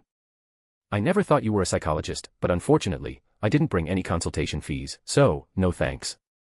With a backflip, Spider-Man landed on the building's outer wall. He shot another web, sticking to the real Mysterio among the countless illusions, and then yanked hard, slamming him against the wall. Mysterio immediately shattered into pieces. Spider-Man was certain he hadn't used much force. He looked at the still dim sky and held a piece of Mysterio's wreckage in his hand, feeling the metal parts and circuits inside. Robots. You're not just manipulating these robots to fight us while you hide safely, are you? Of course not, Spider-Man. I told you, if you come to stop me, then I can definitely be stopped. Mysterio appeared behind Spider-Man again, still rambling. You might not admit it, Spider-Man, but I'm certain those mocking words of yours aren't from the person under the mask. Like me, you only truly unleash your authentic self when you wear the mask. The ethereal Mysterio in midair slightly raised his hand, and green smoke emerged around Spider-Man, gradually transforming him into Mysterio's likeness. Whoa, Quentin, is this how you make me feel like you? Of course not, but he'll think so. Mysterio's figure gradually disappeared, revealing Johnny Storm, the Human Torch, behind him, getting up with raging fury. Twice tricked by Mysterio, Johnny was utterly enraged. Seeing a Mysterio standing on the wall, intense flames began to ignite all over his body. The Human Torch burst into flames in an instant. Flame on. Spider-Man, oh. Ugh, is it too late to apply for an Arctic expedition now? Meanwhile, in Central Park, Tony Stark, being showered by dozens of drones simultaneously, raised both arms, enduring continuous attacks. Then, a strong electromagnetic pulse burst from his Iron Man suit, paralyzing all surrounding drones and causing them to fall. How about using an EMP to disable all these drones? Illusion coverage has reached the entire Manhattan Island. Cannot guarantee normal operation of critical equipment such as hospitals. Then dispatch all Iron Man suits to conduct sonar scans around Manhattan, build a real-time model, and record these things along the way. He picked up a drone and pulled out a precise small orb from inside. JARVIS, analyze this thing. This device is modifying surrounding optical readings. Cannot perform scan. Hank? Are you researching this, circus magician's old equipment? Any clues? Hard to say, Tony. According to the sample Spider-Man sent, these projectors shouldn't be able to modify scenes anywhere at any time, they can only pre-project fixed scenes. Quentin Beck must have modified them. This guy is truly a genius. You said the same thing about Ulysses Claw's sonic gun last time. Tony couldn't help but make a jab at Pym's genius fetish, then gave orders to the Avengers. Hank, you continue your research and find a way to neutralize this thing's effect. Remember to close the lab door to avoid being interfered with yourself. Captain, have JARVIS create a pair of sonar goggles for you. Since these things operate based on drones, the more you take down, the harder it will be to maintain. And Little Wasp, you have the most crucial mission. Janet's voice came through the comms. What is it, Tony? Keep Hulk fed and happy, give him some chips and popcorn, and let him enjoy a movie at home. Right now, the last thing we need is a naked big green guy smashing things all over Manhattan. After assigning tasks, Iron Man looked at the imaging on his faceplate, preparing for takeoff, and just then received new intel from JARVIS. Sir, Spider-Man has gathered new intelligence. Mysterio has deployed a large number of high-tech humanoid robots into the activity. Must be S.H.I.E.L.D.'s LMDs. JARVIS, remind me to have the damage control ask Nick Fury for money. Furthermore, Spider-Man has engaged in a fight with Johnny Storm. Susan's dumb brother. Let me guess, Mysterio tricked him. I'll go calm him down. Iron Man immediately took off, rapidly approaching the location JARVIS indicated, then was hit by something halfway, nearly crashing again. What was that? Mysterio's drone, sir. Due to the limited speed of sonar imaging, it is recommended that you control your flight speed to below 288 km per hour. I don't even drive my grandma's old car this slow. The wobbling Iron Man slowly ascended and flew towards the battlefield. Chapter 58, 7:30 p.m., observing in secret. Spider-Man was dodging, his web lines emitting a faint burning smell from the intense heat. Luckily, it was just the web singeing, not him. But then again, what else could he do besides dodge? He was bitten by a mutated spider, not dropped into a volcano. Peter Parker hadn't gained heat resistance. Even if he had, Johnny Storm's thousands, or even tens of thousands, of degrees of heat would be beyond his defensive capabilities, especially now that the guy thought he was Mysterio. Damn you, Mysterio. You're dead. I'm going to roast you to a crisp. Johnny, I'm really curious what Mysterio told you. Peter somersaulted, his web line latching onto a distant fire escape, pulling himself violently away from the inferno. But I guess you won't tell me, right? Gracefully dodging in midair, then swinging on web lines between skyscrapers, Peter didn't just rely on his self-made sonar system. As New York's friendly neighborhood hero, he had a muscle memory for the streets and buildings of Manhattan, allowing him to swing back and forth smoothly. In comparison, Human Torch seemed to have overshot several times, already crashing into walls. However, Human Torch's rampage didn't last too long. Another Mysterio burst out of midair and grabbed him. Tony Stark's voice then came through his comms. All right, kid, I'll take care of this guy. Mr. Stark, I was thinking maybe. Just do it. I need to go cool this kid down. Iron Man, now holding Human Torch, finally disengaged his speed limit and flew upwards at full throttle. The holographic display showed the current temperature and battlesuit damage. Thousands of degrees of heat meant even the latest Iron Man suit couldn't withstand it for long. Sir, the suit is approaching its overheating limit. I'm keeping an eye on it. Ignoring Human Torch's unbridled cursing, Tony broke through the limits of the night sky, ascending into normal daylight. Human Torch, held in his grasp, also began to dim due to the lack of oxygen at high altitudes, looking helpless as he stared at the Iron Man holding him. Do I need to tell Susan you almost roasted Spider-Man? No, no, no, no, no, please don't tell my sister. Human Torch waved his hands repeatedly. She'll give me a huge lecture, please, Stark, I know you two are good friends. After descending a little, Iron Man released him. The reignited Human Torch heard an unceremonious lecture, then find a place to stay put. The last thing Manhattan needs right now is a Human Torch. Watching Iron Man rush back into the night, Human Torch looked like he wanted to say something, but ultimately sighed and flew back towards the Baxter building. Iron Man, meanwhile, hovered at the boundary between night and day. No projection devices detected at this altitude. So our circus ringmaster projected from the ground.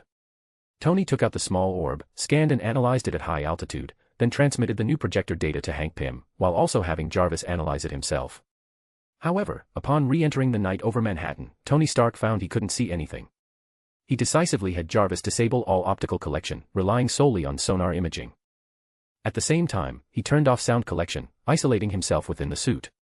He used a separate system to receive external messages, with only a small window in the bottom left displaying what he heard and saw. Tony Stark, a troublemaker, someone who will ruin my show. Mysterio, with his arms crossed, floated before him, but according to the sonar imaging, there was actually no one there. Tony waited for his nonsense, but instead received a truly shocking piece of news. To deal with you, I specifically prepared some little gifts, Tony Stark. I don't like it when people hand me things. These aren't for you either. A sudden attack slammed into him. The violent explosion threw the Iron Man suit back for several seconds before Jarvis finally transmitted a signal. Sir, anti-aircraft missile response detected. Truly impeccable timing, Jarvis. I know how you're ruining my show, Avengers. Mysterio appeared before Iron Man, sonar. But you should know better than anyone that weapons these days are faster than sound. It's quite simple. The perspective shifted back to Earth. Watching another Mysterio ascend into the sky, Peter scratched his head and then chose to continue moving. While fighting Human Torch, he thought of Sue Storm, the invisible woman from the Fantastic Four. Though unsure, Peter felt that Sue's abilities might be able to deal with Mysterio, so he planned to go to the Baxter building for help. Also, even though Mysterio created a grand spectacle, there didn't seem to be many actual special effects, almost as if he was waiting for something. Welcome, citizens of New York. Half an hour has passed. I hope everyone is safely hidden. Now, I shall add a new rule. Mysterio's illusion appeared in various corners of New York, brazenly proclaiming his wicked plan and expressing serious dissatisfaction with the hero's countermeasures. Some people have found ways to cheat and avoid my performance. I am very displeased by this, so I have found where the superheroes are located, and they are about to receive my gifts. According to sonar, over a dozen drones were heading towards Peter. From his spider sense, Parker felt no danger, but for some reason, he still felt he should dodge. Those drones launched suicidal attacks, rushing forward. He dodged left and right, snagging drones with his web lines and slamming them into other drones. However, the drones that hit the ground all, without exception, emitted powerful electromagnetic pulses, covering the entire surrounding area. Mysterio knew they were using sonar to avoid optical illusions, so he used drones equipped with small-range EMPs to disable their sonar devices. Iron Man wouldn't dare use a large-scale EMP to disable all of Manhattan, but Mysterio only needed to deliver EMPs to the superheroes. But luckily, Peter Parker didn't solely rely on sonar imaging for combat. He stood his ground, took a deep breath, then suddenly leaped up, grabbed a drone flying towards him, slammed it to the ground, then instinctively shot a web line, stuck it to another drone, and threw it at another incoming drone. At the same time, he leaped, stepped on one drone, and directly ripped another drone in half. His spider sense helped him perfectly resolve this attack. All of this was recorded by an octopus-like robot that had extended a camera from the sewer. Perfect. Such reaction speed, such agility. Even when deprived of all sensory aid, Spider-Man is still so powerful. Otto Octavius adjusted his mechanical arms. Since the spider is so powerful, what kind of surprises will the scorpion, the spider's natural enemy, bring? Chapter 59, 8 o'clock, Clues. Iron Man, clad in the Mark 33 armor, flew outside the area enveloped by Mysterio.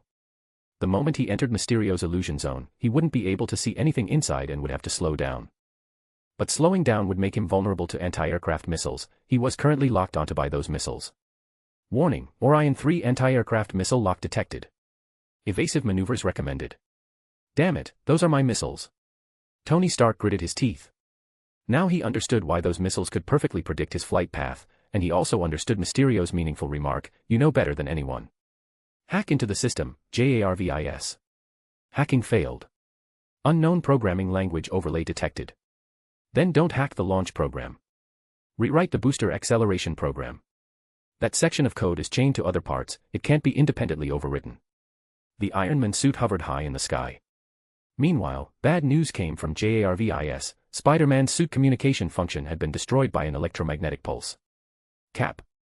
Watch out for their drones carrying EMPs. You'll be blind if you get hit. Tony felt a surge of irritation. Can't you track the signal sources of these projectors, JARVIS? At current distance, interference sources cannot be excluded. On the other side, Captain America, having received the message, put on his goggles and took the elevator to the ground floor. After answering with a copy that, he saw the scene as the elevator doors opened and couldn't help but shake his head. What's wrong, Steve? Before him was a 1945 officers' club. A gramophone played Moonlight Bay, and Peggy Carter, wearing her familiar wine-red evening gown, turned around. The sonar system's pulse waves outlined the real scene on his goggles, 12 drones forming a fan-shaped encirclement, and 3 LMD mechanical soldiers changing magazines. Nothing, I'll deal with it right away, Peggy. Mysterio's main focus was on Spider-Man. The Avengers didn't have many people they could send out. As long as they had brains, they knew not to send out the Hulk. Captain America, after all, was just a mortal. As for Iron Man, dealing with him could be left to Otto and his anti-aircraft missiles. Ant-Man and the Wasp hadn't arrived yet, but Mysterio had already prepared ways to deal with them. Only Spider-Man, and only Spider-Man. Mysterio waved his hand, and the ground beneath Spider-Man instantly vanished, pulling him back hundreds of meters. Then, an entire building collapsed towards Spider-Man, countless debris splashing towards him. Spider-Man began to dodge, then moved closer to Mysterio. His fist smashed into his own face. Of course, he hit nothing. Mysterio teleported hundreds of meters away, while Spider-Man passed through the illusory building and threw punches at Mysterio. Why aren't you talking, Spider-Man? Where's your mockery, your sarcasm? Are you even unwilling to persuade me not to do bad things? Mysterio stood on the outer wall of a tall building. Spider-Man's heavy punch landed beside him. Then, the entire building twisted, accompanied by eerie sounds and the oppressive environment, gradually squeezing the space around Spider-Man. At the same time, Mysterio heard Otto's reply through the communicator. He has some kind of sixth sense. I'm not sure how his senses work, but there's no doubt he can mitigate your illusions to some extent. Even as the building twisted into a tangled mess, Spider-Man showed no reaction. Mysterio's abilities were mainly focused on vision, using drones to create auditory and olfactory illusions. Peter's senses indeed allowed him to discern mismatches between what he saw and what he heard. Coupled with his spider sense, he could largely avoid danger. And it had to be said, Mysterio's visual impact was truly excellent. The curling floors enveloped him layer by layer. The simulated wind pressure from the drones likely made him feel as if something was genuinely pressing down on him through his suit. Just as it was about to crush him, the entire twisted building shattered like glass, turning everything around into pure darkness. Then, a gigantic Mysterio slowly emerged from the darkness, his hands cupping the air around him, and a real sense of weightlessness inexplicably appeared. But Spider-Man remained silent, leaping and swinging, performing all sorts of strange maneuvers to destroy drones or the occasional LMD. It wasn't until the enormous Mysterio, holding a snow globe containing Spider-Man, smashed it heavily onto the ground that Peter finally rolled on the ground and then stood up as if nothing had happened. "Why are you silent, Spider-Man?" I wasn't silent. I was just thinking about how well I wrote those words just now." Peter finally spoke. He ignored why he had suddenly appeared at the edge of a shattered building and looked at the Mysterio floating before him, which was probably not his real body. "What do you think of my handwriting just now?" "What words?" He didn't finish his sentence, because the Spider-Man in front of him seemed to be abruptly dragged away by something, rapidly disappearing from his sight with a wave of his hand, leaving Mysterio confused and looking around. What happened? Peter, who had been yanked away, crashed into what was probably a wall, and his back naturally began to ache again. But what he heard was a not-so-familiar, yet at this moment, much-desired voice. "How were you sure I'd understand that your movements were writing words?" Cindy asked as she dragged him higher. Peter didn't know where she was going, but he answered Cindy's question casually, "Because you're a S.H.I.E.L.D. agent. I trust you at least have that much capability, and I believe you'd be willing to do me this small favor." "Why?" "Well, after all, it's just a small favor." He was dragged into a room by Cindy. She closed the window and drew the curtains, and all illusions instantly vanished.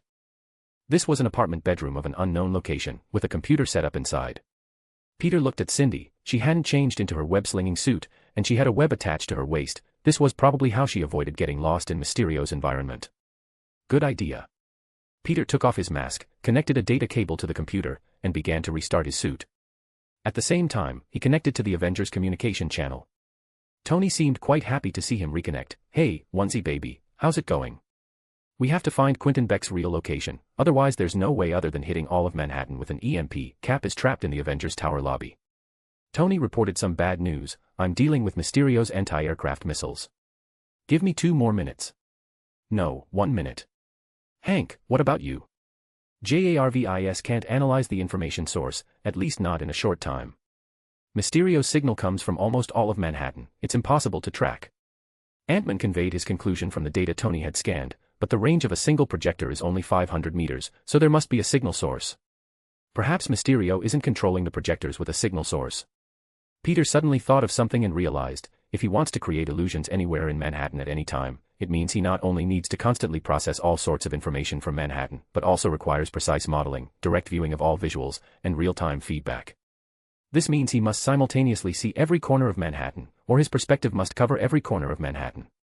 "Guys, have you heard of a Cerebro? Professor Xavier's Cerebro, that thing is damaged and archived. His academy isn't in Manhattan either, and it's not for ordinary humans." Tony Stark stopped mid-sentence, realizing something.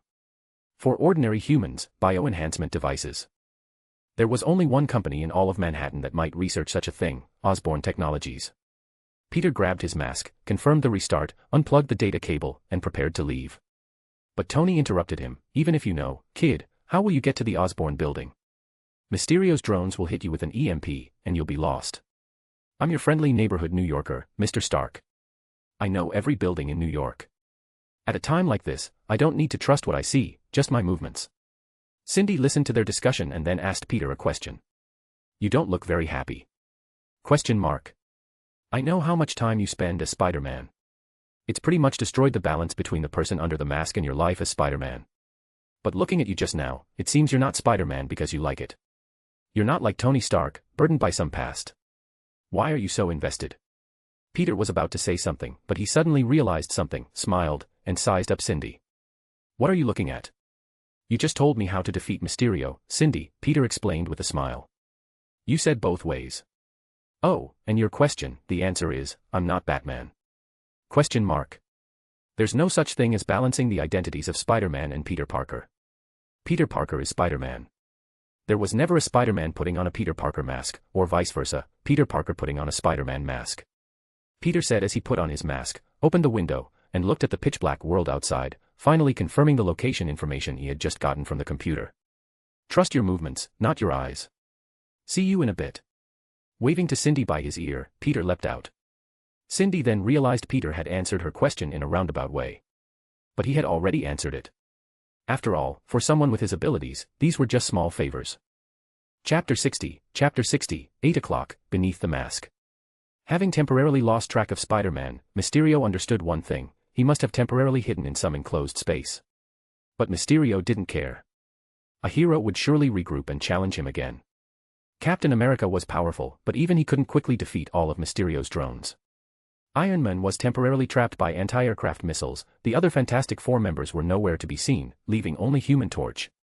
Mysterio was toying with Human Torch for the third time.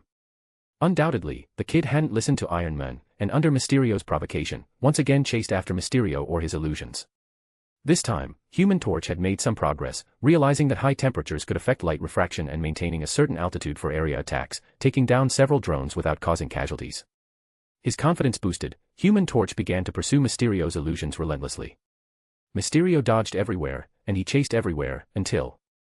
You know, Human Torch, the air is pretty thin at high altitudes. Of course I know, but we're still in the middle of the night. Human Torch charged upwards, breaking through the night. He had just been saved by Iron Man and knew his altitude limit. This was nowhere near it. But he was wrong. After breaking through the night, what he saw wasn't a clear blue sky, but the visible atmospheric orbit. I have to commend you, Mysterio's voice echoed in his ear. As long as you're willing to believe you can still burn, even break through your limits. Unfortunately, that's just what I wanted you to see. Looking at Human Torch, who was barely maintaining his flame, the high-altitude drone revealed its true form, then self-destructed. The violent shockwave exhausted his last bit of energy, sending him plummeting from high altitude. He felt he couldn't ignite again. The intense feeling of weightlessness made him unable to control himself. In a daze, he saw something falling with him. It wasn't an illusion because something really had caught him. I really did complain to Susan. You're less obedient than a high schooler. Tony Stark, having saved Human Torch again, was speechless at this college-bound brat. You don't need to worry about Mysterio. I've sent the best Avenger to handle this. Is it Captain America? You know, a lot of people say I look like him. Of course, it wasn't Captain America, but Spider-Man. Before crashing again, Jarvis provided Peter with enough intelligence. After the X-Men disbanded, Oscorp Technologies had somehow acquired brainwave technology and developed a neural transmission device. The prototype was in the lab on the 27th floor of Oscorp Tower. Relying on his familiarity with New York, Peter quickly approached Oscorp Tower. Mysterio had already spotted him, and along the way, all sorts of bizarre sights appeared. For example, he felt like he was being sucked into a black hole, distorting. Or the buildings on both sides simultaneously collapsing, falling on top of him. Or Mysterio creating the sound of ordinary people crying for help, making it difficult to distinguish reality from illusion. Trust your movements, not your feelings. Having never entered Oscorp Tower, Peter relied on his previous impressions of swinging around its exterior, charging directly into the lobby of Oscorp Technologies. Glass shattered everywhere, and before he landed, he shot countless webs in all directions, sticking them to almost every corner of the lobby, forming a dense web. He landed on it, pulled out a spare web fluid cartridge from his waist, and reloaded. Spiders hunt with webs, and they're best at sensing environmental changes through web vibrations. Let me see. Relying on the distribution of his webs, Peter painstakingly explored the lobby environment. He felt some webs snap, and almost simultaneously, he fired electrified webs in that direction, directly striking down the attacking drones.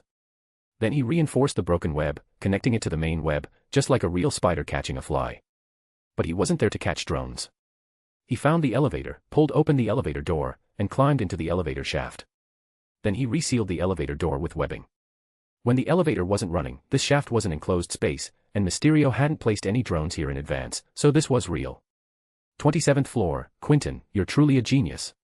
He wasn't talking about the floor, but the elevator in the underground parking garage began to ascend rapidly, heading towards the rooftop. If not stopped, Peter would be carried to the roof. Peter glanced around and reacted quickly. He landed on the ascending elevator, confirmed there were no living people inside, then directly tore the elevator cables, letting the entire thing plummet. Then he ripped open the elevator door on the 27th floor and walked in. It was still pitch black, nothing there. Mysterio already knew he had arrived. Peter still used his trick, continuously firing webs around him and tying them to his waist, checking his surroundings. Spider-Man, your little tricks are good, and you are indeed very clever. Countless Mysterios appeared around Peter. They looked at Peter, involuntarily puffing out their chests, but here, in such a confined space, you are no match for me. I'm not here to defeat you, Quentin. I'm here to tell you that you're wrong. Under Mysterio's gaze, Spider-Man put his hand on his mask. Mysterio seemed to realize something. What are you doing? You think I wear a mask because I'm scared? Peter slowly pulled off his mask. You're wrong. The reason I wear a mask is the same reason I wear this suit, just to help others, to protect others. I don't wear a mask because I'm afraid of other people's judgment. I wear it to protect them. Just like now, I'm taking it off to defeat you. He tore off his mask. As Peter slowly pulled off his mask, Mysterio used a holographic projection to recreate a mask on Peter's face, but this couldn't fool Mysterio himself. He immediately shut down all drone cameras and shouted, loudly and fearfully, "No." The sound was so clear that even within the illusion, Peter heard exactly where he was. "What are you doing, Quentin Beck?" Kingpin, who had witnessed everything from his office, stood up and roared, slamming his fist on the table, "Turn on the cameras. Spider-Man just exposed his identity, and you shut down the signal. It shouldn't be like this. It shouldn't be like this." Quentin Beck cried, trying to remove the device connected to the projector on his head. He heard Spider-Man's footsteps and let out a desperate wail. "You should wear your mask. You should hide your identity. Wear it. Wear it. I'm right in front of you, Quentin. Look at me. See if Spider-Man is what you thought." Peter tore the wires from the device, pulling out Mysterio, who was still wearing the projector and armor. Mysterio maintained the illusion at a certain distance around him, but he raised his arms and covered his eyes. He created illusions that no one could see through, yet he himself could always see the true side. Only he himself could not see the false mask he had woven for Spider-Man. "What's wrong, Quentin?" Peter looked down at him, his tone shifting from sharp to pity. "Didn't you say that once you put on the helmet, you would be fearless and be your true self? Is the true Quentin Beck actually just a coward who's afraid to face reality? Wear it, wear it." Mysterio trembled, repeating like a final incantation. Kingpin, who had been observing, became furious and disappointed. "Mr. Gargan, I believe you're nearby. Put on your goggles and take down Spider-Man for me, even if you can't, tell me who he is." MacDonald Gargan, who had been monitoring Quentin, finally realized something was wrong. He quickly put on his specialized goggles and walked towards Spider-Man. From a distance, he saw Mysterio lying on the ground, covering his head with his arms, and that idiotic Spider-Man who had removed his mask, revealing short black hair. At this distance, taking him down would be effortless. He hoped Kingpin would pay enough. MacDonald raised his pistol, ready to shoot, but just before pulling the trigger, Spider-Man, without looking up, swiftly shot a web, sticking to his pistol and pulling it, twisting the barrel in another direction. At the same time, for some reason, a web from behind stuck to his back, pulling him away, and the shifted barrel aimed directly at himself. As MacDonald fell, the bullet that should have hit Spider-Man's head fired, piercing Gargan's body. "Ah!" Peter, hearing the cry, paused for a moment, then chose to smash Mysterio's fishbowl head first. All the surrounding illusions instantly vanished. Peter turned around and saw Cindy, in her suit, who had appeared behind him at some point. "I don't know New York as well as you do, but following you is easy." "You're welcome, it was no trouble at all," Cindy said, looking at Mysterio trembling on the ground. "What about him?" Peter was silent for a moment, then put his mask back on, crouched down, and his voice softened. "It's all right, Quentin," he said gently. "See, I put it on." Mysterio trembled, moving his arms away, and seeing Spider-Man wearing his mask, finally collapsed into a ball, sobbing. "I handpick only the finest and most captivating novels for you. Don't forget to check out my other novels. P. at Trian Hong Meng Zi. Chapter 61, Settlement Time. At 8 in the morning, the hustle and bustle of Manhattan once again reclaimed the streets. The Mysterio disturbance, lasting only an hour, came suddenly and vanished just as quickly. Broken storefront glass glittered in the sunlight, and police sirens still echoed in the distance, but the city had returned to its usual rhythm. This brief chaos hadn't claimed any lives, only a few overturned cars and some scorched billboards remained as proof of what had transpired. Mysterio's objective was clear: he didn't want destruction, but provocation. And now, he had gotten his wish, falling disgracefully at the hands of a superhero, making a messy exit. On the rooftop of the Osborn building, Cindy Moon looked at the Manhattan morning, brushing a few stray strands of hair from her forehead. Just as she was about to leave, she heard Peter Parker's voice. "I wouldn't recommend swinging away with your webs. The Mysterio incident just ended, and all the media are like sharks sniffing blood, fixated on this city. If you swing away right now, tomorrow's Daily Bugle headline might be, 'Female Spider-Man appears in New York,' or worse, 'Spider-Man's true identity is a girl.'" Cindy turned, catching a can of coffee thrown to her. She saw Spider-Man hanging upside down from the metal framework of the rooftop garden, holding an open can of coffee, and pulled up his mask to drink. "I got 2 cans of coffee from the Osborn building's vending machine. You don't mind, do you?" "No, it's fine." Cindy snapped open her coffee can, looked at Peter, and suddenly asked, "You can drink coffee upside down?" "What? You can't?" They both laughed. After a moment of silence between them, Cindy suddenly asked a question. How have you kept going until now? You mean, this suit? Peter asked, a little unsure, and Cindy nodded. The Daily Bugle slanders you every day, and people online point fingers at you. I've seen the footage of your fight with Shocker. Many people said that if you had defeated him completely the first time, there wouldn't have been so much trouble afterward. She paused. Most people only see the voices that are against you. Why do you still continue? Peter thought for a moment before giving an honest answer. I've never felt happy being Spider-Man. I mean, I've never felt like I was the chosen one or something special because I gained spider powers. The reason I became Spider-Man was actually out of fear. I was afraid for a long time after I got my powers. What he feared wasn't the power itself, but his own choices. If he hadn't become Spider-Man, what would this world be like? Spider-Man is connected to so many Marvel Universe plotlines, even crucial turning points. What if this universe could have had a Spider-Man, but didn't?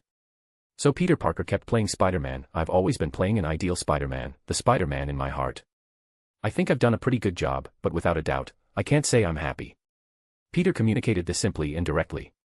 But gradually, my attitude changed. Shocker wanted to show others his true self. Carl King told me what would happen if others had this ability, and Mysterio, if I had always just played Spider-Man and never chosen to take off my mask in front of him, maybe I wouldn't have been able to defeat him. I had to tell myself, I am Spider-Man. It was these people who showed him why his choices were right, why becoming Spider-Man was right. He jumped down from the ceiling, walked over to Cindy, and leaned on the railing, looking at Manhattan. Am I talking too much? Cindy replied, without directly answering his question. I'm listening. I'm increasingly finding that this life actually suits me quite well. Honestly, the happiest part about being Spider-Man is never about putting on this suit and fighting all those strange villains. It's when you're swinging through the city, when no one is in any trouble, when you feel like all of New York doesn't need you. That's when I feel the happiest. Cindy finished her coffee, then jumped onto the railing, spreading her arms. I'm going home. I just said. I know. Cindy nodded, turned to Peter, and then squatted down. One more thing, I'm transferring to your school next week, same class schedule as you. Oh, Webb fell backward, the whole person dropping from the Osborn building. Peter shrugged helplessly. It seemed there was no way to avoid the Daily Bugle reporting on two Spider-Men, but it didn't matter. He smiled, leaped, and began swinging through the city, a familiar feeling.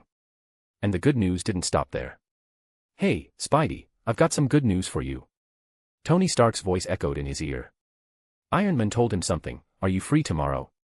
We have a press conference at Avengers Tower about King T'Challa of Wakanda joining the Avengers. Maybe you could attend. Do I need to wear a suit, Mr. Stark? No, you don't. I just think we need to introduce our, doorman security or something during the press conference. Tony Stark was silent for a moment before finally speaking. We know how you defeated Mysterio. Welcome to the Avengers, kid. If you're willing, come to Avengers Tower tomorrow morning. I will, Mr. Stark. Today really was a good day, wasn't it? A familiar sensation of weightlessness washed over him. Peter skillfully operated his web shooters, and the Manhattan sky once again became his stage.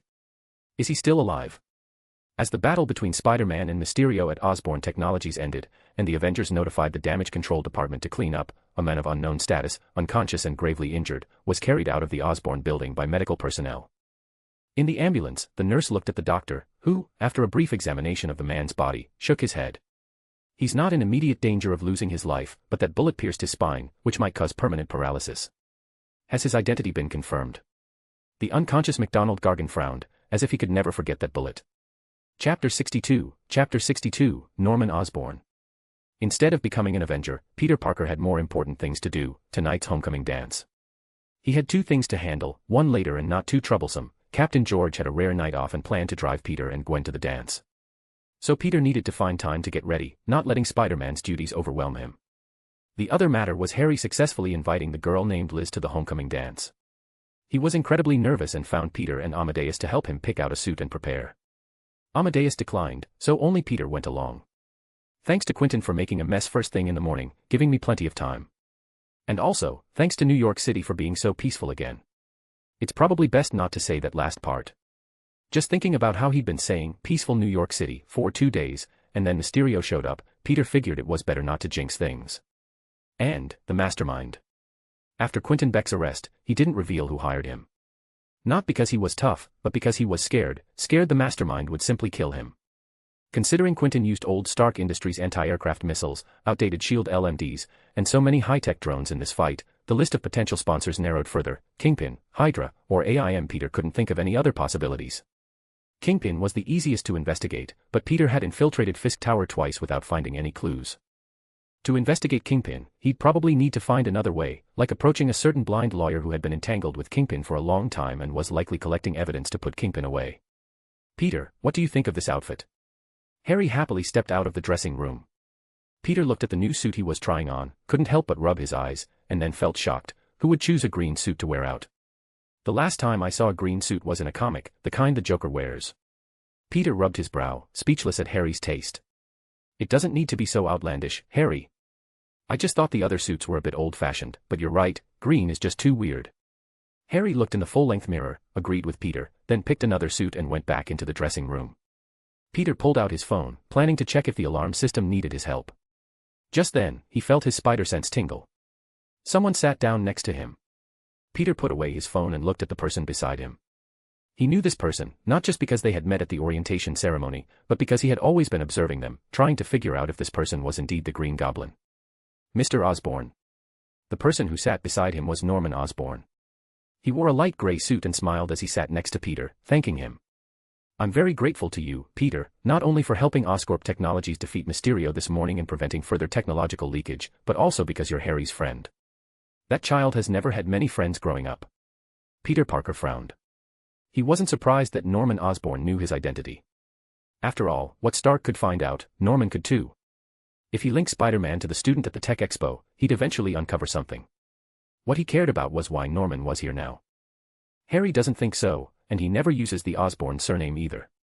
He's still young, he doesn't know many things, and neither do you. Norman put on the air of a seasoned man, smiling elegantly. For example, I'm sure Stark is very pleased with your actions and wants to invite you to join the Avengers. I'm sure he'll offer you assistance, but Stark Industries isn't good enough, because he doesn't know your true potential, Peter. You were bitten by an Oscorp Technologies spider. That was the result of years of research by your father, and continued research by your father's student. No one is better suited to be Spider-Man's backing than Oscorp Technologies. Peter finally understood why Norman Osborn had come. Like Nick Fury, he was here to make an offer, intending to train and help Spider-Man. However, their objectives were likely different. Based on bits of information Harry occasionally let slip and Oscorp's long-standing reputation, Peter could probably tell that Oscorp was doing this not necessarily to genuinely help Spider-Man, but to prove Oscorp Technologies' ability to create super soldiers. In other words, it was still about business. But this wasn't necessarily a bad thing. Many of Spider-Man's villains, especially those who weren't beyond redemption and could be prevented, were connected to Oscorp Technologies. If he agreed, he could keep an eye on these villains at all times. Father. Harry opened the dressing room door, calling out with a slightly unfamiliar address. When he saw Norman Osborn, he became furious. What are you doing here? To celebrate my son finally mustering the courage to ask a girl to dance. Norman said, standing up. And to see how my son's new friend is doing. What kind of friends I make is none of your business. Harry angrily pushed Norman away. Norman, knowing his cue, politely left, just smiling and saying, your new friend isn't bad, before departing. Harry, having driven Norman away, looked at his friend with mixed feelings. I'm sorry I kept it from you for so long, Peter, you don't seem surprised. Actually, I had a hunch, Peter shrugged. I just figured you had some secret, so I didn't ask. Just some family issues. Lyman is my mother's surname. She was a true scientist, passionate about humanity and science, willing to dedicate her life to it, unlike my father. Harry sighed after speaking, looking at Peter with concern. How was it? He didn't give you any trouble, did he? No, maybe because you came out in time. Peter smiled, giving Harry some confidence. The new suit is good. Probably the best one you've picked. Oh, really? Harry finally smiled, a rare occurrence for him, as if he had made up his mind. I'll take this one. I'm going to choose my own image. Chapter 63, Homecoming Dance. Today, we received a rather shocking letter from a listener who told me, Jonathan, this morning, besides Spider-Man, I also saw another Spider-Man. It definitely wasn't my mistake, because it was a female Spider-Woman in a black suit. She wasn't wearing a mask, only a red bandana. The radio in George Stacy's old car crackled with static, followed by JJJ's deep, almost despairing sigh. George couldn't help but chuckle, tapping his fingers lightly on the steering wheel. Good heavens, I've never heard him so dejected, it's like the end of the world for him. Gwen, in her white dress, looked at Peter beside her and asked, word for word, another Spider-Man. A girl. Ah, who knows? Maybe it's true. Peter loosened the collar of his suit, he rarely wore such formal attire. You'd have to ask Spider-Man about that. He should know best. Yeah, if I get the chance, I will ask. Gwen then stood up, leaned forward, and peered at the driver's seat. Dad, if you see Spider-Man, can you ask him for me? I haven't seen Spider-Man much these past few days. It seems like he's been less active since he got his new uniform. Or maybe it's just because New York has been relatively peaceful lately, with nothing much going on. At the intersection, George stopped the car, waiting for the red light, his fingers tapping the steering wheel as he listened to Jonah continue speaking in a deeply despondent tone. Our city has been chaotic ever since Spider-Man appeared. Now someone tells me there's more than one of these pests. Alright, from the description, this Spider-Woman, let's call her that for now, isn't a masked criminal like Spider-Man. At least she only wore a bandana. Of course, we've seen criminals with bandanas before. This might have been Jonah Jameson's most terrible day, but it could also be Peter Parker's, because ever since hearing that news, Gwen's gaze hadn't really left him. Alright, kids, we're at school. I don't know why you wanted to miss the entire daytime homecoming activities, but that's fine. These kids are getting more out of hand these days, just be back early tonight. George dropped them off at the entrance of Midtown School. In the distance, the Empire State Building glittered with a dazzling array of colorful lights. Peter nodded his thanks and got out of the car. Gwen didn't get out, she just sat in the car, watching him. Peter smiled, then opened the car door on her side and extended his hand. Gwen smiled, took Peter's hand, and got out of the car, then waved goodbye to George. Watching her dad's car drive away, Gwen finally let out a relaxed sigh.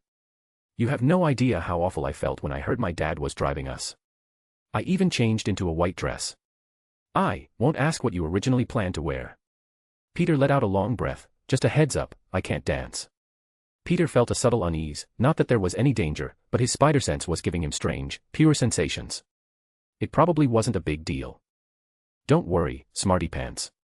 Gwen had already anticipated Peter's inability to dance, this isn't some formal ball. Everyone just wants to have fun. Besides, you have me. Just try not to step on my feet. Easy for Spider-Man, right? No problem at all. Then, walking down the hallway decorated with various streamers, banners, and fairy lights, and confirming no one was around, Gwen looked at Peter. What's this about the other Spider-Girl? The spider that bit me also bit someone else.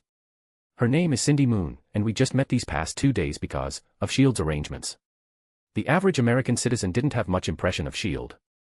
This wasn't because S.H.I.E.L.D. was intentionally secretive, but because ordinary people simply didn't interact with them. Gwen didn't know what kind of organization it was, but she realized it must be an official agency. And this morning, when we were dealing with Mysterio, she helped a lot. Peter tried to make the whole story as simple as possible. Gwen nodded, showing little expression. So, besides work, you don't have any other interactions? That question really stumped Peter. So Gwen looked at the speechless Peter Parker, tilting her head curiously. S.H.I.E.L.D. arranged for her to transfer to our school next week. Peter finally shifted the blame to S.H.I.E.L.D. It's hard to say after that, since we'll be classmates. Gwen raised an eyebrow, but after thinking for a moment, she didn't ask, is she pretty? Instead, she asked another question. Then could you introduce me? I'd really like to meet this Spider-Woman. Her code name is actually Silk. Peter didn't say that out loud either. The two walked into the classroom. By now, Harry and Liz were already chatting and laughing. Harry had finally chosen a suit that was, well, quite old-fashioned, but at least Liz didn't seem to mind. I didn't even know they were dating. Gwen looked at Liz with a slight curiosity. Peter vaguely replied, I just found out too, as he looked around. He saw Betty, who was always on the school TV station. Next to her was Flash Thompson. Peter hadn't known they had a connection either.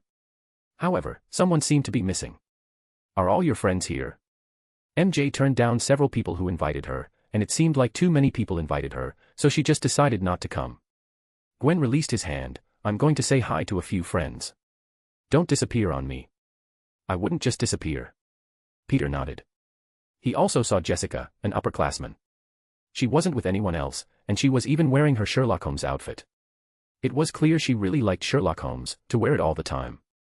Hey, man. A hand rested on Peter's shoulder. Peter had heard footsteps earlier, but since his spider sense hadn't reacted, he hadn't turned around. Only now did he realize that it was Flash Thompson who was patting his shoulder.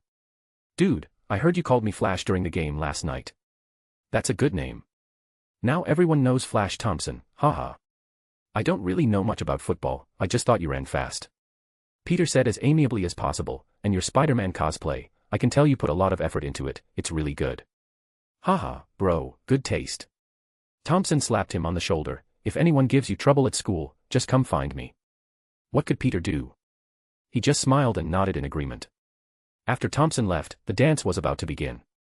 He heard Gwen call his name, but as he took one step, intense pain stimulated his brain, and images appeared before him from nowhere. The spider with 42 drawn on its back, tearing at the web of destiny. Peter stumbled and leaned against the wall. Gwen quickly ran over. Are you okay? Just a little tired, nothing serious. Peter, who probably understood what had happened, sighed. He really hadn't had a moment's rest these past 2 weeks. Chapter 64, all right, let's go over it again. You're saying you're leaving today?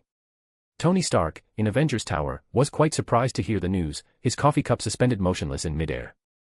This is a historic moment. I know, Mr. Stark, but the Avengers press conference.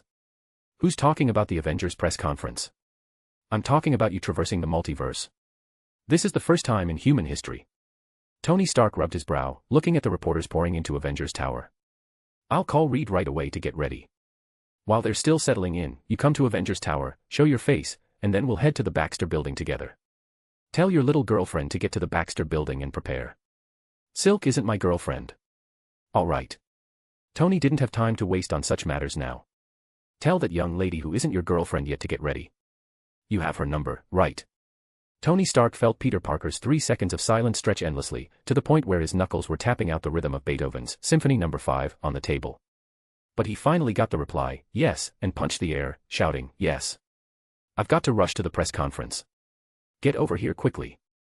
Minutes later, as Captain America spoke on stage about our firm belief that the Avengers will be a volunteer organization, transcending borders, fighting for justice and freedom. Spider-Man finally arrived, riding the elevator down from the top floor of the Avengers building. Can I discuss something with you?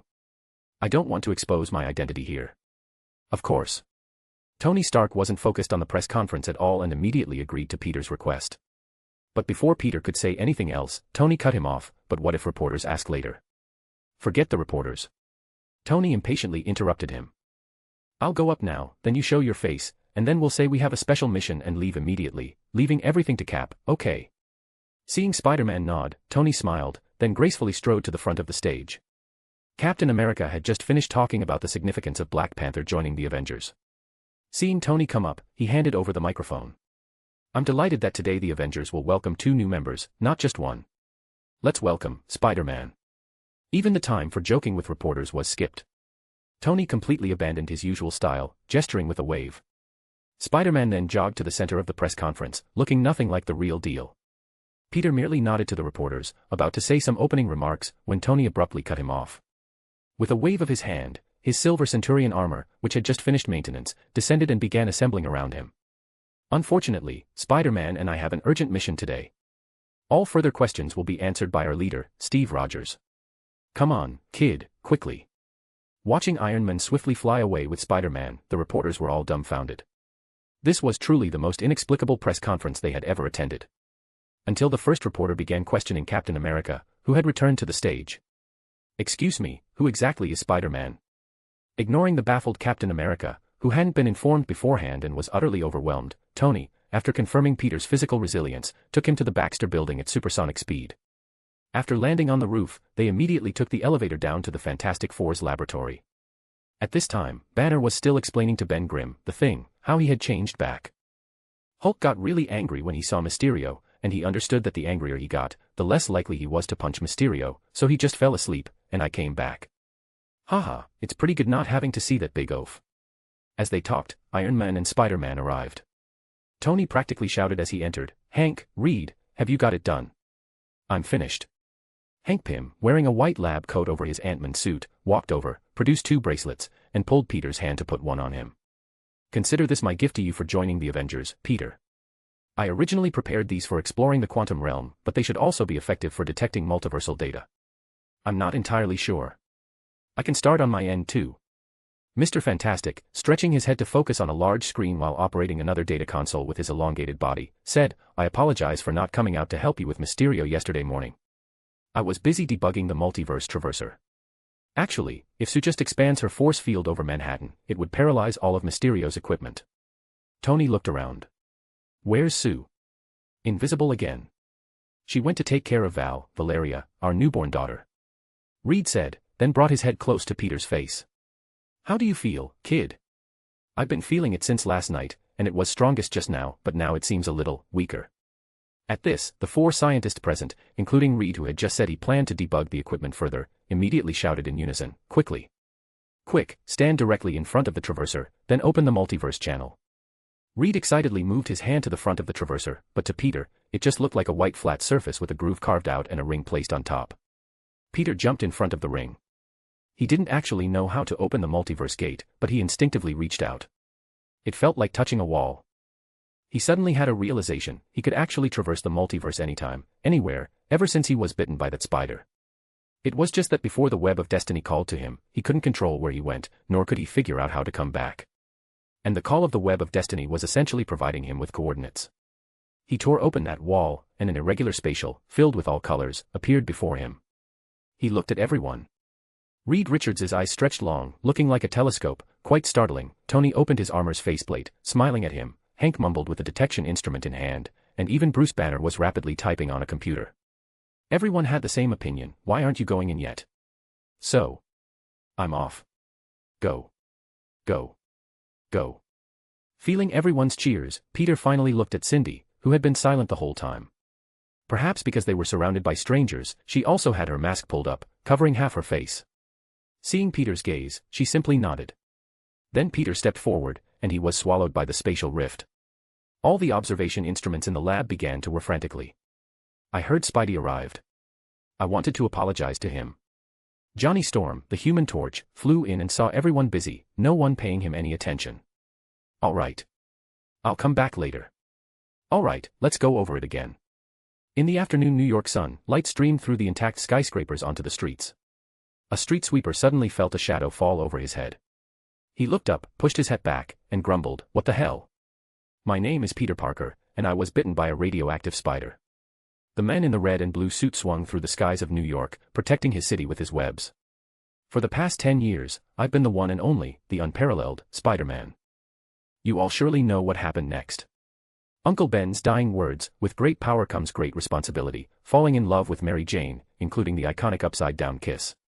He saved this city countless times, even once stopping a speeding subway train heading towards a broken overpass. Of course, let's not forget he once danced the bully dance in the streets, had his own theme song, released a Christmas song, endorsed a brand of oatmeal, and even had a less-than-stellar co-branded ice cream. I've been through many rough patches, ups and downs, knocked down time and again, but I always get back up, pressing forward bravely. I still really love being Spider-Man. Who wouldn't? Spider-Man landed beside a gargoyle on the Empire State Building, leaning on it, looking at the city he had protected countless times, filled with emotion. After all, the only pillar keeping this city from falling is me. Welcome to Earth 700, a universe with only one superhero, Spider-Man, Chapter 65, Snatching Your Opportunity. Earth 700, New York, Brooklyn Underground. Peter only vaguely remembered the plot of Spider-Man, Into the Spider-Verse, but after transmigrating to this universe, he quickly pinpointed his timeline. Miles hadn't been bitten yet. This was because New York had just experienced its second earthquake. In other words, this was Wilson Fisk's second activation of the collider in this universe. At this time, in the original plot, Gwen Stacy, Spider-Gwen from Earth 65, had just arrived, and due to the multiverse collider's influence, she had traveled back a week. This meant that the Peter Parker of this universe should have just finished creating the key to stop the collider and hadn't yet taken action. Peter had visited several high schools near Brooklyn and successfully found Vision's Academy, the high school Miles attended, but he didn't find Gwen, who should have transmigrated and disguised herself as a high school student in the original plot. This is good news. It means the multiverse collider won't explode in 7 days, and they haven't transmigrated yet. Perhaps I've succeeded. Peter, climbing along the top of a subway maintenance tunnel in Brooklyn, finally found his destination. And this looks very familiar. The inverted Spider-Man followed the subway line to a disused subway control station underground. A spacious tunnel was tightly sealed by an electronic keycard door. Beyond the door was a passage filled with construction waste, with walls covered in various street graffiti. The glass protective cover above had shattered, revealing the metal frame. Undoubtedly, the Miles of this universe was bitten here, and by the timeline, he shouldn't have been bitten yet. Luckily, he had brought some money to buy a small box for reptiles. He wondered if the spider from Earth 42 was here now. Or perhaps it wasn't time yet, so it hadn't arrived. But it didn't matter. He just had to wait here. Or perhaps. Peter looked at the dust-covered glass of the control station. Behind it was the abandoned subway tunnel where Wilson Fisk had built the Multiverse Collider. Would going there now allow him to directly dismantle the Multiverse Collider? Forget it. Since the Peter Parker of this universe didn't choose to forcibly dismantle it but kept a key, it means this is the best solution. I'll just buy some supplies and wait for Miles and Prowler to show up. I wonder how many days I'll have to wait. Of course, the worst-case scenario was that the spider from Earth-42 also didn't transmigrate, but that would just mean he'd have to stay a few more days. Besides, he had already seen that spider in his dreams and through his spider sense, it definitely had to be here. I hope the Avengers can handle my absence from school for a few days, especially if Aunt May and Uncle Ben come back and find me missing. They'd be scared half to death. Someone needs to tell them I'm interning at the Baxter building. Taking off his suit, Peter Parker, a 15-year-old high school student, left the abandoned control room first. He needed to prepare supplies for the next few days. A few nights later. Hey, how do you know this place? I did some engineering work here. The long-awaited voices echoed through the empty, abandoned subway. Peter, who had been on the ceiling beams for several nights, flipped over, activated the infrared scan on his mask, and began to search the surroundings. He heard footsteps on the protective door, but at the same time, he found what he was looking for. A large spider with 42 and Alchemax on its back, its 8 legs glowing, was wandering not far from him. Instantly, the spider looked at Peter, and Peter looked at the spider. His spider sense buzzed, and his attention focused on the spider. The Earth-42 spider seemed to notice something and raised one of its legs. Thwip. Very quickly, a web stuck to the small spider. Peter tiptoed to the web spider, picked it up. The spider squirmed restlessly, then opened its sharp mandibles and bit Peter's hand hard. At this moment, Miles and Aaron Davis had already walked directly below him. Peter endured the pain, then heard Miles shout, "Brooklyn." He breathed a sigh of relief, took the spider off his hand, and put it into the reptile box. Biting me is useless. I'm already Spider-Man. Oh, just don't turn me into a human spider or an octospider. Peter mumbled, hiding to the side and quietly climbing away. Miles, completely unaware that his fate had been altered, began his carefree graffiti work. Only Prowler sensed something and looked up, but saw nothing. What's wrong, Uncle Aaron? No, nothing. Let's continue. Peter, who had quietly climbed out of the subway station, breathed a sigh of relief. The next step was simple: find the Spider-Man of this world, tell him what he knew, then together stop Wilson Fisk from causing a collision crisis by pulling multiple universes together. Finally, send the Earth-42 spider back to bite the Miles of that universe, and everything would be accomplished. Then, as he swung through Brooklyn, he felt his spider sense begin to sting. He quickly swung on a web to dodge, but it seemed his movements were predicted, and he was kicked directly onto the roof of a building, rolling once before standing up. Frightened, Peter quickly checked the box. Thankfully, the Earth-42 spider was very resilient and still jumping around inside. He hadn't even stood firm when he heard an unfamiliar voice. At first, I didn't believe the news that another Spider-Man had appeared in New York, but now I have to. Chameleon.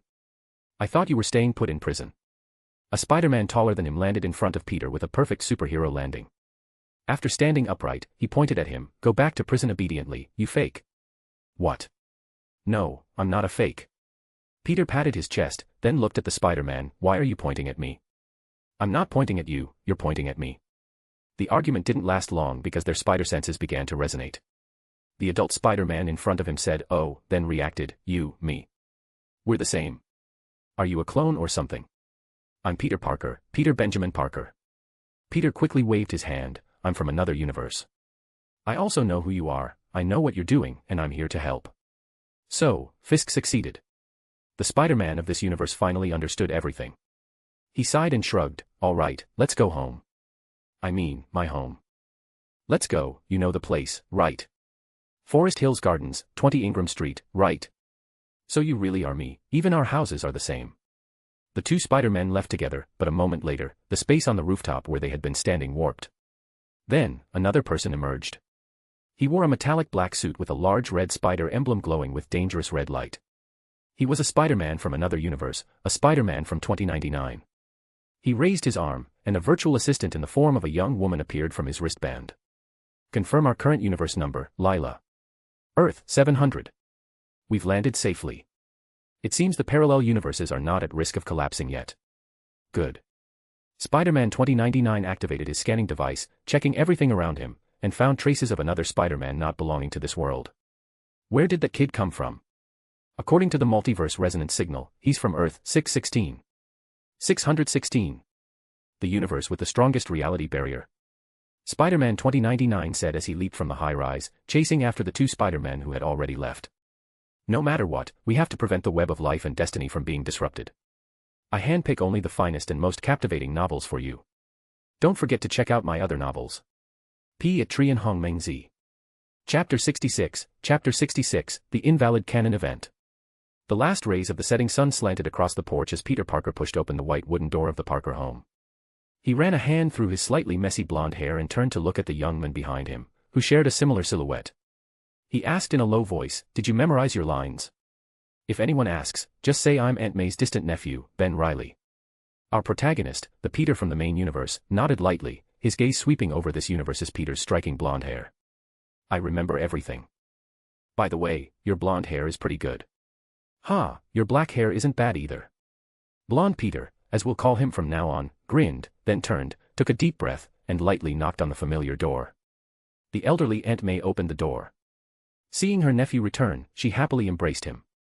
She then noticed Peter and turned to blonde Peter. "Peter, is that?"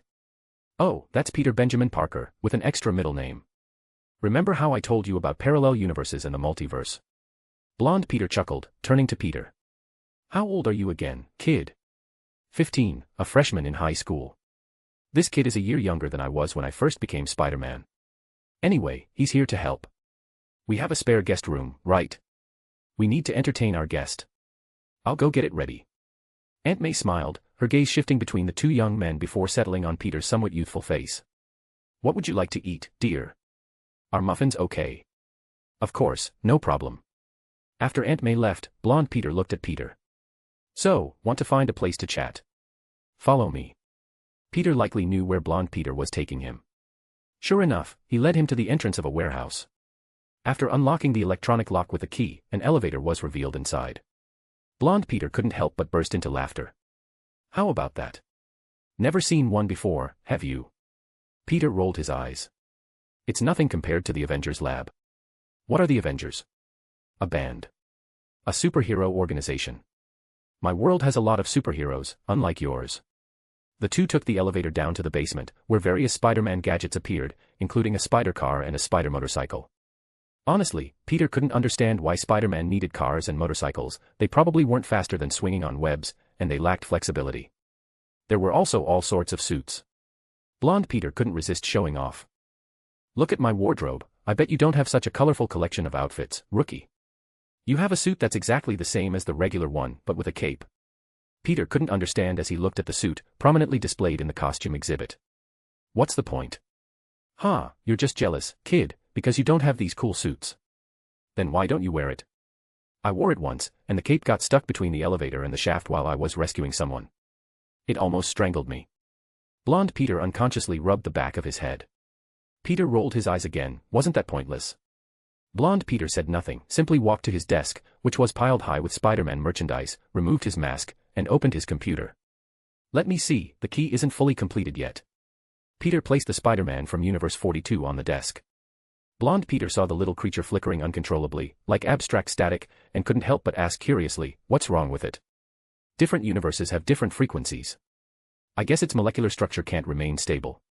That's why I'm here. This spider is still alive, and that universe doesn't have a Spider-Man yet." Blonde Peter stopped typing on the keyboard. He was silent for a long moment, then turned and looked at Peter. "You need to know, kid, if someone becomes Spider-Man, it might mean they're destined to lose something. Perhaps for us in that universe, or someone else, being an ordinary person is better than being Spider-Man." Peter was about to say something when a voice suddenly echoed through the secret base. "No, he's right. This has to happen." The two stood up simultaneously, their spider senses blaring. Appearing from the darkness was a man taller and stronger than both of them, almost a wall of muscle. Spider-Man 2099's mask had no visible eye lenses, only a fierce outline. "I'm Miguel O'Hara, from Earth 928 in 2099. I'm here to help you."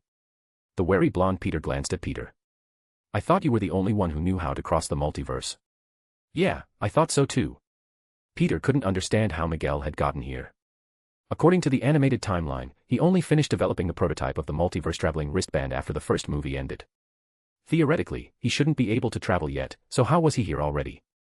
Every universe needs a Spider-Man. We are specific existences of the multiverse. Similarly, every Spider-Man must experience what they have experienced. Miguel said, adjusting his wristband. The multiverses were arranged in a web-like structure, displaying the lives of Spider-Man in each parallel universe he observed. Experiencing the death of loved ones, the death of their police captain, the betrayal of friends, the death of loved ones, these are things every Spider-Man cannot avoid. So this kid is right, Universe 42 needs its own Spider-Man, even if it means going through those things. Blonde Peter listened to Miguel's long speech and couldn't help but raise an eyebrow. First, I didn't invite you, and I don't know how you snuck in. Second, do you have proof? All these things. I've experienced it. I witnessed the destruction of an entire universe, just because I wanted to make up for something, I disrupted a canon event.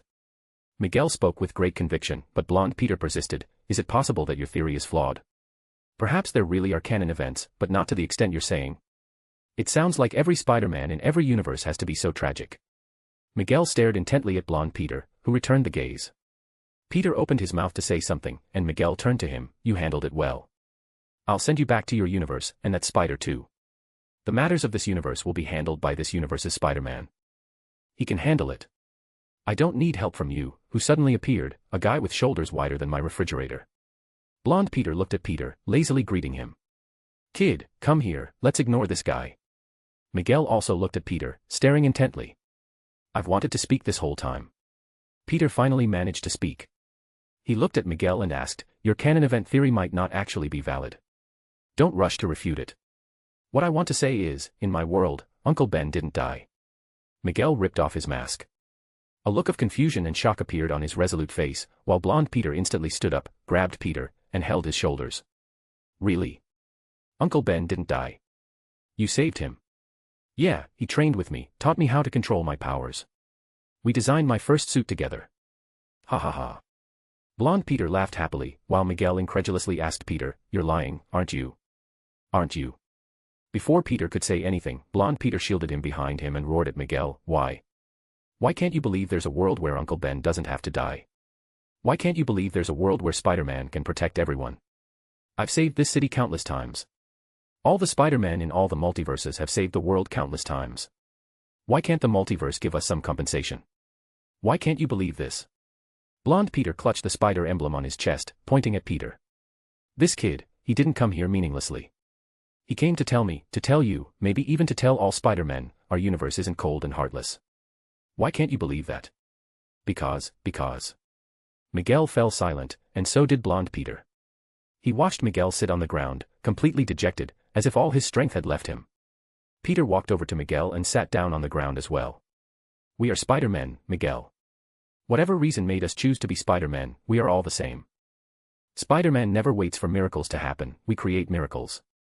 I don't want to sound too smug, but now a miracle is in front of you. Will you resist it, or will you join us? Chapter 67, True 3 Spiders in One Frame. Alright, let's go over this again, the Blonde Peter had already put on his suit. The setting sun dyed the rusty steel beam he sat on a dark red, and cold wind and dust whistled through the gaps. After speaking, he felt something was off, I feel like I've said this before. I think maybe every Spider-Man says that at some point. Peter nodded. He knew what the other was talking about. Miguel had finally chosen to join them, and for that, they would have to face Kingpin and all his subordinates, Green Goblin Norman Osborn, Prowler Aaron Davis, Tombstone Lonnie Lincoln, Dr. Octopus Liv Octavius, and Scorpion McDonald Gargan. With Kingpin, that made this universe's Sinister Six. Conveniently, 3 Spider-Men, 2 opponents each. I have a question, why is this Green Goblin so big? I mean, he's almost bigger than the Hulk, oh, my bad, he's almost taller than 2 Miguela. Peter had always wanted to roast the villain designs in Into the Spider-Verse, and now that he'd transmigrated, it was a realistic art style, yet it was still so abstract. This universe's Green Goblin was as massive as the Hulk and didn't use a glider, but instead flew around with wings and didn't throw pumpkin bombs, but breathed fire from his mouth. Are you a goblin? You should change your name to Troll. I'm more confused why Dr. Octopus is a woman. Aside from universes where everyone's gender swapped, I've never observed any universe where Octavius is a woman. Miguel was still using the computer on his wristband to adjust the theoretical algorithm for the new web-weaving event. At the same time, he also pulled up pictures of Green Goblin from 2099. He wasn't as bulky, but still had a pair of wings, and his attack method was shooting lasers from his palms. I don't know, I haven't been to your universes. I thought this was normal for me. Oh, kid, you just started out, haven't fought many people, have you? Who have you fought? Shocker, Chameleon, Carl King, and Mysterio. That's it. The blonde Peter looked puzzled. Who's Carl King? You haven't met him. Middle school classmate, campus bully, ate the spider that bit us. His ability is to turn into a bunch of spiders. No. Never. The blonde Peter shook his head. He'd truly never encountered such a disgusting enemy. Miguel had never seen one either. In 2099, he wouldn't deal with such disgusting things. He just continued calculating while saying, Green Goblin is mine, I'm best suited. Why? Because you're built like a wall. Incidentally, I actually fought a guy named Wall. He was bitten by a radiation-mutated wall. Oh no, he was crushed by a radiation-contaminated wall, and then turned into a moving wall. Really, I still have his picture. The blonde Peter retorted without hesitation. Due to yesterday's events, their relationship wasn't great, and to make matters worse, he let Miguel rest at his place for a night, and the guy didn't even say thank you. Miguel did thank him, but he thanked Aunt May, not the blonde Peter. At this moment, he didn't intend to argue, simply stating the reason truthfully, because I can fly. Both Peters fell silent. They looked at Miguel like he was a monster. Miguel calculated for a while before noticing this and turned his head to look at them. What's wrong? If you can fly, why are you still called Spider-Man? Peter asked the most important question. I mean, you don't even need to swing webs, so the remaining superpowers, super speed, and so on, don't necessarily have to be tied to a spider, right? So why do you still call yourself Spider-Man? Yeah, if you don't even swing webs, how can you call yourself Spider-Man? The blonde Peter agreed with this point. What kind of Spider-Man doesn't swing webs? Miguel was utterly speechless. I do swing webs, okay. I just happen to be able to fly. My suit can use bioelectricity to allow me to fly. Forget it, Green Goblin is mine. I'll deal with Dr. Octopus and Kingpin. Actually, I can deal with anyone, since they're all my past defeated foes. The blonde Peter finished, looking at Peter, who simply replied, I'll handle Scorpion, that guy's also strangely shaped. So, it was just Miguel and Peter dividing Tombstone and Prowler. The three fell silent. Miguel's instrument showed that the collider still hadn't activated. And the blonde Peter's key could only access the system when the collider was active. If it was destroyed incompletely while off, Kingpin would rebuild the collider again and again. It had to be destroyed completely in one go. In other words, they had to wait here for a while. How about we talk about something happy? I never thought I'd meet other superheroes in my life, let alone Spider-Men from other universes. The blonde Peter sighed with a smile, reflecting on his life. I've been Spider-Man for 10 years, always alone. Sometimes I wonder, what if I die one day? Will someone else step up? I don't know. Thanks to you guys, I know I'm not alone. Shouldn't we form some kind of, like, a spider alliance? Multiversal Spider-Men helping each other out. Miguel has a dimension-hopping wristband, and younger me can directly tear open the multiverse's door. Yeah. Miguel interrupted the blonde Peter, looking at Peter. I use 2099's technology, based on decades of technological advancements, to develop this multiversal travel wristband, and you just tear through the barriers between parallel universes like tearing wallpaper. Why? Ah, the spider totem gave me the ability. In my world, there's a lady named Madam Web who says that Spider-Man's abilities essentially come from a higher dimensional entity called the spider totem. So the spider that bit me gave me this ability. Spider totem. Miguel seemed to understand something, and began recalculating the variables. Miguel's wristband beeped, and he immediately stood up. All right, Peter Parkers, the multiverse is beginning to tear. It's our turn to go on stage. I'll lead the way.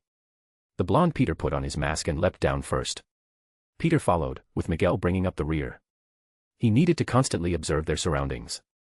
If a web-weaving event truly occurred, he would take Peter out of this universe, regardless of the outcome. But for now, let them save the world. Chapter 68, Battle on Earth, 701. Deep beneath Brooklyn, a disused subway tunnel had been converted into a gleaming, cold technological lair. Blue energy conduits snaked across the curved metal walls, two massive energy emitters facing each other. Once power was channeled into the emitters, the two energy streams would collide, tearing open the multiverse, but so far, it hadn't succeeded. Kingpin, even larger than his Earth 616 counterpart, sat in the control room of the collider. His Sinister Six, including himself, were ready for action. Without a doubt, that damned bug would come to cause trouble, and their sole purpose remained to tear that bug apart. If Spider-Man comes here today, Kingpin looked at his subordinates. Don't let him leave alive. Kingpin didn't even finish his threat, because the voice he knew and detested so well was already echoing through the Brooklyn underground. Are you here, Willie? Hello. Earth 700 Spider-Man walked in while speaking, his voice reverberating through the empty tunnels. His footsteps were clear and soon appeared on the monitors. Can we talk this over? Just surrender here, and I can spare you from having to wear sunglasses to hide your black eyes. Your plan is definitely going to fail. Deal with him. Kingpin looked at the enormous green goblin, adding an extra instruction: remember to take him far away, don't let him disturb us. The massive green goblin unfurled his huge wings and flew out of the control room, lunging towards Spider-Man, Earth 700. The latter remained casual, not even raising a hand. Because, as the old spider said, when you play with parallel universes play with you. The charging green goblin didn't notice a figure leaping out of the darkness. Spider-Man 2099 unsheathed his claws and slashed at him, pinning him to the ground and then relentlessly tearing into him. At this moment, Spider-Man, Earth 700, also swung on a web towards the control room, accompanied by our protagonist Spider-Man from Earth 616. I have a question: did you call yourself Old Spider to differentiate us? No, I meant I'm experienced and full of wisdom. Watching the two Spider-Men swing in together, and Spider-Man 2099 pummeling Green Goblin on the ground, Kingpin completely failed to understand what was happening. Only Dr. Octopus Liv pushed up her glasses, a very excited smile on her face. It must be the collider working, bringing us two Spider-Men from other universes. Mr. Fisk, my device was successful. If by successful, you mean bringing two more Spider-Men.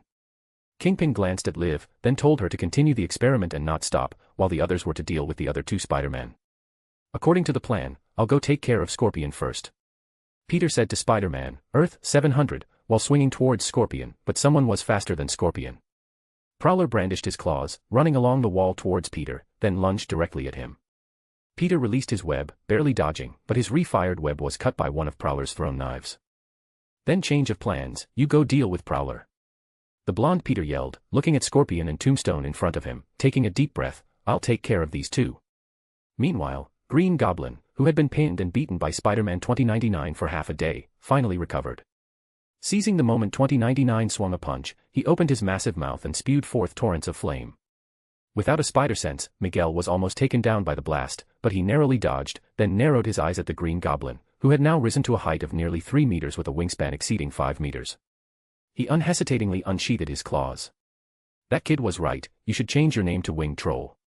This universe's Green Goblin seemed to have little intelligence, charging forward like a beast or even the Hulk. Despite having wings, he still ran forward. Fortunately, Miguel had dealt with the 2099 versions of both Green Goblin and Hulk, and very fortunately, the Green Goblin he faced was also the Alchemax version. Here's a little tip, big guy. Miguel extended his right claw, dangerous red light glinting on its tip.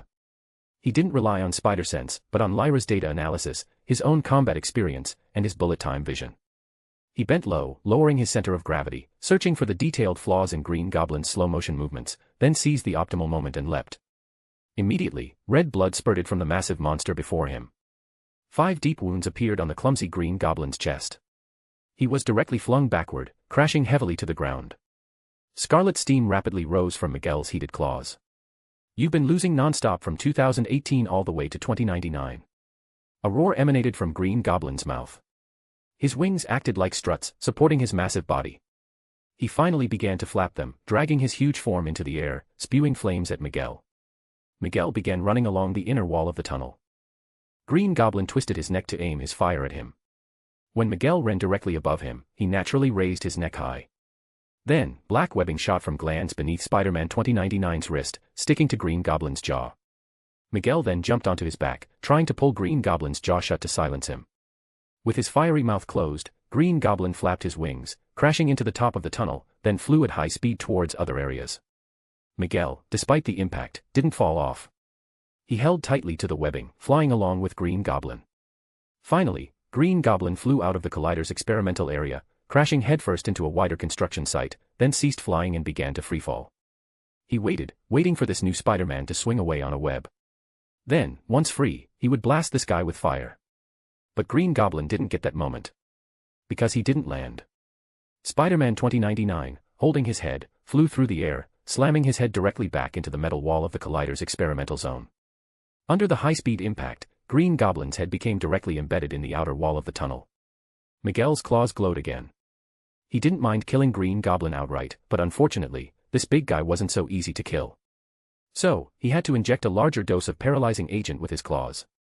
That small amount earlier hadn't worked. Hopefully, this would make Green Goblin sleep a bit longer. Chapter 69, Fierce Battle on Earth, 702. Peter was currently dealing with Prowler, also known as Aaron Davis, Miles's uncle. Prowler was originally a rather obscure villain, but his current popularity as a Spider-Man antagonist is entirely thanks to Miles boosting his uncle's profile. Aaron Davis isn't even the original Prowler. In the comics, the first Prowler, Hobie Brown, was a high-rise window washer whose boots were for walking on building exteriors, his steel claws for gripping at heights, and his wrist gauntlets were originally designed to spray window cleaner. Then they were weaponized. His battle boots, initially for walking on any hard surface, were enhanced to give Prowler mobility on par with Spider-Man. His claws could easily cut through steel rebar, and his gauntlets could fire grappling hooks, throwing knives, or other dangerous projectiles. That's it. Those were all of Prowler's abilities.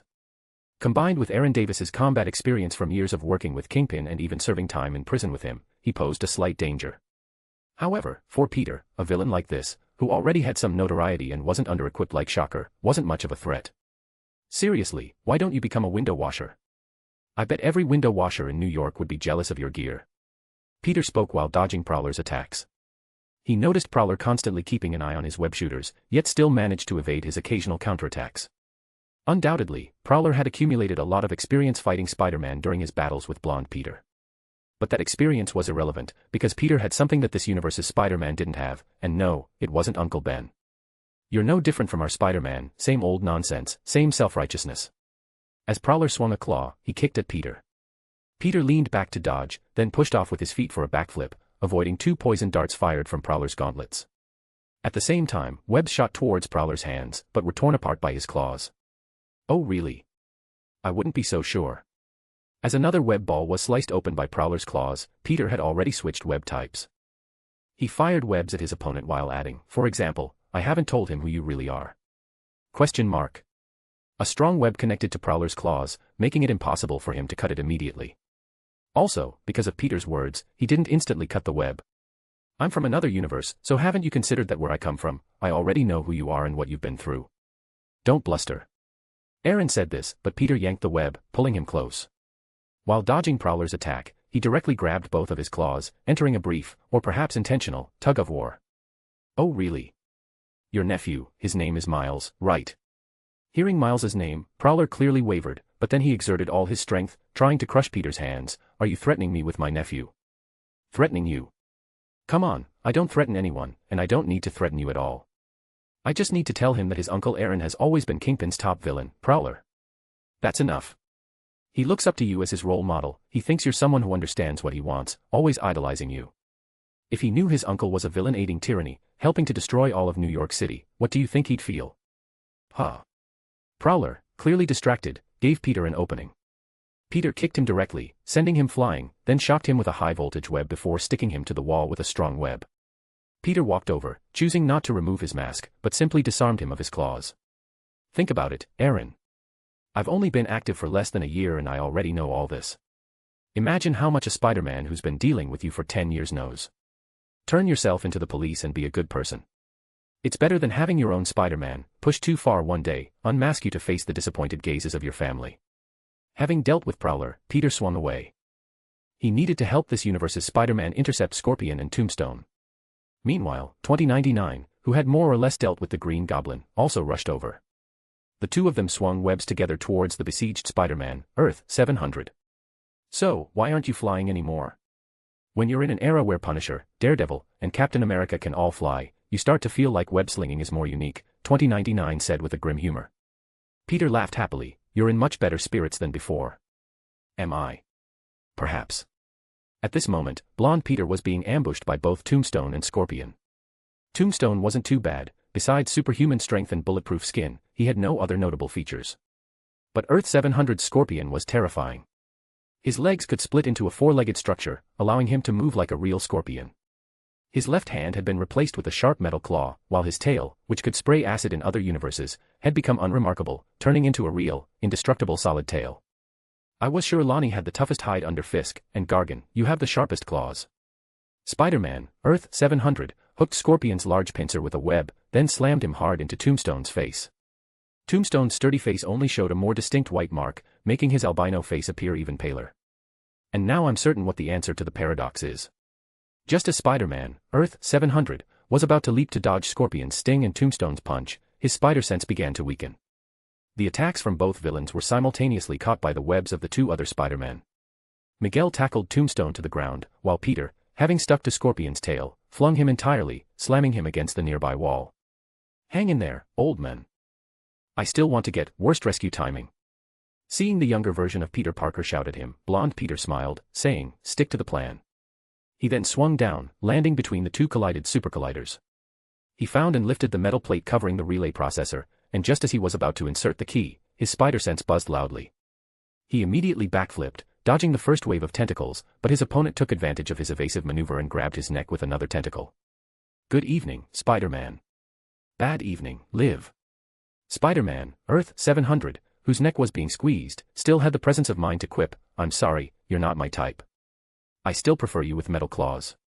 Biomatter material, lighter, more agile. Dr. Octopus, Liv said, then shyly adjusted her glasses, I'd love to chat with you and your friends, but I'm afraid we have to welcome this historic moment. The supercolliders, having accumulated energy for a long time, erupted with immense power. As they clashed, distorted colors appeared out of thin air, and the fabric of reality began to tear. Chapter 70, Fierce Battle on Earth 700, 3. The blonde Peter felt the energy field beneath him undergo a terrifying qualitative change. The energy torrents spewing from the two colliders were now tearing open azure spatial fissures in the channel, like countless greedy tongues licking at the fabric of reality. The widening fissures indicated that Earth 700's dimensional barrier was rapidly dissolving. Worse, Dr. Octopus's system had no safety protocols, no buffer mechanisms. The fissures were like crude wounds torn in the universe itself, threatening a chain collapse at any moment. Fortunately, that young lad from yesterday had given him some advice, to launch some sudden attacks in a less than Spider-Man way. I have just one question, Liv. Choked, finding it difficult to breathe, Spider-Man, Earth 700, let out an indistinct sound, pulling at the mechanical claw gripping his neck, asking the most important question. Your tentacles still use bioelectrical signals, right? What? Not from the constantly guarded web shooters, but from blue-white electrical arcs erupting from the seams of his suit gloves, instantly spreading along the nerve conduits on the mechanical claw. In an instant, Dr. Octopus's tentacles were completely paralyzed. She shrieked in pain, and the mechanical tentacles released the blonde Peter, allowing him to swing away with his web and land to the side. These new tentacles perfectly integrated Octavius's nervous system with the machinery, granting her greater strength and more precise operational control. The cost was sharing all sensory feedback, naturally including pain. Dr. Octopus, subjected to the electric shock, wasn't angry, on the contrary, she seemed even more excited. Liv pulled a handkerchief from her pocket and wiped her mouth.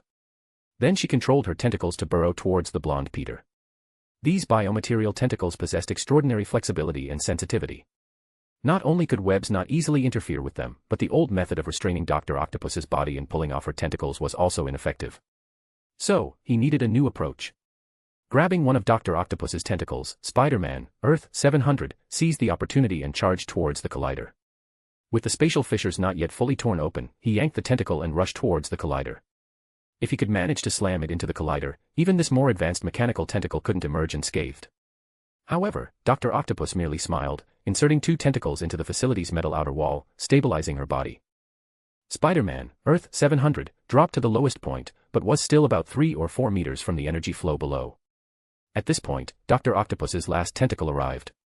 With an excited, wild grin, she tried to use the mechanical claw on the tentacle to pierce Spider-Man, Earth 700's chest, only to realize she had reached her limit.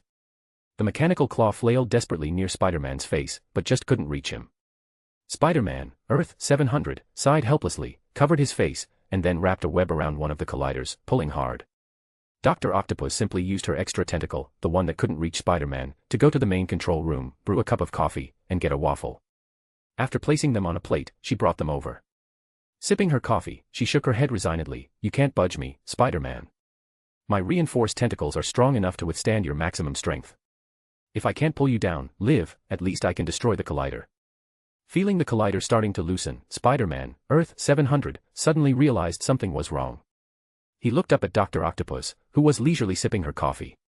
Shouldn't you be saying something like, I wouldn't do that, because it would cause the collider to explode, right now? Of course not. Dr. Octopus smiled faintly, Look behind you, little spider. Spider-Man, Earth 700's spider sense blared an alarm. He already knew who was coming, but he still stiffened and turned his head, seeing Kingpin in a suit raise his muscular fist. He chuckled awkwardly. "Hello there, Willie. Could you perhaps come a little later? I'm a bit tied up right now. Get out of here."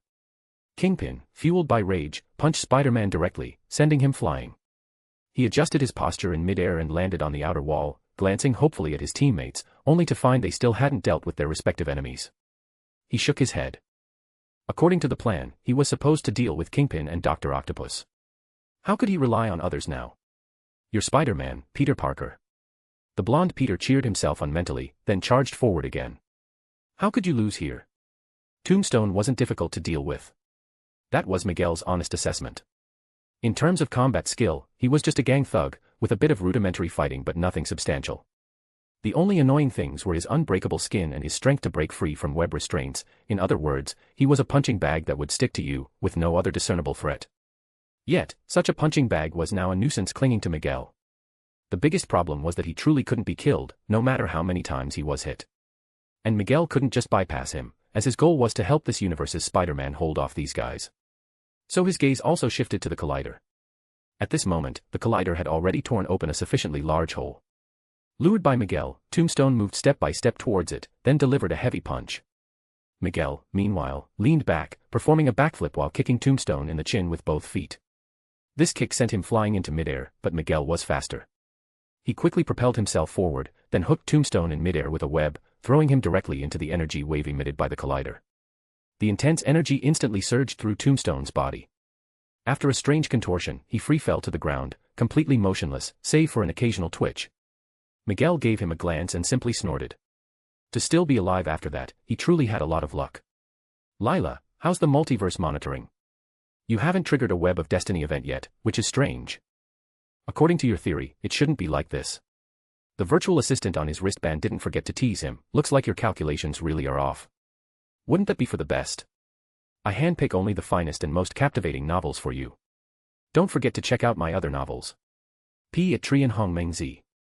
Chapter 71, Fierce Battle on Earth 700, 4. Compared to the other two battles, Peter's side had no real issues, mainly because, well, the Scorpion in this universe was, to put it mildly, quite something.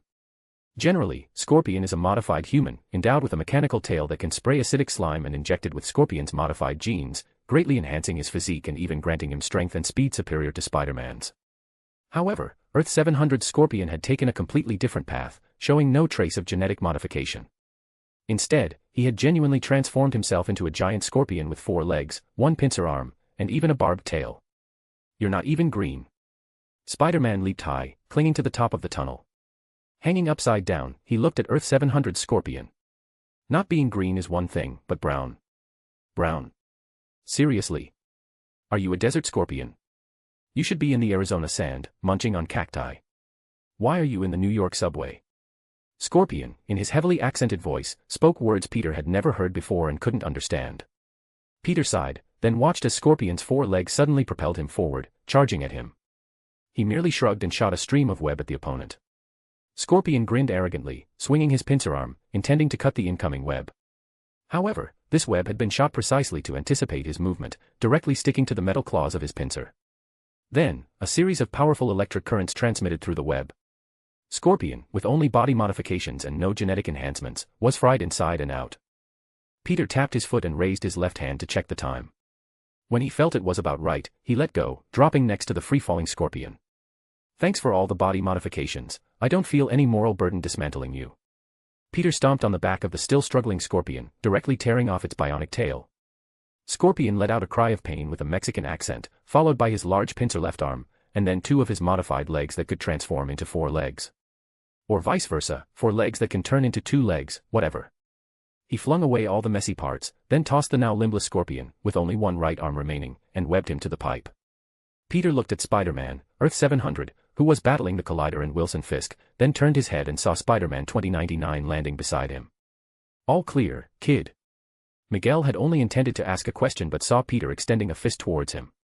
He hesitated, looked at Peter, nodded, then bumped fists. Together, they swung on webs towards Fisk. Now, if they could just take care of Fisk, they could shut down the Collider. At this moment, the spatial rift had opened enormously, dyeing the surrounding space a dangerous red. All sorts of strange things had already started emerging from it. Peter and Miguel swung on webs towards Fisk. On the way, Peter's spider sense screamed.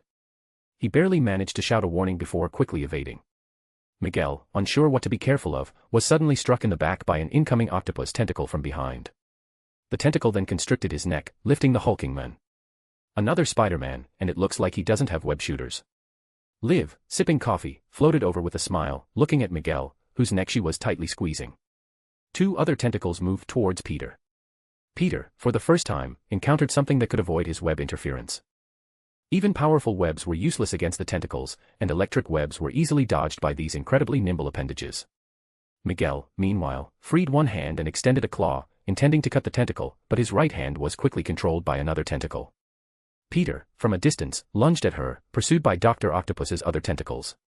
As for her, she wasn't paralyzed. Even without tentacles, she could land on the ground and stand by, enjoying the fight with the Spider-Man. "Sorry, kid, I didn't realize Liv upgraded her tentacles," Blonde Peter said through the comms, dodging Fisk's punches. "Give me a few minutes, and I can take him down." A few minutes? In a few minutes, the rift might cover all of them. Look at it now, things from other universes are already flying out, already experiencing zero-gravity reactions, floating everywhere. Wait. Peter thought about how Fisk was defeated in the original movie and suddenly had an idea. "Hey, older Spider-Man." Spider-Man, while continuously dodging Dr. Octopus's new tentacles, suggested to Spider-Man, Earth 700, take your opponent into the rift's area of influence. What? Are you sure that's a good idea? Trust me this once. So Spider-Man, Earth 700, deliberately showed off his key in front of Fisk, then leaped, charging towards the collider's energy panel. Fisk, seeing the zero-gravity environment, directly tore off a nearby metal outer wall and threw it towards the energy panel, then stepped on it, flying like mercenary Tau. He quickly caught up to the other Spider-Man, roared, and lunged at him. The two fell from mid-air, and Fisk relentlessly punched Spider-Man, Earth 700, in the face. A blue bus floated out of the spatial rift.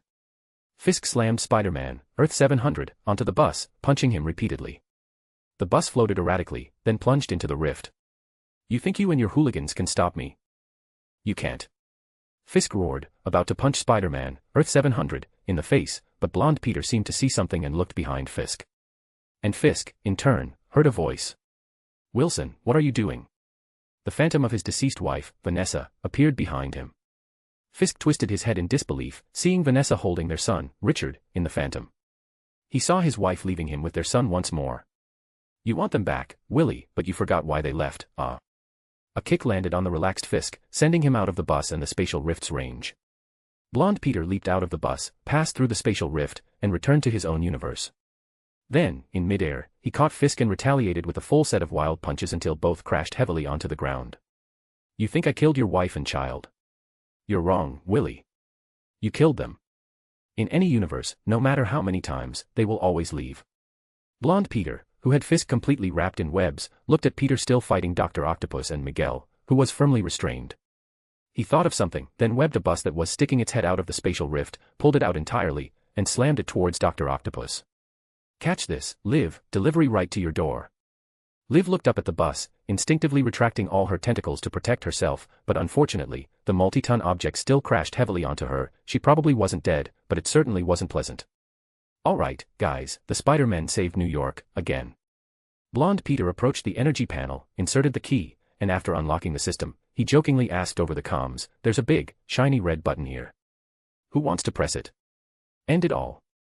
You do it, old man, this is your universe." "I'm only 26, Blonde Peter chuckled, then pressed the green button. The collider's energy began to diminish, and finally, it completely shut down. Chapter 72, Return to New York on Earth 700 experienced an unprecedented blackout. Almost all of the city's power had been siphoned off by Kingpin until Blonde Peter stopped him. He notified the NYPD, and as a result, this universe's Sinister Six were all apprehended. Alchemy Company's stock is definitely going to plummet because of this. I hope Willie learns his lesson. Blonde Peter stood atop a distant building, filled with emotion. He smiled, looking at his two companions from other realities, and couldn't help but hug them, making both of them awkwardly want to leave. "I have to go. I have new calculations for the canon events. But one conclusion I've already reached is that existing entities from other realities cannot replace their counterparts in the native universe." We can help you, but not replace you, though there are still some theoretical issues. Miguel said this while setting up his return path to Earth 928, and at the same time, brought up Blonde Peter's earlier idea about forming a spider alliance. We can create a spider alliance. I can modify the wristbands program and mass-produce them, but the problem is, if we need a base, then we need a safe universe where we can call the shots. Miguel shrugged. He hadn't yet found a universe that could serve as a base. Both Peter and Blonde Peter shrugged in response. Can you give me a wristband when you're done?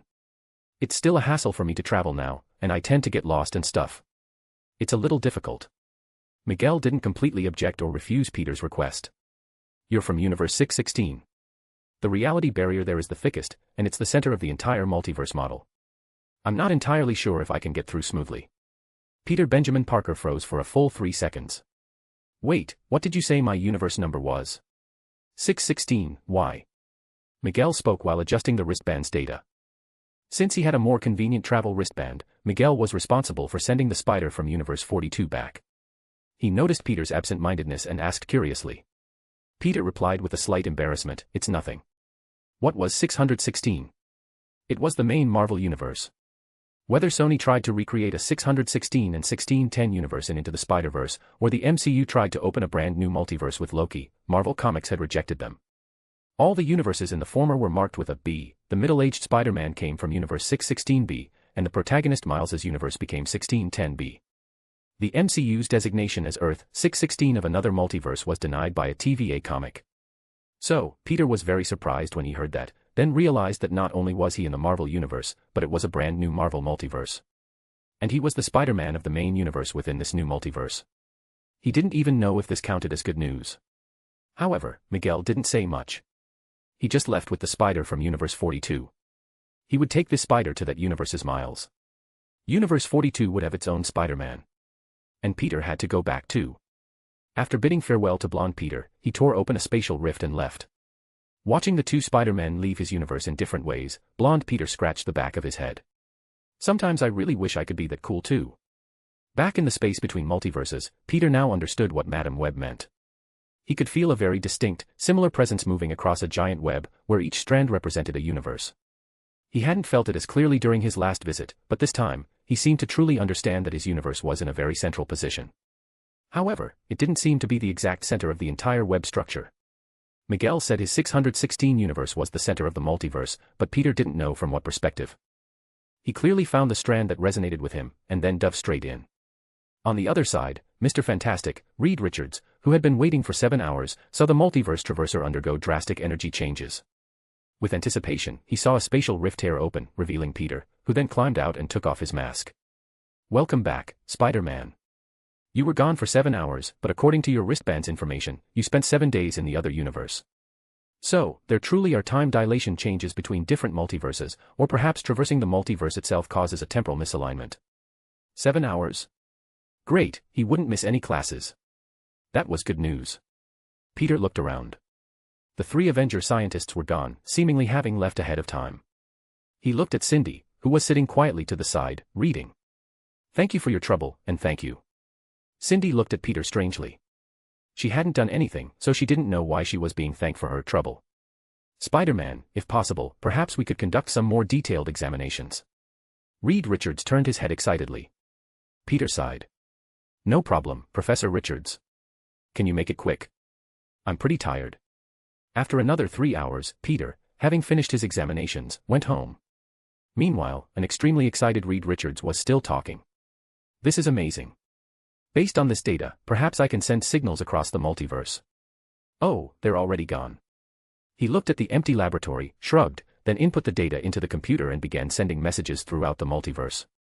If someone could receive and understand them, then communication between multiverses might be established. Unexpectedly, within mere seconds of sending his message, someone received it and sent back a similar signal.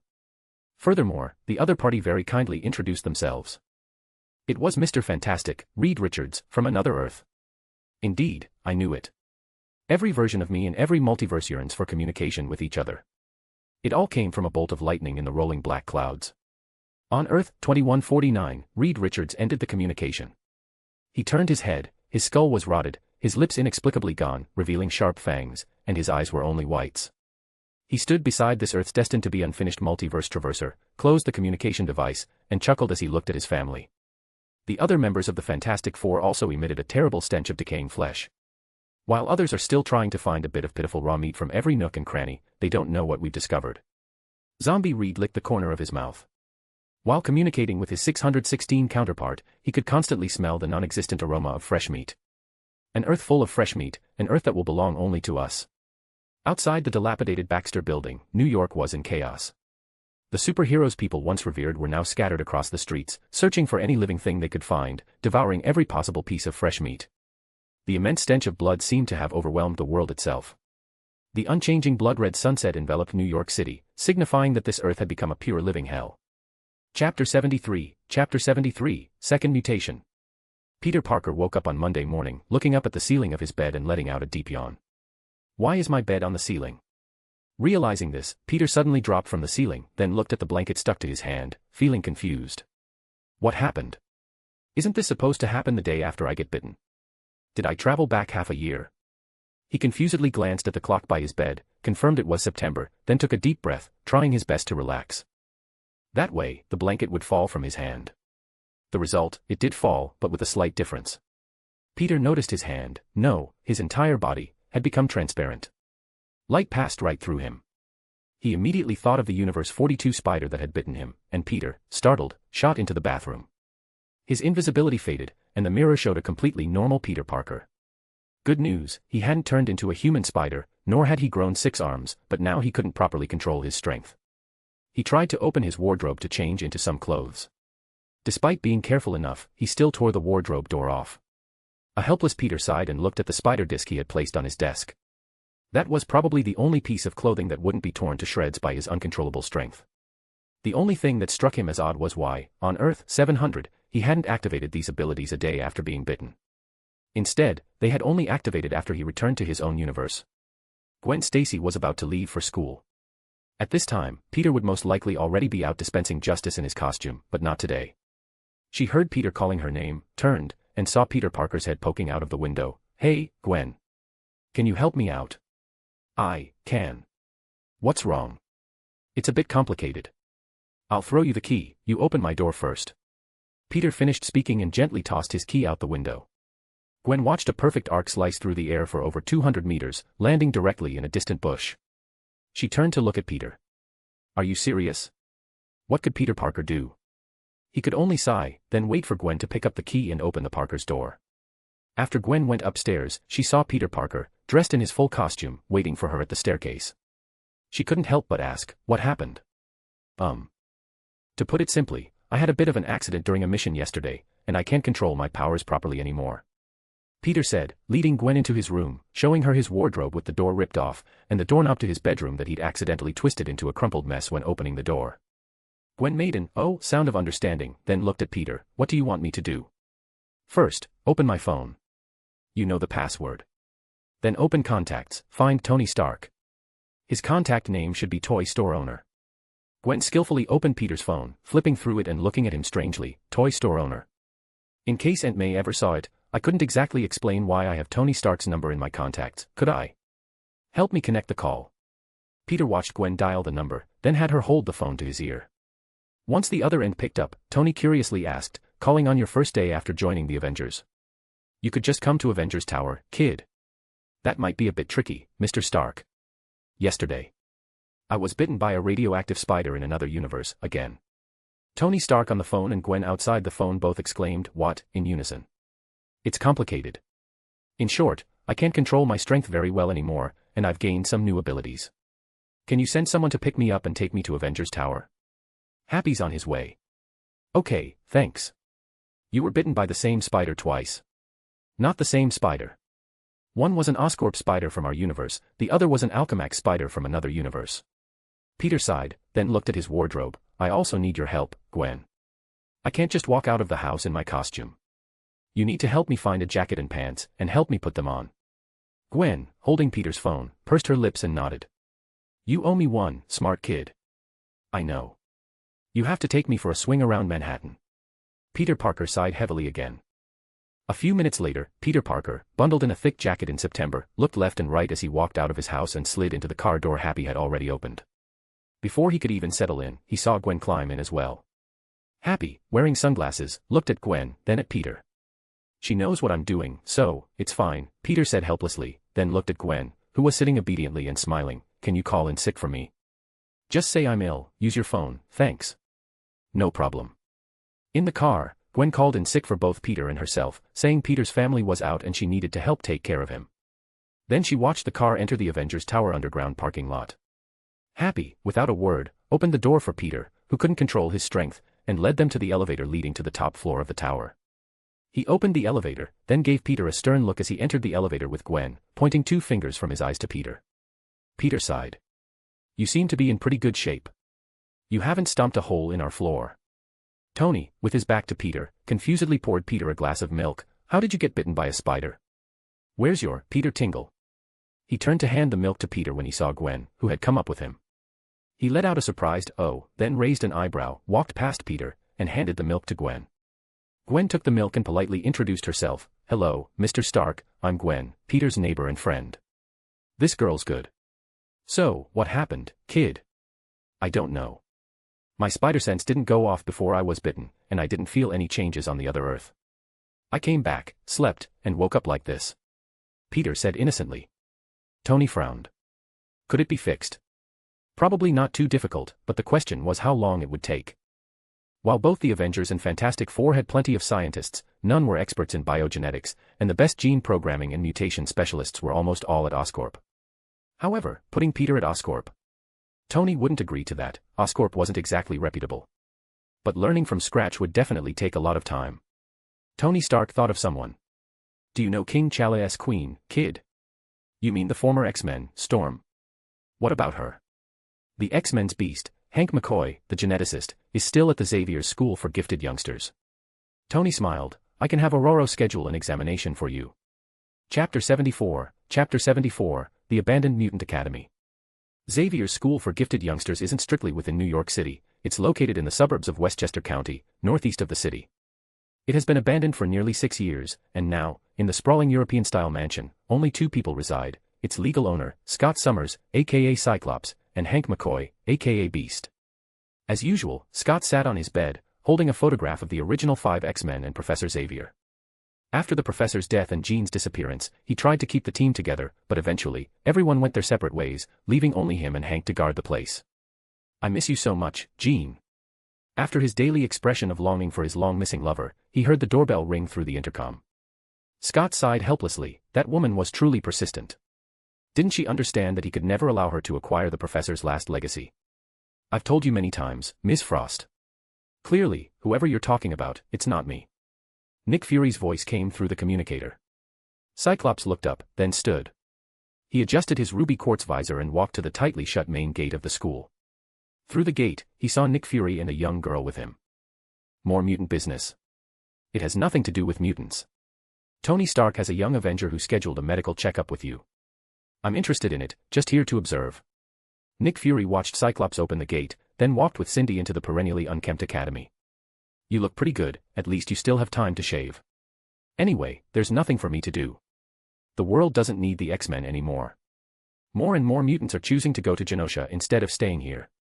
Cyclops sighed, leading the 2 into the half of the living room that was still functional, offering them 2 cans of coffee. He didn't have much else. Nick Fury raised an eyebrow and set the coffee aside. Cyclops was about to say something when the doorbell rang again. He scratched his head. Looks like the friend you're waiting for has arrived. Please wait a moment, I'll go get them. Peter had indeed arrived. He was wearing his Spider-Man costume and had come to Xavier's School for Gifted Youngsters with Happy. Gwen had also tagged along. Peter tried to persuade her to go home, but as always, he couldn't make Gwen leave on her own. Isn't today Cindy's first day transferring? Gwen asked in the car. Didn't she transfer because of you? Won't she be disappointed if you're not there? This is beyond my control, there's nothing I can do. Happy honked the horn, and the 2 got out of the car. To their surprise, a black luxury sedan was already parked at the gate, and another opulent white supercar pulled up and stopped next to their car. Oh, great, Gwen wasn't disguised. He hoped it wasn't anyone particularly troublesome getting out. The sudden turn of events caught Peter off guard, and his hope was dashed, because it really was a very troublesome woman who emerged. She appeared to be under 30, wearing a tight white gown that unashamedly showcased her curvaceous figure, matching white long boots, and a white fur stole. Everything about her seemed to be white, even her lipstick was an icy blue, making her look exceptionally alluring. As she exited the car, she tossed her long golden hair, then removed her sunglasses, revealing a pair of captivating blue eyes. "Spider-Man, what a surprise. You're here. Does this mean you're a mutant?" More importantly, the woman was taller than Peter, about 1.8 meters, and she leaned against the hood of the sports car, looking at him. Peter suddenly felt his spider sense tingle, then sharply explode, but nothing happened. Instead, a look of surprise, then curiosity, appeared in her eyes. She glanced at Gwen beside him, then at Happy, who was trying to ingratiate himself with a sheepish smile. Peter, of course, knew who this woman was. "Ms. Emma Frost, I believe I've told you many times, Xavier's School for Gifted Youngsters does not welcome you." Cyclops, Scott Summers, opened the door, looking sternly at the woman. "No matter what, I will not agree to the Hellfire Club or the Massachusetts Academy acquiring this place, neither the mansion nor the academy." "Why not, Scott? Since you don't intend to continue Charles Xavier's legacy, why not choose to hand it over to someone more suitable?" "The Hellfire Club. Go tell Sebastian Shaw again." Cyclops smiled, hands in his pockets, staring intently at Emma Frost through his visor. "He's not worthy. Come in, children, Nick Fury has been waiting for you. And by the way, goodbye, Ms. Emma." Turning directly and waving to Emma, Cyclops once again rejected her proposal. Peter could only shrug and follow with Gwen. They walked into the functional half of the living room, where he saw Nick Fury, and Silk by Fury's side. When Nick Fury saw Gwen accompanying Peter, his gaze at Peter could be described as fierce, but in the end, he said nothing. "Hey, you must be Cindy, right?" Gwen walked directly up to Cindy and extended her hand. "I'm Gwen, Gwen Stacy, Peter's best friend since childhood. Cindy Moon." Cindy politely shook her hand. After noticing Gwen sitting next to her, she pulled up her face mask. Gwen asked curiously, "Aren't you supposed to transfer today? Why aren't you at school?" "A mission, related to Spider-Man." Meanwhile, the blue-furred beast drew Peter's blood and conducted tests in the practically ruined laboratory at Xavier's school, then gave Peter good news and bad news. "First, you're not a mutant," Beast said jokingly, then explained seriously. "Second, your genes are very stable. Both of your special genes are stable, and they are interweaving, slowly fusing. Your current power loss is just a fluke. In just a few months, once your genes have fully fused, you'll regain control of your powers." A few months. There is a way, though. As a doctor, Beast offered Peter another solution. "We need to use Nathaniel Essex's gene splicing machine. He used it to create artificial mutants in the past. But the problem is there are only two left. One is in Genosha, and under current federal law, any travel to Genosha is illegal." Nick Fury knew exactly where it was.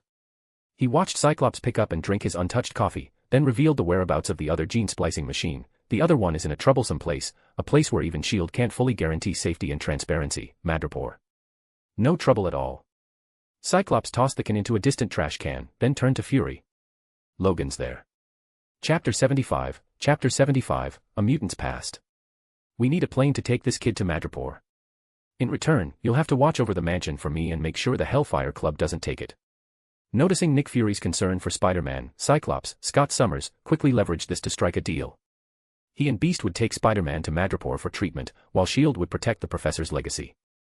No matter what, he couldn't let another ambitious individual seize control of the professor's inheritance. Nick Fury didn't intend to refuse the deal but added another condition. "I need you to take Agent Silk with you." At the same time, Peter, Gwen, and Cindy all looked at Nick Fury, with Peter outright asking, "Cindy isn't transferring schools today. Her mission is highly correlated with yours, especially after you demonstrated your ability to traverse the multiverse. So, her actions will be adjusted based on yours." Nick Fury raised an eyebrow, not seeing it as a problem. "Besides, Agent Silk has been specifically trained for your situation. Whether it's to restrain you if your powers go out of control or to monitor your physical condition, she's the best candidate." Gwen looked in surprise at Cindy, who remained silent, her gaze somewhat unfocused. Gwen found she had no reason to object and had to admit that Silk was indeed better suited to help Peter Parker in this matter. If only she had been the one bitten at Oscorp that day, Gwen couldn't help but think. At least then she could have helped Peter with this kind of thing. But Peter Parker was thinking about something entirely different. What about New York City? "I mean, if I leave, and Cindy stays in New York, then at least New York still has a Spider-Man. But if we both leave, what happens to New York? Whoa, do you really think New York City revolves around you, kid?" Nick Fury chuckled at Peter Parker's remark, shaking his head. You're only going for a week, at most. A week. How bad do you think New York can get? All right, it's settled. You're leaving immediately. And so, in a daze, the Spider-Man, unable to control his powers, was led to a Quinjet called in by S.H.I.E.L.D. A total of 4 people boarded the plane, heading for the independent, neutral city-state of Madripoor in Southeast Asia. Peter and Gwen exchanged a quick wave goodbye. Happy would take Gwen home. Although he didn't know why, Nick Fury, like Happy, also made a "I'm watching you" gesture, which Peter found a little puzzling. As for Gwen, she could only look up as Peter left. So. I heard the X-Men have their own jet. Why aren't we taking that? Sitting in the Quinjet, Peter was curious why they weren't taking the X-Men's famous Blackbird jet, and Beast's answer was quite concise. Because it's broken. Oh, that's a direct answer. Peter looked at Beast, then at Cyclops, who, seeing the young man's expression, offered a further explanation. The X-Men disbanded 6 years ago. No one has maintained it, and most of its parts have malfunctioned. So, how did all this happen? Peter naturally asked about the downfall of the X-Men in this universe. This was a question he had wanted to understand since he was very young and reborn into this world, but he had never found an answer. Why did the X-Men in this world fall? Seeing that Cyclops didn't object, Beast began to recount the history of the X-Men in this world. Before World War II, mutants were widely considered witches and sorcerers. Additionally, their powers weren't overly strong at the time, so most mutants went into hiding to avoid persecution. During World War II, they were extensively captured by Nazi Germany for human experimentation. After the war, the US military discovered these records and continued human experimentation on mutants, using a large number of mutant soldiers in the Vietnam War. Professor and Eric Laneshare, also known as Magneto, met then.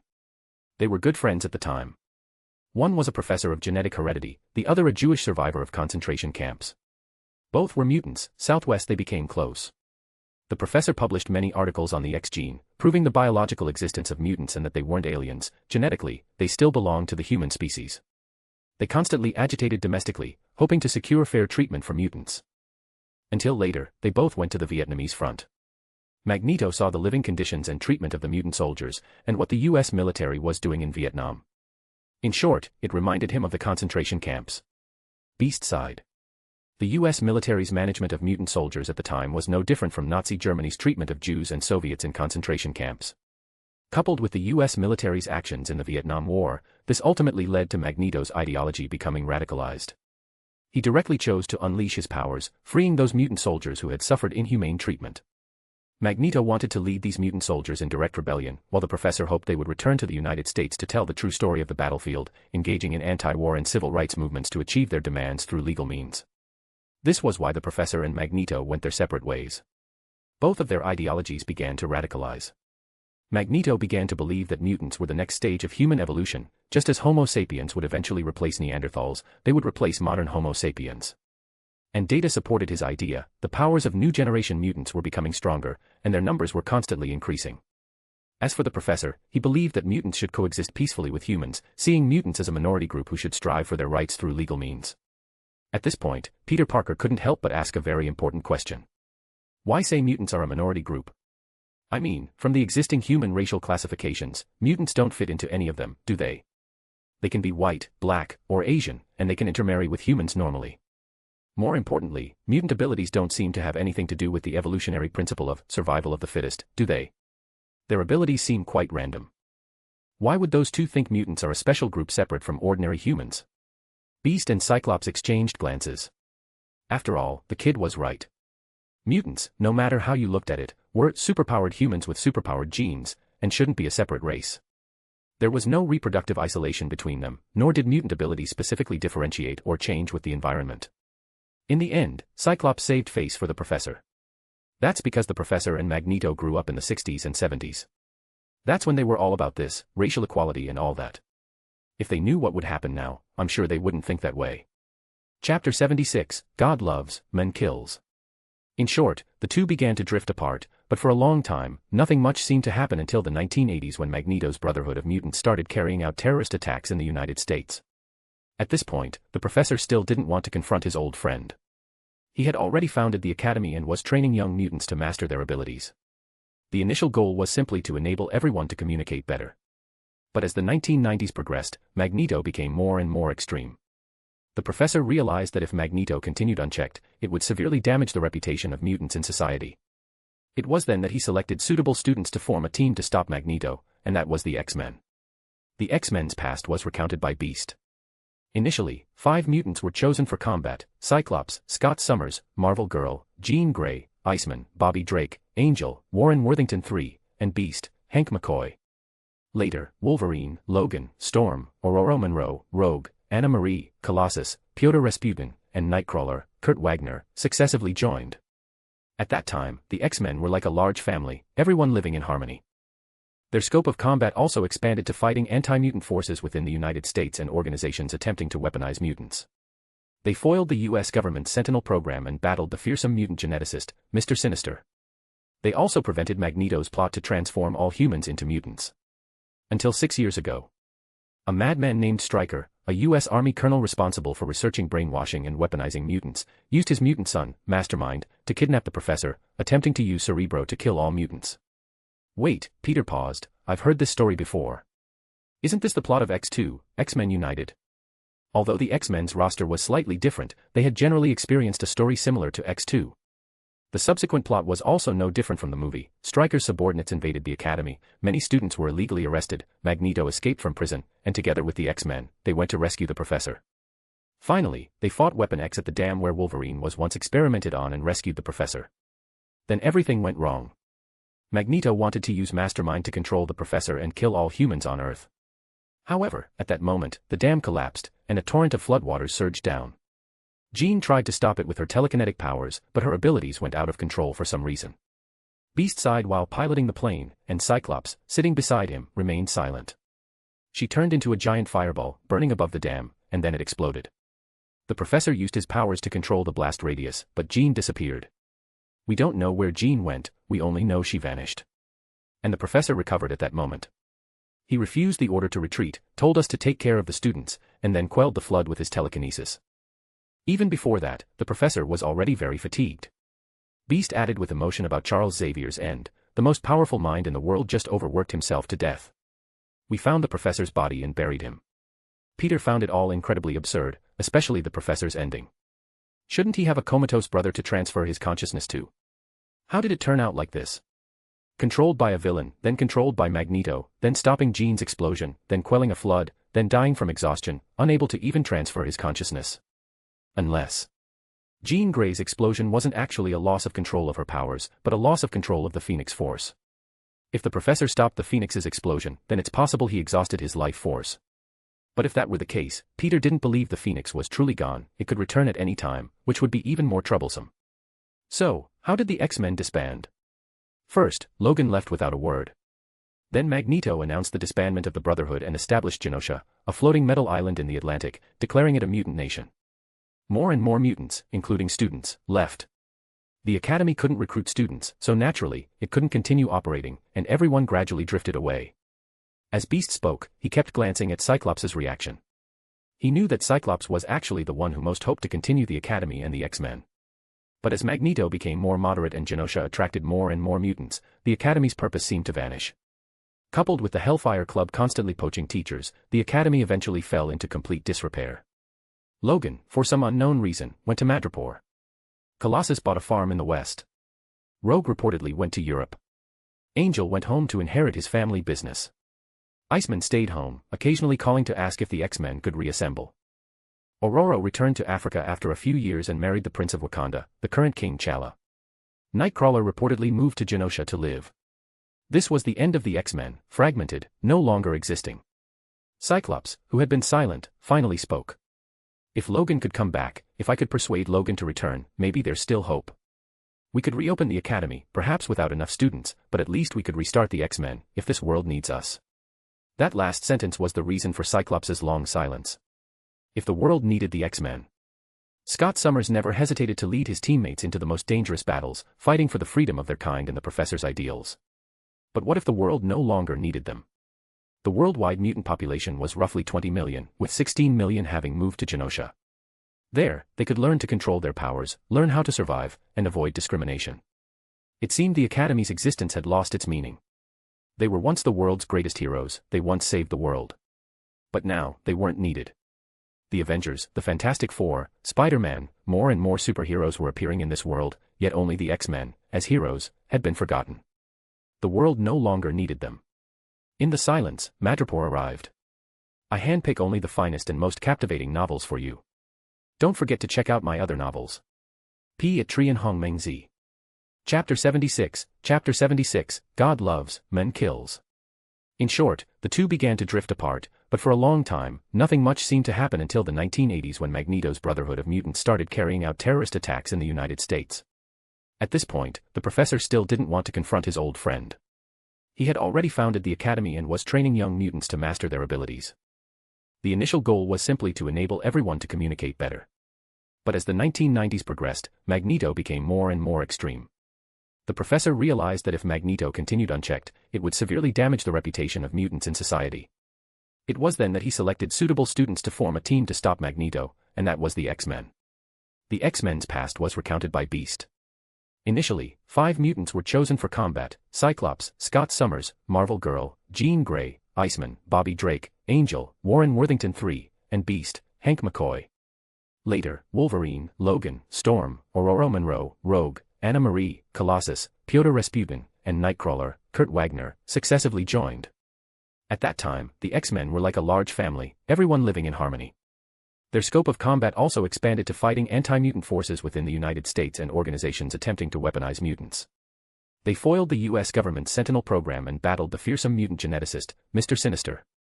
They also prevented Magneto's plot to transform all humans into mutants. Until 6 years ago. A madman named Stryker, a US Army colonel responsible for researching brainwashing and weaponizing mutants, used his mutant son, Mastermind, to kidnap the professor, attempting to use Cerebro to kill all mutants. Wait, Peter paused, I've heard this story before. Isn't this the plot of X2, X-Men United? Although the X-Men's roster was slightly different, they had generally experienced a story similar to X2. The subsequent plot was also no different from the movie. Stryker's subordinates invaded the academy, many students were illegally arrested, Magneto escaped from prison, and together with the X-Men, they went to rescue the professor. Finally, they fought Weapon X at the dam where Wolverine was once experimented on and rescued the professor. Then everything went wrong. Magneto wanted to use Mastermind to control the professor and kill all humans on Earth. However, at that moment, the dam collapsed, and a torrent of floodwaters surged down. Jean tried to stop it with her telekinetic powers, but her abilities went out of control for some reason. Beast sighed while piloting the plane, and Cyclops, sitting beside him, remained silent. She turned into a giant fireball, burning above the dam, and then it exploded. The professor used his powers to control the blast radius, but Jean disappeared. We don't know where Jean went, we only know she vanished. And the professor recovered at that moment. He refused the order to retreat, told us to take care of the students, and then quelled the flood with his telekinesis. Even before that, the professor was already very fatigued. Beast added with emotion about Charles Xavier's end, the most powerful mind in the world just overworked himself to death. We found the professor's body and buried him. Peter found it all incredibly absurd, especially the professor's ending. Shouldn't he have a comatose brother to transfer his consciousness to? How did it turn out like this? Controlled by a villain, then controlled by Magneto, then stopping Jean's explosion, then quelling a flood, then dying from exhaustion, unable to even transfer his consciousness. Unless Jean Grey's explosion wasn't actually a loss of control of her powers, but a loss of control of the Phoenix Force. If the professor stopped the Phoenix's explosion, then it's possible he exhausted his life force.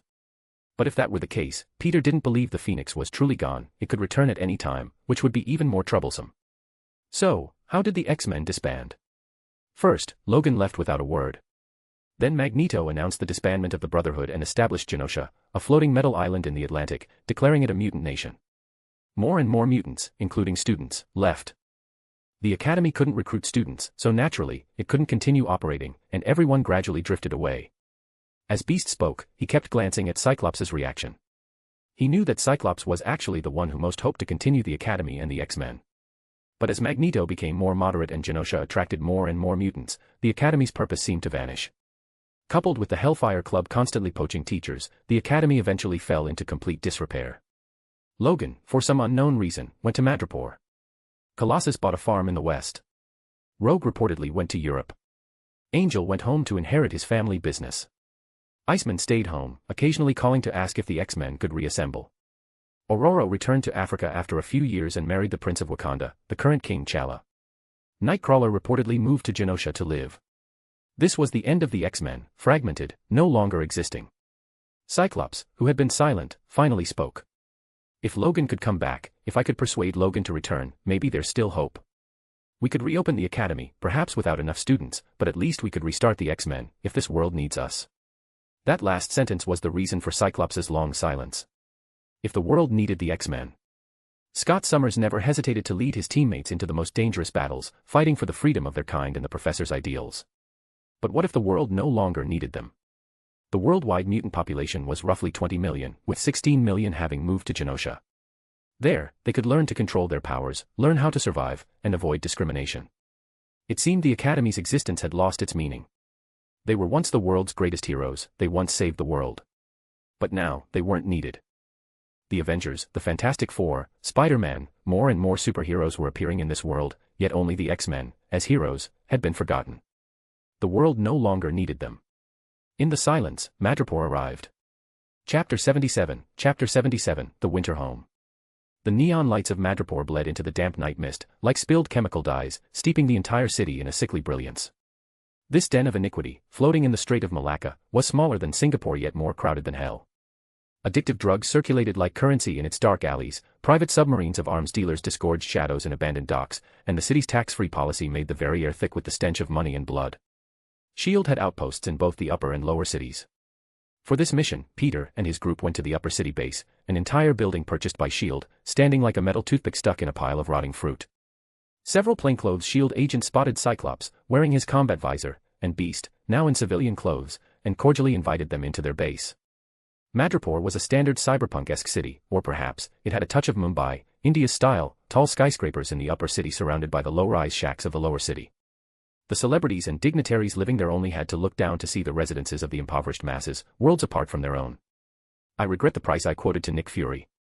I should have made him re-landscape the entire academy lawn, Cyclops muttered as he entered the elevator, then asked a staff member, do you know where Logan is? Wolverine.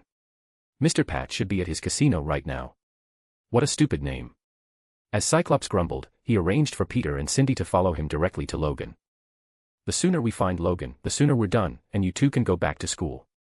If you've skipped any crucial classes, Beast chuckled, I can help you with tutoring. To Peter, Madripoor's weather was a bit like Gotham City's next door, perpetually shrouded in dark clouds, rarely seeing daylight. The Winter Home was a luxurious casino located in the upper city, exquisitely decorated. Giant neon lights announced its presence to all of Madripoor. At the casino's entrance, scantily clad women tried to greet customers.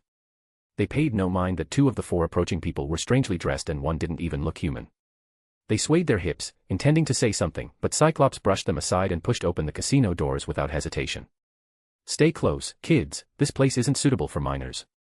The receptionist immediately stood up and looked at Cyclops. Good evening, sir, may I help you? I'm here to see your boss. We're old friends. But if you don't have an appointment. Cyclops ignored the receptionist and walked directly into the casino. Inside the Winter Home, crystal chandeliers hung from a 20-meter-high dome, their thousands of perfectly cut prisms refracting light into a dazzling golden sea that spilled onto the crimson velvet carpet.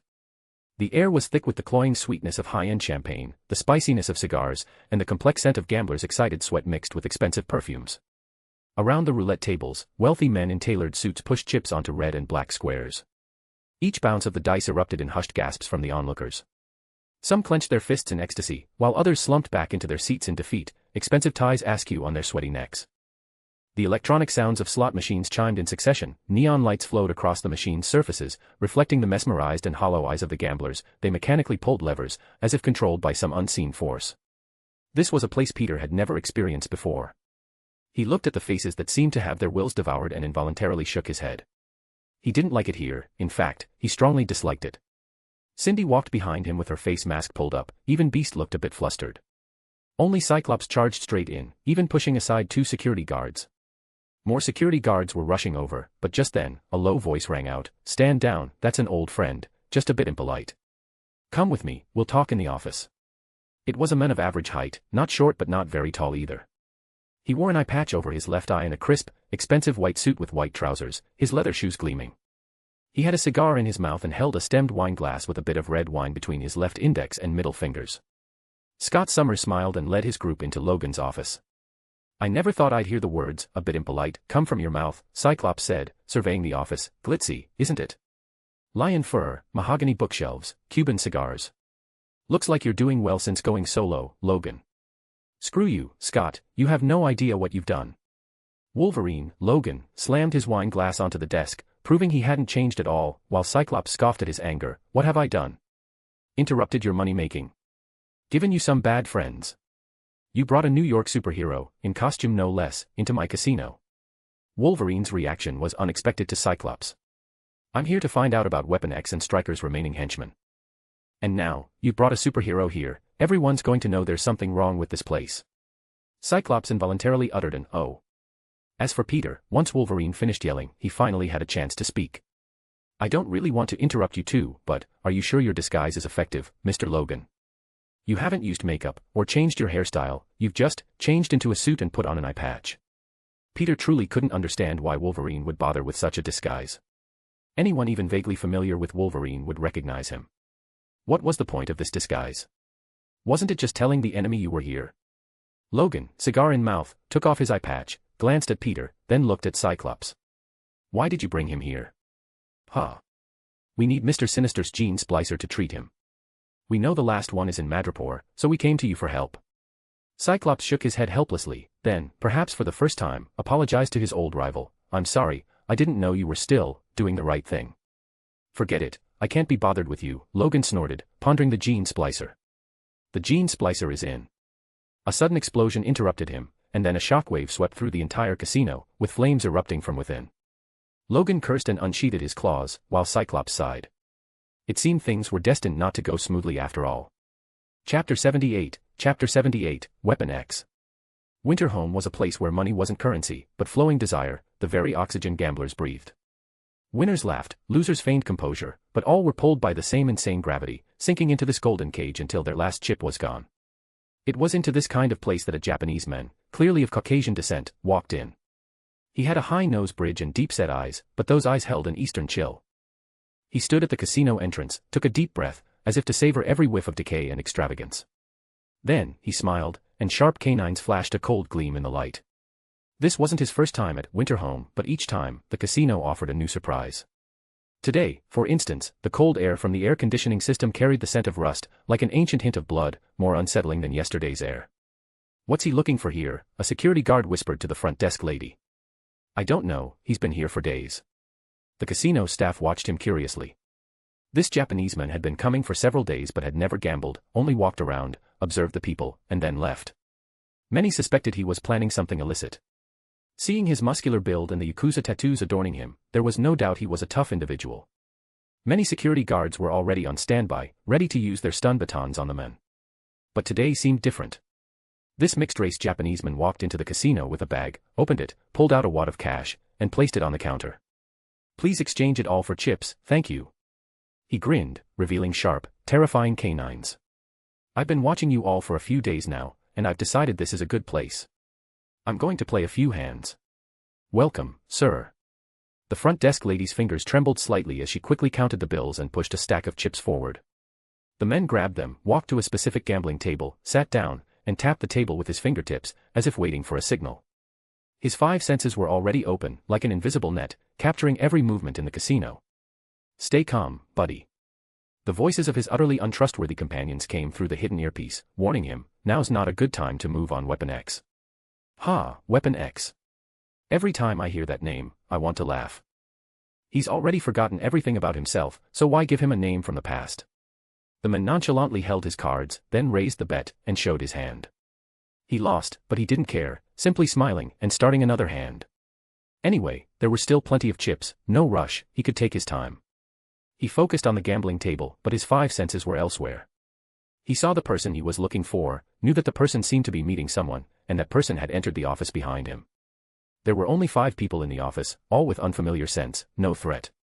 He could make his move. He revealed his hand again, lost again, and then the man whistled, before starting another hand. Just then, a shapely woman approached, her red lips slightly parted, offering a glass of red wine. Hello, madam.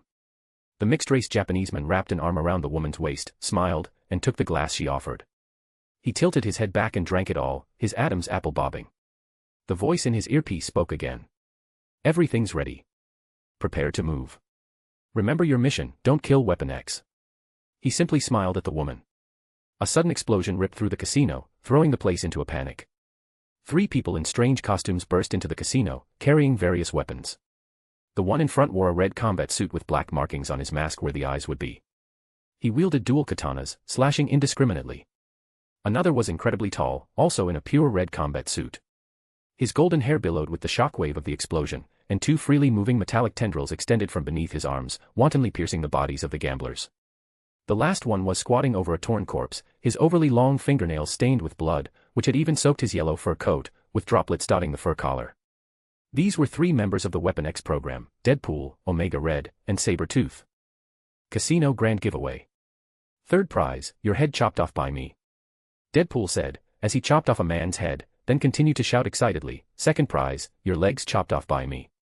1st prize, your arms chopped off by me. And the grand prize, Deadpool stood before a gambler who hadn't had time to run. The gambler shivered, looking at Deadpool's almond-shaped eye coverings on his mask, and the 3 gamblers behind him, missing their heads, arms, and legs. Deadpool gave him an enthusiastic hug. You survived. Now run. The gambler, feeling he had escaped death, quickly ran towards the hole blasted open by the bomb. But halfway there, Sabretooth grabbed him by the neck, piercing the poor man's throat with his claws. Deadpool involuntarily knelt, weeping. No. Victor. Why are you so cruel? Omega Red's only comment was manic. Facing such a bloody and chaotic scene, the mixed raceman merely smiled, released the woman he was holding, but then clamped his hand around her neck. 2 sharp, metal-reinforced claws shot from his hand, piercing the woman's skull. Then, he took the lead, leaping through the window into Wolverine's office, unleashing the roar he had prepared for days. Die, James Howlett. I want you to remember that I, Dakin Akihiro, am the one who killed you. Dakin, bursting into the office, spread his arms. 3 metal claws shot from his hands, 2 extending from the backs of his hands, and 1 from inside his wrist.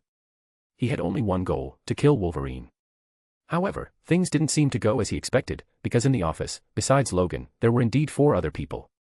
But the problem was, these 4 people were, a pure blue beast, a freak in a red and blue bodysuit, a girl in a black combat suit with her face covered, and finally, a middle-aged man in a large trench coat, his hand already on a button.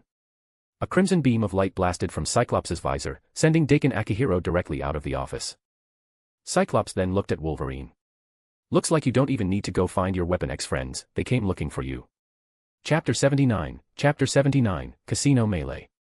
The Winter Home Casino descended into chaos. Things were manageable when Weapon X first broke in, but when Dakin was sent flying by Cyclops' optic blast, things escalated. The casino's crystal chandeliers shattered into 1,000 shards under the beam's impact, and Dakin's body, like a rag doll, crashed through 3 poker tables before finally stopping. Aside from Dakin, the newcomers, everyone else was an old opponent of the X-Men, so they naturally knew Cyclops had arrived.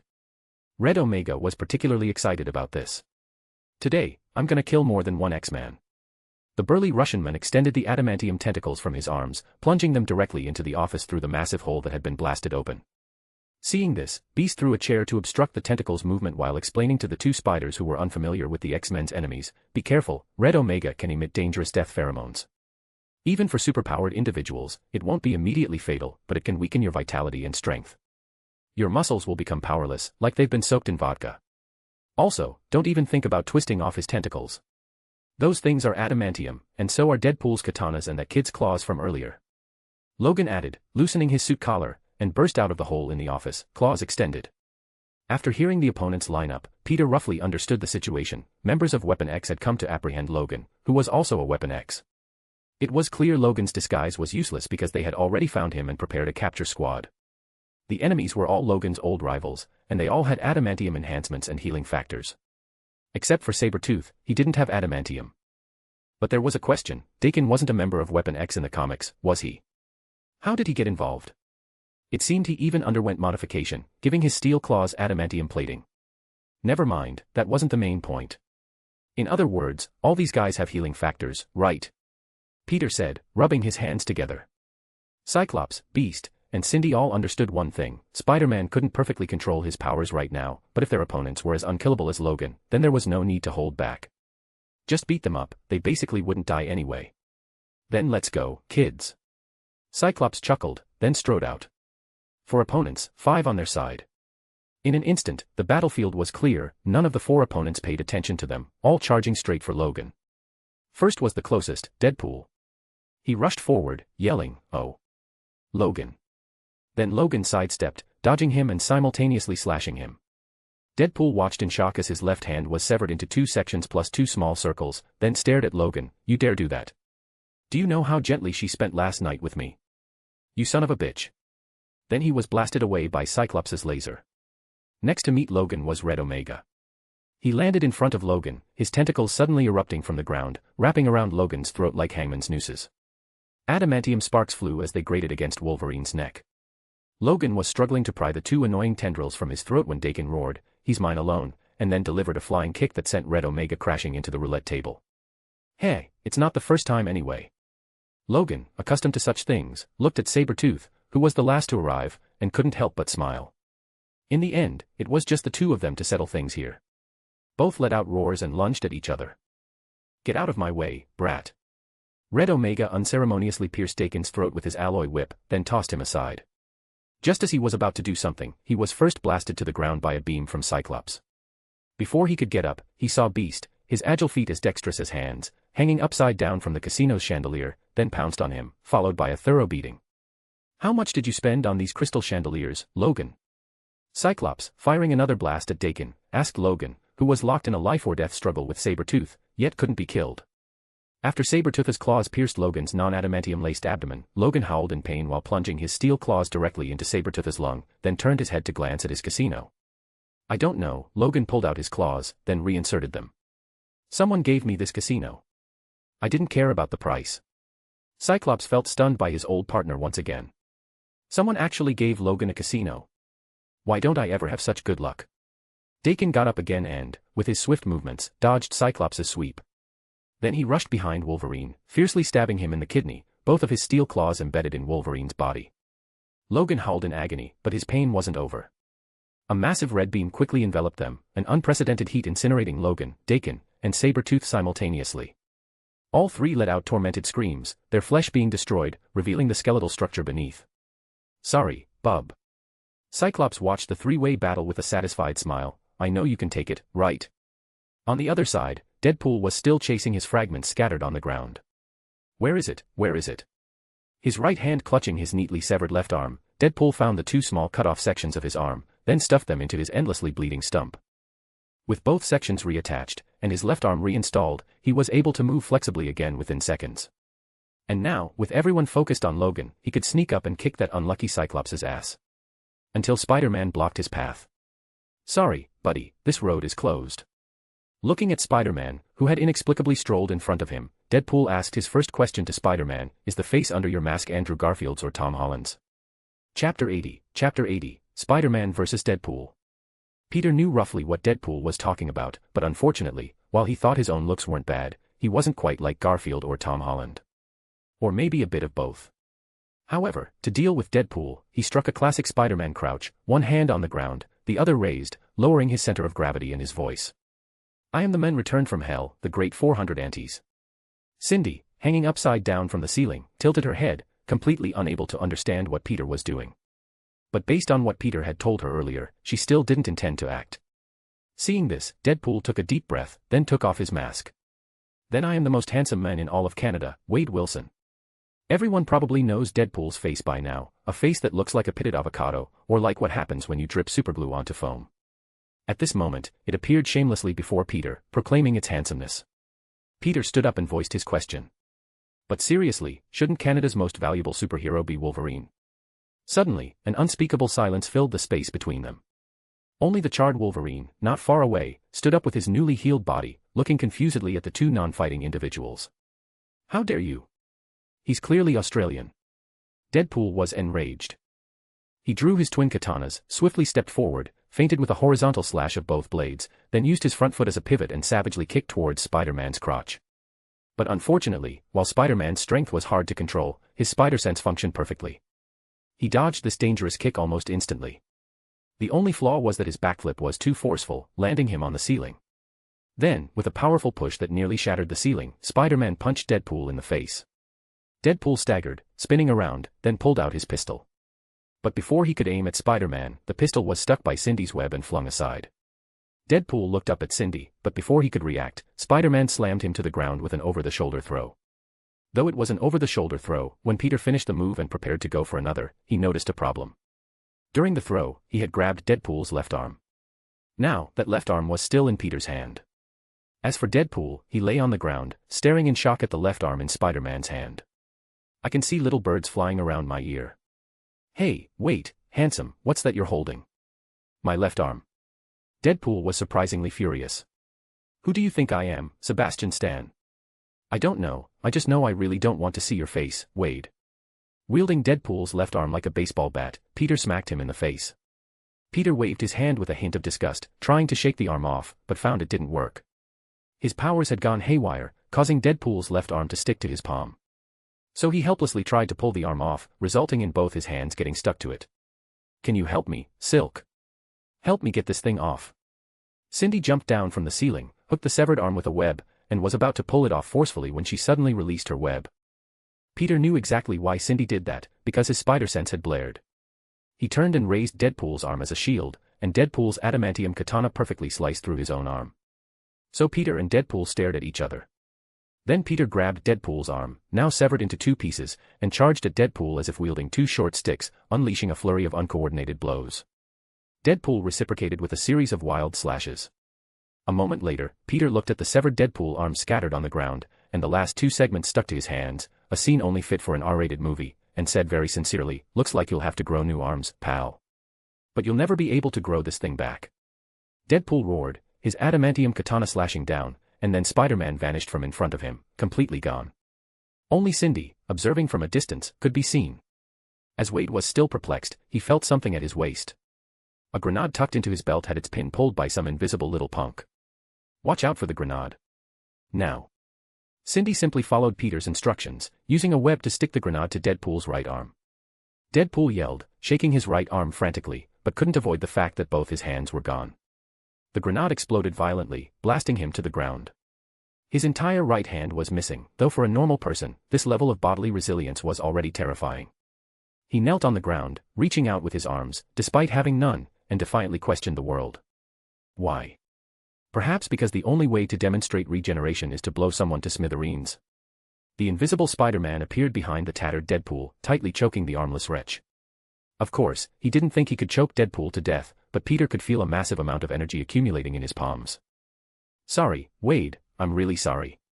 Choking Deadpool until he could barely breathe, Spider-Man struggled to say in his ear, but I really like the Green Lantern movie. You said. Deadpool, barely able to speak normally, widened the only unmarred eye on his mangled face, trying to turn his head in shock to look at Spider-Man. What? At that moment, a powerful electric current burst from Peter's hands, making almost everyone nearby feel a burning sensation. After releasing the electricity, Peter finally found that nothing was sticking to his hands anymore. He sighed in relief as if rid of a nuisance, shaking his hands. And Deadpool, lying on the ground, his entire face charred black, still mumbled to him, "Hey, man, you know what? The last time I had an experience like this was when I was lonely at night, couldn't get off, so I took apart a lighter, pulled out the electric igniter, and shoved it." Peter kicked Deadpool like a football. Say something that can pass censorship, Wade. I handpick only the finest and most captivating novels for you. Don't forget to check out my other novels. P. at Trian Hong Meng Zi. Chapter 81, End of the Chaotic Battle. With a mighty crash, Spider-Man delivered a beautiful spinning kick, sending a charred, armless Deadpool flying out of the casino. Deadpool's body, like a rag doll, shattered a stained glass window, arcing through the night sky before slamming into a neon sign across the street with a screech of twisting metal. The balance of power had shifted on both sides. Cyclops' red optic blasts carved scorching trails through the air, helping Beast suppress the rampaging Red Omega. Meanwhile, Wolverine, Logan, faced the combined assault of Daken and Sabretooth alone, not to mention Peter and Cindy, who were now free. The battle between Red Omega and Beast was particularly intense. Although Beast possessed superhuman strength, years spent in scientific research had made his combat skills rusty. His thick blue fur was drenched in sweat, and his muscles trembled slightly from exertion. Red Omega, on the other hand, an old adversary who had fought Wolverine to a standstill, delivered every heavy punch with lethal precision. Even more terrifying was the constant emission of his death pheromones, which, like a toxic mist, eroded Beast's stamina, turning his proud strength and endurance into disadvantages. Beast's recent pounds had successfully pinned Red Omega, but now he was being countered. Red Omega's iron fists rained down, each blow leaving a bruise on Beast's solid muscles. Cyclops had to reorient himself, his quartz visor flashing with dangerous red light, ready to assist his old comrade. Yet, the two were too close together, making it difficult to find a clear shot. Watch out. Following the warning, Spider-Man descended in a perfect arc from the sky. He mimicked the Hulk's iconic thunderclap, concentrating all his power into his fists and smashing them onto Red Omega's spine. The blow shook the entire casino floor, and Red Omega let out a non-human shriek. The death pheromones took effect almost instantly. Peter felt his strength diminishing, almost precisely to the point where he could regain control. Perfect. He clenched his fists and simultaneously vanished, yelling to Cindy, "Webs. Go help Wolverine. As for me, I'm feeling great." The downed Red Omega rose, intending to retaliate, but the invisible Spider-Man punched him away. The latter landed heavily on the ground, and the adamantium tentacles extending from his wrist began to sweep everything around him, attempting to force the invisible Spider-Man into the open. But Peter didn't need to use invisibility to approach and then defeat his opponent. He had a simpler method. Metal tentacles. I love them, Red Omega. Peter, still grasping one of Omega's tentacles, materialized, bright white lightning dancing from his palm. Let's see how well adamantium conducts electricity.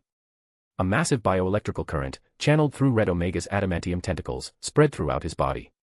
Red Omega constantly wailed until he went completely silent, collapsing weakly to the ground, where Peter then bound him with powerful webs. Peter looked at the guy, feeling a slight pang of nostalgia. If he could carry Red Omega or his death pheromones around with him, it would certainly help him get through the days before his own genetic integration. And dealing with these immortal types had a real benefit. You didn't have to worry about killing them. How nice. Meanwhile, Cindy, sensing Peter's condition had temporarily stabilized, webbed Dakin's back. Before the Wolverine-like mutant could sever the webs with his claws, she flung him into the air. Cyclops fired at full power, blasting Dakin away. They had just blown another large hole in the casino roof. Finally, only Sabretooth remained. You think bringing a few helpers can change your fate? Sabretooth snarled, tearing a piece of flesh from Wolverine's face with his claws. Wolverine, gritting his teeth, plunged his adamantium claws into Sabretooth's heart, lifting him clear off the ground. Logan looked at Sabretooth held high by his claws, a cold, mocking smirk on his face. No, even if they hadn't come, you were destined to be unlucky. With that, he slammed Sabretooth violently to the ground, then relentlessly stabbed him again and again and again. Each puncture was accompanied by the crunch of shattering bones and the dull rip of tearing muscle, until Sabretooth's chest became a bloody, pulpy mess, utterly lifeless. Though everyone knew this immortal monster would begin to regenerate in a few minutes, at least for this moment, they had defeated him. Deadpool and that newcomer ran off, or rather, we kicked them out. Sabretooth and Red Omega are captured. Cyclops walked over to Logan, whose clothes were shredded by his own optic blasts. Looks like you weren't tracking Weapon X. Weapon X was tracking you. Say what you want, One Eye. Get those kids to tie these two up. I don't have anywhere to keep them. S.H.I.E.L.D. can handle detention. Cindy, who hadn't spoken a word the entire time, finally offered a solution. Both Cyclops and Beast looked at her in surprise, having assumed the girl was a mute. Logan glanced at Cindy, merely nodding. Then you make the call to S.H.I.E.L.D., little girl. You all wait for me. I'm going to change, then we can find somewhere to talk. A few minutes later, Logan, having changed into a loose short-sleeved shirt, met with the others in a VIP suite. He stated the purpose of Cyclops's and their visit. The gene splicer is in Ajax's hands. And who is this Ajax? A mad scientist under Stryker. He took over the Weapon X project after Stryker died. Logan extended his middle adamantium claw, sliced open the cellophane on his cigar, and lit it. After the battle at the dam, we handed Stryker's materials over to the US president, the former president. He terminated the Weapon X project, but some of the guys involved chose to escape and continue the plan. I've been tracking them for years and found their trail in Madripoor these past 2 years. Ajax got his hands on the gene splicer and wants to use it with the existing mutant genes from Weapon X to create artificial mutant weapons. That's pretty much it. Logan exhaled a smoke ring, speaking calmly, but Cyclops became agitated. This is it.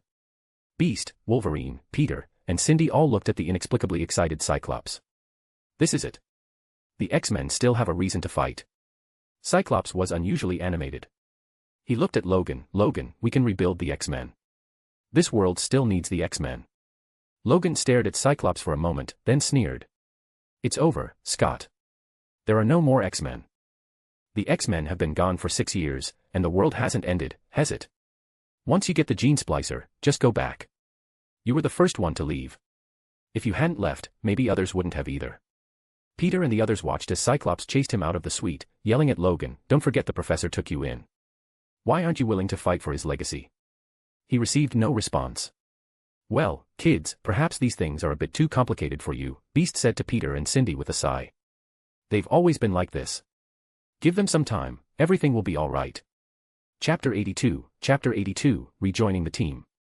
Scott Summers, Cyclops, stood on the balcony of the guest room S.H.I.E.L.D. had prepared for them, staring blankly at the nightscape of Madripoor. Madripoor's night view was stunning, exuding a mesmerizing and vibrant sensation. The city burned in the darkness. Neon lights, like liquid rainbows, streamed down towering glass skyscrapers, dyeing the entire sky in swirls of crimson and cobalt blue. In the distance, the scattered lights of the lower city flickered like dying fireflies, consumed by the dazzling light pollution of the upper city. The high temperature subtly distorted the air, making the entire city seem to float in a kaleidoscope of mist, as ephemeral as a dream.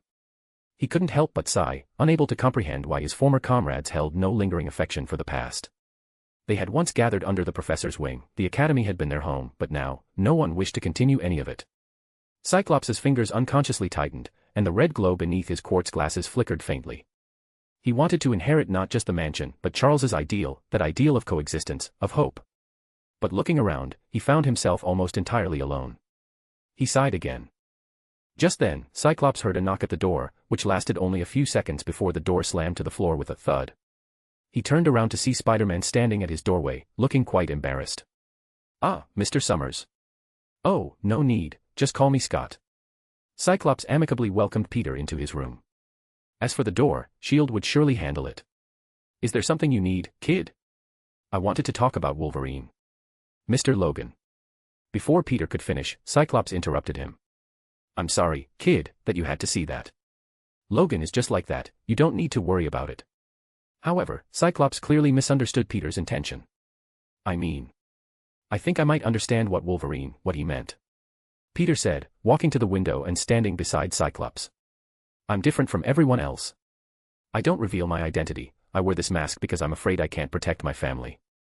Even with the Avengers and S.H.I.E.L.D., I can't guarantee that my enemies, especially those whose identities I don't know, won't go after my family." Cyclops listened silently to Peter's words, his quartz glasses reflecting the neon glow of Madripoor. He knew the kid was trying to comfort him and didn't refuse his kindness. "So I think maybe Wolverine is the same. The reason he chose to refuse isn't because he doesn't care about Professor Xavier's legacy, but because he cares too much. Perhaps he believes that everyone around him suffers misfortune because of him, so to protect what he cares about, he needs to stay away from you all." This didn't really have much to do with Peter wearing a mask, but it truly was Logan's genuine thought. In both the comics and the movies, Wolverine believed he was a jinx, believing that everyone around him, everyone who was kind to him, would come to a bad end. Whenever he had this thought, he would distance himself from the people he cared about. So Peter concluded that Logan's refusal this time was for the same reason. Cyclops was silent for a long time, then suddenly smiled, thanked Peter, and patted him on the shoulder. "Ow. Oh, sorry, I still can't control my powers very well. A little static electricity. It's fine, kid." Cyclops laughed indifferently. "I've seen many young mutants who can't control their powers well, you're far from as bad as them. You should head back. I need to go out for a bit." "Oh, one more thing," Peter reminded Cyclops, who was likely heading out to find Logan. "Theoretically, the X gene can be inherited, and that half-Japanese guy named Dakin called Wolverine by a name none of us know. Is it possible that he's Logan's son?"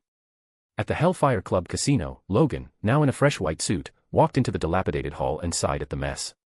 Not everyone had fled, but no one had come in to rob the place either, because a girl in a yellow jacket was chewing bubblegum and playing a slot machine. "This kind of thing isn't for kids, Jubilee." Logan leaned against the slot machine, speaking to the girl. This girl was Jubilee Lee, whose parents were wealthy East Asians doing financial business in Madripoor. They were tragically killed in the streets after being mistaken for someone else by gangsters, and she had been wandering alone in Madripoor ever since. Logan had adopted her after discovering she was a mutant, acting as her guardian. "I know, minors can't gamble, but I'm just playing around." Jubilee grinned and snapped her fingers, sparks flickering from her fingertips.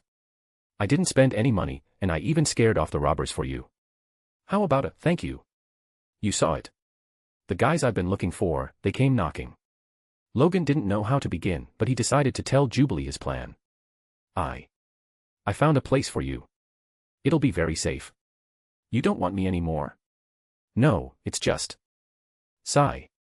Logan sighed before he could finish speaking, not because he didn't know what to say, but because he smelled a familiar scent. What are you doing here again, One Eye? Same as before, Logan. Cyclops saw Jubilee sitting there and said nothing, speaking earnestly instead.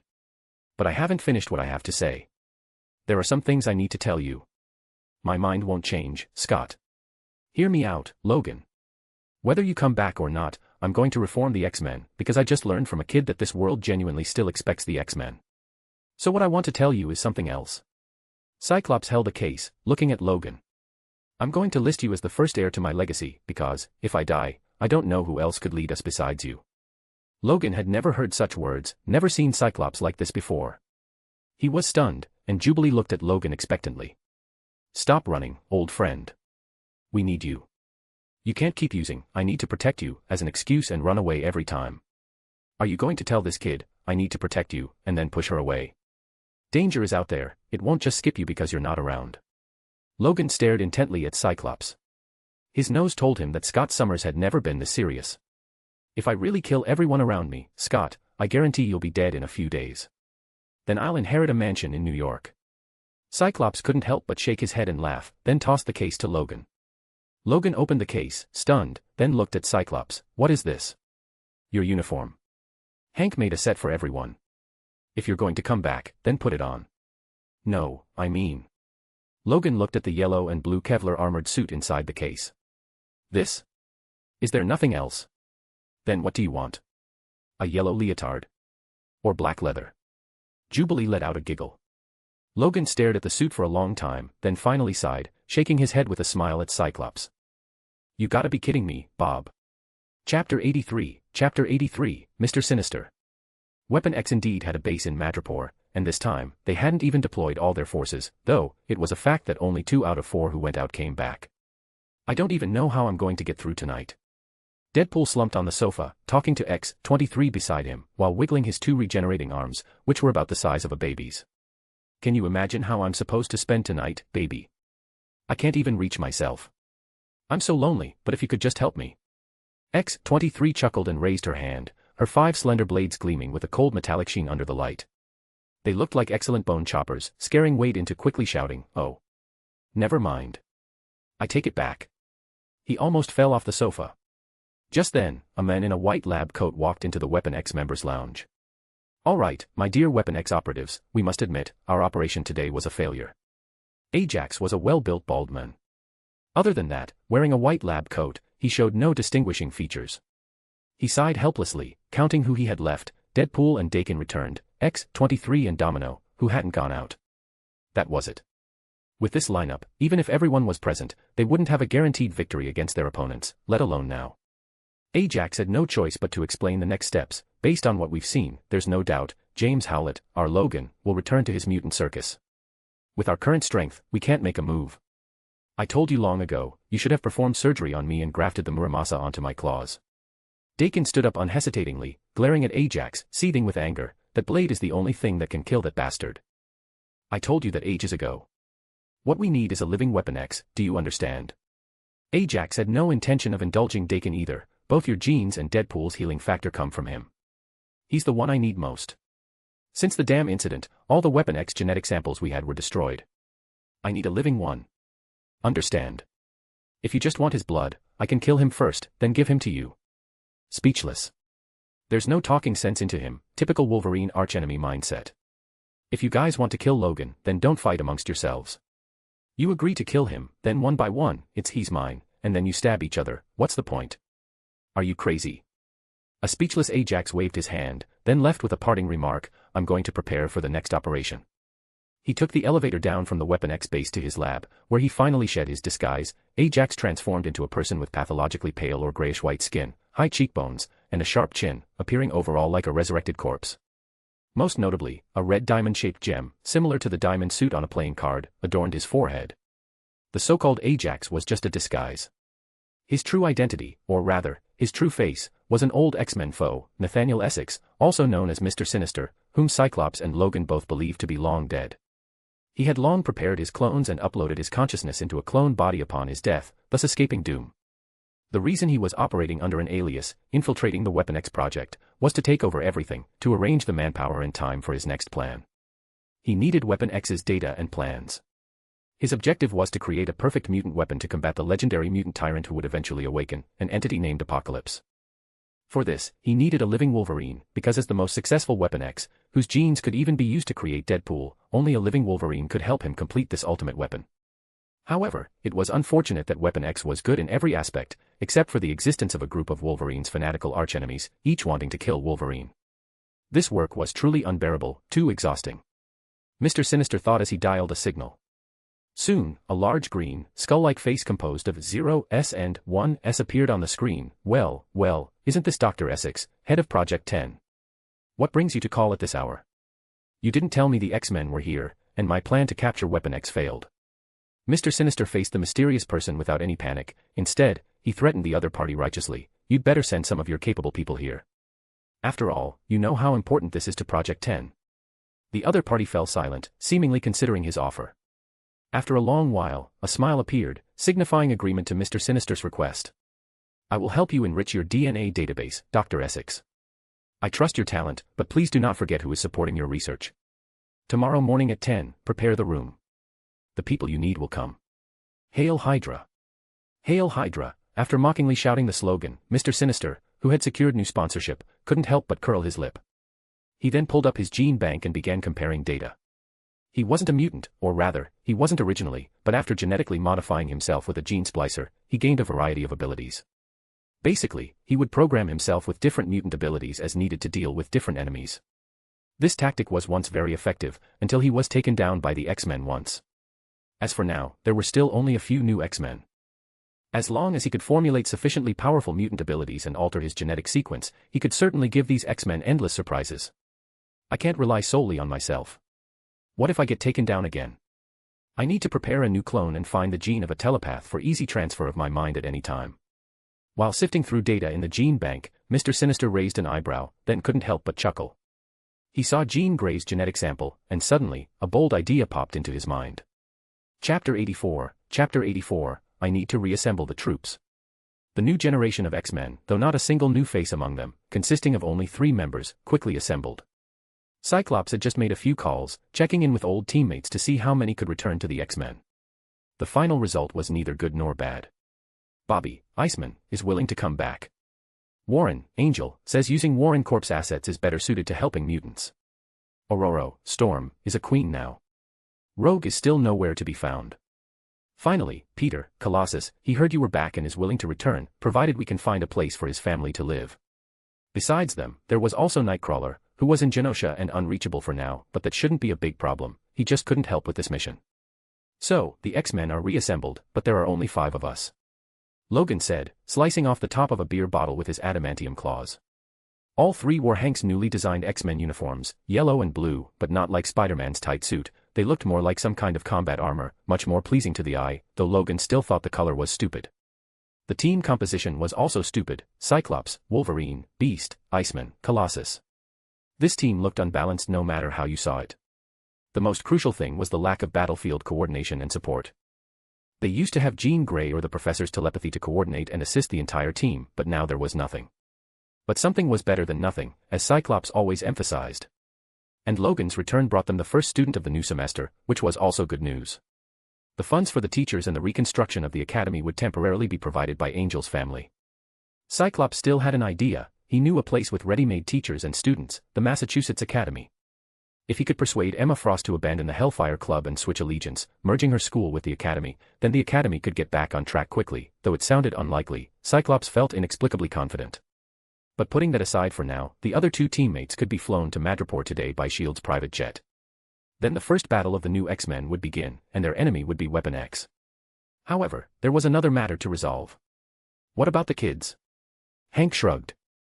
Never mind Spider-Man and Silk, what about the kid you brought, Logan? She seems eager to join the fight. Logan, for once, looked troubled. Jubilee, let me think. In any case, don't let her join the fight.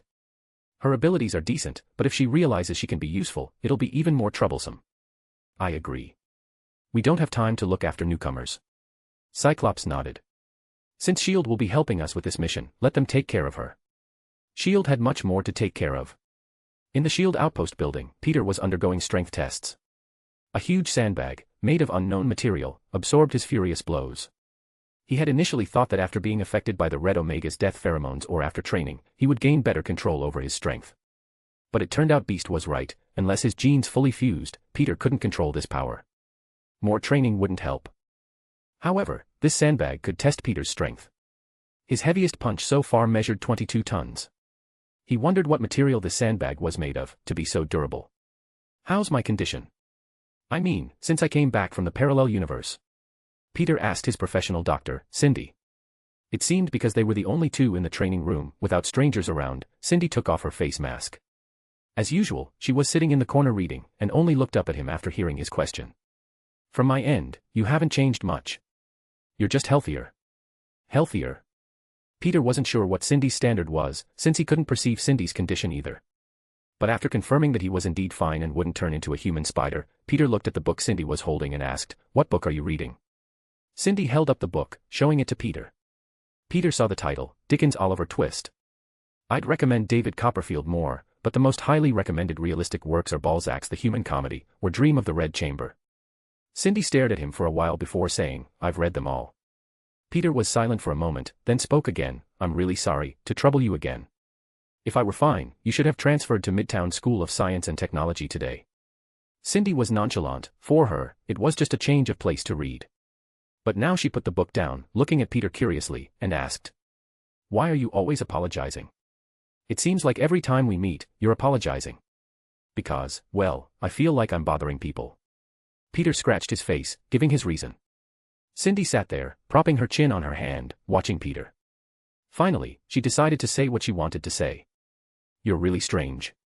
You spend almost all your spare time helping others. And then you feel bad when you think you've caused trouble for someone else.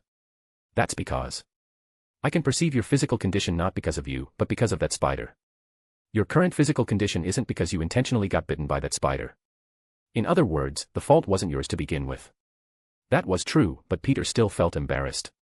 But Cindy had other questions she wanted to ask him. "Aren't you tired of this? Even if it's just a small favor, aren't there too many of these small favors?" Cindy, for once, had a lot to say, because yesterday afternoon she truly tried Peter's daily routine, patrolling, then fighting crime. Just one afternoon made Cindy deeply realize what New York was like, and what Peter's daily life entailed. For the first time, she directly experienced how big New York was, and how many things needed Spider-Man to solve. What she didn't understand was what Peter relied on to keep going. She wasn't one to talk much, but today she wanted an answer. Peter scratched his head, unsure how to respond, when there was a knock on the test room door. Then Jubilee poked her head in. "Logan said to report here." "Hey, guys. Chapter 85, both sides prepare for war." Jubilee was there to help, or rather, Logan had told her that if she wanted to help, she should come find him and the others. Peter and Cindy exchanged glances, understanding what Logan likely meant. In the upcoming battle against Weapon X, Peter's role was essentially that of a patient, and Cindy's that of a caretaker. In other words, they weren't truly meant to participate in the fighting, especially with Peter's unstable abilities, where sometimes his actions could inadvertently harm others. Furthermore, Cyclops was already summoning the X-Men. He had deemed the entire situation as the first mission for the rebuilt X-Men, so there was even less need for Peter and Cindy. At a time like this, Logan sending Jubilee over clearly indicated that he didn't want her getting involved, preferring her to stay safely in the kids' group. Cindy looked at Peter, then pulled up her face mask, a gesture that seemed to express, "Strangers keep out." It also implied that Peter should be the one to communicate with the others. Whether Peter told Jubilee the truth or coaxed her into staying out of danger was up to him. As for Cindy, she had no opinion on the matter. "Ah," he said, "yes, we're helping them, but just helping." Peter decided to mediate. "We have a bit of a situation here. Logan and the others are going to fight bad guys, and it will be very dangerous. He won't let us directly join the battle, but we can help from the sidelines. But you're Spider-Man, you're an Avenger." Compared to others, Peter, officially announced as an Avenger, was indeed more convincing as a superhero. But Peter just shrugged. "My superpowers have some issues, so the X-Men are helping me solve them, that's all. If you want to help, if you want to do something, you first have to train yourself not to cause trouble for others. Same for me, I at least learned how to use my abilities without hurting others and how to protect myself before I decided to help." Peter was about to say more, but he heard the familiar roar of a Quinjet's engines. The rest of the X-Men had arrived. Cyclops stood on the skyscraper's helipad with Wolverine and Beast, watching the Quinjet land. First out was Iceman. The moment the door opened, he joyfully created an ice slide with his hands and glided in front of Cyclops. Behind him was Colossus, who, to combat a hereditary organ failure, had to maintain his full steel form most of the time. This burly Russian politely nodded to the passengers on the plane and thanked them. "I knew you'd come, Bobby." Cyclops smiled and hugged Iceman, a fellow original X-Man. Then he shook hands with Colossus, who walked over. "Thanks for coming, Rasputin. Professor once gave me a home, Scott." The two joined the team, and Beast smiled as he handed them their new uniforms. Finally, a mutant who wasn't an X-Man disembarked the plane, Emma Frost. Cyclops' smile tightened into a polite one as he walked towards her. Logan curiously asked Beast, "Who's that woman?" Emma Frost, headmistress of the Massachusetts Academy, a major shareholder in the Hellfire Club, and a telepath, Beast said unhurriedly. Scott believes her joining the X-Men would be very useful. A telepath, huh? Logan sneered, not at all surprised. It seemed Cyclops had a particular fondness for telepaths. Professor Xavier was like a father figure to him, and Jean Grey was his lover. Now, this new blonde was another telepath. "It seems you're not planning to sell the Xavier Academy to me, Scott." Emma smiled, shaking Cyclops' hand. "And you've invited me all the way to Madripoor to show me your X-Men." "Not to show you, Ms. Frost. On the contrary, what I want to tell you is that over the next 2 days, the Worthington Group will launch a merger and acquisition of your academy. If successful, all teachers, students, and educational resources of the Massachusetts Academy will be integrated into the Xavier's School for Gifted Youngsters." Cyclops gripped Emma's hand, revealing his true purpose. "If you want Xavier's School, I can give it to you, but not to the Hellfire Club, and not to Sebastian Shaw. If you truly want to become the next professor, then prove it to me." For the first time, Emma Frost observed this man with keen interest. Unlike his previous decadent and powerless demeanor, he seemed to have found an opponent, transforming into a true leader. "I'm afraid you've got one thing wrong," Emma laughed. "I've never been Sebastian's subordinate. Hellfire Club members use chess pieces as code names, only the Queen and King are the club's leaders. And who the leaders are determines what the Hellfire Club does. He is the Black King, and I am the White Queen, we ride side by side. But if there could be a White King standing beside the White Queen, then the Hellfire Club would be theirs. I accept your merger proposal, Mr. Scott Summers. The question is, can you accept my invitation?"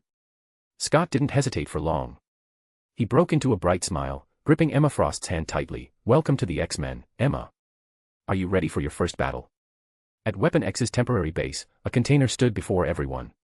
Mr. Sinister, disguised as Ajax, watched as X-23 used her claws to slice through enormous chains. The container doors slid open naturally, releasing chilling cold air. As the mist cleared, everyone saw what was sealed inside. It appeared to be a person, naked and encased in a massive block of ice. "What's this, a mutant?" Dakin asked. Mr. Sinister shook his head in disbelief. "No, this is a legend everyone thought was dead. If he had remained alive, that kid wouldn't even be called by that name. I can't believe Hydra actually kept this." He gestured for X-23 to puncture a hole in the ice. As air rushed in, the man's skin began to burn. Then, the intense heat melted the surrounding ice. The man rose from the meltwater, his eyes devoid of any spirit, simply gazing at the Weapon X members before him, awaiting orders. Mr. Sinister smiled. He truly hadn't expected Hydra to be able to transform their mortal enemy into their own weapon. "Everyone, meet Jim Hammond, the real Human Torch. I handpick only the finest and most captivating novels for you. Don't forget to check out my other novels. P. at Trian Hong Meng Z. Chapter 86, To Me, My X-Men. Based on the satellite images taken by S.H.I.E.L.D. yesterday, we know the location of their stronghold. A holographic projection shimmered in the center of the cabin, displaying a 3D structural map of the Weapon X base. It was a dockside warehouse, but according to intelligence, underground facilities, which housed Weapon X, were hidden beneath it. With this information, Cyclops decisively began assigning tasks. Everyone, except the White Queen, was clad in their yellow and blue combat suits, awaiting his command. As for Cyclops, he didn't really have much of a plan. His idea was simple: just take Spider-Man and Silk, blast through the Weapon X stronghold, grab the gene splicer to cure Spider-Man, and arrest all of Weapon X's personnel. Peter, who was listening in, was stunned. He hadn't expected Cyclops' command style to be like this: no tactical analysis, no contingency plans, not even an escape strategy mentioned. But Cyclops was unconcerned. "Why do I need a plan with a troop advantage? Just F2 and A move, and it's done. Move out." So, a bewildered Peter squeezed into a Quinjet with everyone else. It didn't take long for them to fly above a warehouse, which, according to S.H.I.E.D. intelligence, was the location of Weapon X. "Stay here with them, Jubilee. As the hydraulic hiss of the loading ramp filled the cabin, blinding sunlight poured in. Logan was the first to approach the opening. Before jumping, he looked at Jubilee and instructed her, then took a deep breath and leaped out of the Quinjet. Cyclops chuckled as he watched Wolverine jump, then smiled in agreement with his sentiment. Stay up here, kids. Hank, take care of them. One by one, the X-Men jumped from the plane. Only Beast remained, piloting the jet. When he saw Peter looking at him, he explained helplessly, "Why are you looking at me? I'm not like them, I can't fall hundreds of meters and still bounce back." This was true. The others, upon jumping, displayed their various powers. From 300 meters up, Cyclops adjusted his falling posture. His quartz glasses glowed with a dangerous red light, and a crimson concussive blast slammed into the ground. The concrete warehouse vaporized in the energy beam, revealing a cold, metallic bunker below. Logan landed first. A few hundred meters was nothing more than temporary pain for him, with his healing factor and adamantium skeleton. Colossus was second. His metallic muscles allowed him to fall from hundreds of meters without harm, even creating a large crater on the bunker's surface. Iceman created an ice slide in midair, landing to the side. The White Queen landed steadily with her telekinesis. Finally, Cyclops, after using his optic blasts to slow his descent, landed gracefully at the bunker entrance, saying, "To me, my X-Men. Even though I'm not down there, you all know I'm an X-Men too." In the cockpit, Beast adjusted the jet to automatic hover, looking at the camera feed and speaking helplessly to Peter and the others. He pointed to his self-designed yellow and blue suit, shaking his head. Jubilee asked with great interest, "Can you design a suit for me? When the Academy reopens, if you want to join the X-Men and after a few months of training, maybe." Beast didn't completely extinguish Jubilee's hope. But not now. Peter was surprised to find Cindy watching the X-Men's battle with Weapon X intently. He thought Cindy wasn't interested in such things, only preferring to read. The SHIELD handbook says that if you encounter a superhuman conflict without explicit orders to intervene, you need to observe their actions in real time to determine the intervention time. Cindy noticed Peter's gaze and offered an explanation.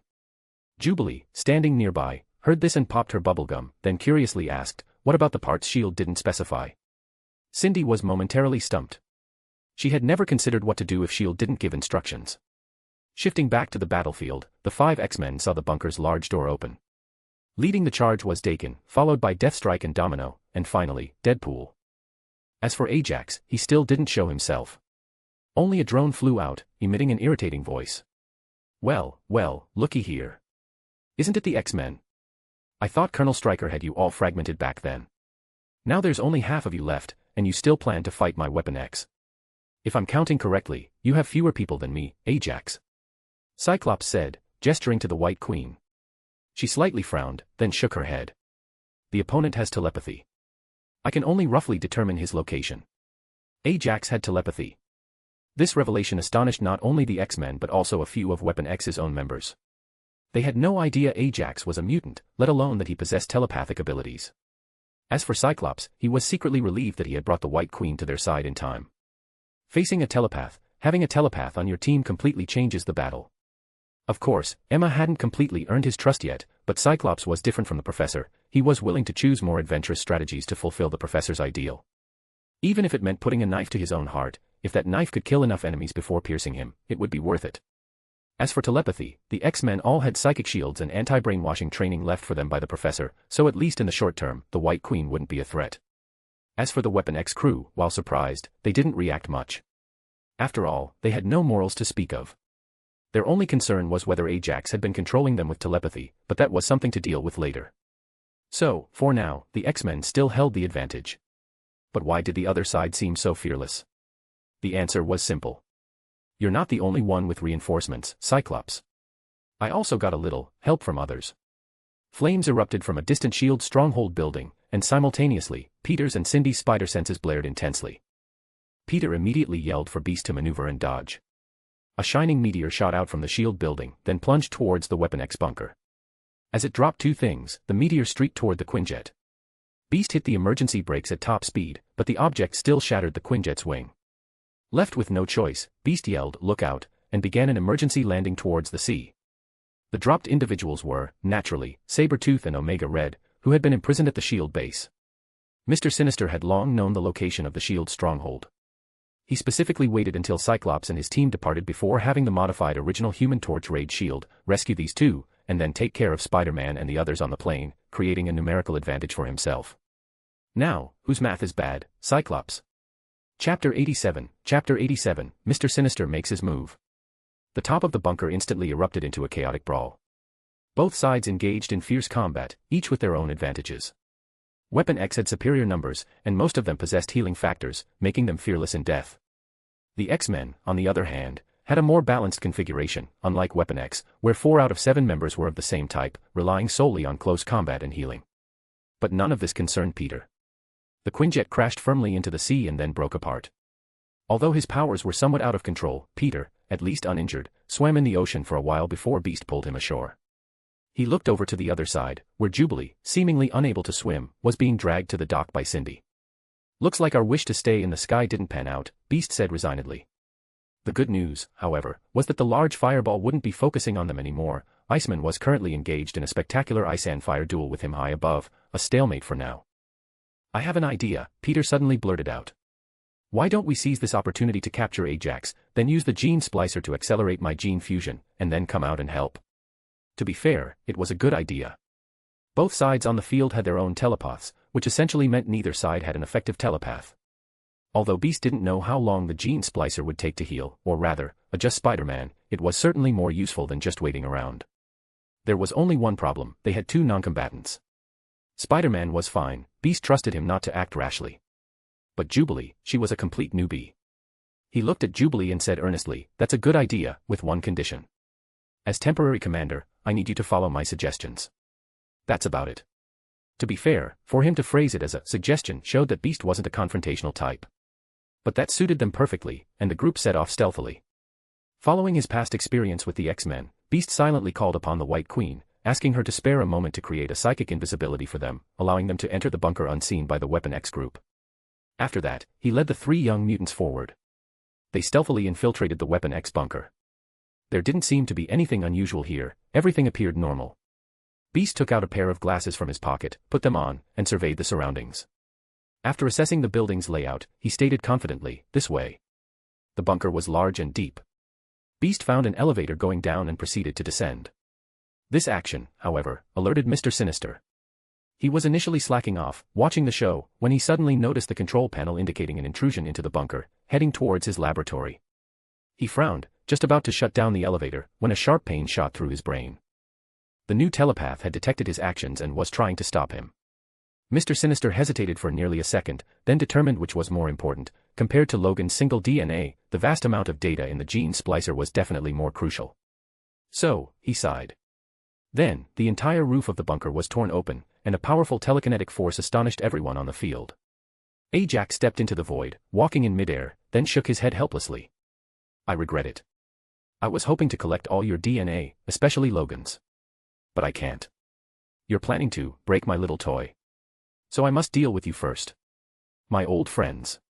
He swept his hands from his forehead backward, and red crystals emerged from his brow. His entire skin turned pale, a full head of hair replaced his original baldness, and even his white lab coat was replaced by a black gothic robe. Cyclops was stunned at this sight. "Nathaniel Essex. How can you still be alive?" "Of course I'm alive. The body, to me, is merely a vessel for action." Mr. Sinister smiled slightly, then sighed and raised his hand. "The only pity is that if I intend to reveal myself, it means I must expose myself to sunlight. What a shame, I still have so much research to do. X-Men. You are nothing." Accompanied by a cloud of blue smoke, Mr. Sinister appeared before Cyclops and pressed down on his head. Cyclops' eyes, which could normally emit optic blasts, gradually lost their glow, becoming like those of an ordinary person. Logan lunged at him from behind with his claws, but Mr. Sinister turned and clutched his throat, lifting Logan into the air, then watched as Logan's skin slowly decayed. There was a child, called Leech by Stryker. His mutant gene is very interesting, capable of suppressing other mutants' X genes within a certain range. It took me a long time to combine his gene with other mutants' genes, allowing me to use my abilities while also wielding his power. Mr. Sinister spoke with a raised eyebrow, tossing the dying Logan aside. He looked at everyone present, and in an instant, pulled both Weapon X and the X-Men towards him. Only the White Queen managed to resist, relying on her own telekinetic power. "Ajax, you son of a..." "The Ajax who modified you ran off long ago, Deadpool," Mr. Sinister said, casually picking at his fingernails, not even looking at them. "I just needed that identity to infiltrate Stryker's team. After all, my gene splicer was in his hands. As for you all, you're really no different from other mutants, you're just experimental material that I need." Originally, once you caught Logan, I was going to make you all my little lab rats for comparative experiments. This is just happening a bit earlier. Everyone pulled towards Mr. Sinister had their X genes suppressed by the mutant ability called Leech that he wielded. Then, using the trace amounts of red omega death pheromones that Mr. Sinister had transplanted, he rendered almost everyone unconscious. This kind of mechanism-based kill was convenient. As long as they were mutants, they couldn't be his match. Oh, and you, my dear. Mr. Sinister looked at Emma in the distance and smiled. He knew Emma was a member of the Hellfire Club, but he didn't mind offending a new mutant organization. It didn't make much difference anyway. A cloud of blue smoke appeared. He elegantly strode behind Emma, and her diamond-hard skin quickly returned to normal. With the last person on the scene falling, Mr. Sinister motioned to the only non-mutant present, the original Human Torch, to guard his precious experimental subjects. Then, he flew deep underground. Chapter 88, Freshly Baked Spider-Man. Mr. Sinister swept through the X-Men in about a minute or two. He was very displeased with today's developments. The identity of Ajax offered him immense convenience, allowing him to inherit the legacies of Weapon X and Stryker. More importantly, it allowed him to conceal many of the experiments Mr. Sinister himself was conducting and attempting. It was well known that Weapon X could receive all sorts of support from the US military for human experiments on mutants. After all, it was nominally an internal US military project. But now that he was exposed, the US military would wonder if Weapon X's achievements had been stolen by Mr. Sinister, and many things would become very troublesome. However, during those minute or two that Mr. Sinister spent dealing with the X-Men, Peter had already taken off his upper suit and lay down on the gene splicer. It was a human-sized metal container, and Peter found it incredibly familiar. Isn't this? Yes, the prototype is the same surgical pod Captain America used for his operation. Beast said as he drew a tube of blood from Peter, and then another from Cindy. Both of them gained their abilities after being bitten by the same spider, so their genetic makeup must have undergone similar mutations. Now, Cindy's abilities were stable, so by using her genome as a reference, a sufficiently stable genetic model could be created and then corrected with the gene splicer. Unexpectedly, this instrument had been activated multiple times recently and had undergone similar genetic programming. Therefore, Beast was able to quickly find a solution, or rather, directly apply an existing model to create a suitable genetic model. As the surgical pod began to close and draw power, several needles injected into Peter's body, and radioactive rays began to shine into the pod. This is Vita radiation. Captain also received this radiation during his surgery. Theoretically, this radiation can accelerate cell reorganization during unstable periods, Beast cheerfully explained, doing some popular science. I don't know why, it seems future super soldier serums, whether successful or failed, don't use it. Only this machine still does. Oh. Beast, upon discovering from the computer's information database that the most recent login was Mr. Sinister's, secretly cursed, realizing something was terribly wrong. What's wrong? Nothing. Beast pretended to be unconcerned, reassuring Jubilee. An old foe. Scott can handle him, but we need to watch out for a power cut here. It'll be troublesome if someone cuts the gene splicer's power. I can discharge electricity. Jubilee raised her hand, then realized her statement wasn't quite right. I can release different colored sparks, like fireworks. Sometimes there are sparks. Will that work? Show me your power. No problem. If the power goes out, direct your ability at this transformer. Just as he finished giving instructions, the entire room went pitch black. Li Chihan very promptly reconnected the current, making the room glow with colorful light. A clang sound. All three looked towards the doorway. A very strange sound had come from there. After listening for a while, they realized it was the elevator stopped at the door being forcibly dragged upwards. Judging solely from the sound, its speed far exceeded the normal ascent speed of an elevator. Then came a deathly silence. All sounds vanished. The three stood there, waiting for something. I'll deal with him. Jubilee, you keep the splicer running. Beast took off his glasses, baring his teeth as he looked at the laboratory door, ready to pounce into battle at any moment. As the laboratory door was brutally torn open, Mr. Sinister slowly floated in. The moment Beast saw him, he directly pounced, but Mr. Sinister merely waved his hand. Beast's blue fur began to recede. He started to transform into an ordinary human. Having lost his superhuman physique, he fell directly to the ground, knocked out by the pheromones Mr. Sinister released. I'm very displeased with how you're treating my equipment. It's too rough. Mr. Sinister said, looking at Jubilee, who was powering the gene splicer. He gave her a benevolent smile and extended his hand towards her. Can you give my property back, madam? Don't worry, you're not in danger. Jubilee looked at the approaching Mr. Sinister, somewhat at a loss. Fortunately, Cindy stepped in front of her, or more accurately, in front of Peter. Mr. Sinister found that Leech's ability wasn't working, the girl in front of him wasn't a mutant. But it didn't matter. He first waved his hand, deflecting the incoming web with telekinesis. Then, without giving the other party a chance to attack, he placed his right hand beside his temple and began to use his self-edited telepathy to deal with his opponent. The other party seemed to have undergone some anti-brainwashing training, but unfortunately, she was still very young. While Cindy shifted her focus to countering his telepathy, Mr. Sinister directly used telekinesis to rip down the room's ceiling, pinning her underneath. It certainly didn't finish her off, but it didn't matter. What Mr. Sinister needed now was to shut down this gene splicer. He walked up to Li Qihan, his hands clasped behind his back, smiling as he watched the sparks in her hands disappear. With that, everything would be over. Would it be over? The Vita radiation hadn't stopped emanating. White streaks of light still poured out from the metal chamber, and a continuous stream of electrical energy still kept the instrument working. In the darkness, Mr. Sinister looked at Li Qihan. The latter seemed to realize something and couldn't help but laugh. It's not me. Under the influence of Mr. Sinister's leech ability, Li Qihan didn't release any energy. At this moment, the gene splicer no longer needed an external power source and could operate normally. So where was this current coming from? There was only one answer: the person inside it was continuously providing bioelectricity to maintain the instrument's operation. Like daylight, pure white lightning continuously burst forth from inside the gene splicer. Electrical sparks began to fly around the room.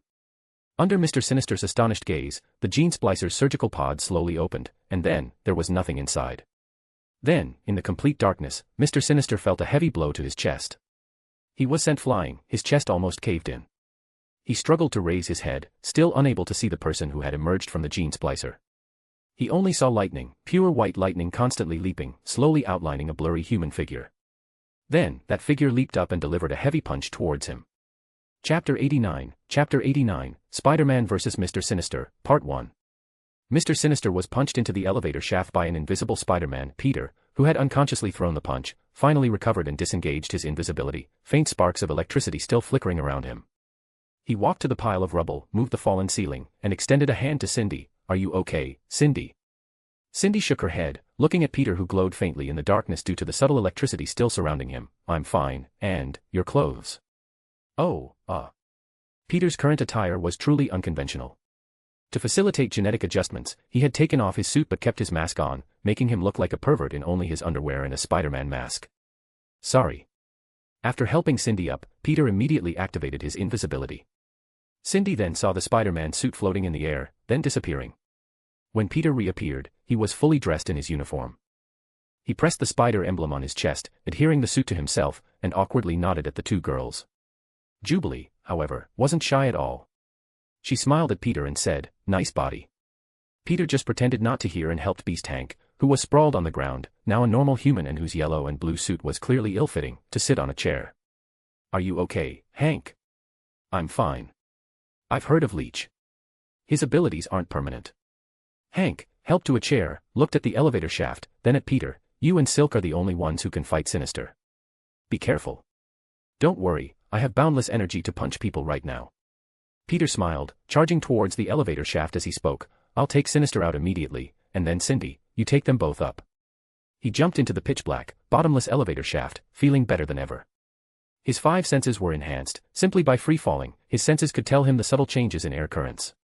And his spider sense had never been so keen. The spider sense, which previously could only detect danger, could now provide real-time feedback based on the opponent's proximity. Peter extended his hands downwards, white electricity flickering from them, illuminating the bottomless elevator shaft and Mr. Sinister's surprised face as he rushed upwards.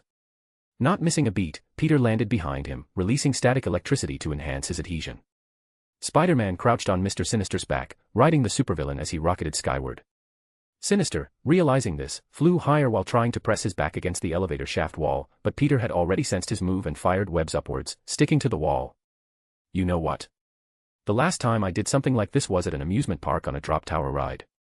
Spider-Man said, leaning close to Mr. Sinister's ear. I love drop towers, you know how they work. Like this. Before Mr. Sinister could lean back, Spider-Man pulled on the already fired webs, pressing his face against the elevator shaft wall, grinding it. Mr. Sinister continued to fly upwards while his face was ground against the wall by Spider-Man, all the way to the elevator shaft exit. Cyclops, lying on the ground, barely alive, used his eyes, which miraculously weren't emitting lasers, to see a white lightning bolt burst through the bunker. What did he see? Spider-Man riding Mr. Sinister, flying into the sky. I must be under Sinister's illusion, Cyclops sighed helplessly, looking at the original Human Torch who was standing guard. But the two who had shot into the sky weren't stopping there. Mr. Sinister finally reached open space, and he despairingly realized that no matter how much he accelerated, he couldn't shake off this damn bug. In desperation, Mr. Sinister telekinetically summoned a 100-ton truck in midair. The massive heavy truck crashed down towards him. He had a healing factor anyway, so he wouldn't be crushed to death. Spider-Man, as expected, leaped away from him. The massive heavy truck passed between them. Mr. Sinister ascended further, planning to use the advantage of his opponent's inability to fly to gain a height advantage. But when he turned around, he saw Spider-Man accelerating towards him, his arms outstretched, relying on inertia and the webbing under his armpits to provide a brief high-altitude flight capability. Spider-Man successfully grabbed Mr. Sinister's shoulder. "Hello there, Sinister." A massive white light orb appeared in the sky, followed by a deafening explosion. Spider-Man spread his web wings and safely landed near the bunker. Mr. Sinister, physically smoking from the blast, almost free fell but managed to control himself with telekinesis, landing steadily in front of Spider-Man. He looked at this reckless individual and placed his hand on his temple. "Enough. I've had enough of you, bug. I'm going to shut down your brain. You'll never be able to babble again." Sinister roared, his consciousness beginning to invade Spider-Man's. Without any obstruction, he already saw the other's consciousness.